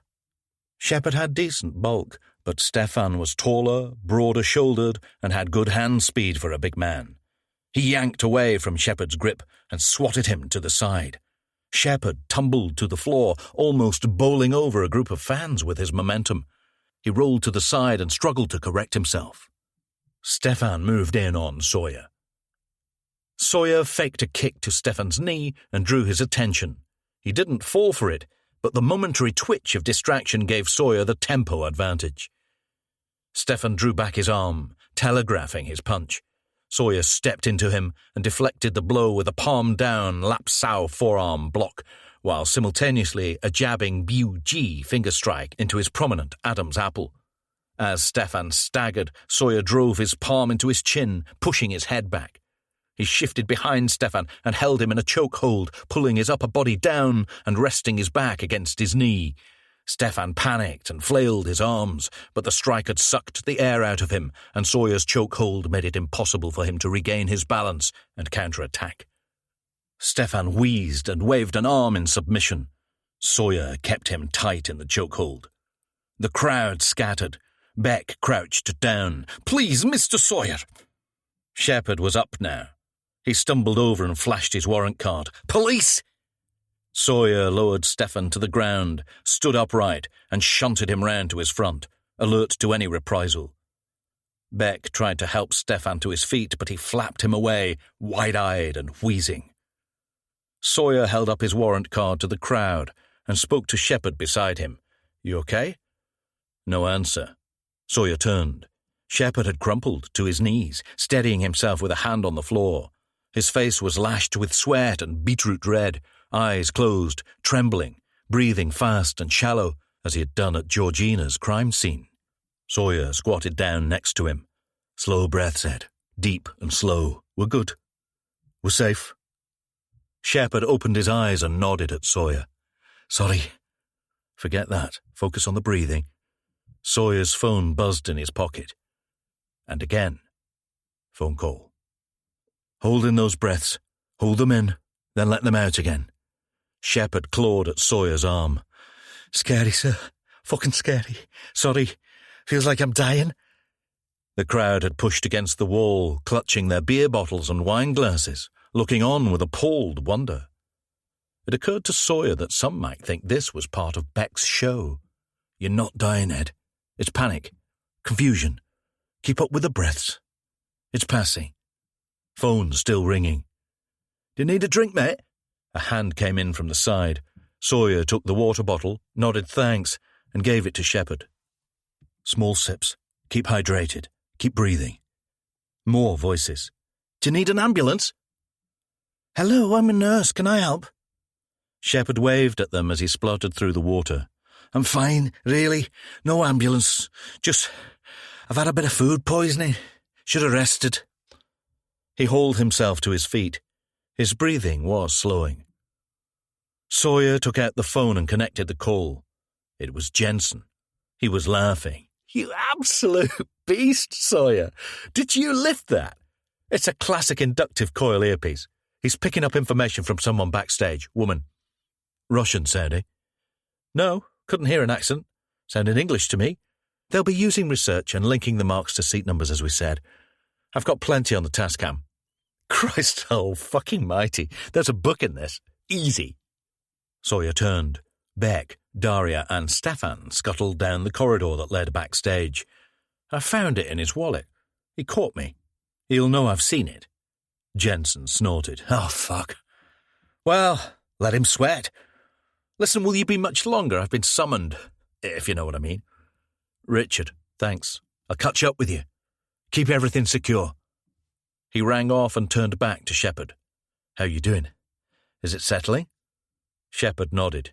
"He just winded me, it's nothing."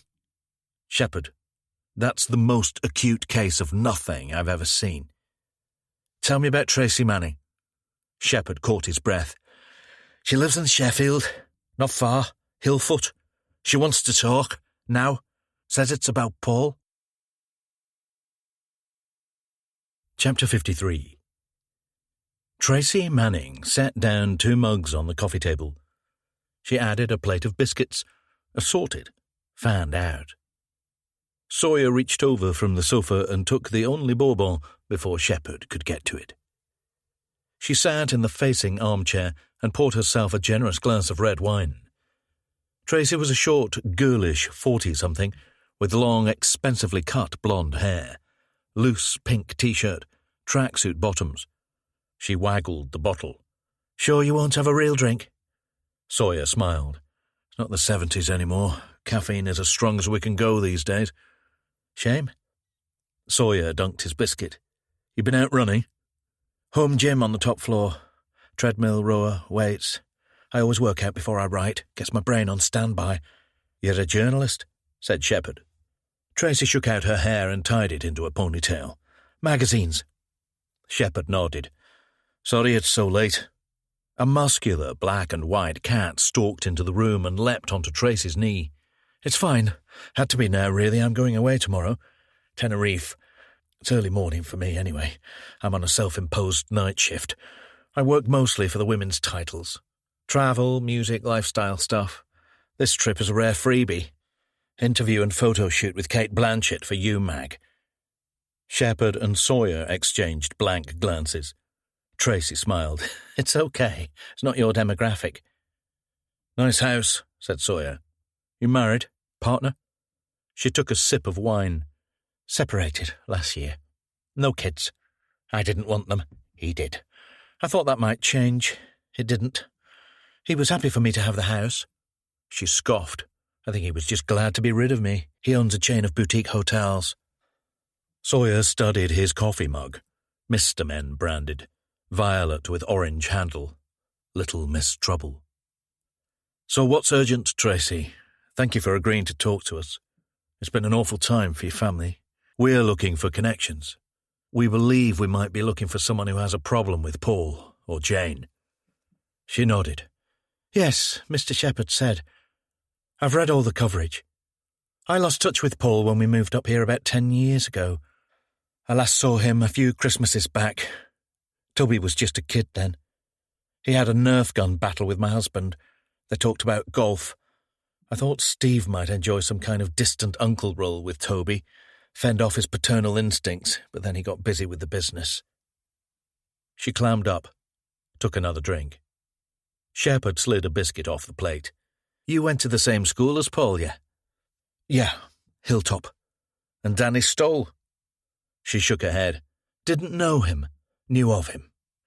He was mates with Paul, said Sawyer. Tracy looked away. I don't know. I don't remember. It was a long time ago. Sawyer leaned forward. How about Dale Strickland? Do you know that name? Tracy lifted her eyes from the glass and stared ahead, avoiding Sawyer's gaze. Don't know that name. Sawyer gave her a sympathetic smile. Tracy, what did you want to talk about? She hunched up her shoulders and took a big slug of wine. Just wanted to confirm that Paul and Danny knew each other. I thought maybe that might help you. The sliver of wine in Tracy's glass quivered as her hand began to shake. Sawyer leaned to the side, trying to catch her eye. Tracy, are you afraid of something? Of someone? Whatever you tell us can be in absolute confidence. We can make sure you're safe. I was reading the other day, someone said that the greatest fear is the fear of the unknown. Shepherd nodded. Lovecraft? At last, Tracy turned to face Sawyer. Her eyes had reddened. It's not true. Shepherd edged his mug onto the table. What are you afraid of, Tracy? Have you been told to keep quiet about something? Has Paul told you to keep quiet? Danny? Dale? Tracy. Sawyer leaned in further. We're trying to find someone who is severely ill. He's clearly being driven by something we don't understand yet. He's murdered 2 young people with their whole lives ahead of them. Murdered them in a horrendous manner. And now he has a young lad, Luca. He's 9 years old, Tracy. A really lovely lad. I've met him. He was in an accident and I met him at the hospital. Brave kid. I think you can help us to find him. I think you want to tell us something that you know will help us put a stop to this. Tracy finished off the wine and set down the glass. There was a boy at Hilltop, Dennis. He had a crush on me. She looked at Sawyer. We were 13, 14, babies. He was a bit strange, quiet, but not in a bad way. He was all right, just awkward. He had this odd way of talking, like he was there with you, but somewhere else in his head. He was always trying to impress me with little drawings, Valentine cards, helping me out in class. I just didn't like him in that way. I remember he was into geology. He kept showing me rocks, stones, pebbles. He knew I loved animals. I used to look after the school guinea pig, and he always loved helping me clean out its cage. He was in a different set for biology, and one day he saw me in the corridor and said he'd got a surprise for me. He opened this box. and showed me a frog he'd dissected. It was just spread out, pinned there with its organs exposed. I suppose he just thought I'd be interested because I liked animals. I remember everything going fuzzy and I fell, fainted, hit my head on one of those thick radiators. My mum and brother picked me up from hospital. Mild concussion. I remember my mum was upset, but Paul, he was so angry. He wanted to know what had happened, who had done it. I didn't tell him, but he found out and went to Dennis's house with a couple of mates. Sawyer nodded. Danny and Dale? Yes. She paused, drew in a deep sigh. Danny was good friends with Paul, but Dale, he was the worst. Paul and Danny were doing okay, but he was older, didn't go to Hilltop. I think he was dealing drugs or something. I remember Paul saying he'd been with Dale on a burglary somewhere. Paul told Dale about what had happened to me, and so they went with Danny. Paul made me go with them. After school, we followed Dennis to his house and broke in. She closed her eyes. They were all big. Dennis was my age, 13. Danny and Paul were in the 5th year. I think Paul was already 16. Dale was older, though. He might even have been 17. He seemed like a man, not a boy. She refilled her wine glass. Sawyer put a hand on her shoulder. Sharp, bony. You're doing well. Just take us through it step by step.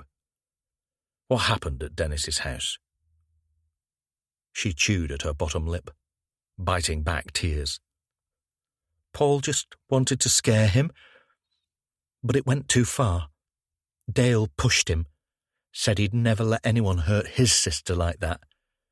Dennis didn't hurt me, Mr. Sawyer. It was just silly, an accident. We got into his house. His mum was there. She was in a downstairs bedroom. Looked like it was specially kitted out. I think she had polio or something. She was in a wheelchair. Where was his dad? Said Shepherd. Don't think he had one, or he just wasn't around.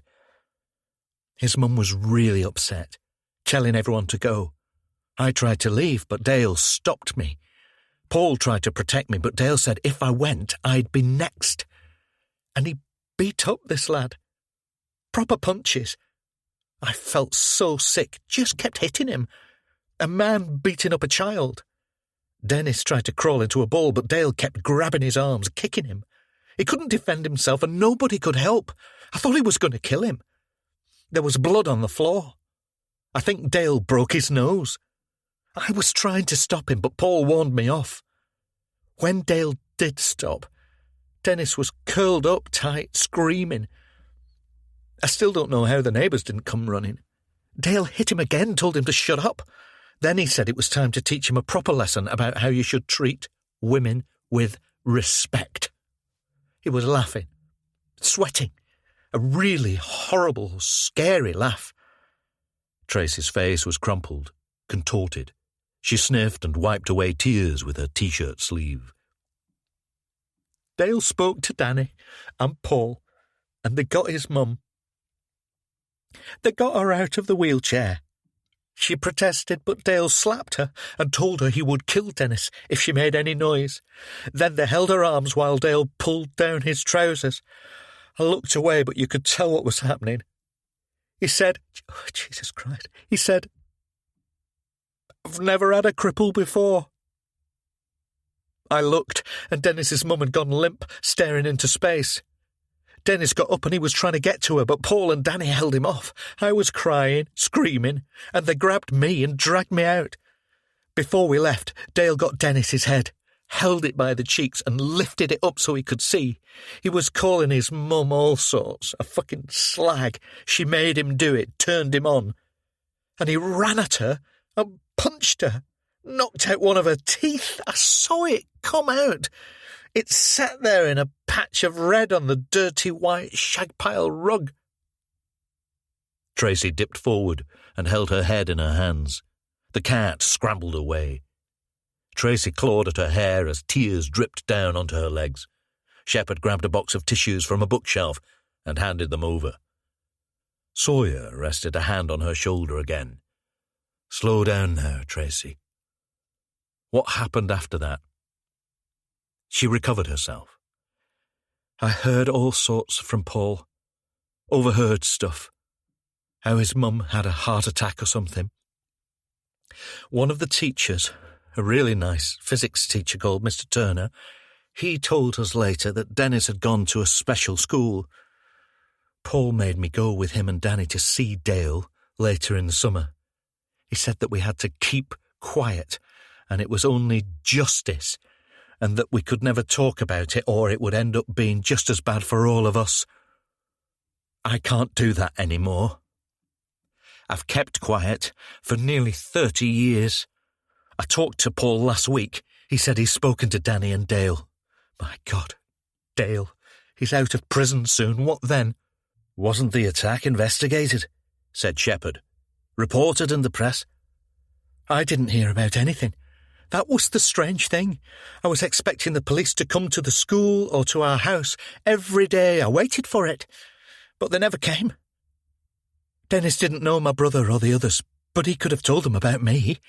He could have told them that I was there. Sawyer took out his notepad. Where did it happen? Do you know the address? Any more detail? She shook her head.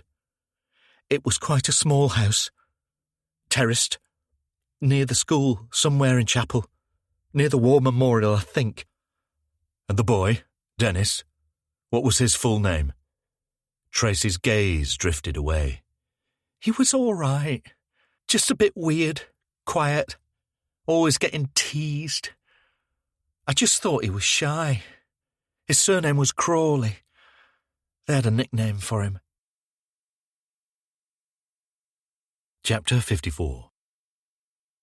Luca Strickland stirred and shuffled round onto his back. He had somehow fallen asleep. The cave floor was hard and cold beneath the slim fabric, and he lifted himself up on his elbows. His head throbbed, and the skin around his ankle pinched against the metal of the manacle. He rubbed at his greasy eyelids and looked around, hoping for a new reality. But the lantern at his side revealed the same scene. A large cave with a high ceiling, rough walls sparkling with water, stumps of rock rising from the floor. At the opposite end of the cave, the man, Dennis, had his back to him, lit by a second lantern. He was crouched over something, working. Luca coughed, and the man turned. I need a drink, Dennis. After this. It won't take long. Dennis Crawley walked over to him. He wore a black oversuit, and as he stepped across the dark centre of the chamber, Luca could only see his head and helmet. He knelt by the sleeping bag and set down a tray with a vial of liquid, a sealed sachet, a syringe. Are you giving me painkillers? Crawley's helmet torch dazzled Luca as he leaned in and gripped his chin, easing his mouth open. Sort of. He studied Luca's eyes and mouth, then released him and picked up the sachet. He tore off the top, took out a piece of cloth, and wiped the cap of the vial, then picked up the syringe and pulled back the plunger.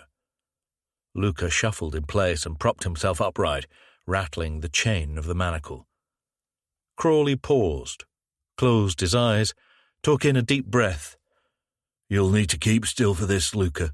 Don't be scared. I'm not scared. He was trembling now. Crawley opened his eyes and smiled. He held the syringe upright and inserted the needle into the top of the vial. He drew a clear, colourless liquid into the barrel and tapped at the syringe with his finger. Luca leaned to the side to get a better view. What are you doing? Removing air bubbles. Crawley pushed gently at the plunger, then plucked the needle out of the vial. He turned to face Luca, closed his eyes again.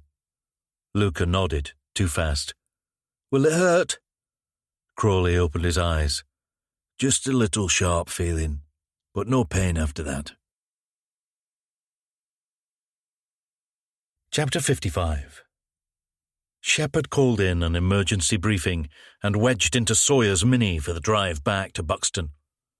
Sawyer streaked away from the stone-clad suburbs and aimed for the Riverlin Valley, the nearest insertion point into the national park. He turned to Shepherd. He looked spent, droopy-eyed and dreamy. "You okay?" "I'm fine." "Hell of a story. How'd you carry something around like that for your whole life?" Sawyer shook his head. "You bury it in the past. Try to keep it distant. Tell yourself that it'll get easier with every passing day. That doesn't work." Shepherd closed his eyes, tilted back his head. He turned onto his side, trying to get comfortable in the small space. Sawyer glanced over. "You need your own detective mobile. You can't be having your missus swiping your ride for family affairs." She needed it. Shepherd had nothing more. He tilted his head onto his shoulder. By contrast, Sawyer was bright, buzzing. "We could pop to see my dad. Not far from here. You'd like my dad. He's anal, meticulous, by the book." Shepherd opened an eye. "Did he teach you how to fight?" "That was Benjamin Kwok for Wing Chun, Alan Carruthers for JKD, China via Glasgow." "What's the difference?" "Wing Chun is close-quarter combat. Jeet Kune Do takes a lot from its principles, but it's less classical. It's all about finding the most direct route to the target. Nothing fancy or extraneous. One of my instructors called it scientific street fighting." The dashboard clock ticked over to 2 a.m. Shepherd faced Myers, Moran, and Walker, all slumped at their desks, all far from delighted at the late call. "We now have motive and a name. I need you to work through. Pull your teams in here early. We can all get our beauty sleep when we've found the lad." Sawyer perched on the desk beside Shepherd. "Like I said, if you want to understand the artist, look at his work. Dennis Crawley isn't a sadist. He doesn't fit the usual 3 traits: domination, manipulation, control. He wants revenge. And he wants it to be acute, exquisite. And he has the 9-year-old son of his mother's most brutal attacker at his mercy." "Any word from the psychic?" said Moran. "Maybe hit him with the name and the details. Might help his vibe." "I saw Beck's show. Let's just say I'm not holding out for miracles." "We have solid police work to do down here in the real world. Crawley's ring is set with his mother's tooth, knocked out in the attack. It's a tangible reminder. It will help him whenever he wobbles over what he's doing. He's keeping a part of his mother close to him. It makes it her revenge too. Remember, he's highly intelligent, highly motivated, but I don't think he's a psychopath, and there's no sexual sadism. He's not killing for thrills." "It makes him harder to catch," said Shepherd. "He's rational, less prone to mistakes." "We need to look into the assault," said Walker. "It happened in 1990. Check for convictions." Sawyer nodded. "I want to know everything you can find on Dennis Crawley. Where is he likely to be now? Connected addresses. And let's dig a bit deeper with Dale Strickland. We'll also need some protection for Tracy Manning. If she's telling the truth, then she may well be in danger from both Dennis and Dale. Myers, how was your caving contact?" "Bit vague. Runs a local cavers group. He said he thinks he recognises our man but couldn't place him. Maybe the name will help. He might have joined under an alias, though." "All eyes on Crawley, please. Let's find out what he's been doing for the past 28 years. Get busy, and get your teams in at 7. If you need to kip, use the intel cells." Sawyer drove back to the reading room and lay prone on the bed, eyes wide. After a few minutes' contemplation, he stripped down to his underwear and stood before the mirror. He swept into an elegant horse stance and began to execute the 3rd and final Wing Chun form, Bu Ji, darting fingers. He was more wired than tired, but the lack of sleep tugged at his joints and his muscles throbbed with each efficient execution. Nothing fancy, nothing extraneous. Everything necessary. The Bu Ji form was known for its lethal techniques, finger and elbow strikes that targeted nerve centers and pressure points. The idea was to find the purest, most direct path to impact and remove the need to fight force with force. Why expend all that energy into a blunt instrument punch to the face when a targeted strike to the eyes required less strength and was likely to be more effective? But the form was also loaded with principles for emergency self-preservation, escaping grapples, recovery after attack, weapon defense. Sawyer flowed through the disciplines, embedding the footwork, deepening the muscle memory. The fog swirled and scattered, uncloaking his mind. A broad, cool pool on a breezeless night. Faces shimmered across the surface. Tracy Manning, Victor Beck, Dale Strickland, Georgina, Toby, Luca, Ava. They merged and melted, offering nothing. His body needed rest. His brain screamed for shutdown. But the faces lingered in montage, amorphous and unknowable. He completed the form, made coffee, and read a section of Maggie's book. True fear is a gift that signals us in the presence of danger. It will be based on something you perceive in your environment or your circumstance. Unwarranted fear or worry will always be based on something in your imagination or your memory. 4:10 a.m. He would go back soon. His eyelids stung. He let the book fall away and closed his eyes. On cue, his mother swept in, lost but luminous, her raven black hair falling free. When he dreamed of his mother, Sawyer was lucid, fully aware that he was inside a dream. He would greet her, ask her for help. She would smile, and he always had the sense she could hear him, but was unable to reply.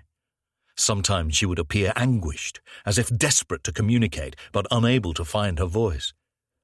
Eventually her eyes would slide away, and she would startle and look over his shoulder as if spotting some threat at his back. However hard he tried not to, he would always turn and wake confused, searching his brain for an answer to her puzzle. Chapter 56. We found a fit for Tracy Manning's story. Moran handed a sheet of paper to Sawyer, a compound photocopy of a death record and newspaper obituary. Irene Crawley, died aged 37, death registered in June 1992. Sawyer browsed the record. Looks like she didn't die in the assault. You said Tracy mentioned she might have had polio, said Walker. Was that still around in the 90s? Mostly gone by the late 80s, said Shepherd. She could have had a type of paralysis or some other complication. What's the COT? Sawyer handed back the sheet and slumped into a chair. He had barely managed a couple of hours' sleep in total. Just says after a short illness. Pray for the eternal soul, blah, blah, blah. It mentions a brother, James, and son, Dennis. It hardly matters how she died. He connects the assault to her death. He sees it as murder. Shepherd turned to Walker. What about the assault? No record. Doesn't look like they even reported it. Assuming it happened. Sawyer pulled at the skin around his cheeks, trying to work out the fatigue. He kept his eyes closed. Dale Strickland? Common old garden scumbag, said Myers. I couldn't find a single redeeming feature. Didn't go to Paul and Danny's school. Looks like he bounced around the country for a while in his 20s and 30s. A few trips to prison. Drugs. Stolen goods. Bit of burglary. 2 complaints of sexual assault. No convictions, though. It came back to the family home in Chelmerton a few years ago. You know the rest. GBH, Buckley Hall. Parole coming up. The world will definitely be a less pleasant place with him on the outside. He'll keep, said Sawyer. I'm more concerned about getting his son back safe. What do we know about Dennis Crawley himself? Moran pulled up a chair. He finished the year, but then moved to a different school. Benedict. His mother died in the run-up to his GCSEs. He was in care for a while. Independent school. Ainfield, near Warslow. Sawyer nodded. There are a couple of them in the Peaks. My brother was at the other one in Bradwell. A beat. Side glances. Moran continued. Got his tax records. Dull for a year or 2. Then at the address of his uncle, James in Warslow. Then he got a job at Poole's Cavern. Sawyer opened his eyes. Tracy said he was into rocks, geology, caving. He then worked at an activity centre, Whitehall Open Pursuits. 10-minute drive from here, said Myers. Did a team building thing there a few years ago. Climbing, abseiling, caving. Made me realise I'm the indoors type. Actually, I didn't do the caving. Too claustrophobic. Anyway, I can't find Crawley after he left Whitehall. Maybe he went freelance, indie. Sawyer stood up. Myers, take Poole's Cavern and Whitehall. What did Crawley do there? Habits? Hangouts? What was he like? Who hired him? Moran, get the uncle's address on the warrant and go see the clerk. Get it rushed through. Walker, come with me and Shepherd. Shepherd held up both hands, palms out. If we're going to Crawley's uncle's place, then we need to wait for a tack team. Sawyer whipped on his jacket. 3 strapping lads like us. Shepherd looked doubtful. All right, you can bring your special pen. The address took them to a semi-detached council house off the Leek Road outside Worslow. Sawyer parked the Mini across the street and double-checked the number. Crawley's uncle's place was the end terrace, with the most overgrown garden of the group. None of your characterful gritstone dwellings around these parts, said Shepherd. These are Parker Morris homes. 60s, early 70s. Based on the old prefab designs. They were required to have one flush and toilet. Who the hell has a non-flush and toilet? Sawyer rolled his eyes at Walker. Shepherd caught it. Sorry, it's the one thing I remember from my civics exam. Sawyer reached for the door handle. Let's go see if Dennis can come out to play. Shepherd reached over and pulled back Sawyer's hand. We need to wait for the warrant. It's quiet. Early. Moran'll get it signed off within the hour. We can't just walk up to the door and ring the bell. Sawyer shrugged him off. Section 17. Danger to life or limb. We don't have time for process. Luca doesn't have time. This is the most likely address that can give us an idea where Dennis Crawley might be. He might be here, said Walker. Sawyer shook his head. Now that really would be hiding in plain sight. He's not here. I'm not even sure his uncle is here, judging by the state of the garden. They climbed out of the car and crossed to the house. Sawyer ahead, Shepherd and Walker flanking. At the front door, Walker edged round a side snicket to watch the back of the house. Sawyer flipped open the letterbox and peeked inside. The motion dislodged a flutter of peeling turquoise paint, exposing the original wood of the door. He listened. Tap, tap, tap. Pause on lino. An enormous Rottweiler padded out of the kitchen into the hall. It spotted Sawyer and sank low, haunches raised, jaws dripping into the carpet. Its growl rose in volume, from cautious rumble to accusatory snarl.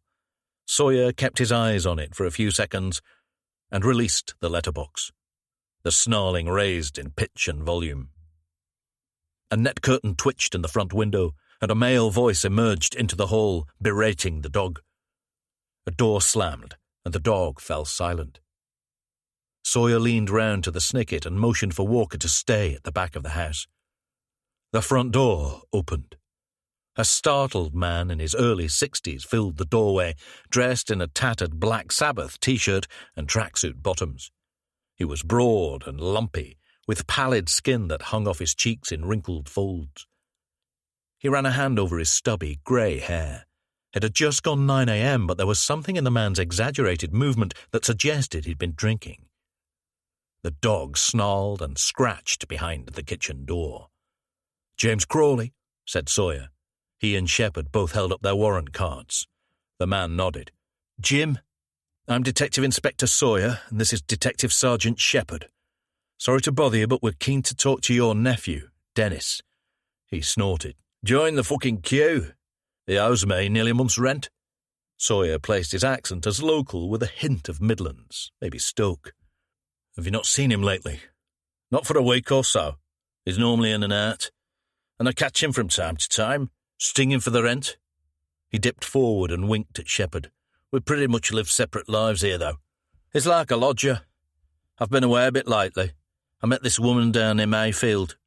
Sawyer peered around him into the hall. "Can we have a look round his room?" Jim darkened. "I hope you got a warrant.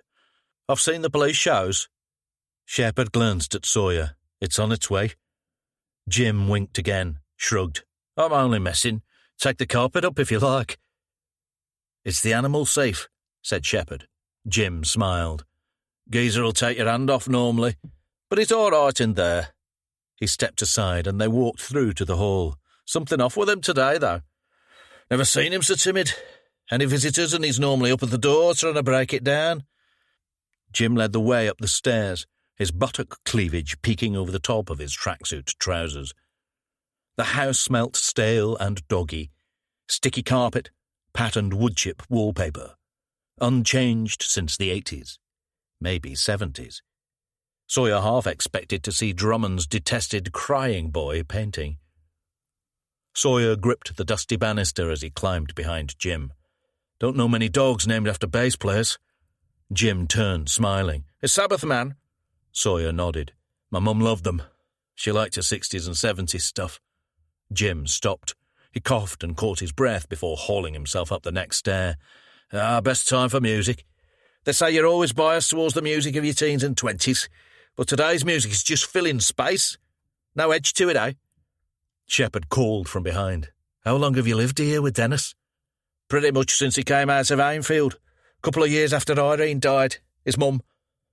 She was disabled, right? He looked back again. She had a hard life. Broke her neck the summer after Dennis was born. Misjudged a swimming pool dive.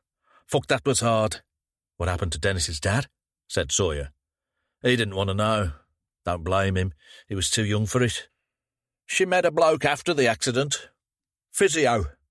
I think he had a fetish, you know. He fucked off before Dennis got to school. Some women just have no luck with fellas. They made it to the top and gathered on the landing. Jim panted and bent forward. She was sweet, my sister. Wouldn't hurt a gnat. Turns out she had a bit of money under the mattress, like. I got a bit. The rest went into a trust for Dennis. We sold the house after she died and I bought up this place off the council in the 90s. I used to rent it. Fucking hope it pops up soon. I'll need that rent. I drive buses. He coughed again. It didn't sound healthy. I'm on noons today. The dog barked downstairs. The sound bounced off the mass-produced partitions, fuzzy and eerie. The first door on the left had a faded old World Wildlife Fund panda sticker near the handle. This is Dennis's room. Fill your boots. I'll go and sort Geezer. He'll be fine once he's fed his face. I hope Dennis hasn't done anything wrong. He's a bit off the wall, but he's not a bad lad. The room was small and hot, but oddly odourless. There was an unmade single bed against the wall beneath a window that overlooked the back garden. Sawyer edged aside the curtain and peeked out at a forest of weeds. Cycle handlebars poking through a manky tarpaulin. Neglected old shed. Walker lurked in the corner at the end of the snicket. He looked up at Sawyer and raised a hand in greeting. Sawyer turned back to Shepherd. We need to book a surveillance course for the DCs. Shepherd rummaged through the drawers of an old hardwood dresser. Nothing much here. Old T-shirts, magazines, pretty benign stuff. Nothing embarrassing. A few toiletries. What is this? He held up an ancient Nintendo Game Boy handheld.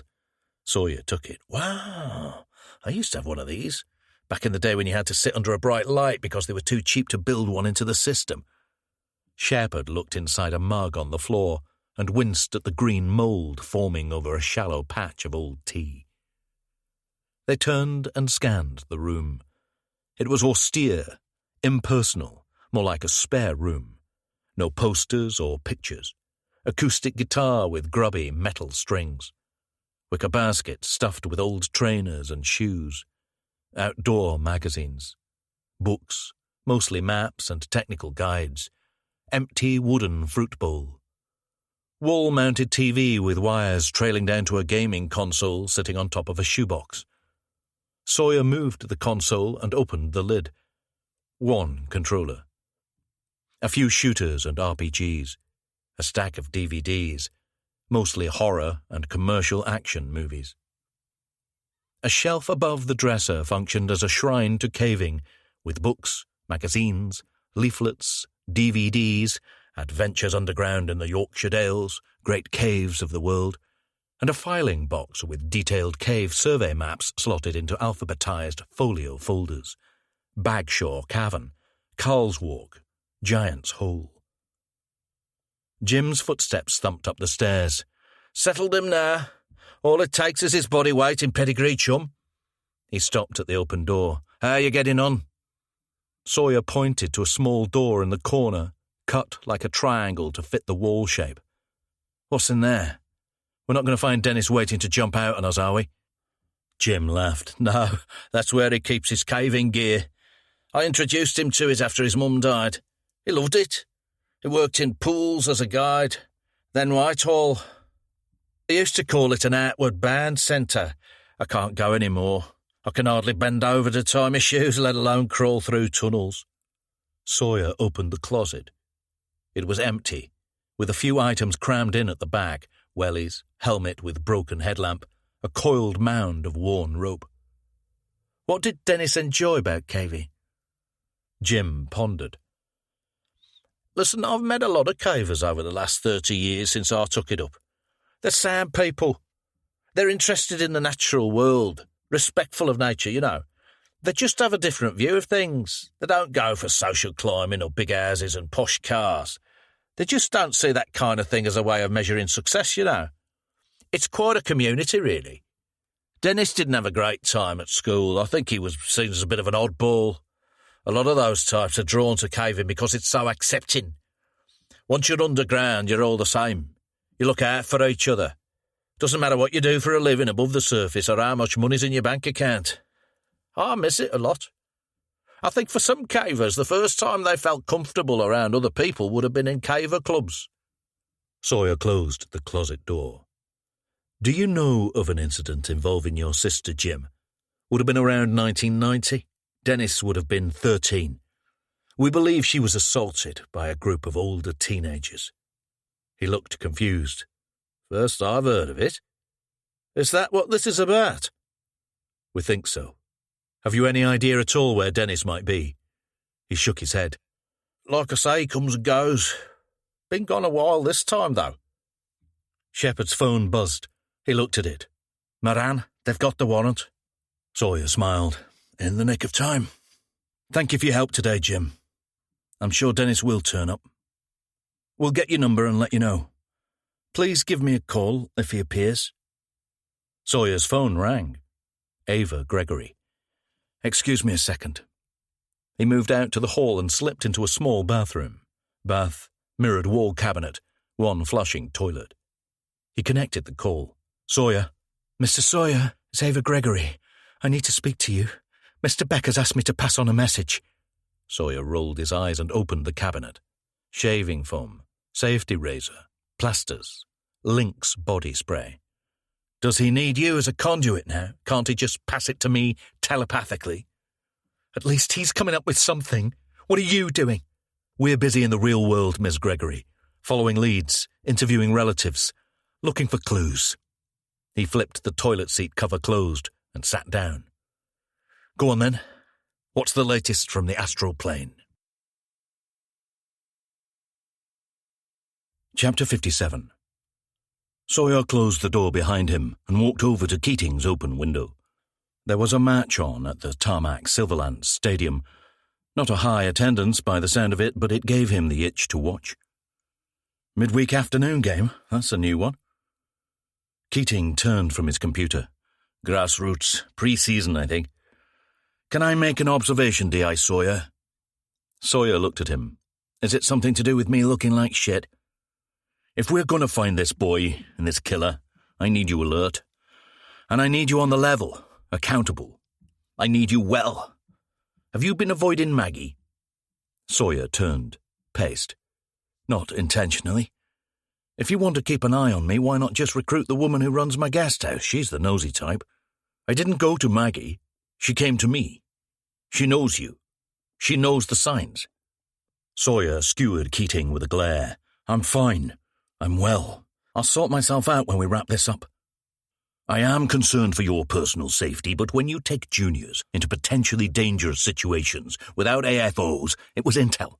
No way Crawley would be so stupid as to hole up in his uncle's house." Keating studied him. "Let's talk about Beck." Sawyer took a seat. "It's bollocks. Guessing. Cold reading. It shouldn't even be taking up our time. If he says the boy is near to water, and the mother wants us to look into that, then what? We need to tie up precious resource into knocking on doors of houses near rivers and reservoirs. How about swimming pools? Taps? Puddles? She says she wants it public. Anything that can help. Sawyer snorted, shook his head. She's desperate, Jake. Anyone would be. I stopped by and saw Ava on the way back here from the uncle's place. Beck was still there, loving the attention. It's a pound-shop Uri Geller, and I'll prove it. Keating sat back, raised an eyebrow. Ava? Sawyer blanked him. So you're going to prove he's a fraud? Is that what the altercation at Sheffield was all about? Due diligence. He's helping us with inquiries. I wanted to see him in action. And getting into a fight with his bodyguard, is that diligent? Sawyer sighed. There are about 80 witnesses. Self-defense. He's a big boy. He had a go. I immobilized him. Beck is pushing for assault. At this rate, we'll both be out of here before the MIT even gets running officially. How long have you got? Keating dropped his gaze, tidied a few papers. There's a meeting tomorrow. Would it be too much of a cliché to ask you for 24 hours to solve the case? Keating smiled. Well, the DA is certainly on my arse. Sir, Sawyer leaned forward. Please. Hold off on this Beck nonsense. If it goes public, we'll look like fucking druids or something. I could use a bit more sleep, yes, but I'm on this. Like I said, I do, Doc. The mother wants an official press conference.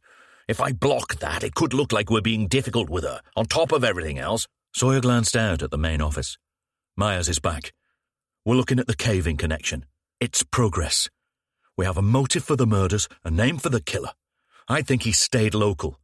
We just have to find out where, and hope that Lucas Strickland isn't already his third victim. Myers flopped down at his desk. I saw Crawley's old boss at pools and spoke to an instructor who knew him at Whitehall. Sawyer stood over him. Nice work. What do we know? Guy at pools says Dennis was a decent guide. Bit quiet, but he knew his stuff. He says he got the feeling Dennis was bored by the touristy nature of it all. Lighted walkways, school tours. He only worked there for a year or so. He moved on to Whitehall. They do all sorts there, rock climbing, canoeing. One of the instructors, Craig Walden, used to work with Dennis. Says he was a good guy but didn't have the social skills for large group outings. They talked about leaving Whitehall and setting up their own company, taking only individuals and small groups. But Dennis wanted to explore unsurveyed networks, and they fell out. He wanted to be broad and commercial, run outings for silly money in the tourist season. Dennis cared more about taking clients who were up for something that pushed the health and safety boundaries. Walden argued there weren't enough potential customers to sustain a business, and they went their separate ways. He runs a gear shop up in Castleton and does the indie tours. He says he hasn't seen Dennis in years. Sawyer tipped back his head and stared up at the ceiling. I want to talk to Walden. He's our closest connection to Crawley. I'm wondering if he had any favourite spots, networks, bothies. Dear Shepherd, come with me. He turned, but Shepherd was finishing up a call. He caught Sawyer's eye. It wasn't good. He finished the call and opened the web browser on his computer. That was Ava Gregory. She says that Victor Beck is making an announcement, streaming live on his YouTube channel. They gathered round Shepherd's screen. Victor Beck stood in the middle of a patch of bright green grass with a fringe of pink and yellow flowers. Sawyer recognised it as Ava's back garden. Ava stood off to the side with Daria and Stefan. Beck chopped at the air with his hands, impassioned. My client has been utterly failed by the local police. They do not wish to pursue my vision, despite the veracity of my remote viewing performance in the recent paranormal challenge. Moran joined the watchers around Shepherd's desk. He thinks he's the fucking president in the Rose Garden. Beck pointed at the screen. I tell you now, Lucas Strickland, 9 years old, the wonderful son of Miss Ava Gregory. He gestured to Ava. Hear me. Luca is still alive. Jesus, said Walker. Moran nodded. Yeah, president not enough for him. Beck held up Luca's glasses. I have handled Lucas Strickland's spectacles, and I see him, scared but alive, in a place where water is nearby. I see relatively still water, not the ocean. Perhaps a lake, or slow-moving river, and it is dark too. There is darkness. Please, I can give no more precise details, but if you know of a place near you where this could apply, then please check it, search it. I want to make it clear that I have not completely lost my faith in law enforcement, but the police work in one way, and I work in another. Only around 30 years ago, the idea that you could use DNA evidence to implicate a suspect was absurd. Back then, it was a step into the unknown, into unknown science. Now, DNA is a primary weapon in the forensic arsenal. I say to you that my abilities will, I hope, one day be seen in the same way as science. Now unknown, soon to be known. Ava stepped forward and swiped at the sides of her eyes, smudging her mascara. I know that people will laugh. I know that people will laugh at me, but ask yourself this question. If this were your son, wouldn't you be willing to try everything, try anything, to find him? Sawyer drifted away, dazed and fatigued. He sat at an empty desk and called Sally O'Callaghan. It took her a long time to pick up. Jake Sawyer. Nice timing. I was just completing the report on Luca's glasses. Would no news be good news? He slumped. No. That would be bad news. Nothing on the glasses themselves. Told you so. But she blew something out, crackling the mouthpiece. She was smoking. Particle analysis did find one thing in the linen cloth he wrapped them in. Could be a contamination from before the boy was taken, but it is fresh. The teeniest, weeniest trace of chalcopyrite. Sawyer had played this game with Sally before. He turned it back on her by pausing, staying silent. Jake, are you Googling? I wouldn't want to deny you the chance to womansplain. She laughed. It's a fucking mineral. It's where we get copper from. Chapter 58. Craig Walden's shop was built into the ground floor of a 3-story mid-terrace in the centre of Castleton. The storefront had been whitewashed and pebble-dashed, and capped with a lurid yellow and black sign blaring out its name, Frostwork Supplies. Sawyer and Shepherd both had to duck under the front door frame, turn left past the base of a roped-off staircase, and stoop under a second interior door onto the shop floor. The equipment was arranged in labelled zones, caving, climbing, walking, each with rotating stacks of specialist clothing, oversuits, undersuits, wetsuits, elbow and knee pads. Each zone had a couple of shelves carrying books, maps, novelties. Can I help, gents? A man with a shiny bald head and white goatee looked up from the counter. Going up or down? Is that an existential question? Said Sawyer, browsing, opening Goliath, danger and discovery in caving. The man frowned and looked to Shepherd for help. I mean, are you going underground or up the crags? He was 50-odd, short and bland in a grey polo shirt. He stepped out into the shop and took off his half-moon glasses, revealing neatly trimmed eyebrows. Shepherd held up his warrant card. D.S. Shepherd, this is D.I. Sawyer. Ah, I spoke to Mr. Myers. I'm Craig, by the way, Walden. He shook their hands. Sawyer flinched at the dampness of his palm. I take it you're here for business, not pleasure? Sawyer smiled. Oh yes, we mean business. Nice place. Walden looked around as if noticing the shop for the first time. It's built up over the years. I'd like a bit more space, but that's for the big boys like Cotswold. They can afford the rents. I live here too. We do most of our business online, of course. Sawyer replaced the book. Mr. Walden, we're keen to speak to an old associate of yours. Dennis, your colleague said yes. I told him everything I know. Sawyer nodded. Tell me. He shrugged. Good caver. If you didn't know him, I suppose you might say he was a bit standoffish. It was always fine with me, though, and I don't suffer fools. Sawyer side-glanced at Shepherd. We took school and college groups up at Whitehall. He was good with the technical spiel, but not great at knowing when he was going too deep, yeah? When he was switching them off with too much detail. We talked about setting up our own thing. That was going to be called Frostwork too. I wanted it to be based on safety and enjoyment for individuals and work groups. He was more into the extreme side, exploration. I didn't think there was a market for that. Shepherd made a note. And you fell out? I wouldn't say that. Just didn't work out. No point doing that kind of thing unless everyone's on the same page, yeah? It's a shame because we would have worked well together. I'd have been more client-facing, I guess. He could have been the technical brains. I just don't think it excited him, taking people down steady, pre-surveyed networks. The repetition of it. He paused, looked between the two of them. Do you really think he's got something to do with those murders? And that young boy? We know he has, said Sawyer. I understand it might be difficult to believe. He hasn't been in touch? Walden shook his head. Haven't seen him in years, no.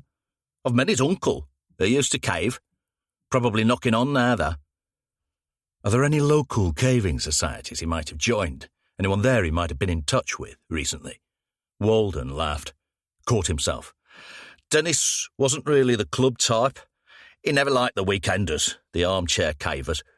He was good in a crisis, mind. I remember one trip down Oxlow. Fella took a tumble on a false floor. That's a remnant of a sheet of flowstone, usually between passage walls. Sometimes it's just ledges, but this one was a proper floor. Even Dennis didn't spot it. Anyway, Dennis got him right, pulled him out. They got him up on his shoulders and hauled him up out of the shaft. Turned out the fella had broken his ankle. I mean, Dennis is a big un, but it still struck me how strong he was. Sawyer tried on an orange helmet. Mr. Walden, did Dennis have any favourite spots? Cave networks?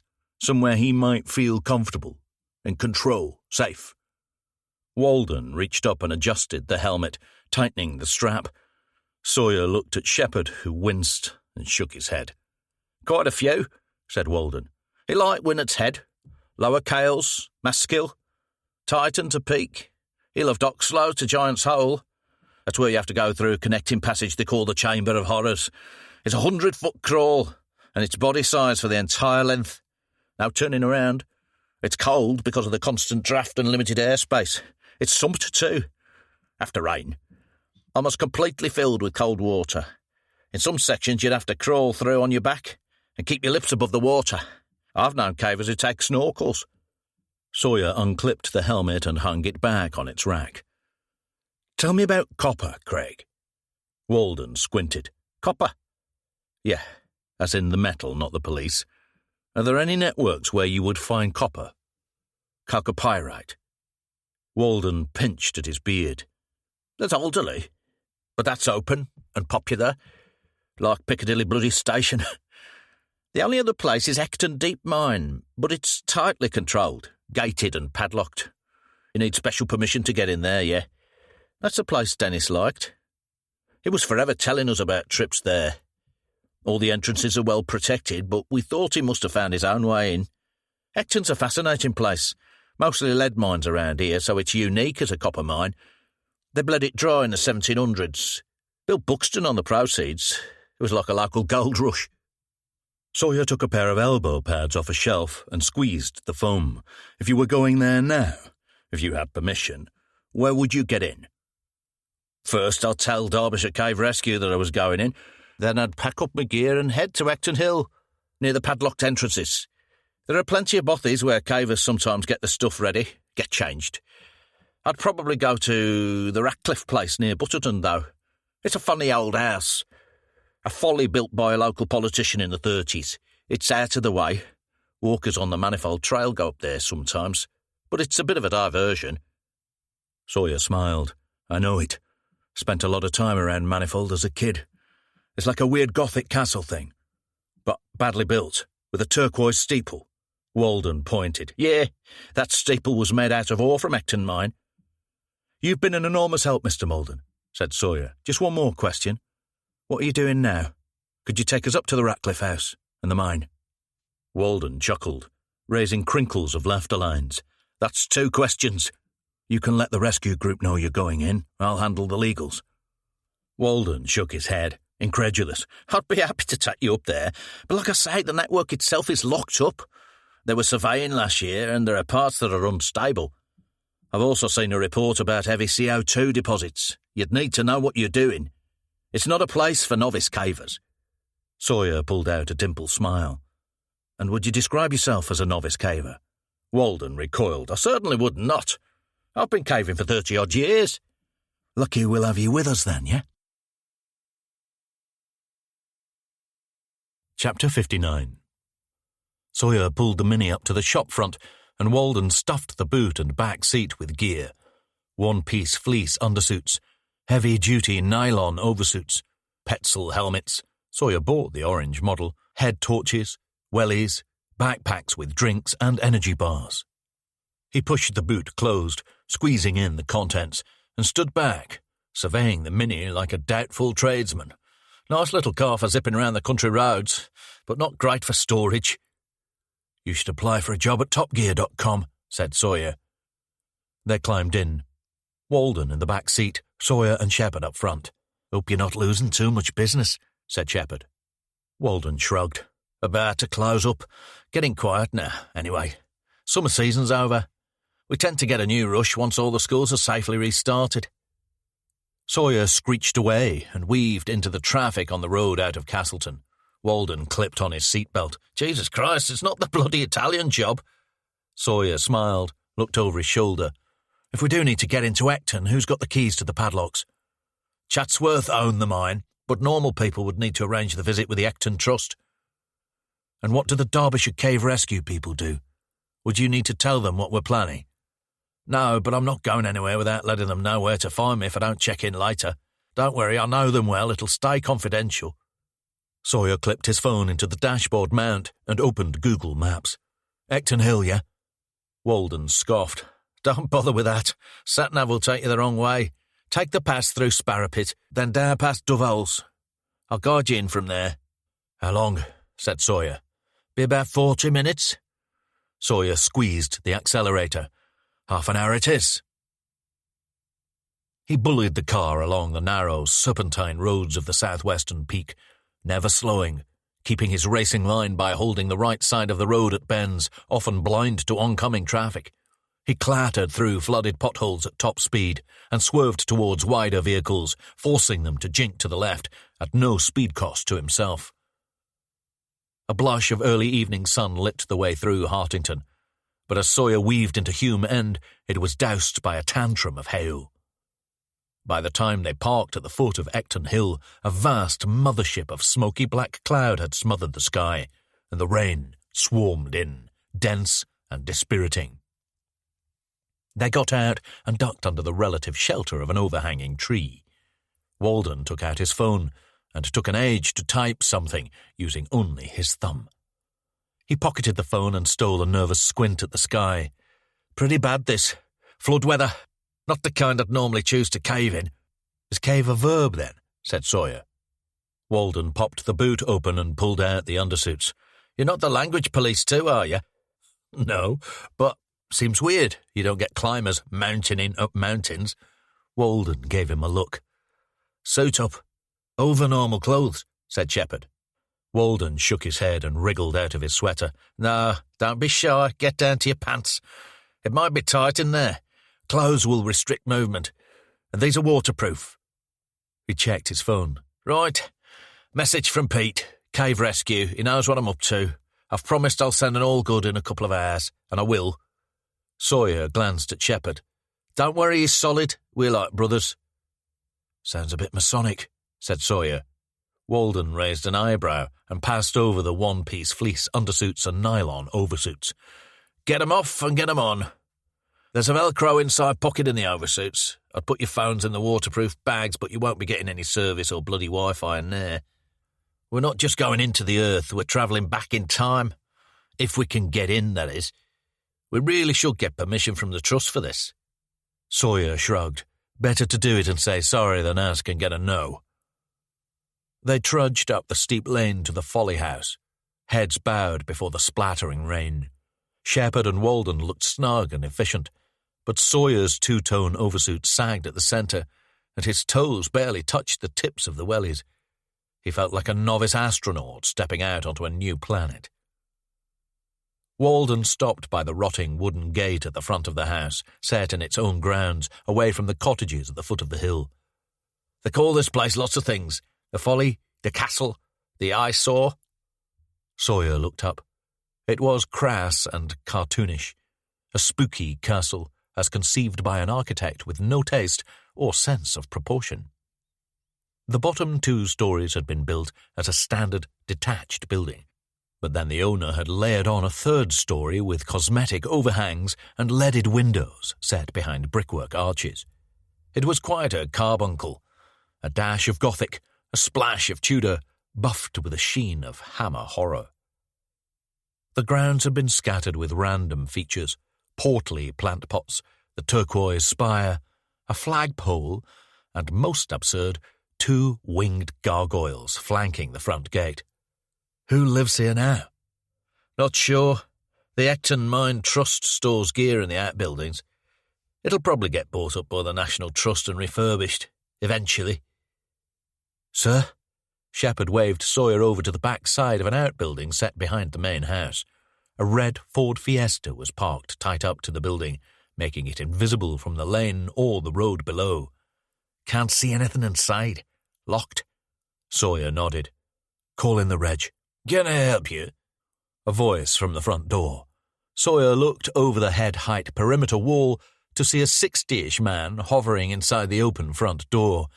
He was formally dressed, but a little out of time. Careworn tweed jacket, buttoned-up white shirt. Sawyer shifted over to a recessed gap in the wall to get a more direct connection. The man had swept his grey hair down to form a long, crooked fringe. As Sawyer moved, he pouted out of the side of his lip and puffed the hair out of his eyes. Sawyer held up a hand. "Police." "You don't look like police." "No, we're looking for someone. I'm D.I. Sawyer." He tore open the inside pocket and held up his warrant card.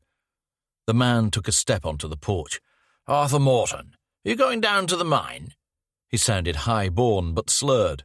He was holding a stemmed glass filled with something transparent. "Yes, is this your car?" The man leaned over to get a view of the Fiesta. "Certainly not. I assumed it belonged to one of the people from the trust." Sawyer nodded. The man's body language seemed relaxed. "Have you seen anyone you don't recognize in the last few days?" Morton took a sip of his drink, shook his head. "No. My wife hasn't been well enough to walk recently. We've been rather housebound." "Quite a house to be bound in." He smiled. Another sip, more of a slurp. "Quite." "And you're the owner?" "Indeed." Shepherd sidled up to Sawyer and spoke into his ear. "Stolen. Registered to Loreen Black. Brandside. ANPR caught it on the A515 on the night of Luca's abduction. Then the Longner to Worslow Road, then nothing." "It's the car he switched to. Probably pre-stolen. Prepared it. Dumped it here. You got your notepad?" Shepherd took out the pad and tactical pen and handed it over. Sawyer opened the front gate and approached the door. "Mr. Morton, if you see anything suspicious, please call me on this number. And could you write a number we could reach you on?" Sawyer wrote on the top sheet. "Is there anyone inside holding you? If yes, write here and give back." He tore it off and handed it to Morton, who held it close to his face, squinting at the letters. He lowered it and met Sawyer's eyes. His mouth widened into a smile, displaying a rickety rack of brown teeth. He held up a wavering finger. "Clever. No. Sorry to disappoint you, but there's just me and my wife here, and I would very much like to get back inside now, if you please. Good luck with your—" He waved a tipsy hand, "with your endeavours." He closed the front door. Sawyer walked back to the Fiesta. Walden and Shepherd sheltered beneath the tiled roof of the outbuilding. He gave the pen and pad back to Shepherd. "Mr. Walden, where's the mine entrance?" "We need to walk up to Ecton Hill. The shaft openings are over on the other side. Like I said, it was all padlocked the last time I was here, but there might be a few open shafts." He took out a piece of paper with side-on and top-down diagrams and shielded it from the rain. "This is the survey. 3 main entrances from here and various exit points. This won't include all the shafts, though. In this weather there'll be some flooding. You'd have to be crazy to go in there without a specialist guide. Sawyer took out his phone and tapped in a number. We don't have time to not be crazy. Mr. Crawley, sorry to disturb you, this is D.I. Sawyer. Walden caught Shepard's eye. Shepard smiled. Uncle. Sawyer turned away with the phone. Could I ask you to take a look in Dennis's room at the box of survey maps? Walden and Shepard stood there in silence, backs pressed against the saturated wall of the outbuilding. Rainwater cascaded down the roof and showered the ground around their wellies, scattering the mud in concentric ripples. Thank you, Sawyer shouted into the phone over the crackle of the rain. Could you check, are there any survey maps in the east section, specifically for Ecton Mine? While he was waiting, he looked down across the manifold valley below. The distant rain hung beneath the low clouds like an insect swarm. Thank you for your time. He disconnected the call and turned back to Shepard and Walden. The Ecton Mine survey map isn't in Dennis's box. The car he stole to abduct Luca is here, near the mine. Luca's glasses were wrapped in a piece of linen that contained traces of copper mineral. Sawyer dialed another number. He stepped around the corner of the building out of Walden and Shepard's earshot. Walden swiped rainwater from his chin. Mr. Shepard, are you saying that Dennis has taken that young lad down to the mine with him? Shepard turned to him. It looks that way, yes. Mr. Walden, we appreciate your help, but I just want to make sure you're clear about what we're proposing. There's no guarantee about what we might find in there. Walden wrinkled his nose. Look, I know, Dennis. You've got this wrong. I'll help you find him, then you'll see. Don't worry about me, Mr. Shepard. I could use the excitement. Biggest thrill I get these days is attending public meetings with the National Park Authority, shouting matches over vehicular access. Sawyer reappeared. He slipped his phone back into the waterproof bag and sealed it inside the Velcro pocket. I've briefed Keating. Let's go find Luca. Chapter 60. They pushed on through the thickening sludge, up and over the top of Ecton Hill, down towards the shaft entrances. Walden stopped to wipe his glasses clean. Sawyer and Shepard slowed to wait.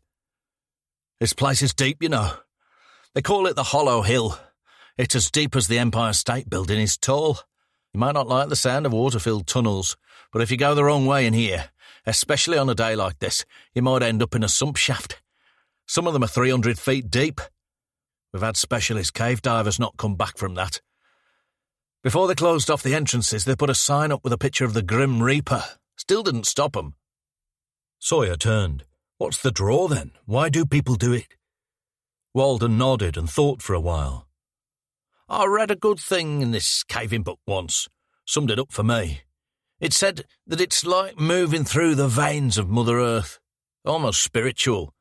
We know more about outer space than we do about the inner world of these caves and mines. It boggles my mind. There's just so much in there we don't know about. They moved on, passing the mine's old winding house at the ridge top. As the hill levelled off, they edged down a liquefied scree, skidding and squelching through deep folds of sucking mud. The rain intensified, clattering against their oversuits, drumming at their helmets. As they reached the base of the other side, Shepard looked up at the dimming sky. We can't have more than half an hour of light left. Sawyer tapped his head torch. Good job we got these, then. A number of entrances had been blasted into the rock at the base of the hill, all sealed by padlocked grills. Most of the entry passages looked barely big enough to accommodate one person crawling, but there were two larger holes that led through into tunnels tall enough to walk through at a stoop. See, said Walden, we need the Trust's help to get in. Sawyer walked from entrance to entrance, studying the padlocks. They're all pretty old, and they're all the same make. Abloy. He looked up and flashed a smile, looking from Shepard to Walden. Apart from this one. He rattled the lock on the grill that covered the largest entrance. Best access systems. And looks relatively new. He's chopped off the old lock and replaced it with this one. Easy to reach through the bars and lock from the inside, or lock up if he wants to leave for supplies. Or to send a package, said Shepard. Sawyer nodded. He unfastened the Velcro pocket and pulled out the waterproof bag. I brought along a couple of helpful items. He held up a pair of Kirby grip hairpins. Walden pointed at the oblong black case also inside the bag. What's in there? Sawyer stashed the bag back in his pocket. A few bits and pieces. Walden looked at Shepherd and angled his head towards Sawyer. He's quite the Boy Scout, isn't he? Sawyer pulled apart one of the pins until the ends were at a 90-degree angle.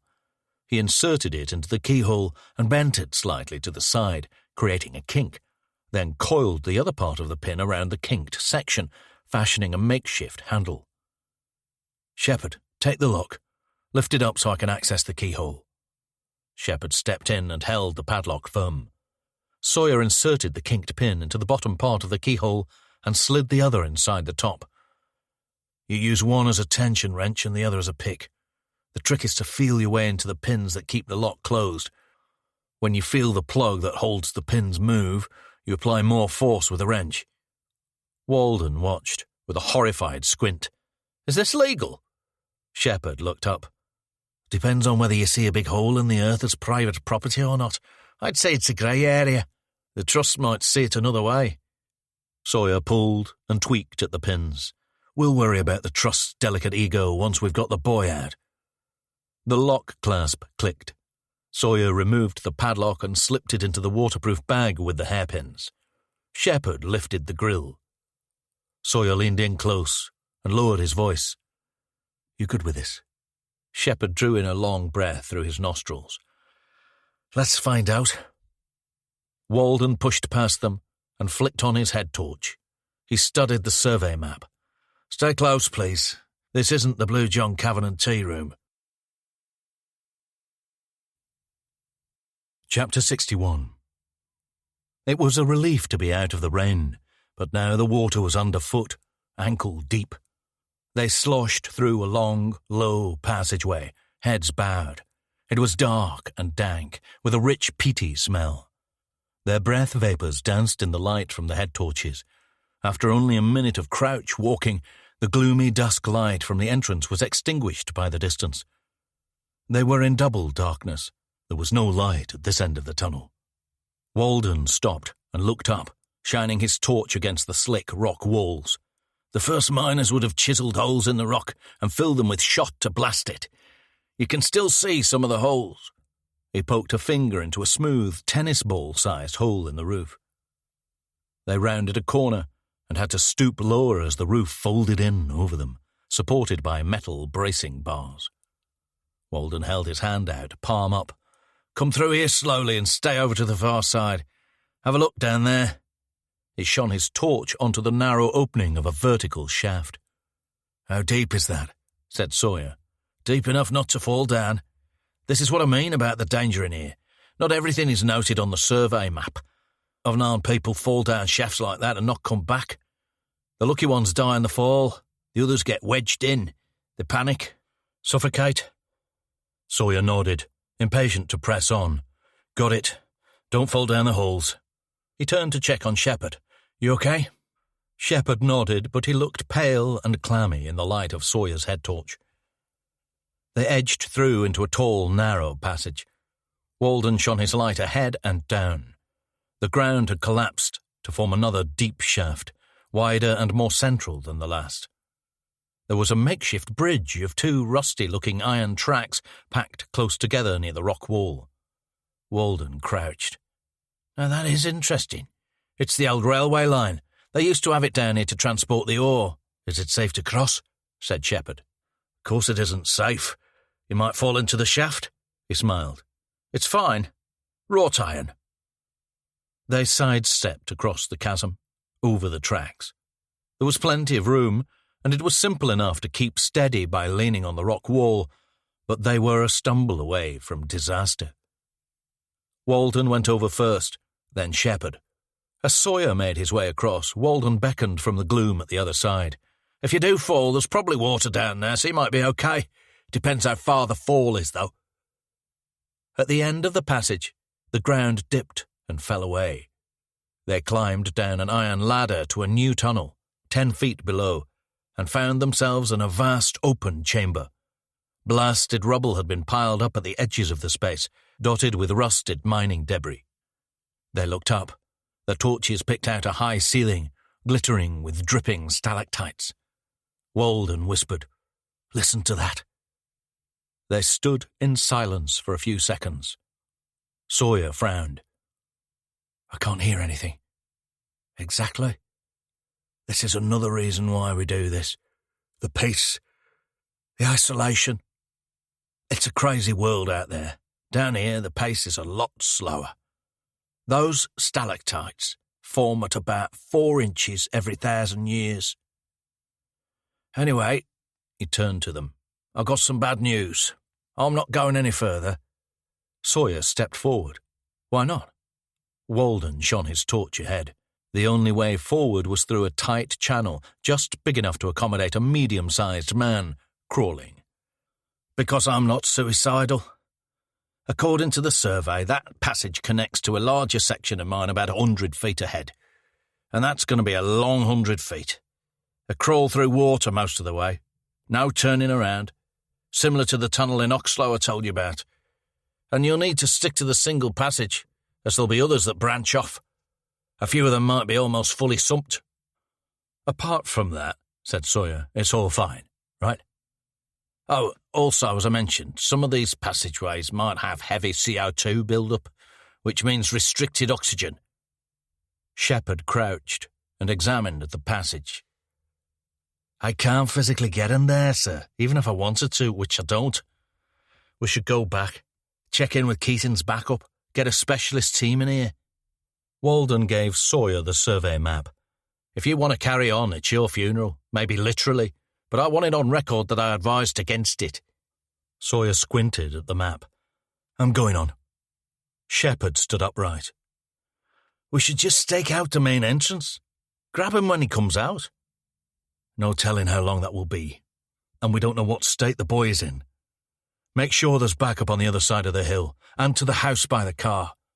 Crawley might know another way out. We should be prepared if he sees me and spooks." Walden was already climbing back up the ladder. "I hope you got a strong stomach, Mr. Sawyer. That's going to be no kind of fun. Nice meeting you. And if you don't deviate from that single passage, we might meet again. I'm telling you, though, going in there by yourself, there's something wrong with you." Shepherd moved in, close to Sawyer. "Take it easy, sir. And do as he says, stick to the surveyed passages. Here, take this." He handed over the tactical pen. Sawyer slipped it into the Velcro pocket. "Is this for when I need to write my name on the wall? Jake was here." Shepherd's eyes drifted.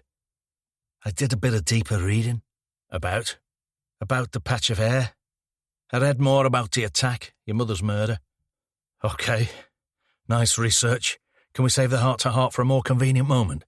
Shepherd caught his eye. "I just wanted to say, I'm sorry, sir. Thank you. It was a long time ago. And the guy who was convicted, he's about to get out." Sawyer eyed him. "This is all a bit final. I am coming back, you know." Shepherd turned and headed for the ladder. "Yeah, I know." Chapter 62. Sawyer ducked into the passage. He pushed his right elbow ahead, digging it into the rocky ground. He pulled himself forward and repeated with his left. As the passage dipped, the ground grew wetter, and he was soon crawling through inches of freezing water, spitting and spluttering. His head torch showed the seemingly endless path ahead, the light compressed into a tight circle by the enclosing rock. He crawled for what seemed like hours, until the channel grew wider and taller, and he was able to stand at a crouch. His joints throbbed with the effort, and he found it harder to catch his breath. He shivered as he stood, something he had never experienced before. In one of the drier sections of the channel, he had laid down his head and felt the tug of sleep, but jolted himself awake just in time. He took out the survey map and saw that his current position was at the far end of a long tunnel with branching pathways behind, as Walden had described. Ahead, a smaller chamber, or vault, according to the map, led to 2 further passages that could be taken at a walking crouch. He pushed forward, and emerged into the gaping black of the open chamber. As he fiddled in vain with the dial on his head torch, hoping to find a brighter setting, he accidentally switched it off. Sawyer crouched there, in silence, aghast at the nothingness. This was a terrible new pitch of dark, unpolluted, unfathomable. And that's when he heard it. A voice, up ahead, low-pitched, and the response, high-pitched.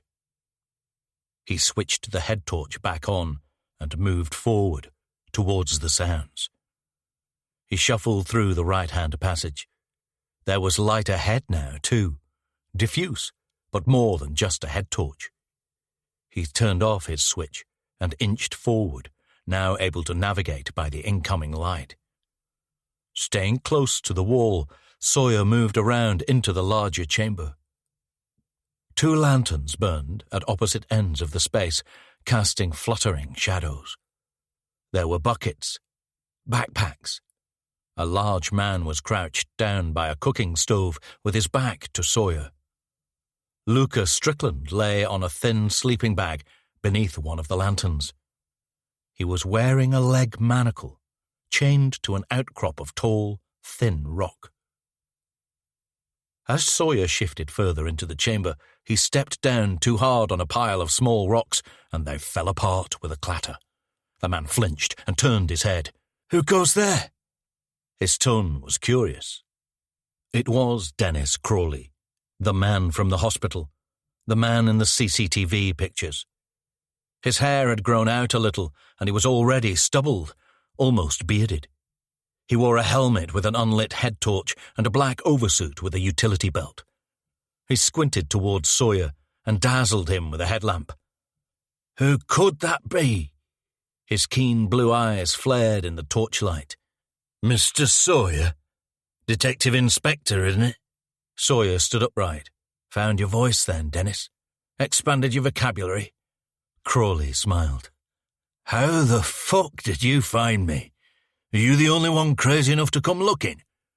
His speaking voice was already deep, but the cave echo gave it added resonance. "Pretty much." Sawyer stepped forward and stopped a few feet from the stove. Crawley stood to face him. Up close, he was big. Sawyer kept his eye on the heavy-looking hand lamp. "Jake?"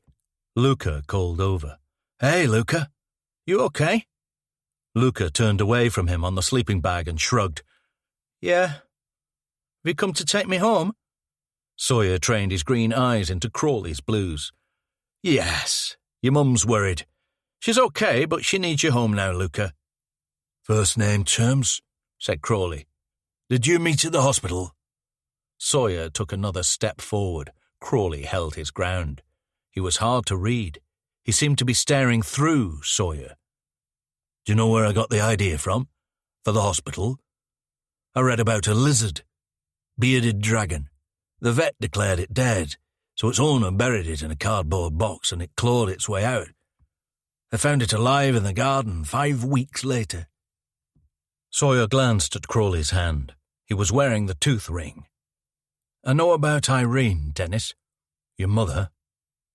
In a way, she's with us now, isn't she?" Crawley broke eye contact and, slowly, looked Sawyer up and down. "Not a good fit. Your oversuit. You're not a caver." He half closed his eyes, pondering. "Uncle Jim isn't back there with you, is he?" He backed away and sat down on a flat rock. He lowered his head but kept his eyes up on Sawyer. "That's also like caving. The lizard story. Digging into the earth. Burying yourself. I bet this is your first time, Mr. Sawyer. How you coping with the claustrophobia? That feeling of everything above pressing down on you? No chance of immediate relief. Caving is the least glamorous of all the outdoor pursuits. Rock climbers are seen as rugged, and fell runners have the allure of stamina. Cavers are seen as odd, weird. That's followed me around all my life. I take it you're aware of my school nickname." He shifted his position. "You know what it is about caving?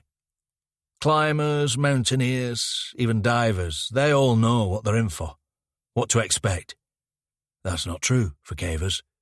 Caving isn't about conquering something external, climbing to the top and planting a fucking flag. It's about fear, overcoming it. The deepest fear of all, the fear of the unknown. Sawyer crouched, resting his legs, propped up by adrenaline. Luca had raised himself and was watching. Dennis, I know about Irene, and Paul, Danny. I know about Dale. Crawley winced at the mention of Strickland. This isn't the way to punish him. I was going to start with Tracy. Crawley's voice surged in volume. He corrected himself. The one who started it all. But it didn't feel right. She was a victim, too. Still. You know how it works. Evil triumphs when good people do nothing. You're projecting adult emotions onto her. She was a kid, scared of Dale. But Georgina? Toby? Luca? Innocent shouldn't have to suffer so you can punish the guilty. Crawley lifted his head and let his gaze wander up to the cave roof. Have you ever desired revenge, Mr. Sawyer? That craving for brutal justice, primal retaliation. It gnaws at you, hour by hour, day by day, eating you alive. That's the trouble with revenge. Once you've enacted it, you're still left with the pain. You know what? Revenge isn't a dish best served cold. It's a stone in a lake. A way of sharing the pain, sending out ripples across generations, delivering it to as many people as possible. All those living and yet to be born, passing on the justice. It's a whine of feedback that carries on long after the original players have left the stage. I get that, said Sawyer, nodding, but careful with the mixed metaphors. Crawley smiled. I can't change the past, but I can rob my mother's attackers of a peaceful future, as they did for her. She was murdered, in front of me. The fatal blows were struck that night. Just took her 2 years to die. Sawyer nodded, slowly. So where to from here, Dennis? What's in store for Luca, Tracy, Danny, Paul, Dale? What kind of ripples are going to reach them? I was going to hold on to the boy, wait for Dale to get out. I'm sure you know that he's connected, so... Again, Crawley's gaze drifted, this time to a point above Sawyer's shoulder. He snapped himself back into the moment. It's a bit more complicated. More improvisation than I would have liked. I needed the boy alive to get to him. Sawyer stood up. You haven't thought it through, though, have you? You're not a psycho. You're an innocent, caught up in someone else's madness. Just like Toby and Georgina. And Luca. How many ripples do you send out, Dennis? How much justice needs to be passed on before it's enough? And then what? You hand yourself in? Job done? Crawley got up off the rock and walked over to the lantern near Luca. He snuffed it out. A deeper darkness settled over the chamber. He walked over to the second lantern and flicked on his head torch. These helmet lights are fine for the small chambers, but they're next to useless in the big areas. You have to back them up with knowledge of the passages. He snuffed out the second lantern. Sawyer could now only make out his face, helmet, and shadowy outline. To answer your question, there's a lot more to do. A lot more justice to pass on. I'm sorry, Mr. Sawyer, but this is all too inconvenient. Crawley charged, a flurry of shadows, his face distorted beneath the light from his shaking head torch. Sawyer set himself in Jeet Kune Do fighting stance, fists up, side on, feet apart, heels raised. As Crawley closed in, Sawyer stuck to his JKD principles. Rather than wait for his opponent to arrive, he pushed off his back foot and shuffled forward, delivering a straight lead punch to Crawley's face. The connection was good, with the punch's power drawn from Sawyer's pivoting hip and shoulder. But his aim was off in the dark, and the blow crashed into Crawley's cheek when a chin shot or nose breaker would have ended it all in one hit. Crawley staggered.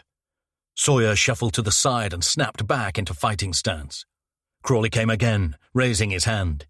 He had grabbed a fist-sized chunk of rock and swung it at Sawyer's head. Sawyer disrupted the swing with a pak-sow block. An open palm slapped into Crawley's forearm near the elbow. Crawley's arm jerked to the side and he dropped the rock. Sawyer moved inside, on the centre line, hoping to unbalance Crawley with a jab to set him up for a more decisive blow.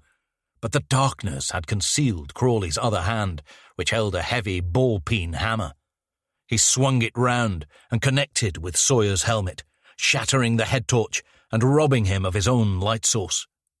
The blow was loud and heavy and jolted Sawyer's head into the cave wall.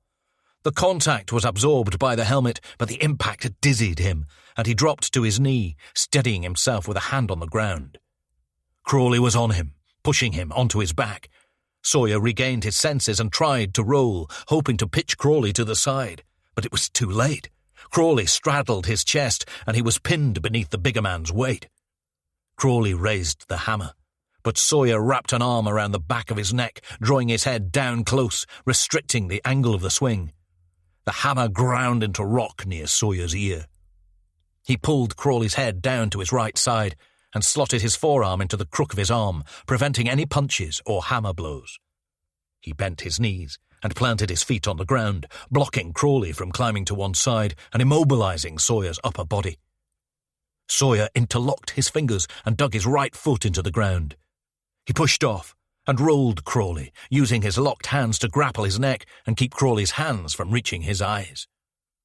Now Sawyer was on top. He used his cheek to force Crawley's head down low and pushed off, rolling him again, squeezing hard on the back of his neck. Crawley coughed and heaved. Starved of air, his grapple loosened, and Sawyer pushed him off and stumbled free.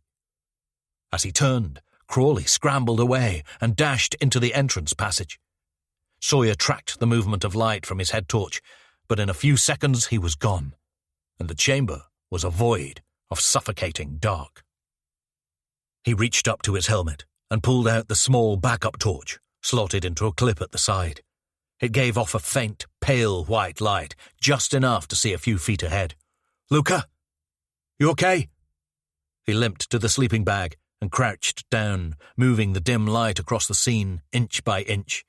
Empty Coke bottles, crisp wrappers, books, a handheld game console. Luca tried to stand, but the chain restricted his movement. "Yeah, I'm okay. Thanks for coming to get me." Sawyer looked over the padlock on the leg manacle. "No problem. I had no choice, really." "Why not?" "I promise you, Mum." Sawyer cast the torch over Luca. Vans trainers, dark jeans, padded jacket. It all looked new. His face was grubby and his eyelids drooped, probably from lack of sleep. "Has he hurt you?" Luca forced a smile. "He took out one of my teeth. One of the baby ones at the top. Numbed up my gums first, like at the dentist. It didn't hurt, though." "A tooth for a tooth." Sawyer breathed out. "You've been very brave, Luca. Have you eaten?" "There's food in the backpack. Sandwiches. Not hungry."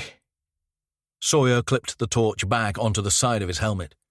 He opened the Velcro pocket, took out the hairpins, and set to work on the lock. Luca watched him. "Can you get in like that? Are the police allowed?" "Luca, have you heard the phrase, 'with great power comes great responsibility'?" "Yeah, Spider-Man." "Well, I'm responsible for you, and I'm a policeman with great power," he smiled. "So yeah, it's allowed." "My mouth aches a bit. It gave me a bit of cloth to bite on." Sawyer nodded. "Forms a blood clot. Stops infection getting in." "Where's the tooth?" "Don't know." "He was probably going to send it to your dad." "Why?" Sawyer paused. "To prove you're still okay." "He could have just taken a picture." Sawyer twisted the bent section of hairpin. "Don't worry. You'll grow a new tooth. I'll give you £1 for the old one later." Lucas snorted. "My head still hurts, and I have to go to the toilet in the buckets. It's horrible. Smells rank." "You had an accident. You weren't fully recovered," We'll get you out of here, then you can properly rest. The lock clicked and opened. Luca sat upright. Sick! Sawyer opened the manacle and freed Luca's foot. The ankle was bruised, but otherwise fine. He glanced at Luca. By sick, you mean very good, right? Luca rubbed at his ankle.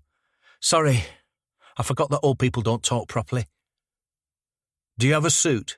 Waterproofs? No waterproofs. Got a helmet, though, with a torch, and he bought some wellies. In that bag over there. Never worn them, though. I've been here for ages. Where's Dennis gone, Mr. Sawyer? We'll worry about that later. Let's get you home. Are there matches? Spare torches? Luca shook his head. Only the small torch like the one you've got. He let me use it for reading. I can't see well without my glasses, though. Sawyer took the waterproof bag from his Velcro pocket and opened the oblong case containing a pair of red-framed glasses. Luca's eyes widened. He snatched them up and put them on. Thank you! You're welcome. I got your spare pair from your mum. Not much to see here, though.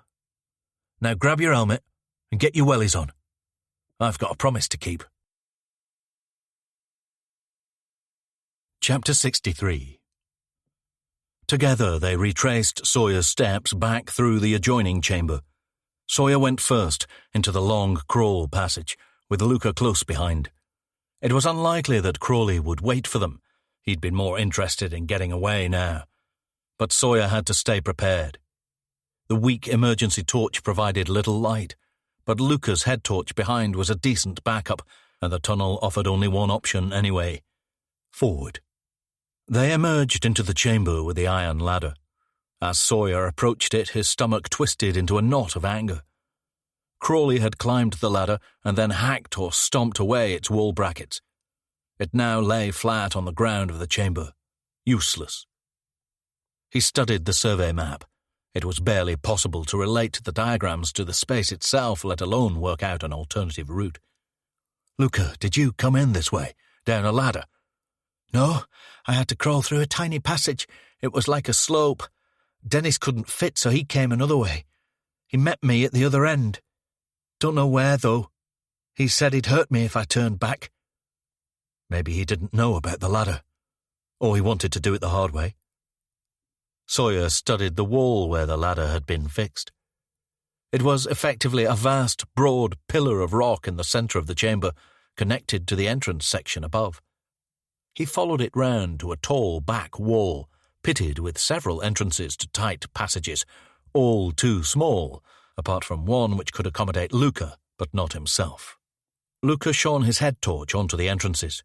That's where I came from. I had to come. I was going to go back and trick him, but then I remembered he'd locked the entrance bit. When we get out, will you show me how to do the lock-picking thing? Sawyer smiled, nodded. As long as you don't tell your mum. Or show it to your dad. Luca's head dropped. I don't see my dad much. Are you sad about that? No. Defensive. An anger rose in his eyes. Don't really want to see him. He always makes my mum cry. He looked at Sawyer. You were talking about him to Dennis. You said his name. Dale. Has he done something to upset Dennis? I think so, yes. When he was younger. I'll tell you about it later. Right now I want to focus on getting you above the ground. Shine your light on the walls over here. Dennis must have come in from somewhere. Luca crouched and trained the light from his head torch on the rock wall. What about this? There was a jagged entrance to a passage blasted open at the base of the wall. Sawyer peered inside. It was only accessible by diving into a section of freezing water and, hopefully, coming up for air further along. It looked wide enough inside. He would be able to dive in, swim along, and swim back if there was no way to surface. It seemed like the only option to connect back up to the passages that led to the entrance. Luca, can you crawl back through the passage you used before and get up to the other side? Luca shrugged. No problem. Are you going in there? I'll have to. You get through, then wait for me. Come out at the other end and stay there, okay? I might make it before you, so call for me. Sawyer helped Luca into the tight passage and watched him wriggle out of sight, taking most of the light with him. He looked down at the swirling, brackish water in the broader channel. He gulped in a breath, held it, and dived in. Chapter 64. The water was freezing, and thick with sediment. Sawyer breaststroked forward, tilting his head up to see if he could catch sight of the passage roof. After a few feet, the floor tilted upwards, and the roof raised with the incline, allowing him to lift his head out and take a breath, scraping his helmet against the rock. He checked that the backup torch was still secure and crawled forward, keeping his head tipped back to hold his mouth above the water. To his relief, the space opened out, and he was able to crouch walk up the passage's shallow slope, half submerged. He waded on, through the dripping tunnel, guided by the half-light. The incline was long and steady, but he frequently had to plunge his face into the water to duck under sections with overhanging ceiling rock. The passage had a sharp, bacterial odour, and with the tight crawl on the way in, he found it difficult to catch his breath. As he hauled himself forward, up and out of the thinning water, he felt a sharp, tingling sensation prickling at the base of his neck, spreading across his shoulders, flooding the pit of his stomach. The surrounding air seemed tight, constricting. He opened his mouth wide in an effort to take in more oxygen, but it seemed that more frequent breaths made the feeling worse. Or maybe he just needed to take more? Breathe faster and harder? He looked down at his gloved hands. They were trembling. Not in spasms, but constant, as if his nervous system had tuned in to a new frequency. Sawyer found his pace quickening, and he crashed the orange helmet against the passage roof several times. The tingling feeling was deepening, gripping harder. He squinted and saw a broader, ragged section ahead which led out to an open chamber.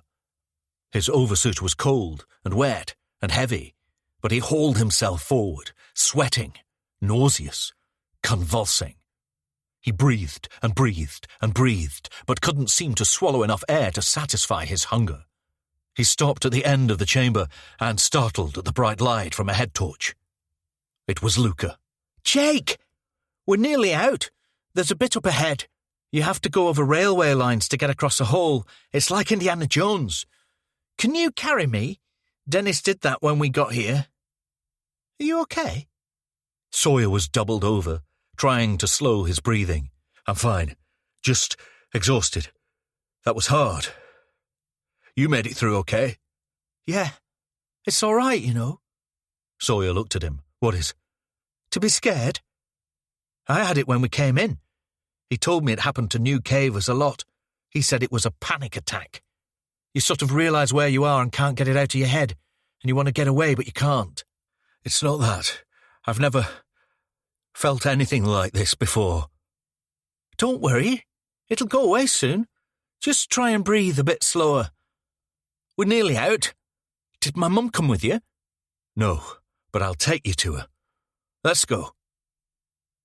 They pushed on, to the railway line chasm. Sawyer hitched Luca up onto his shoulders. He was light, doll-like. "You're shaking." "I'm just cold. Had to swim through water." "I told you." Luca's tone was impatient now. "You have to breathe a bit slower." Sawyer sidestepped across the tracks, keeping himself steady against the cold rock wall. His nerves tremored, but he flexed his muscles and strained to keep his arms taut and steady. On the other side, Sawyer set Luca down, and they crouch-walked forwards into the tall, narrow passage that led to the entrance. Sawyer went first. As they walked, the trembling kicked in, stronger than ever, and he dropped to his knees, too weak to go further. He sucked in the precious breaths, trying to hold them, savour them.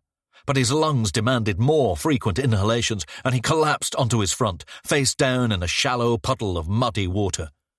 His gag reflex kicking in, Sawyer rolled onto his back, eyes closed. He was sinking into himself. It was a sudden fading, a twist of the dial from light to dark. He was slipping into a deadly kind of sleep. Fresh water splashed over his face, rousing him. He opened his eyes, squinting into bright head-torch light. Luca. But it was Crawley, peering down in predatory pity. He lifted Sawyer's head upright and fed him from a bottle of mineral water. What was that you said to Luca outside my room in the hospital, Mr. Sawyer? Pain is inevitable, suffering optional. Right now you're choosing to suffer. You know how this works. You have to slow down your breathing. Accept it will pass. Sawyer took a deep slug from the water, froze, looked into Crawley's eyes. Crawley squinted, then smiled. Don't worry. It's Buxton still. No added hemlock. Got to say, you do have a pair of balls on you, for a novice. But it's got you in the end, hasn't it? The fear. It's probably the CO2 build-up. Old mines are notorious for that. Rotting wood and vegetation. Organic pollution carried by the water. Poor ventilation. Can be deadly. There's a famous case of a guy in the 50s who got trapped down Peak Cavern. The panic got to him and the CO2 build-up finished him off before they could get him out. Sawyer tipped his head back. His breathing was slowing, but only slightly. He reached up to his helmet and tore it off. Crawley smiled. They call that escape behaviour. It's a claustrophobia thing. You probably want to get that suit off too. I don't blame you. It's not very flattering. Sawyer finished the water. He leaned to the right, looking past Crawley. Luca was pressed up against the cave wall, watching. I'm curious how you got the boy's padlock off, but not curious enough to hang around and find out. He grabbed Luca's arm. As he turned to leave, Sawyer craned his neck up. Dennis. Crawley leaned down towards him. What's that? Sawyer took in a slow, shuddering breath. Dennis Crawley, I'm arresting you for the murders of Toby Manning and Georgina Stoll. A broad smile spread across Crawley's face. He crouched down and listened. Sawyer coughed and caught his breath. And for kidnapping and false imprisonment of Lucas Strickland. You do not have to say anything, but it may harm your defence if you do not mention, when questioned, something which you later rely on in court. He collapsed into another coughing fit. Crawley held up his hand. It's okay. Take your time. Anything you do say may be given in evidence. Crawley burst into slow, sarcastic applause. The sound crackled around the cavern. Bravo! Now, I've really got to be off. I'm assuming the cavalry are waiting over Ecton Hill, so I'll be taking a different route. I don't want to leave you in the dark, though. Take my light. He unclipped and removed his helmet and unhooked the strap around the back of the head torch. Maybe I'll see you again. You can at least tell Luca's mother is safe, and Sawyer brought Shepard's tactical pen up and around in a tight arc like a hook punch. The steel tip connected with Crawley's left temple. He gasped in shock and wilted over to his right, crunching into the cave floor unconscious. Sawyer pulled himself upright and checked Crawley over. He was slumped in an awkward position, face down, arms folded over his head. He turned him onto his side and took out the 2 cable ties from inside Luca's spectacle case. He wrapped one around Crawley's wrists and another around his ankles, twisting and clicking them tight. He picked up the head torch and shone it towards the far wall, towards Luca. Let's go.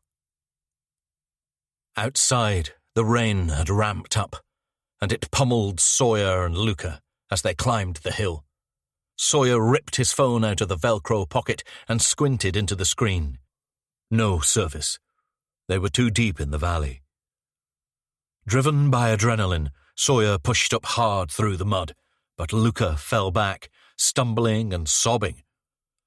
Sawyer leaned down beside him. Can you make it, Luca? Are you suffering? Do you need help? Luca caught Sawyer's gaze. For a second his defiance flared, but then he closed his eyes, nodded his head. Over the hill at Ratcliffe House, Shepherd and Keating stood beneath a large umbrella next to Shepherd's Range Rover, parked in front of the gargoyle gates. 2 squad cars sat with their blue lights flashing a few feet further down the lane, blocking entrance from below. Maggie sat in the back seat of the Range Rover, next to Ava Gregory. "We could call in a chopper," said Shepherd. "Make sure he doesn't get clear of this area." Keating closed his eyes. "We don't even know he's in there yet." "Sir!" DC Walker climbed out of the squad car parked near the kissing gate that served as the entrance to the hill. Shepherd and Keating followed his pointing finger.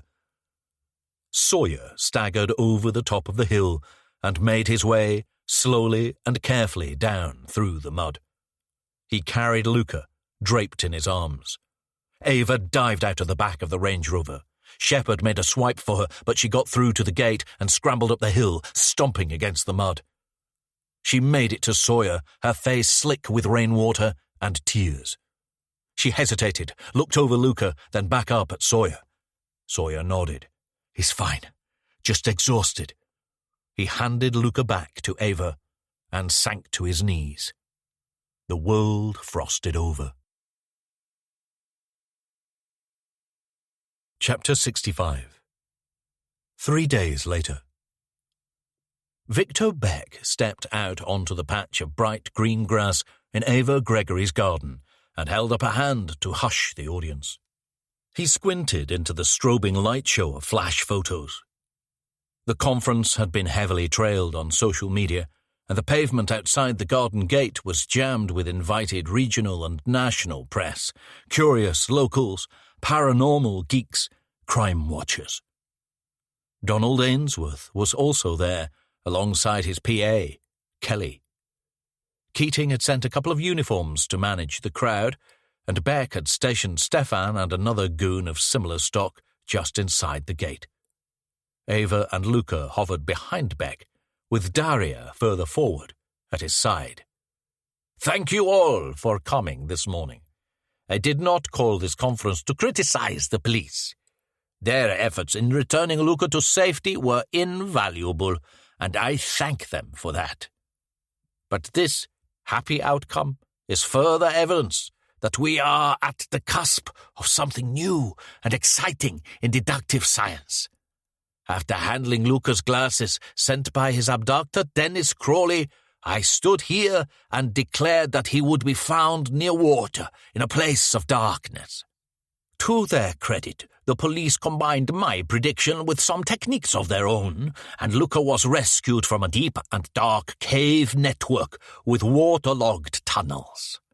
I am both delighted at this outcome and pleased to once again silence critics of the select few like myself who possess abilities which lie outside the realm of conventional science."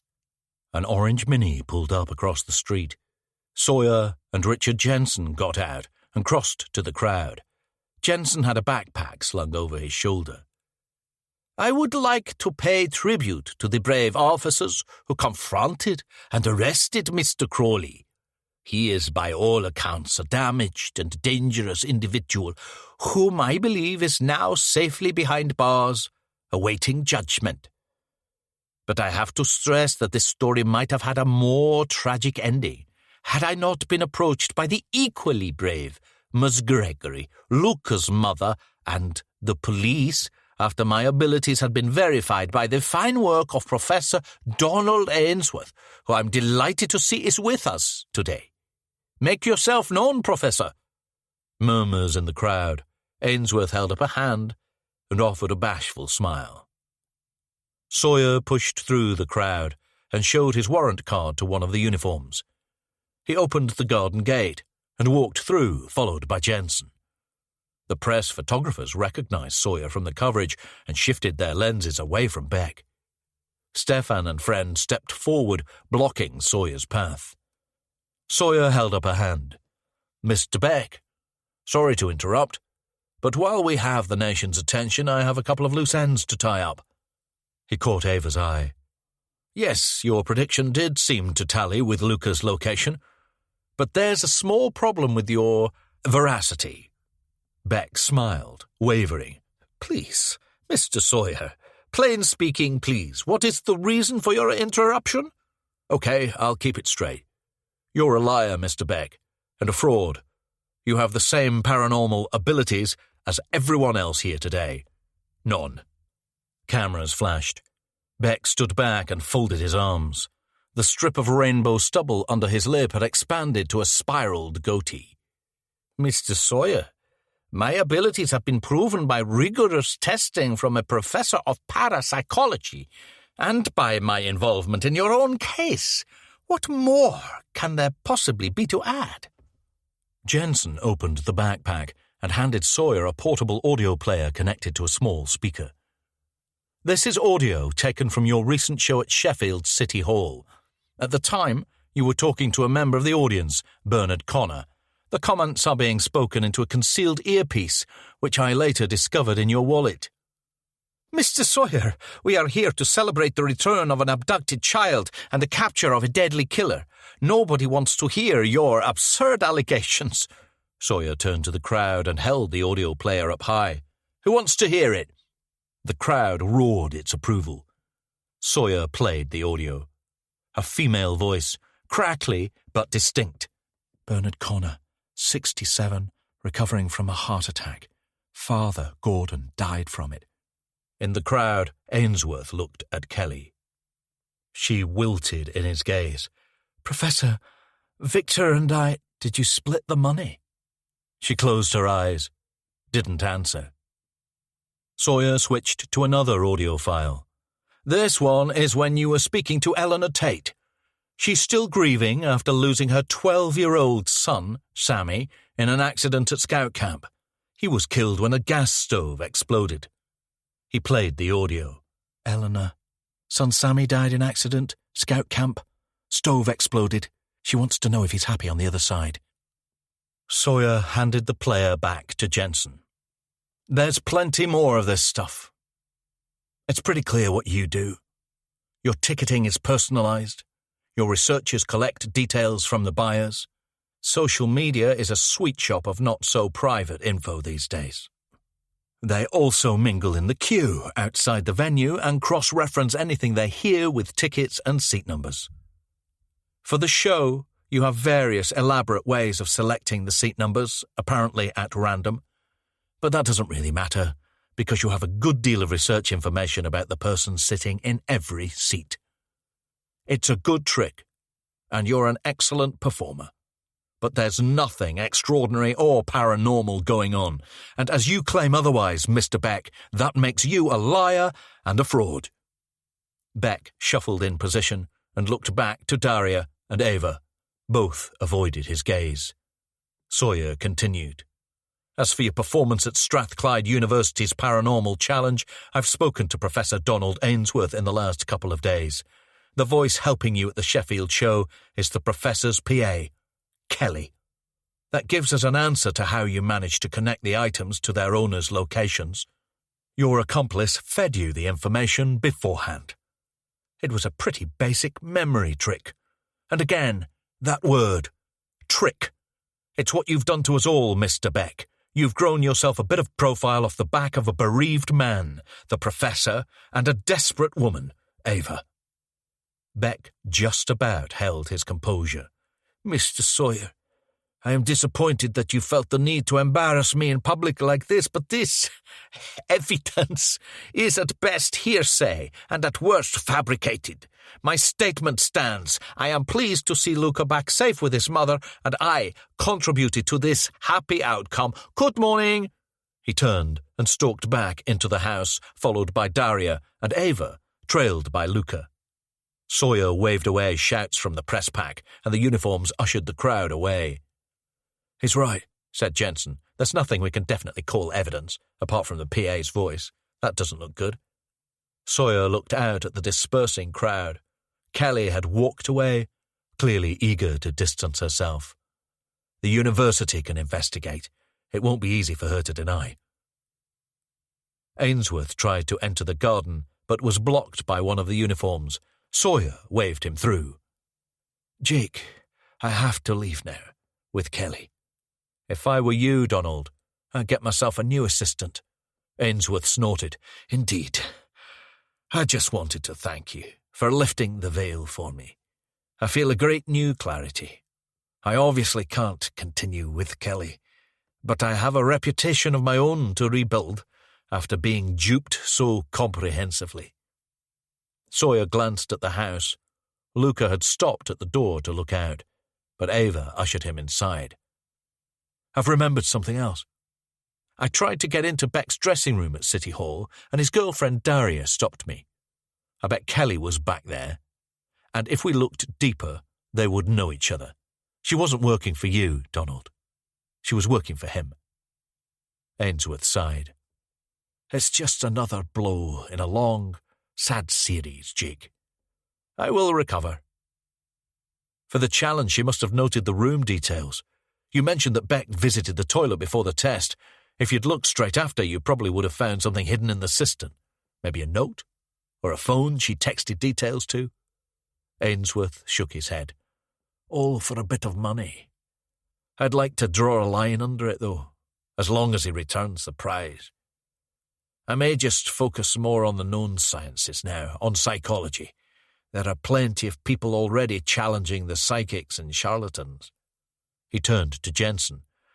I'm a great admirer of your books. Jensen beamed. Thank you. I could write another one based on this case alone. Maybe I will. Perhaps we could collaborate. They all shook hands, and Ainsworth headed out of the gate after Kelly. Sawyer looked at Jensen.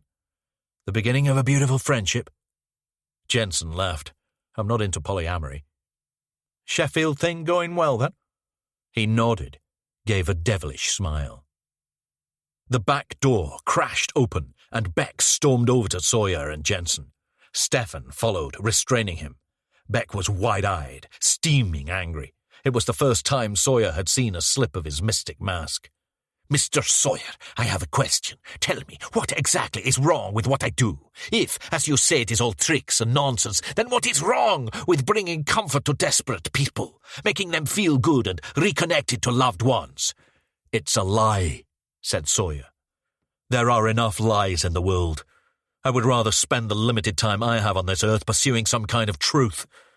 And anyway, who are you to decide which lies might help a vulnerable person who has lost someone they love? The connection and memories behind their story, it's none of your business.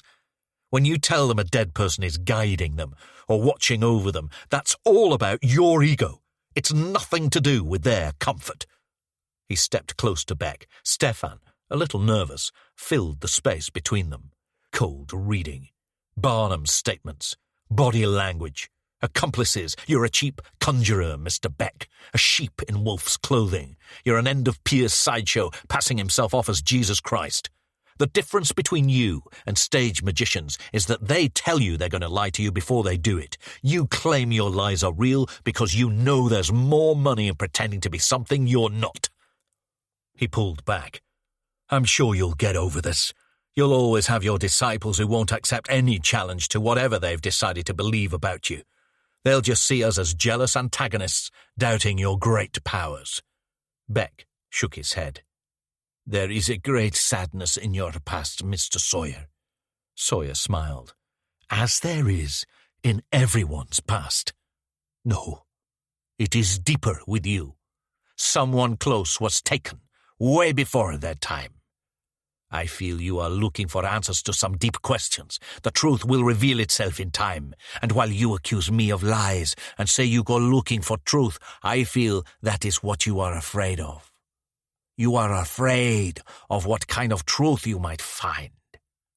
Sawyer leaned into him. Fear isn't really my thing. On the way back to the car, Sawyer's phone vibrated in his pocket. Phone call from Ainsworth. Jake, forgive me, I have one last question. My daughter, Lena, had a cherished toy elephant when she was a little girl. He selected the elephant as belonging to a deceased person in the test, and at a private reading at my house, he confirmed the name she used to call it. Yes, Ava told me about that. Well, how could he possibly have known the name? Sawyer sighed and looked at Jensen. It was Winnie, right? Ava told you? Yes, but I could have just as easily told her. Your daughter started a Tumblr blog a year before she died. It was a scrapbook of music, images, thoughts. Beck's people will have done some research. There's a photo of the elephant on there with a caption. It says, "My lovely Winnie." Beck just used the special ability of typing into a search engine box. Sawyer rang off and climbed into the Mini. He took a boiled sweet from a bag in the glove box and pinched it out of the wrapper into his mouth. He pulled away from Ava's house. It had started to rain, and the little car's windscreen wipers squeaked against the glass. As he rounded the corner, aiming for Hartington, a burgundy BMW edged away from the opposite curb, manoeuvred a swift three-point turn, and headed off in the same direction. Chapter 66. In the nut tree, Sawyer crunched into his thick, white, jammy toast. Maggie smiled. "The crumbs are going into your coffee." He shrugged. It's all bound for the same destination. She sat back and sipped her coffee. "Tell me what happened in the cave." "Are we in therapy?" "If it helps, then yes." He swiped a napkin over his mouth. It was a tingling feeling, like I've had before, only a lot stronger. It just took me over, made me shake, shiver. I couldn't breathe properly. There wasn't enough air, not because we were in a cave. "You said the caving guy told you about CO2 deposits." Yes, that might have triggered it. But it felt deep, almost existential, like you were dying? Exactly that, yes. She leaned forward, rested her hand on his. "You broke your cherry. You had your first panic attack." I saw the same in Shepherd, twice, at Padley Gorge and then in Sheffield. But this, the sheer force of it.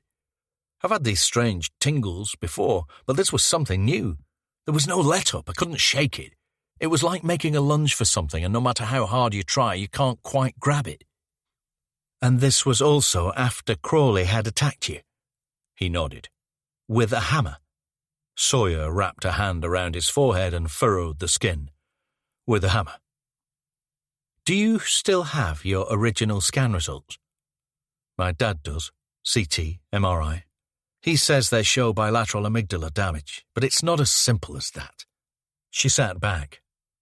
"You may be using this knowledge to avoid confronting deeper issues. Denial of a physical problem is a good way of keeping your brain from focusing on what's really damaging you.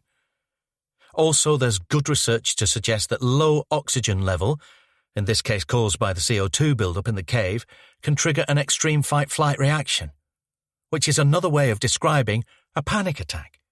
So the amygdala damage might inhibit your natural fear response, but not when you're deprived of oxygen." You make it sound like my kryptonite. Last time I checked, though, lack of oxygen is bad for everyone. This is biology. But as I say to you, every time we talk like this, you need to address the deeper stuff. I wouldn't want you as my official client or patient, but I know some great people. He looked around the cafe, searching for deflection. "How's Ava?" "You mean Miss Gregory?" Sawyer didn't take the bait. "Better. Luca's doing well. Looks like the husband will be out next week. Shepherd told me about Crawley's mother. Will you pursue?" 1990 assault, unreported, practically impossible to prove. He shook his head and drained his coffee mug. "Oh, I found a place. In Edale. Seen it tomorrow. Have to get out of my guest house. I'm starting to feel like the Major in Fawlty Towers." She smiled. "Jake, are you really back here for police work, for your career?" "Why else would I be back?" She gave him the look. "Mags, I can't bring my mother back to life. I know. But the man who killed her and who attacked me is walking around, free to do as he pleases. I want to take that away from him, deny him the freedom to live his own life, as he denied my mother the freedom to live hers." "You still don't believe it was Klein?" "I know it wasn't Klein." "So this transfer has nothing to do with his impending parole?" Sawyer took another crunch of toast. Didn't answer. Here's a thought. What if he isn't even out there? What if there's nobody to find, no freedom to deny? It was a long time ago. He might even be dead. Remember your stoicism, Seneca's thoughts on anger. He said that you need to focus on healing, not on seeking vengeance for the injury. You told me you'd done the healing. It's not true, Jake. You're a long way from being healed. It's a lifelong process, not a journey with an end. Chapter 67. Sawyer drove the Mini to Enterprise Rentals. As he lingered in the drop-off area, he took a call from Marcus Klein via the prison's internal switchboard. Mr. Robbins, I just wanted to let you know that I'm due for a release in 3 weeks. On license. We could meet. I have some new ideas. About what? I looked through an old diary from the summer before it happened. I write about how it was a hot night and I was restless and sleepless, and I thought I heard a noise somewhere downstairs. I couldn't get back to a deep sleep after that. I kept thinking I could hear noises. Howard came out of the office. Sawyer handed him the keys and he opened up the car to check it over. I bet that was the hammer. It's either the person who killed Mrs. Sawyer stealing it in order to frame you, or someone they'd tasked with doing that. I'm hoping that's the case. Why? They might be easier to track down. You said you used the hammer around a year before to fix a number to your door. Do you remember using it in the run-up to the murder? Klein was silent for a few seconds. No. And at the time of the murder you said you were out running? Nice research, Mr. Robbins. Yes, I ran nearly every day after teaching. It was a sort of decompression zone between work and life. And nobody saw you on the run? He sighed. No, that was the problem. It was just my word on where I was. Flimsy alibi. Howard pointed at the car, gave Sawyer the thumbs up and the need a signature hand signal. He smiled and pointed at the phone in response. How were the coppers who arrested you, given the nature of the crime? They were okay, decent. Keating, the main guy, was fine. A couple of the others warned me about how it was going to be nasty for me inside. I remember another copper, senior, bit too pleased with himself. He was interviewing me with Keating, but he didn't say much. Just sat there, watching, with a little smile on his face. Probably the DCI, ready to take credit for his officer's good work. Forget the police. We should focus on the hammer. Someone saw you putting that number onto your door. They found a way to get into your house to get it, probably on that hot summer night. Maybe the windows were open and it was easier than usual. And then they used it in the attack and dropped it at the murder scene. So who was that? And how did they manage it? Sawyer looked at Howard, who raised his eyebrows in anticipation. I have to go. Call me when you're out, and we can arrange a meeting. I'm going to work really hard on this, Mr. Klein.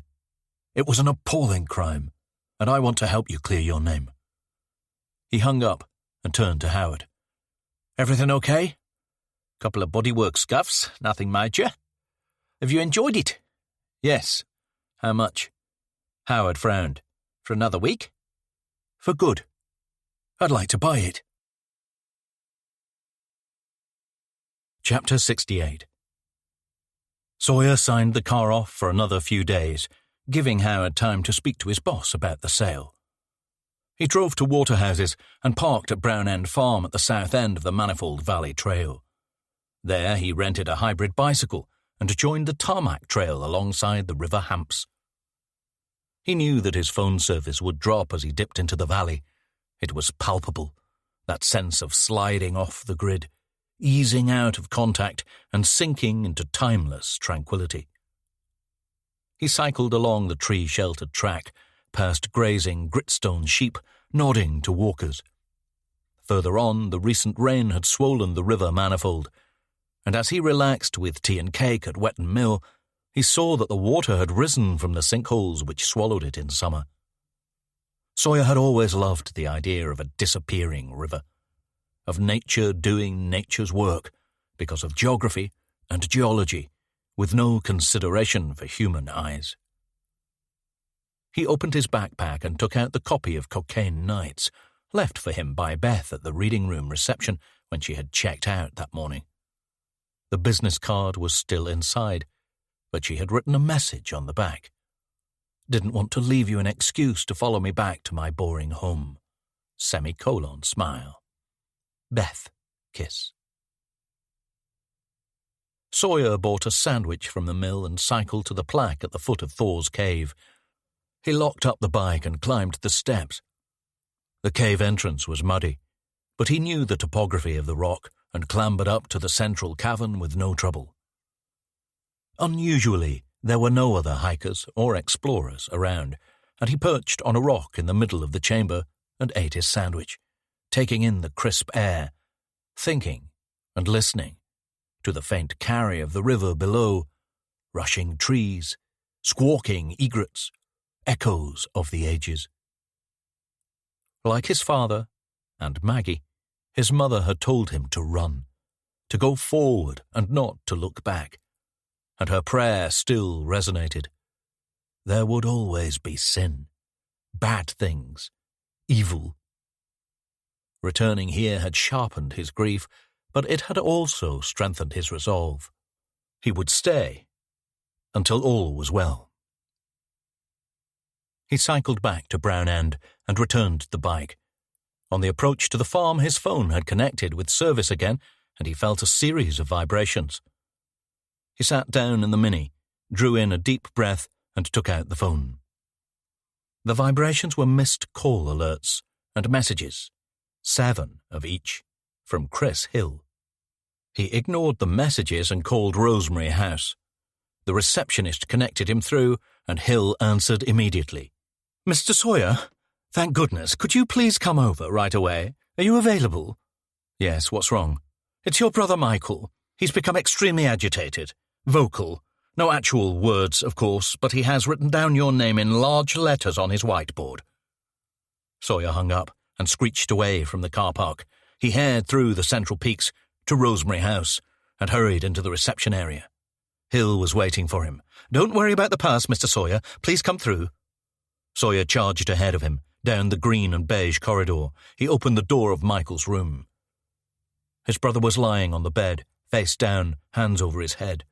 The whiteboard was propped at his side. He had written the word Jake many times, in various colours. Michael turned, saw his visitor, and sprang up off the bed. Sawyer took a step into the room. He looked at the board, then back up to Michael. As far as he knew, his brother hadn't spoken a word to him, to anybody, in 20 years. And now... Jake... Sawyer's stomach somersaulted. Michael's voice was low and gentle, almost a whisper. "Mike?"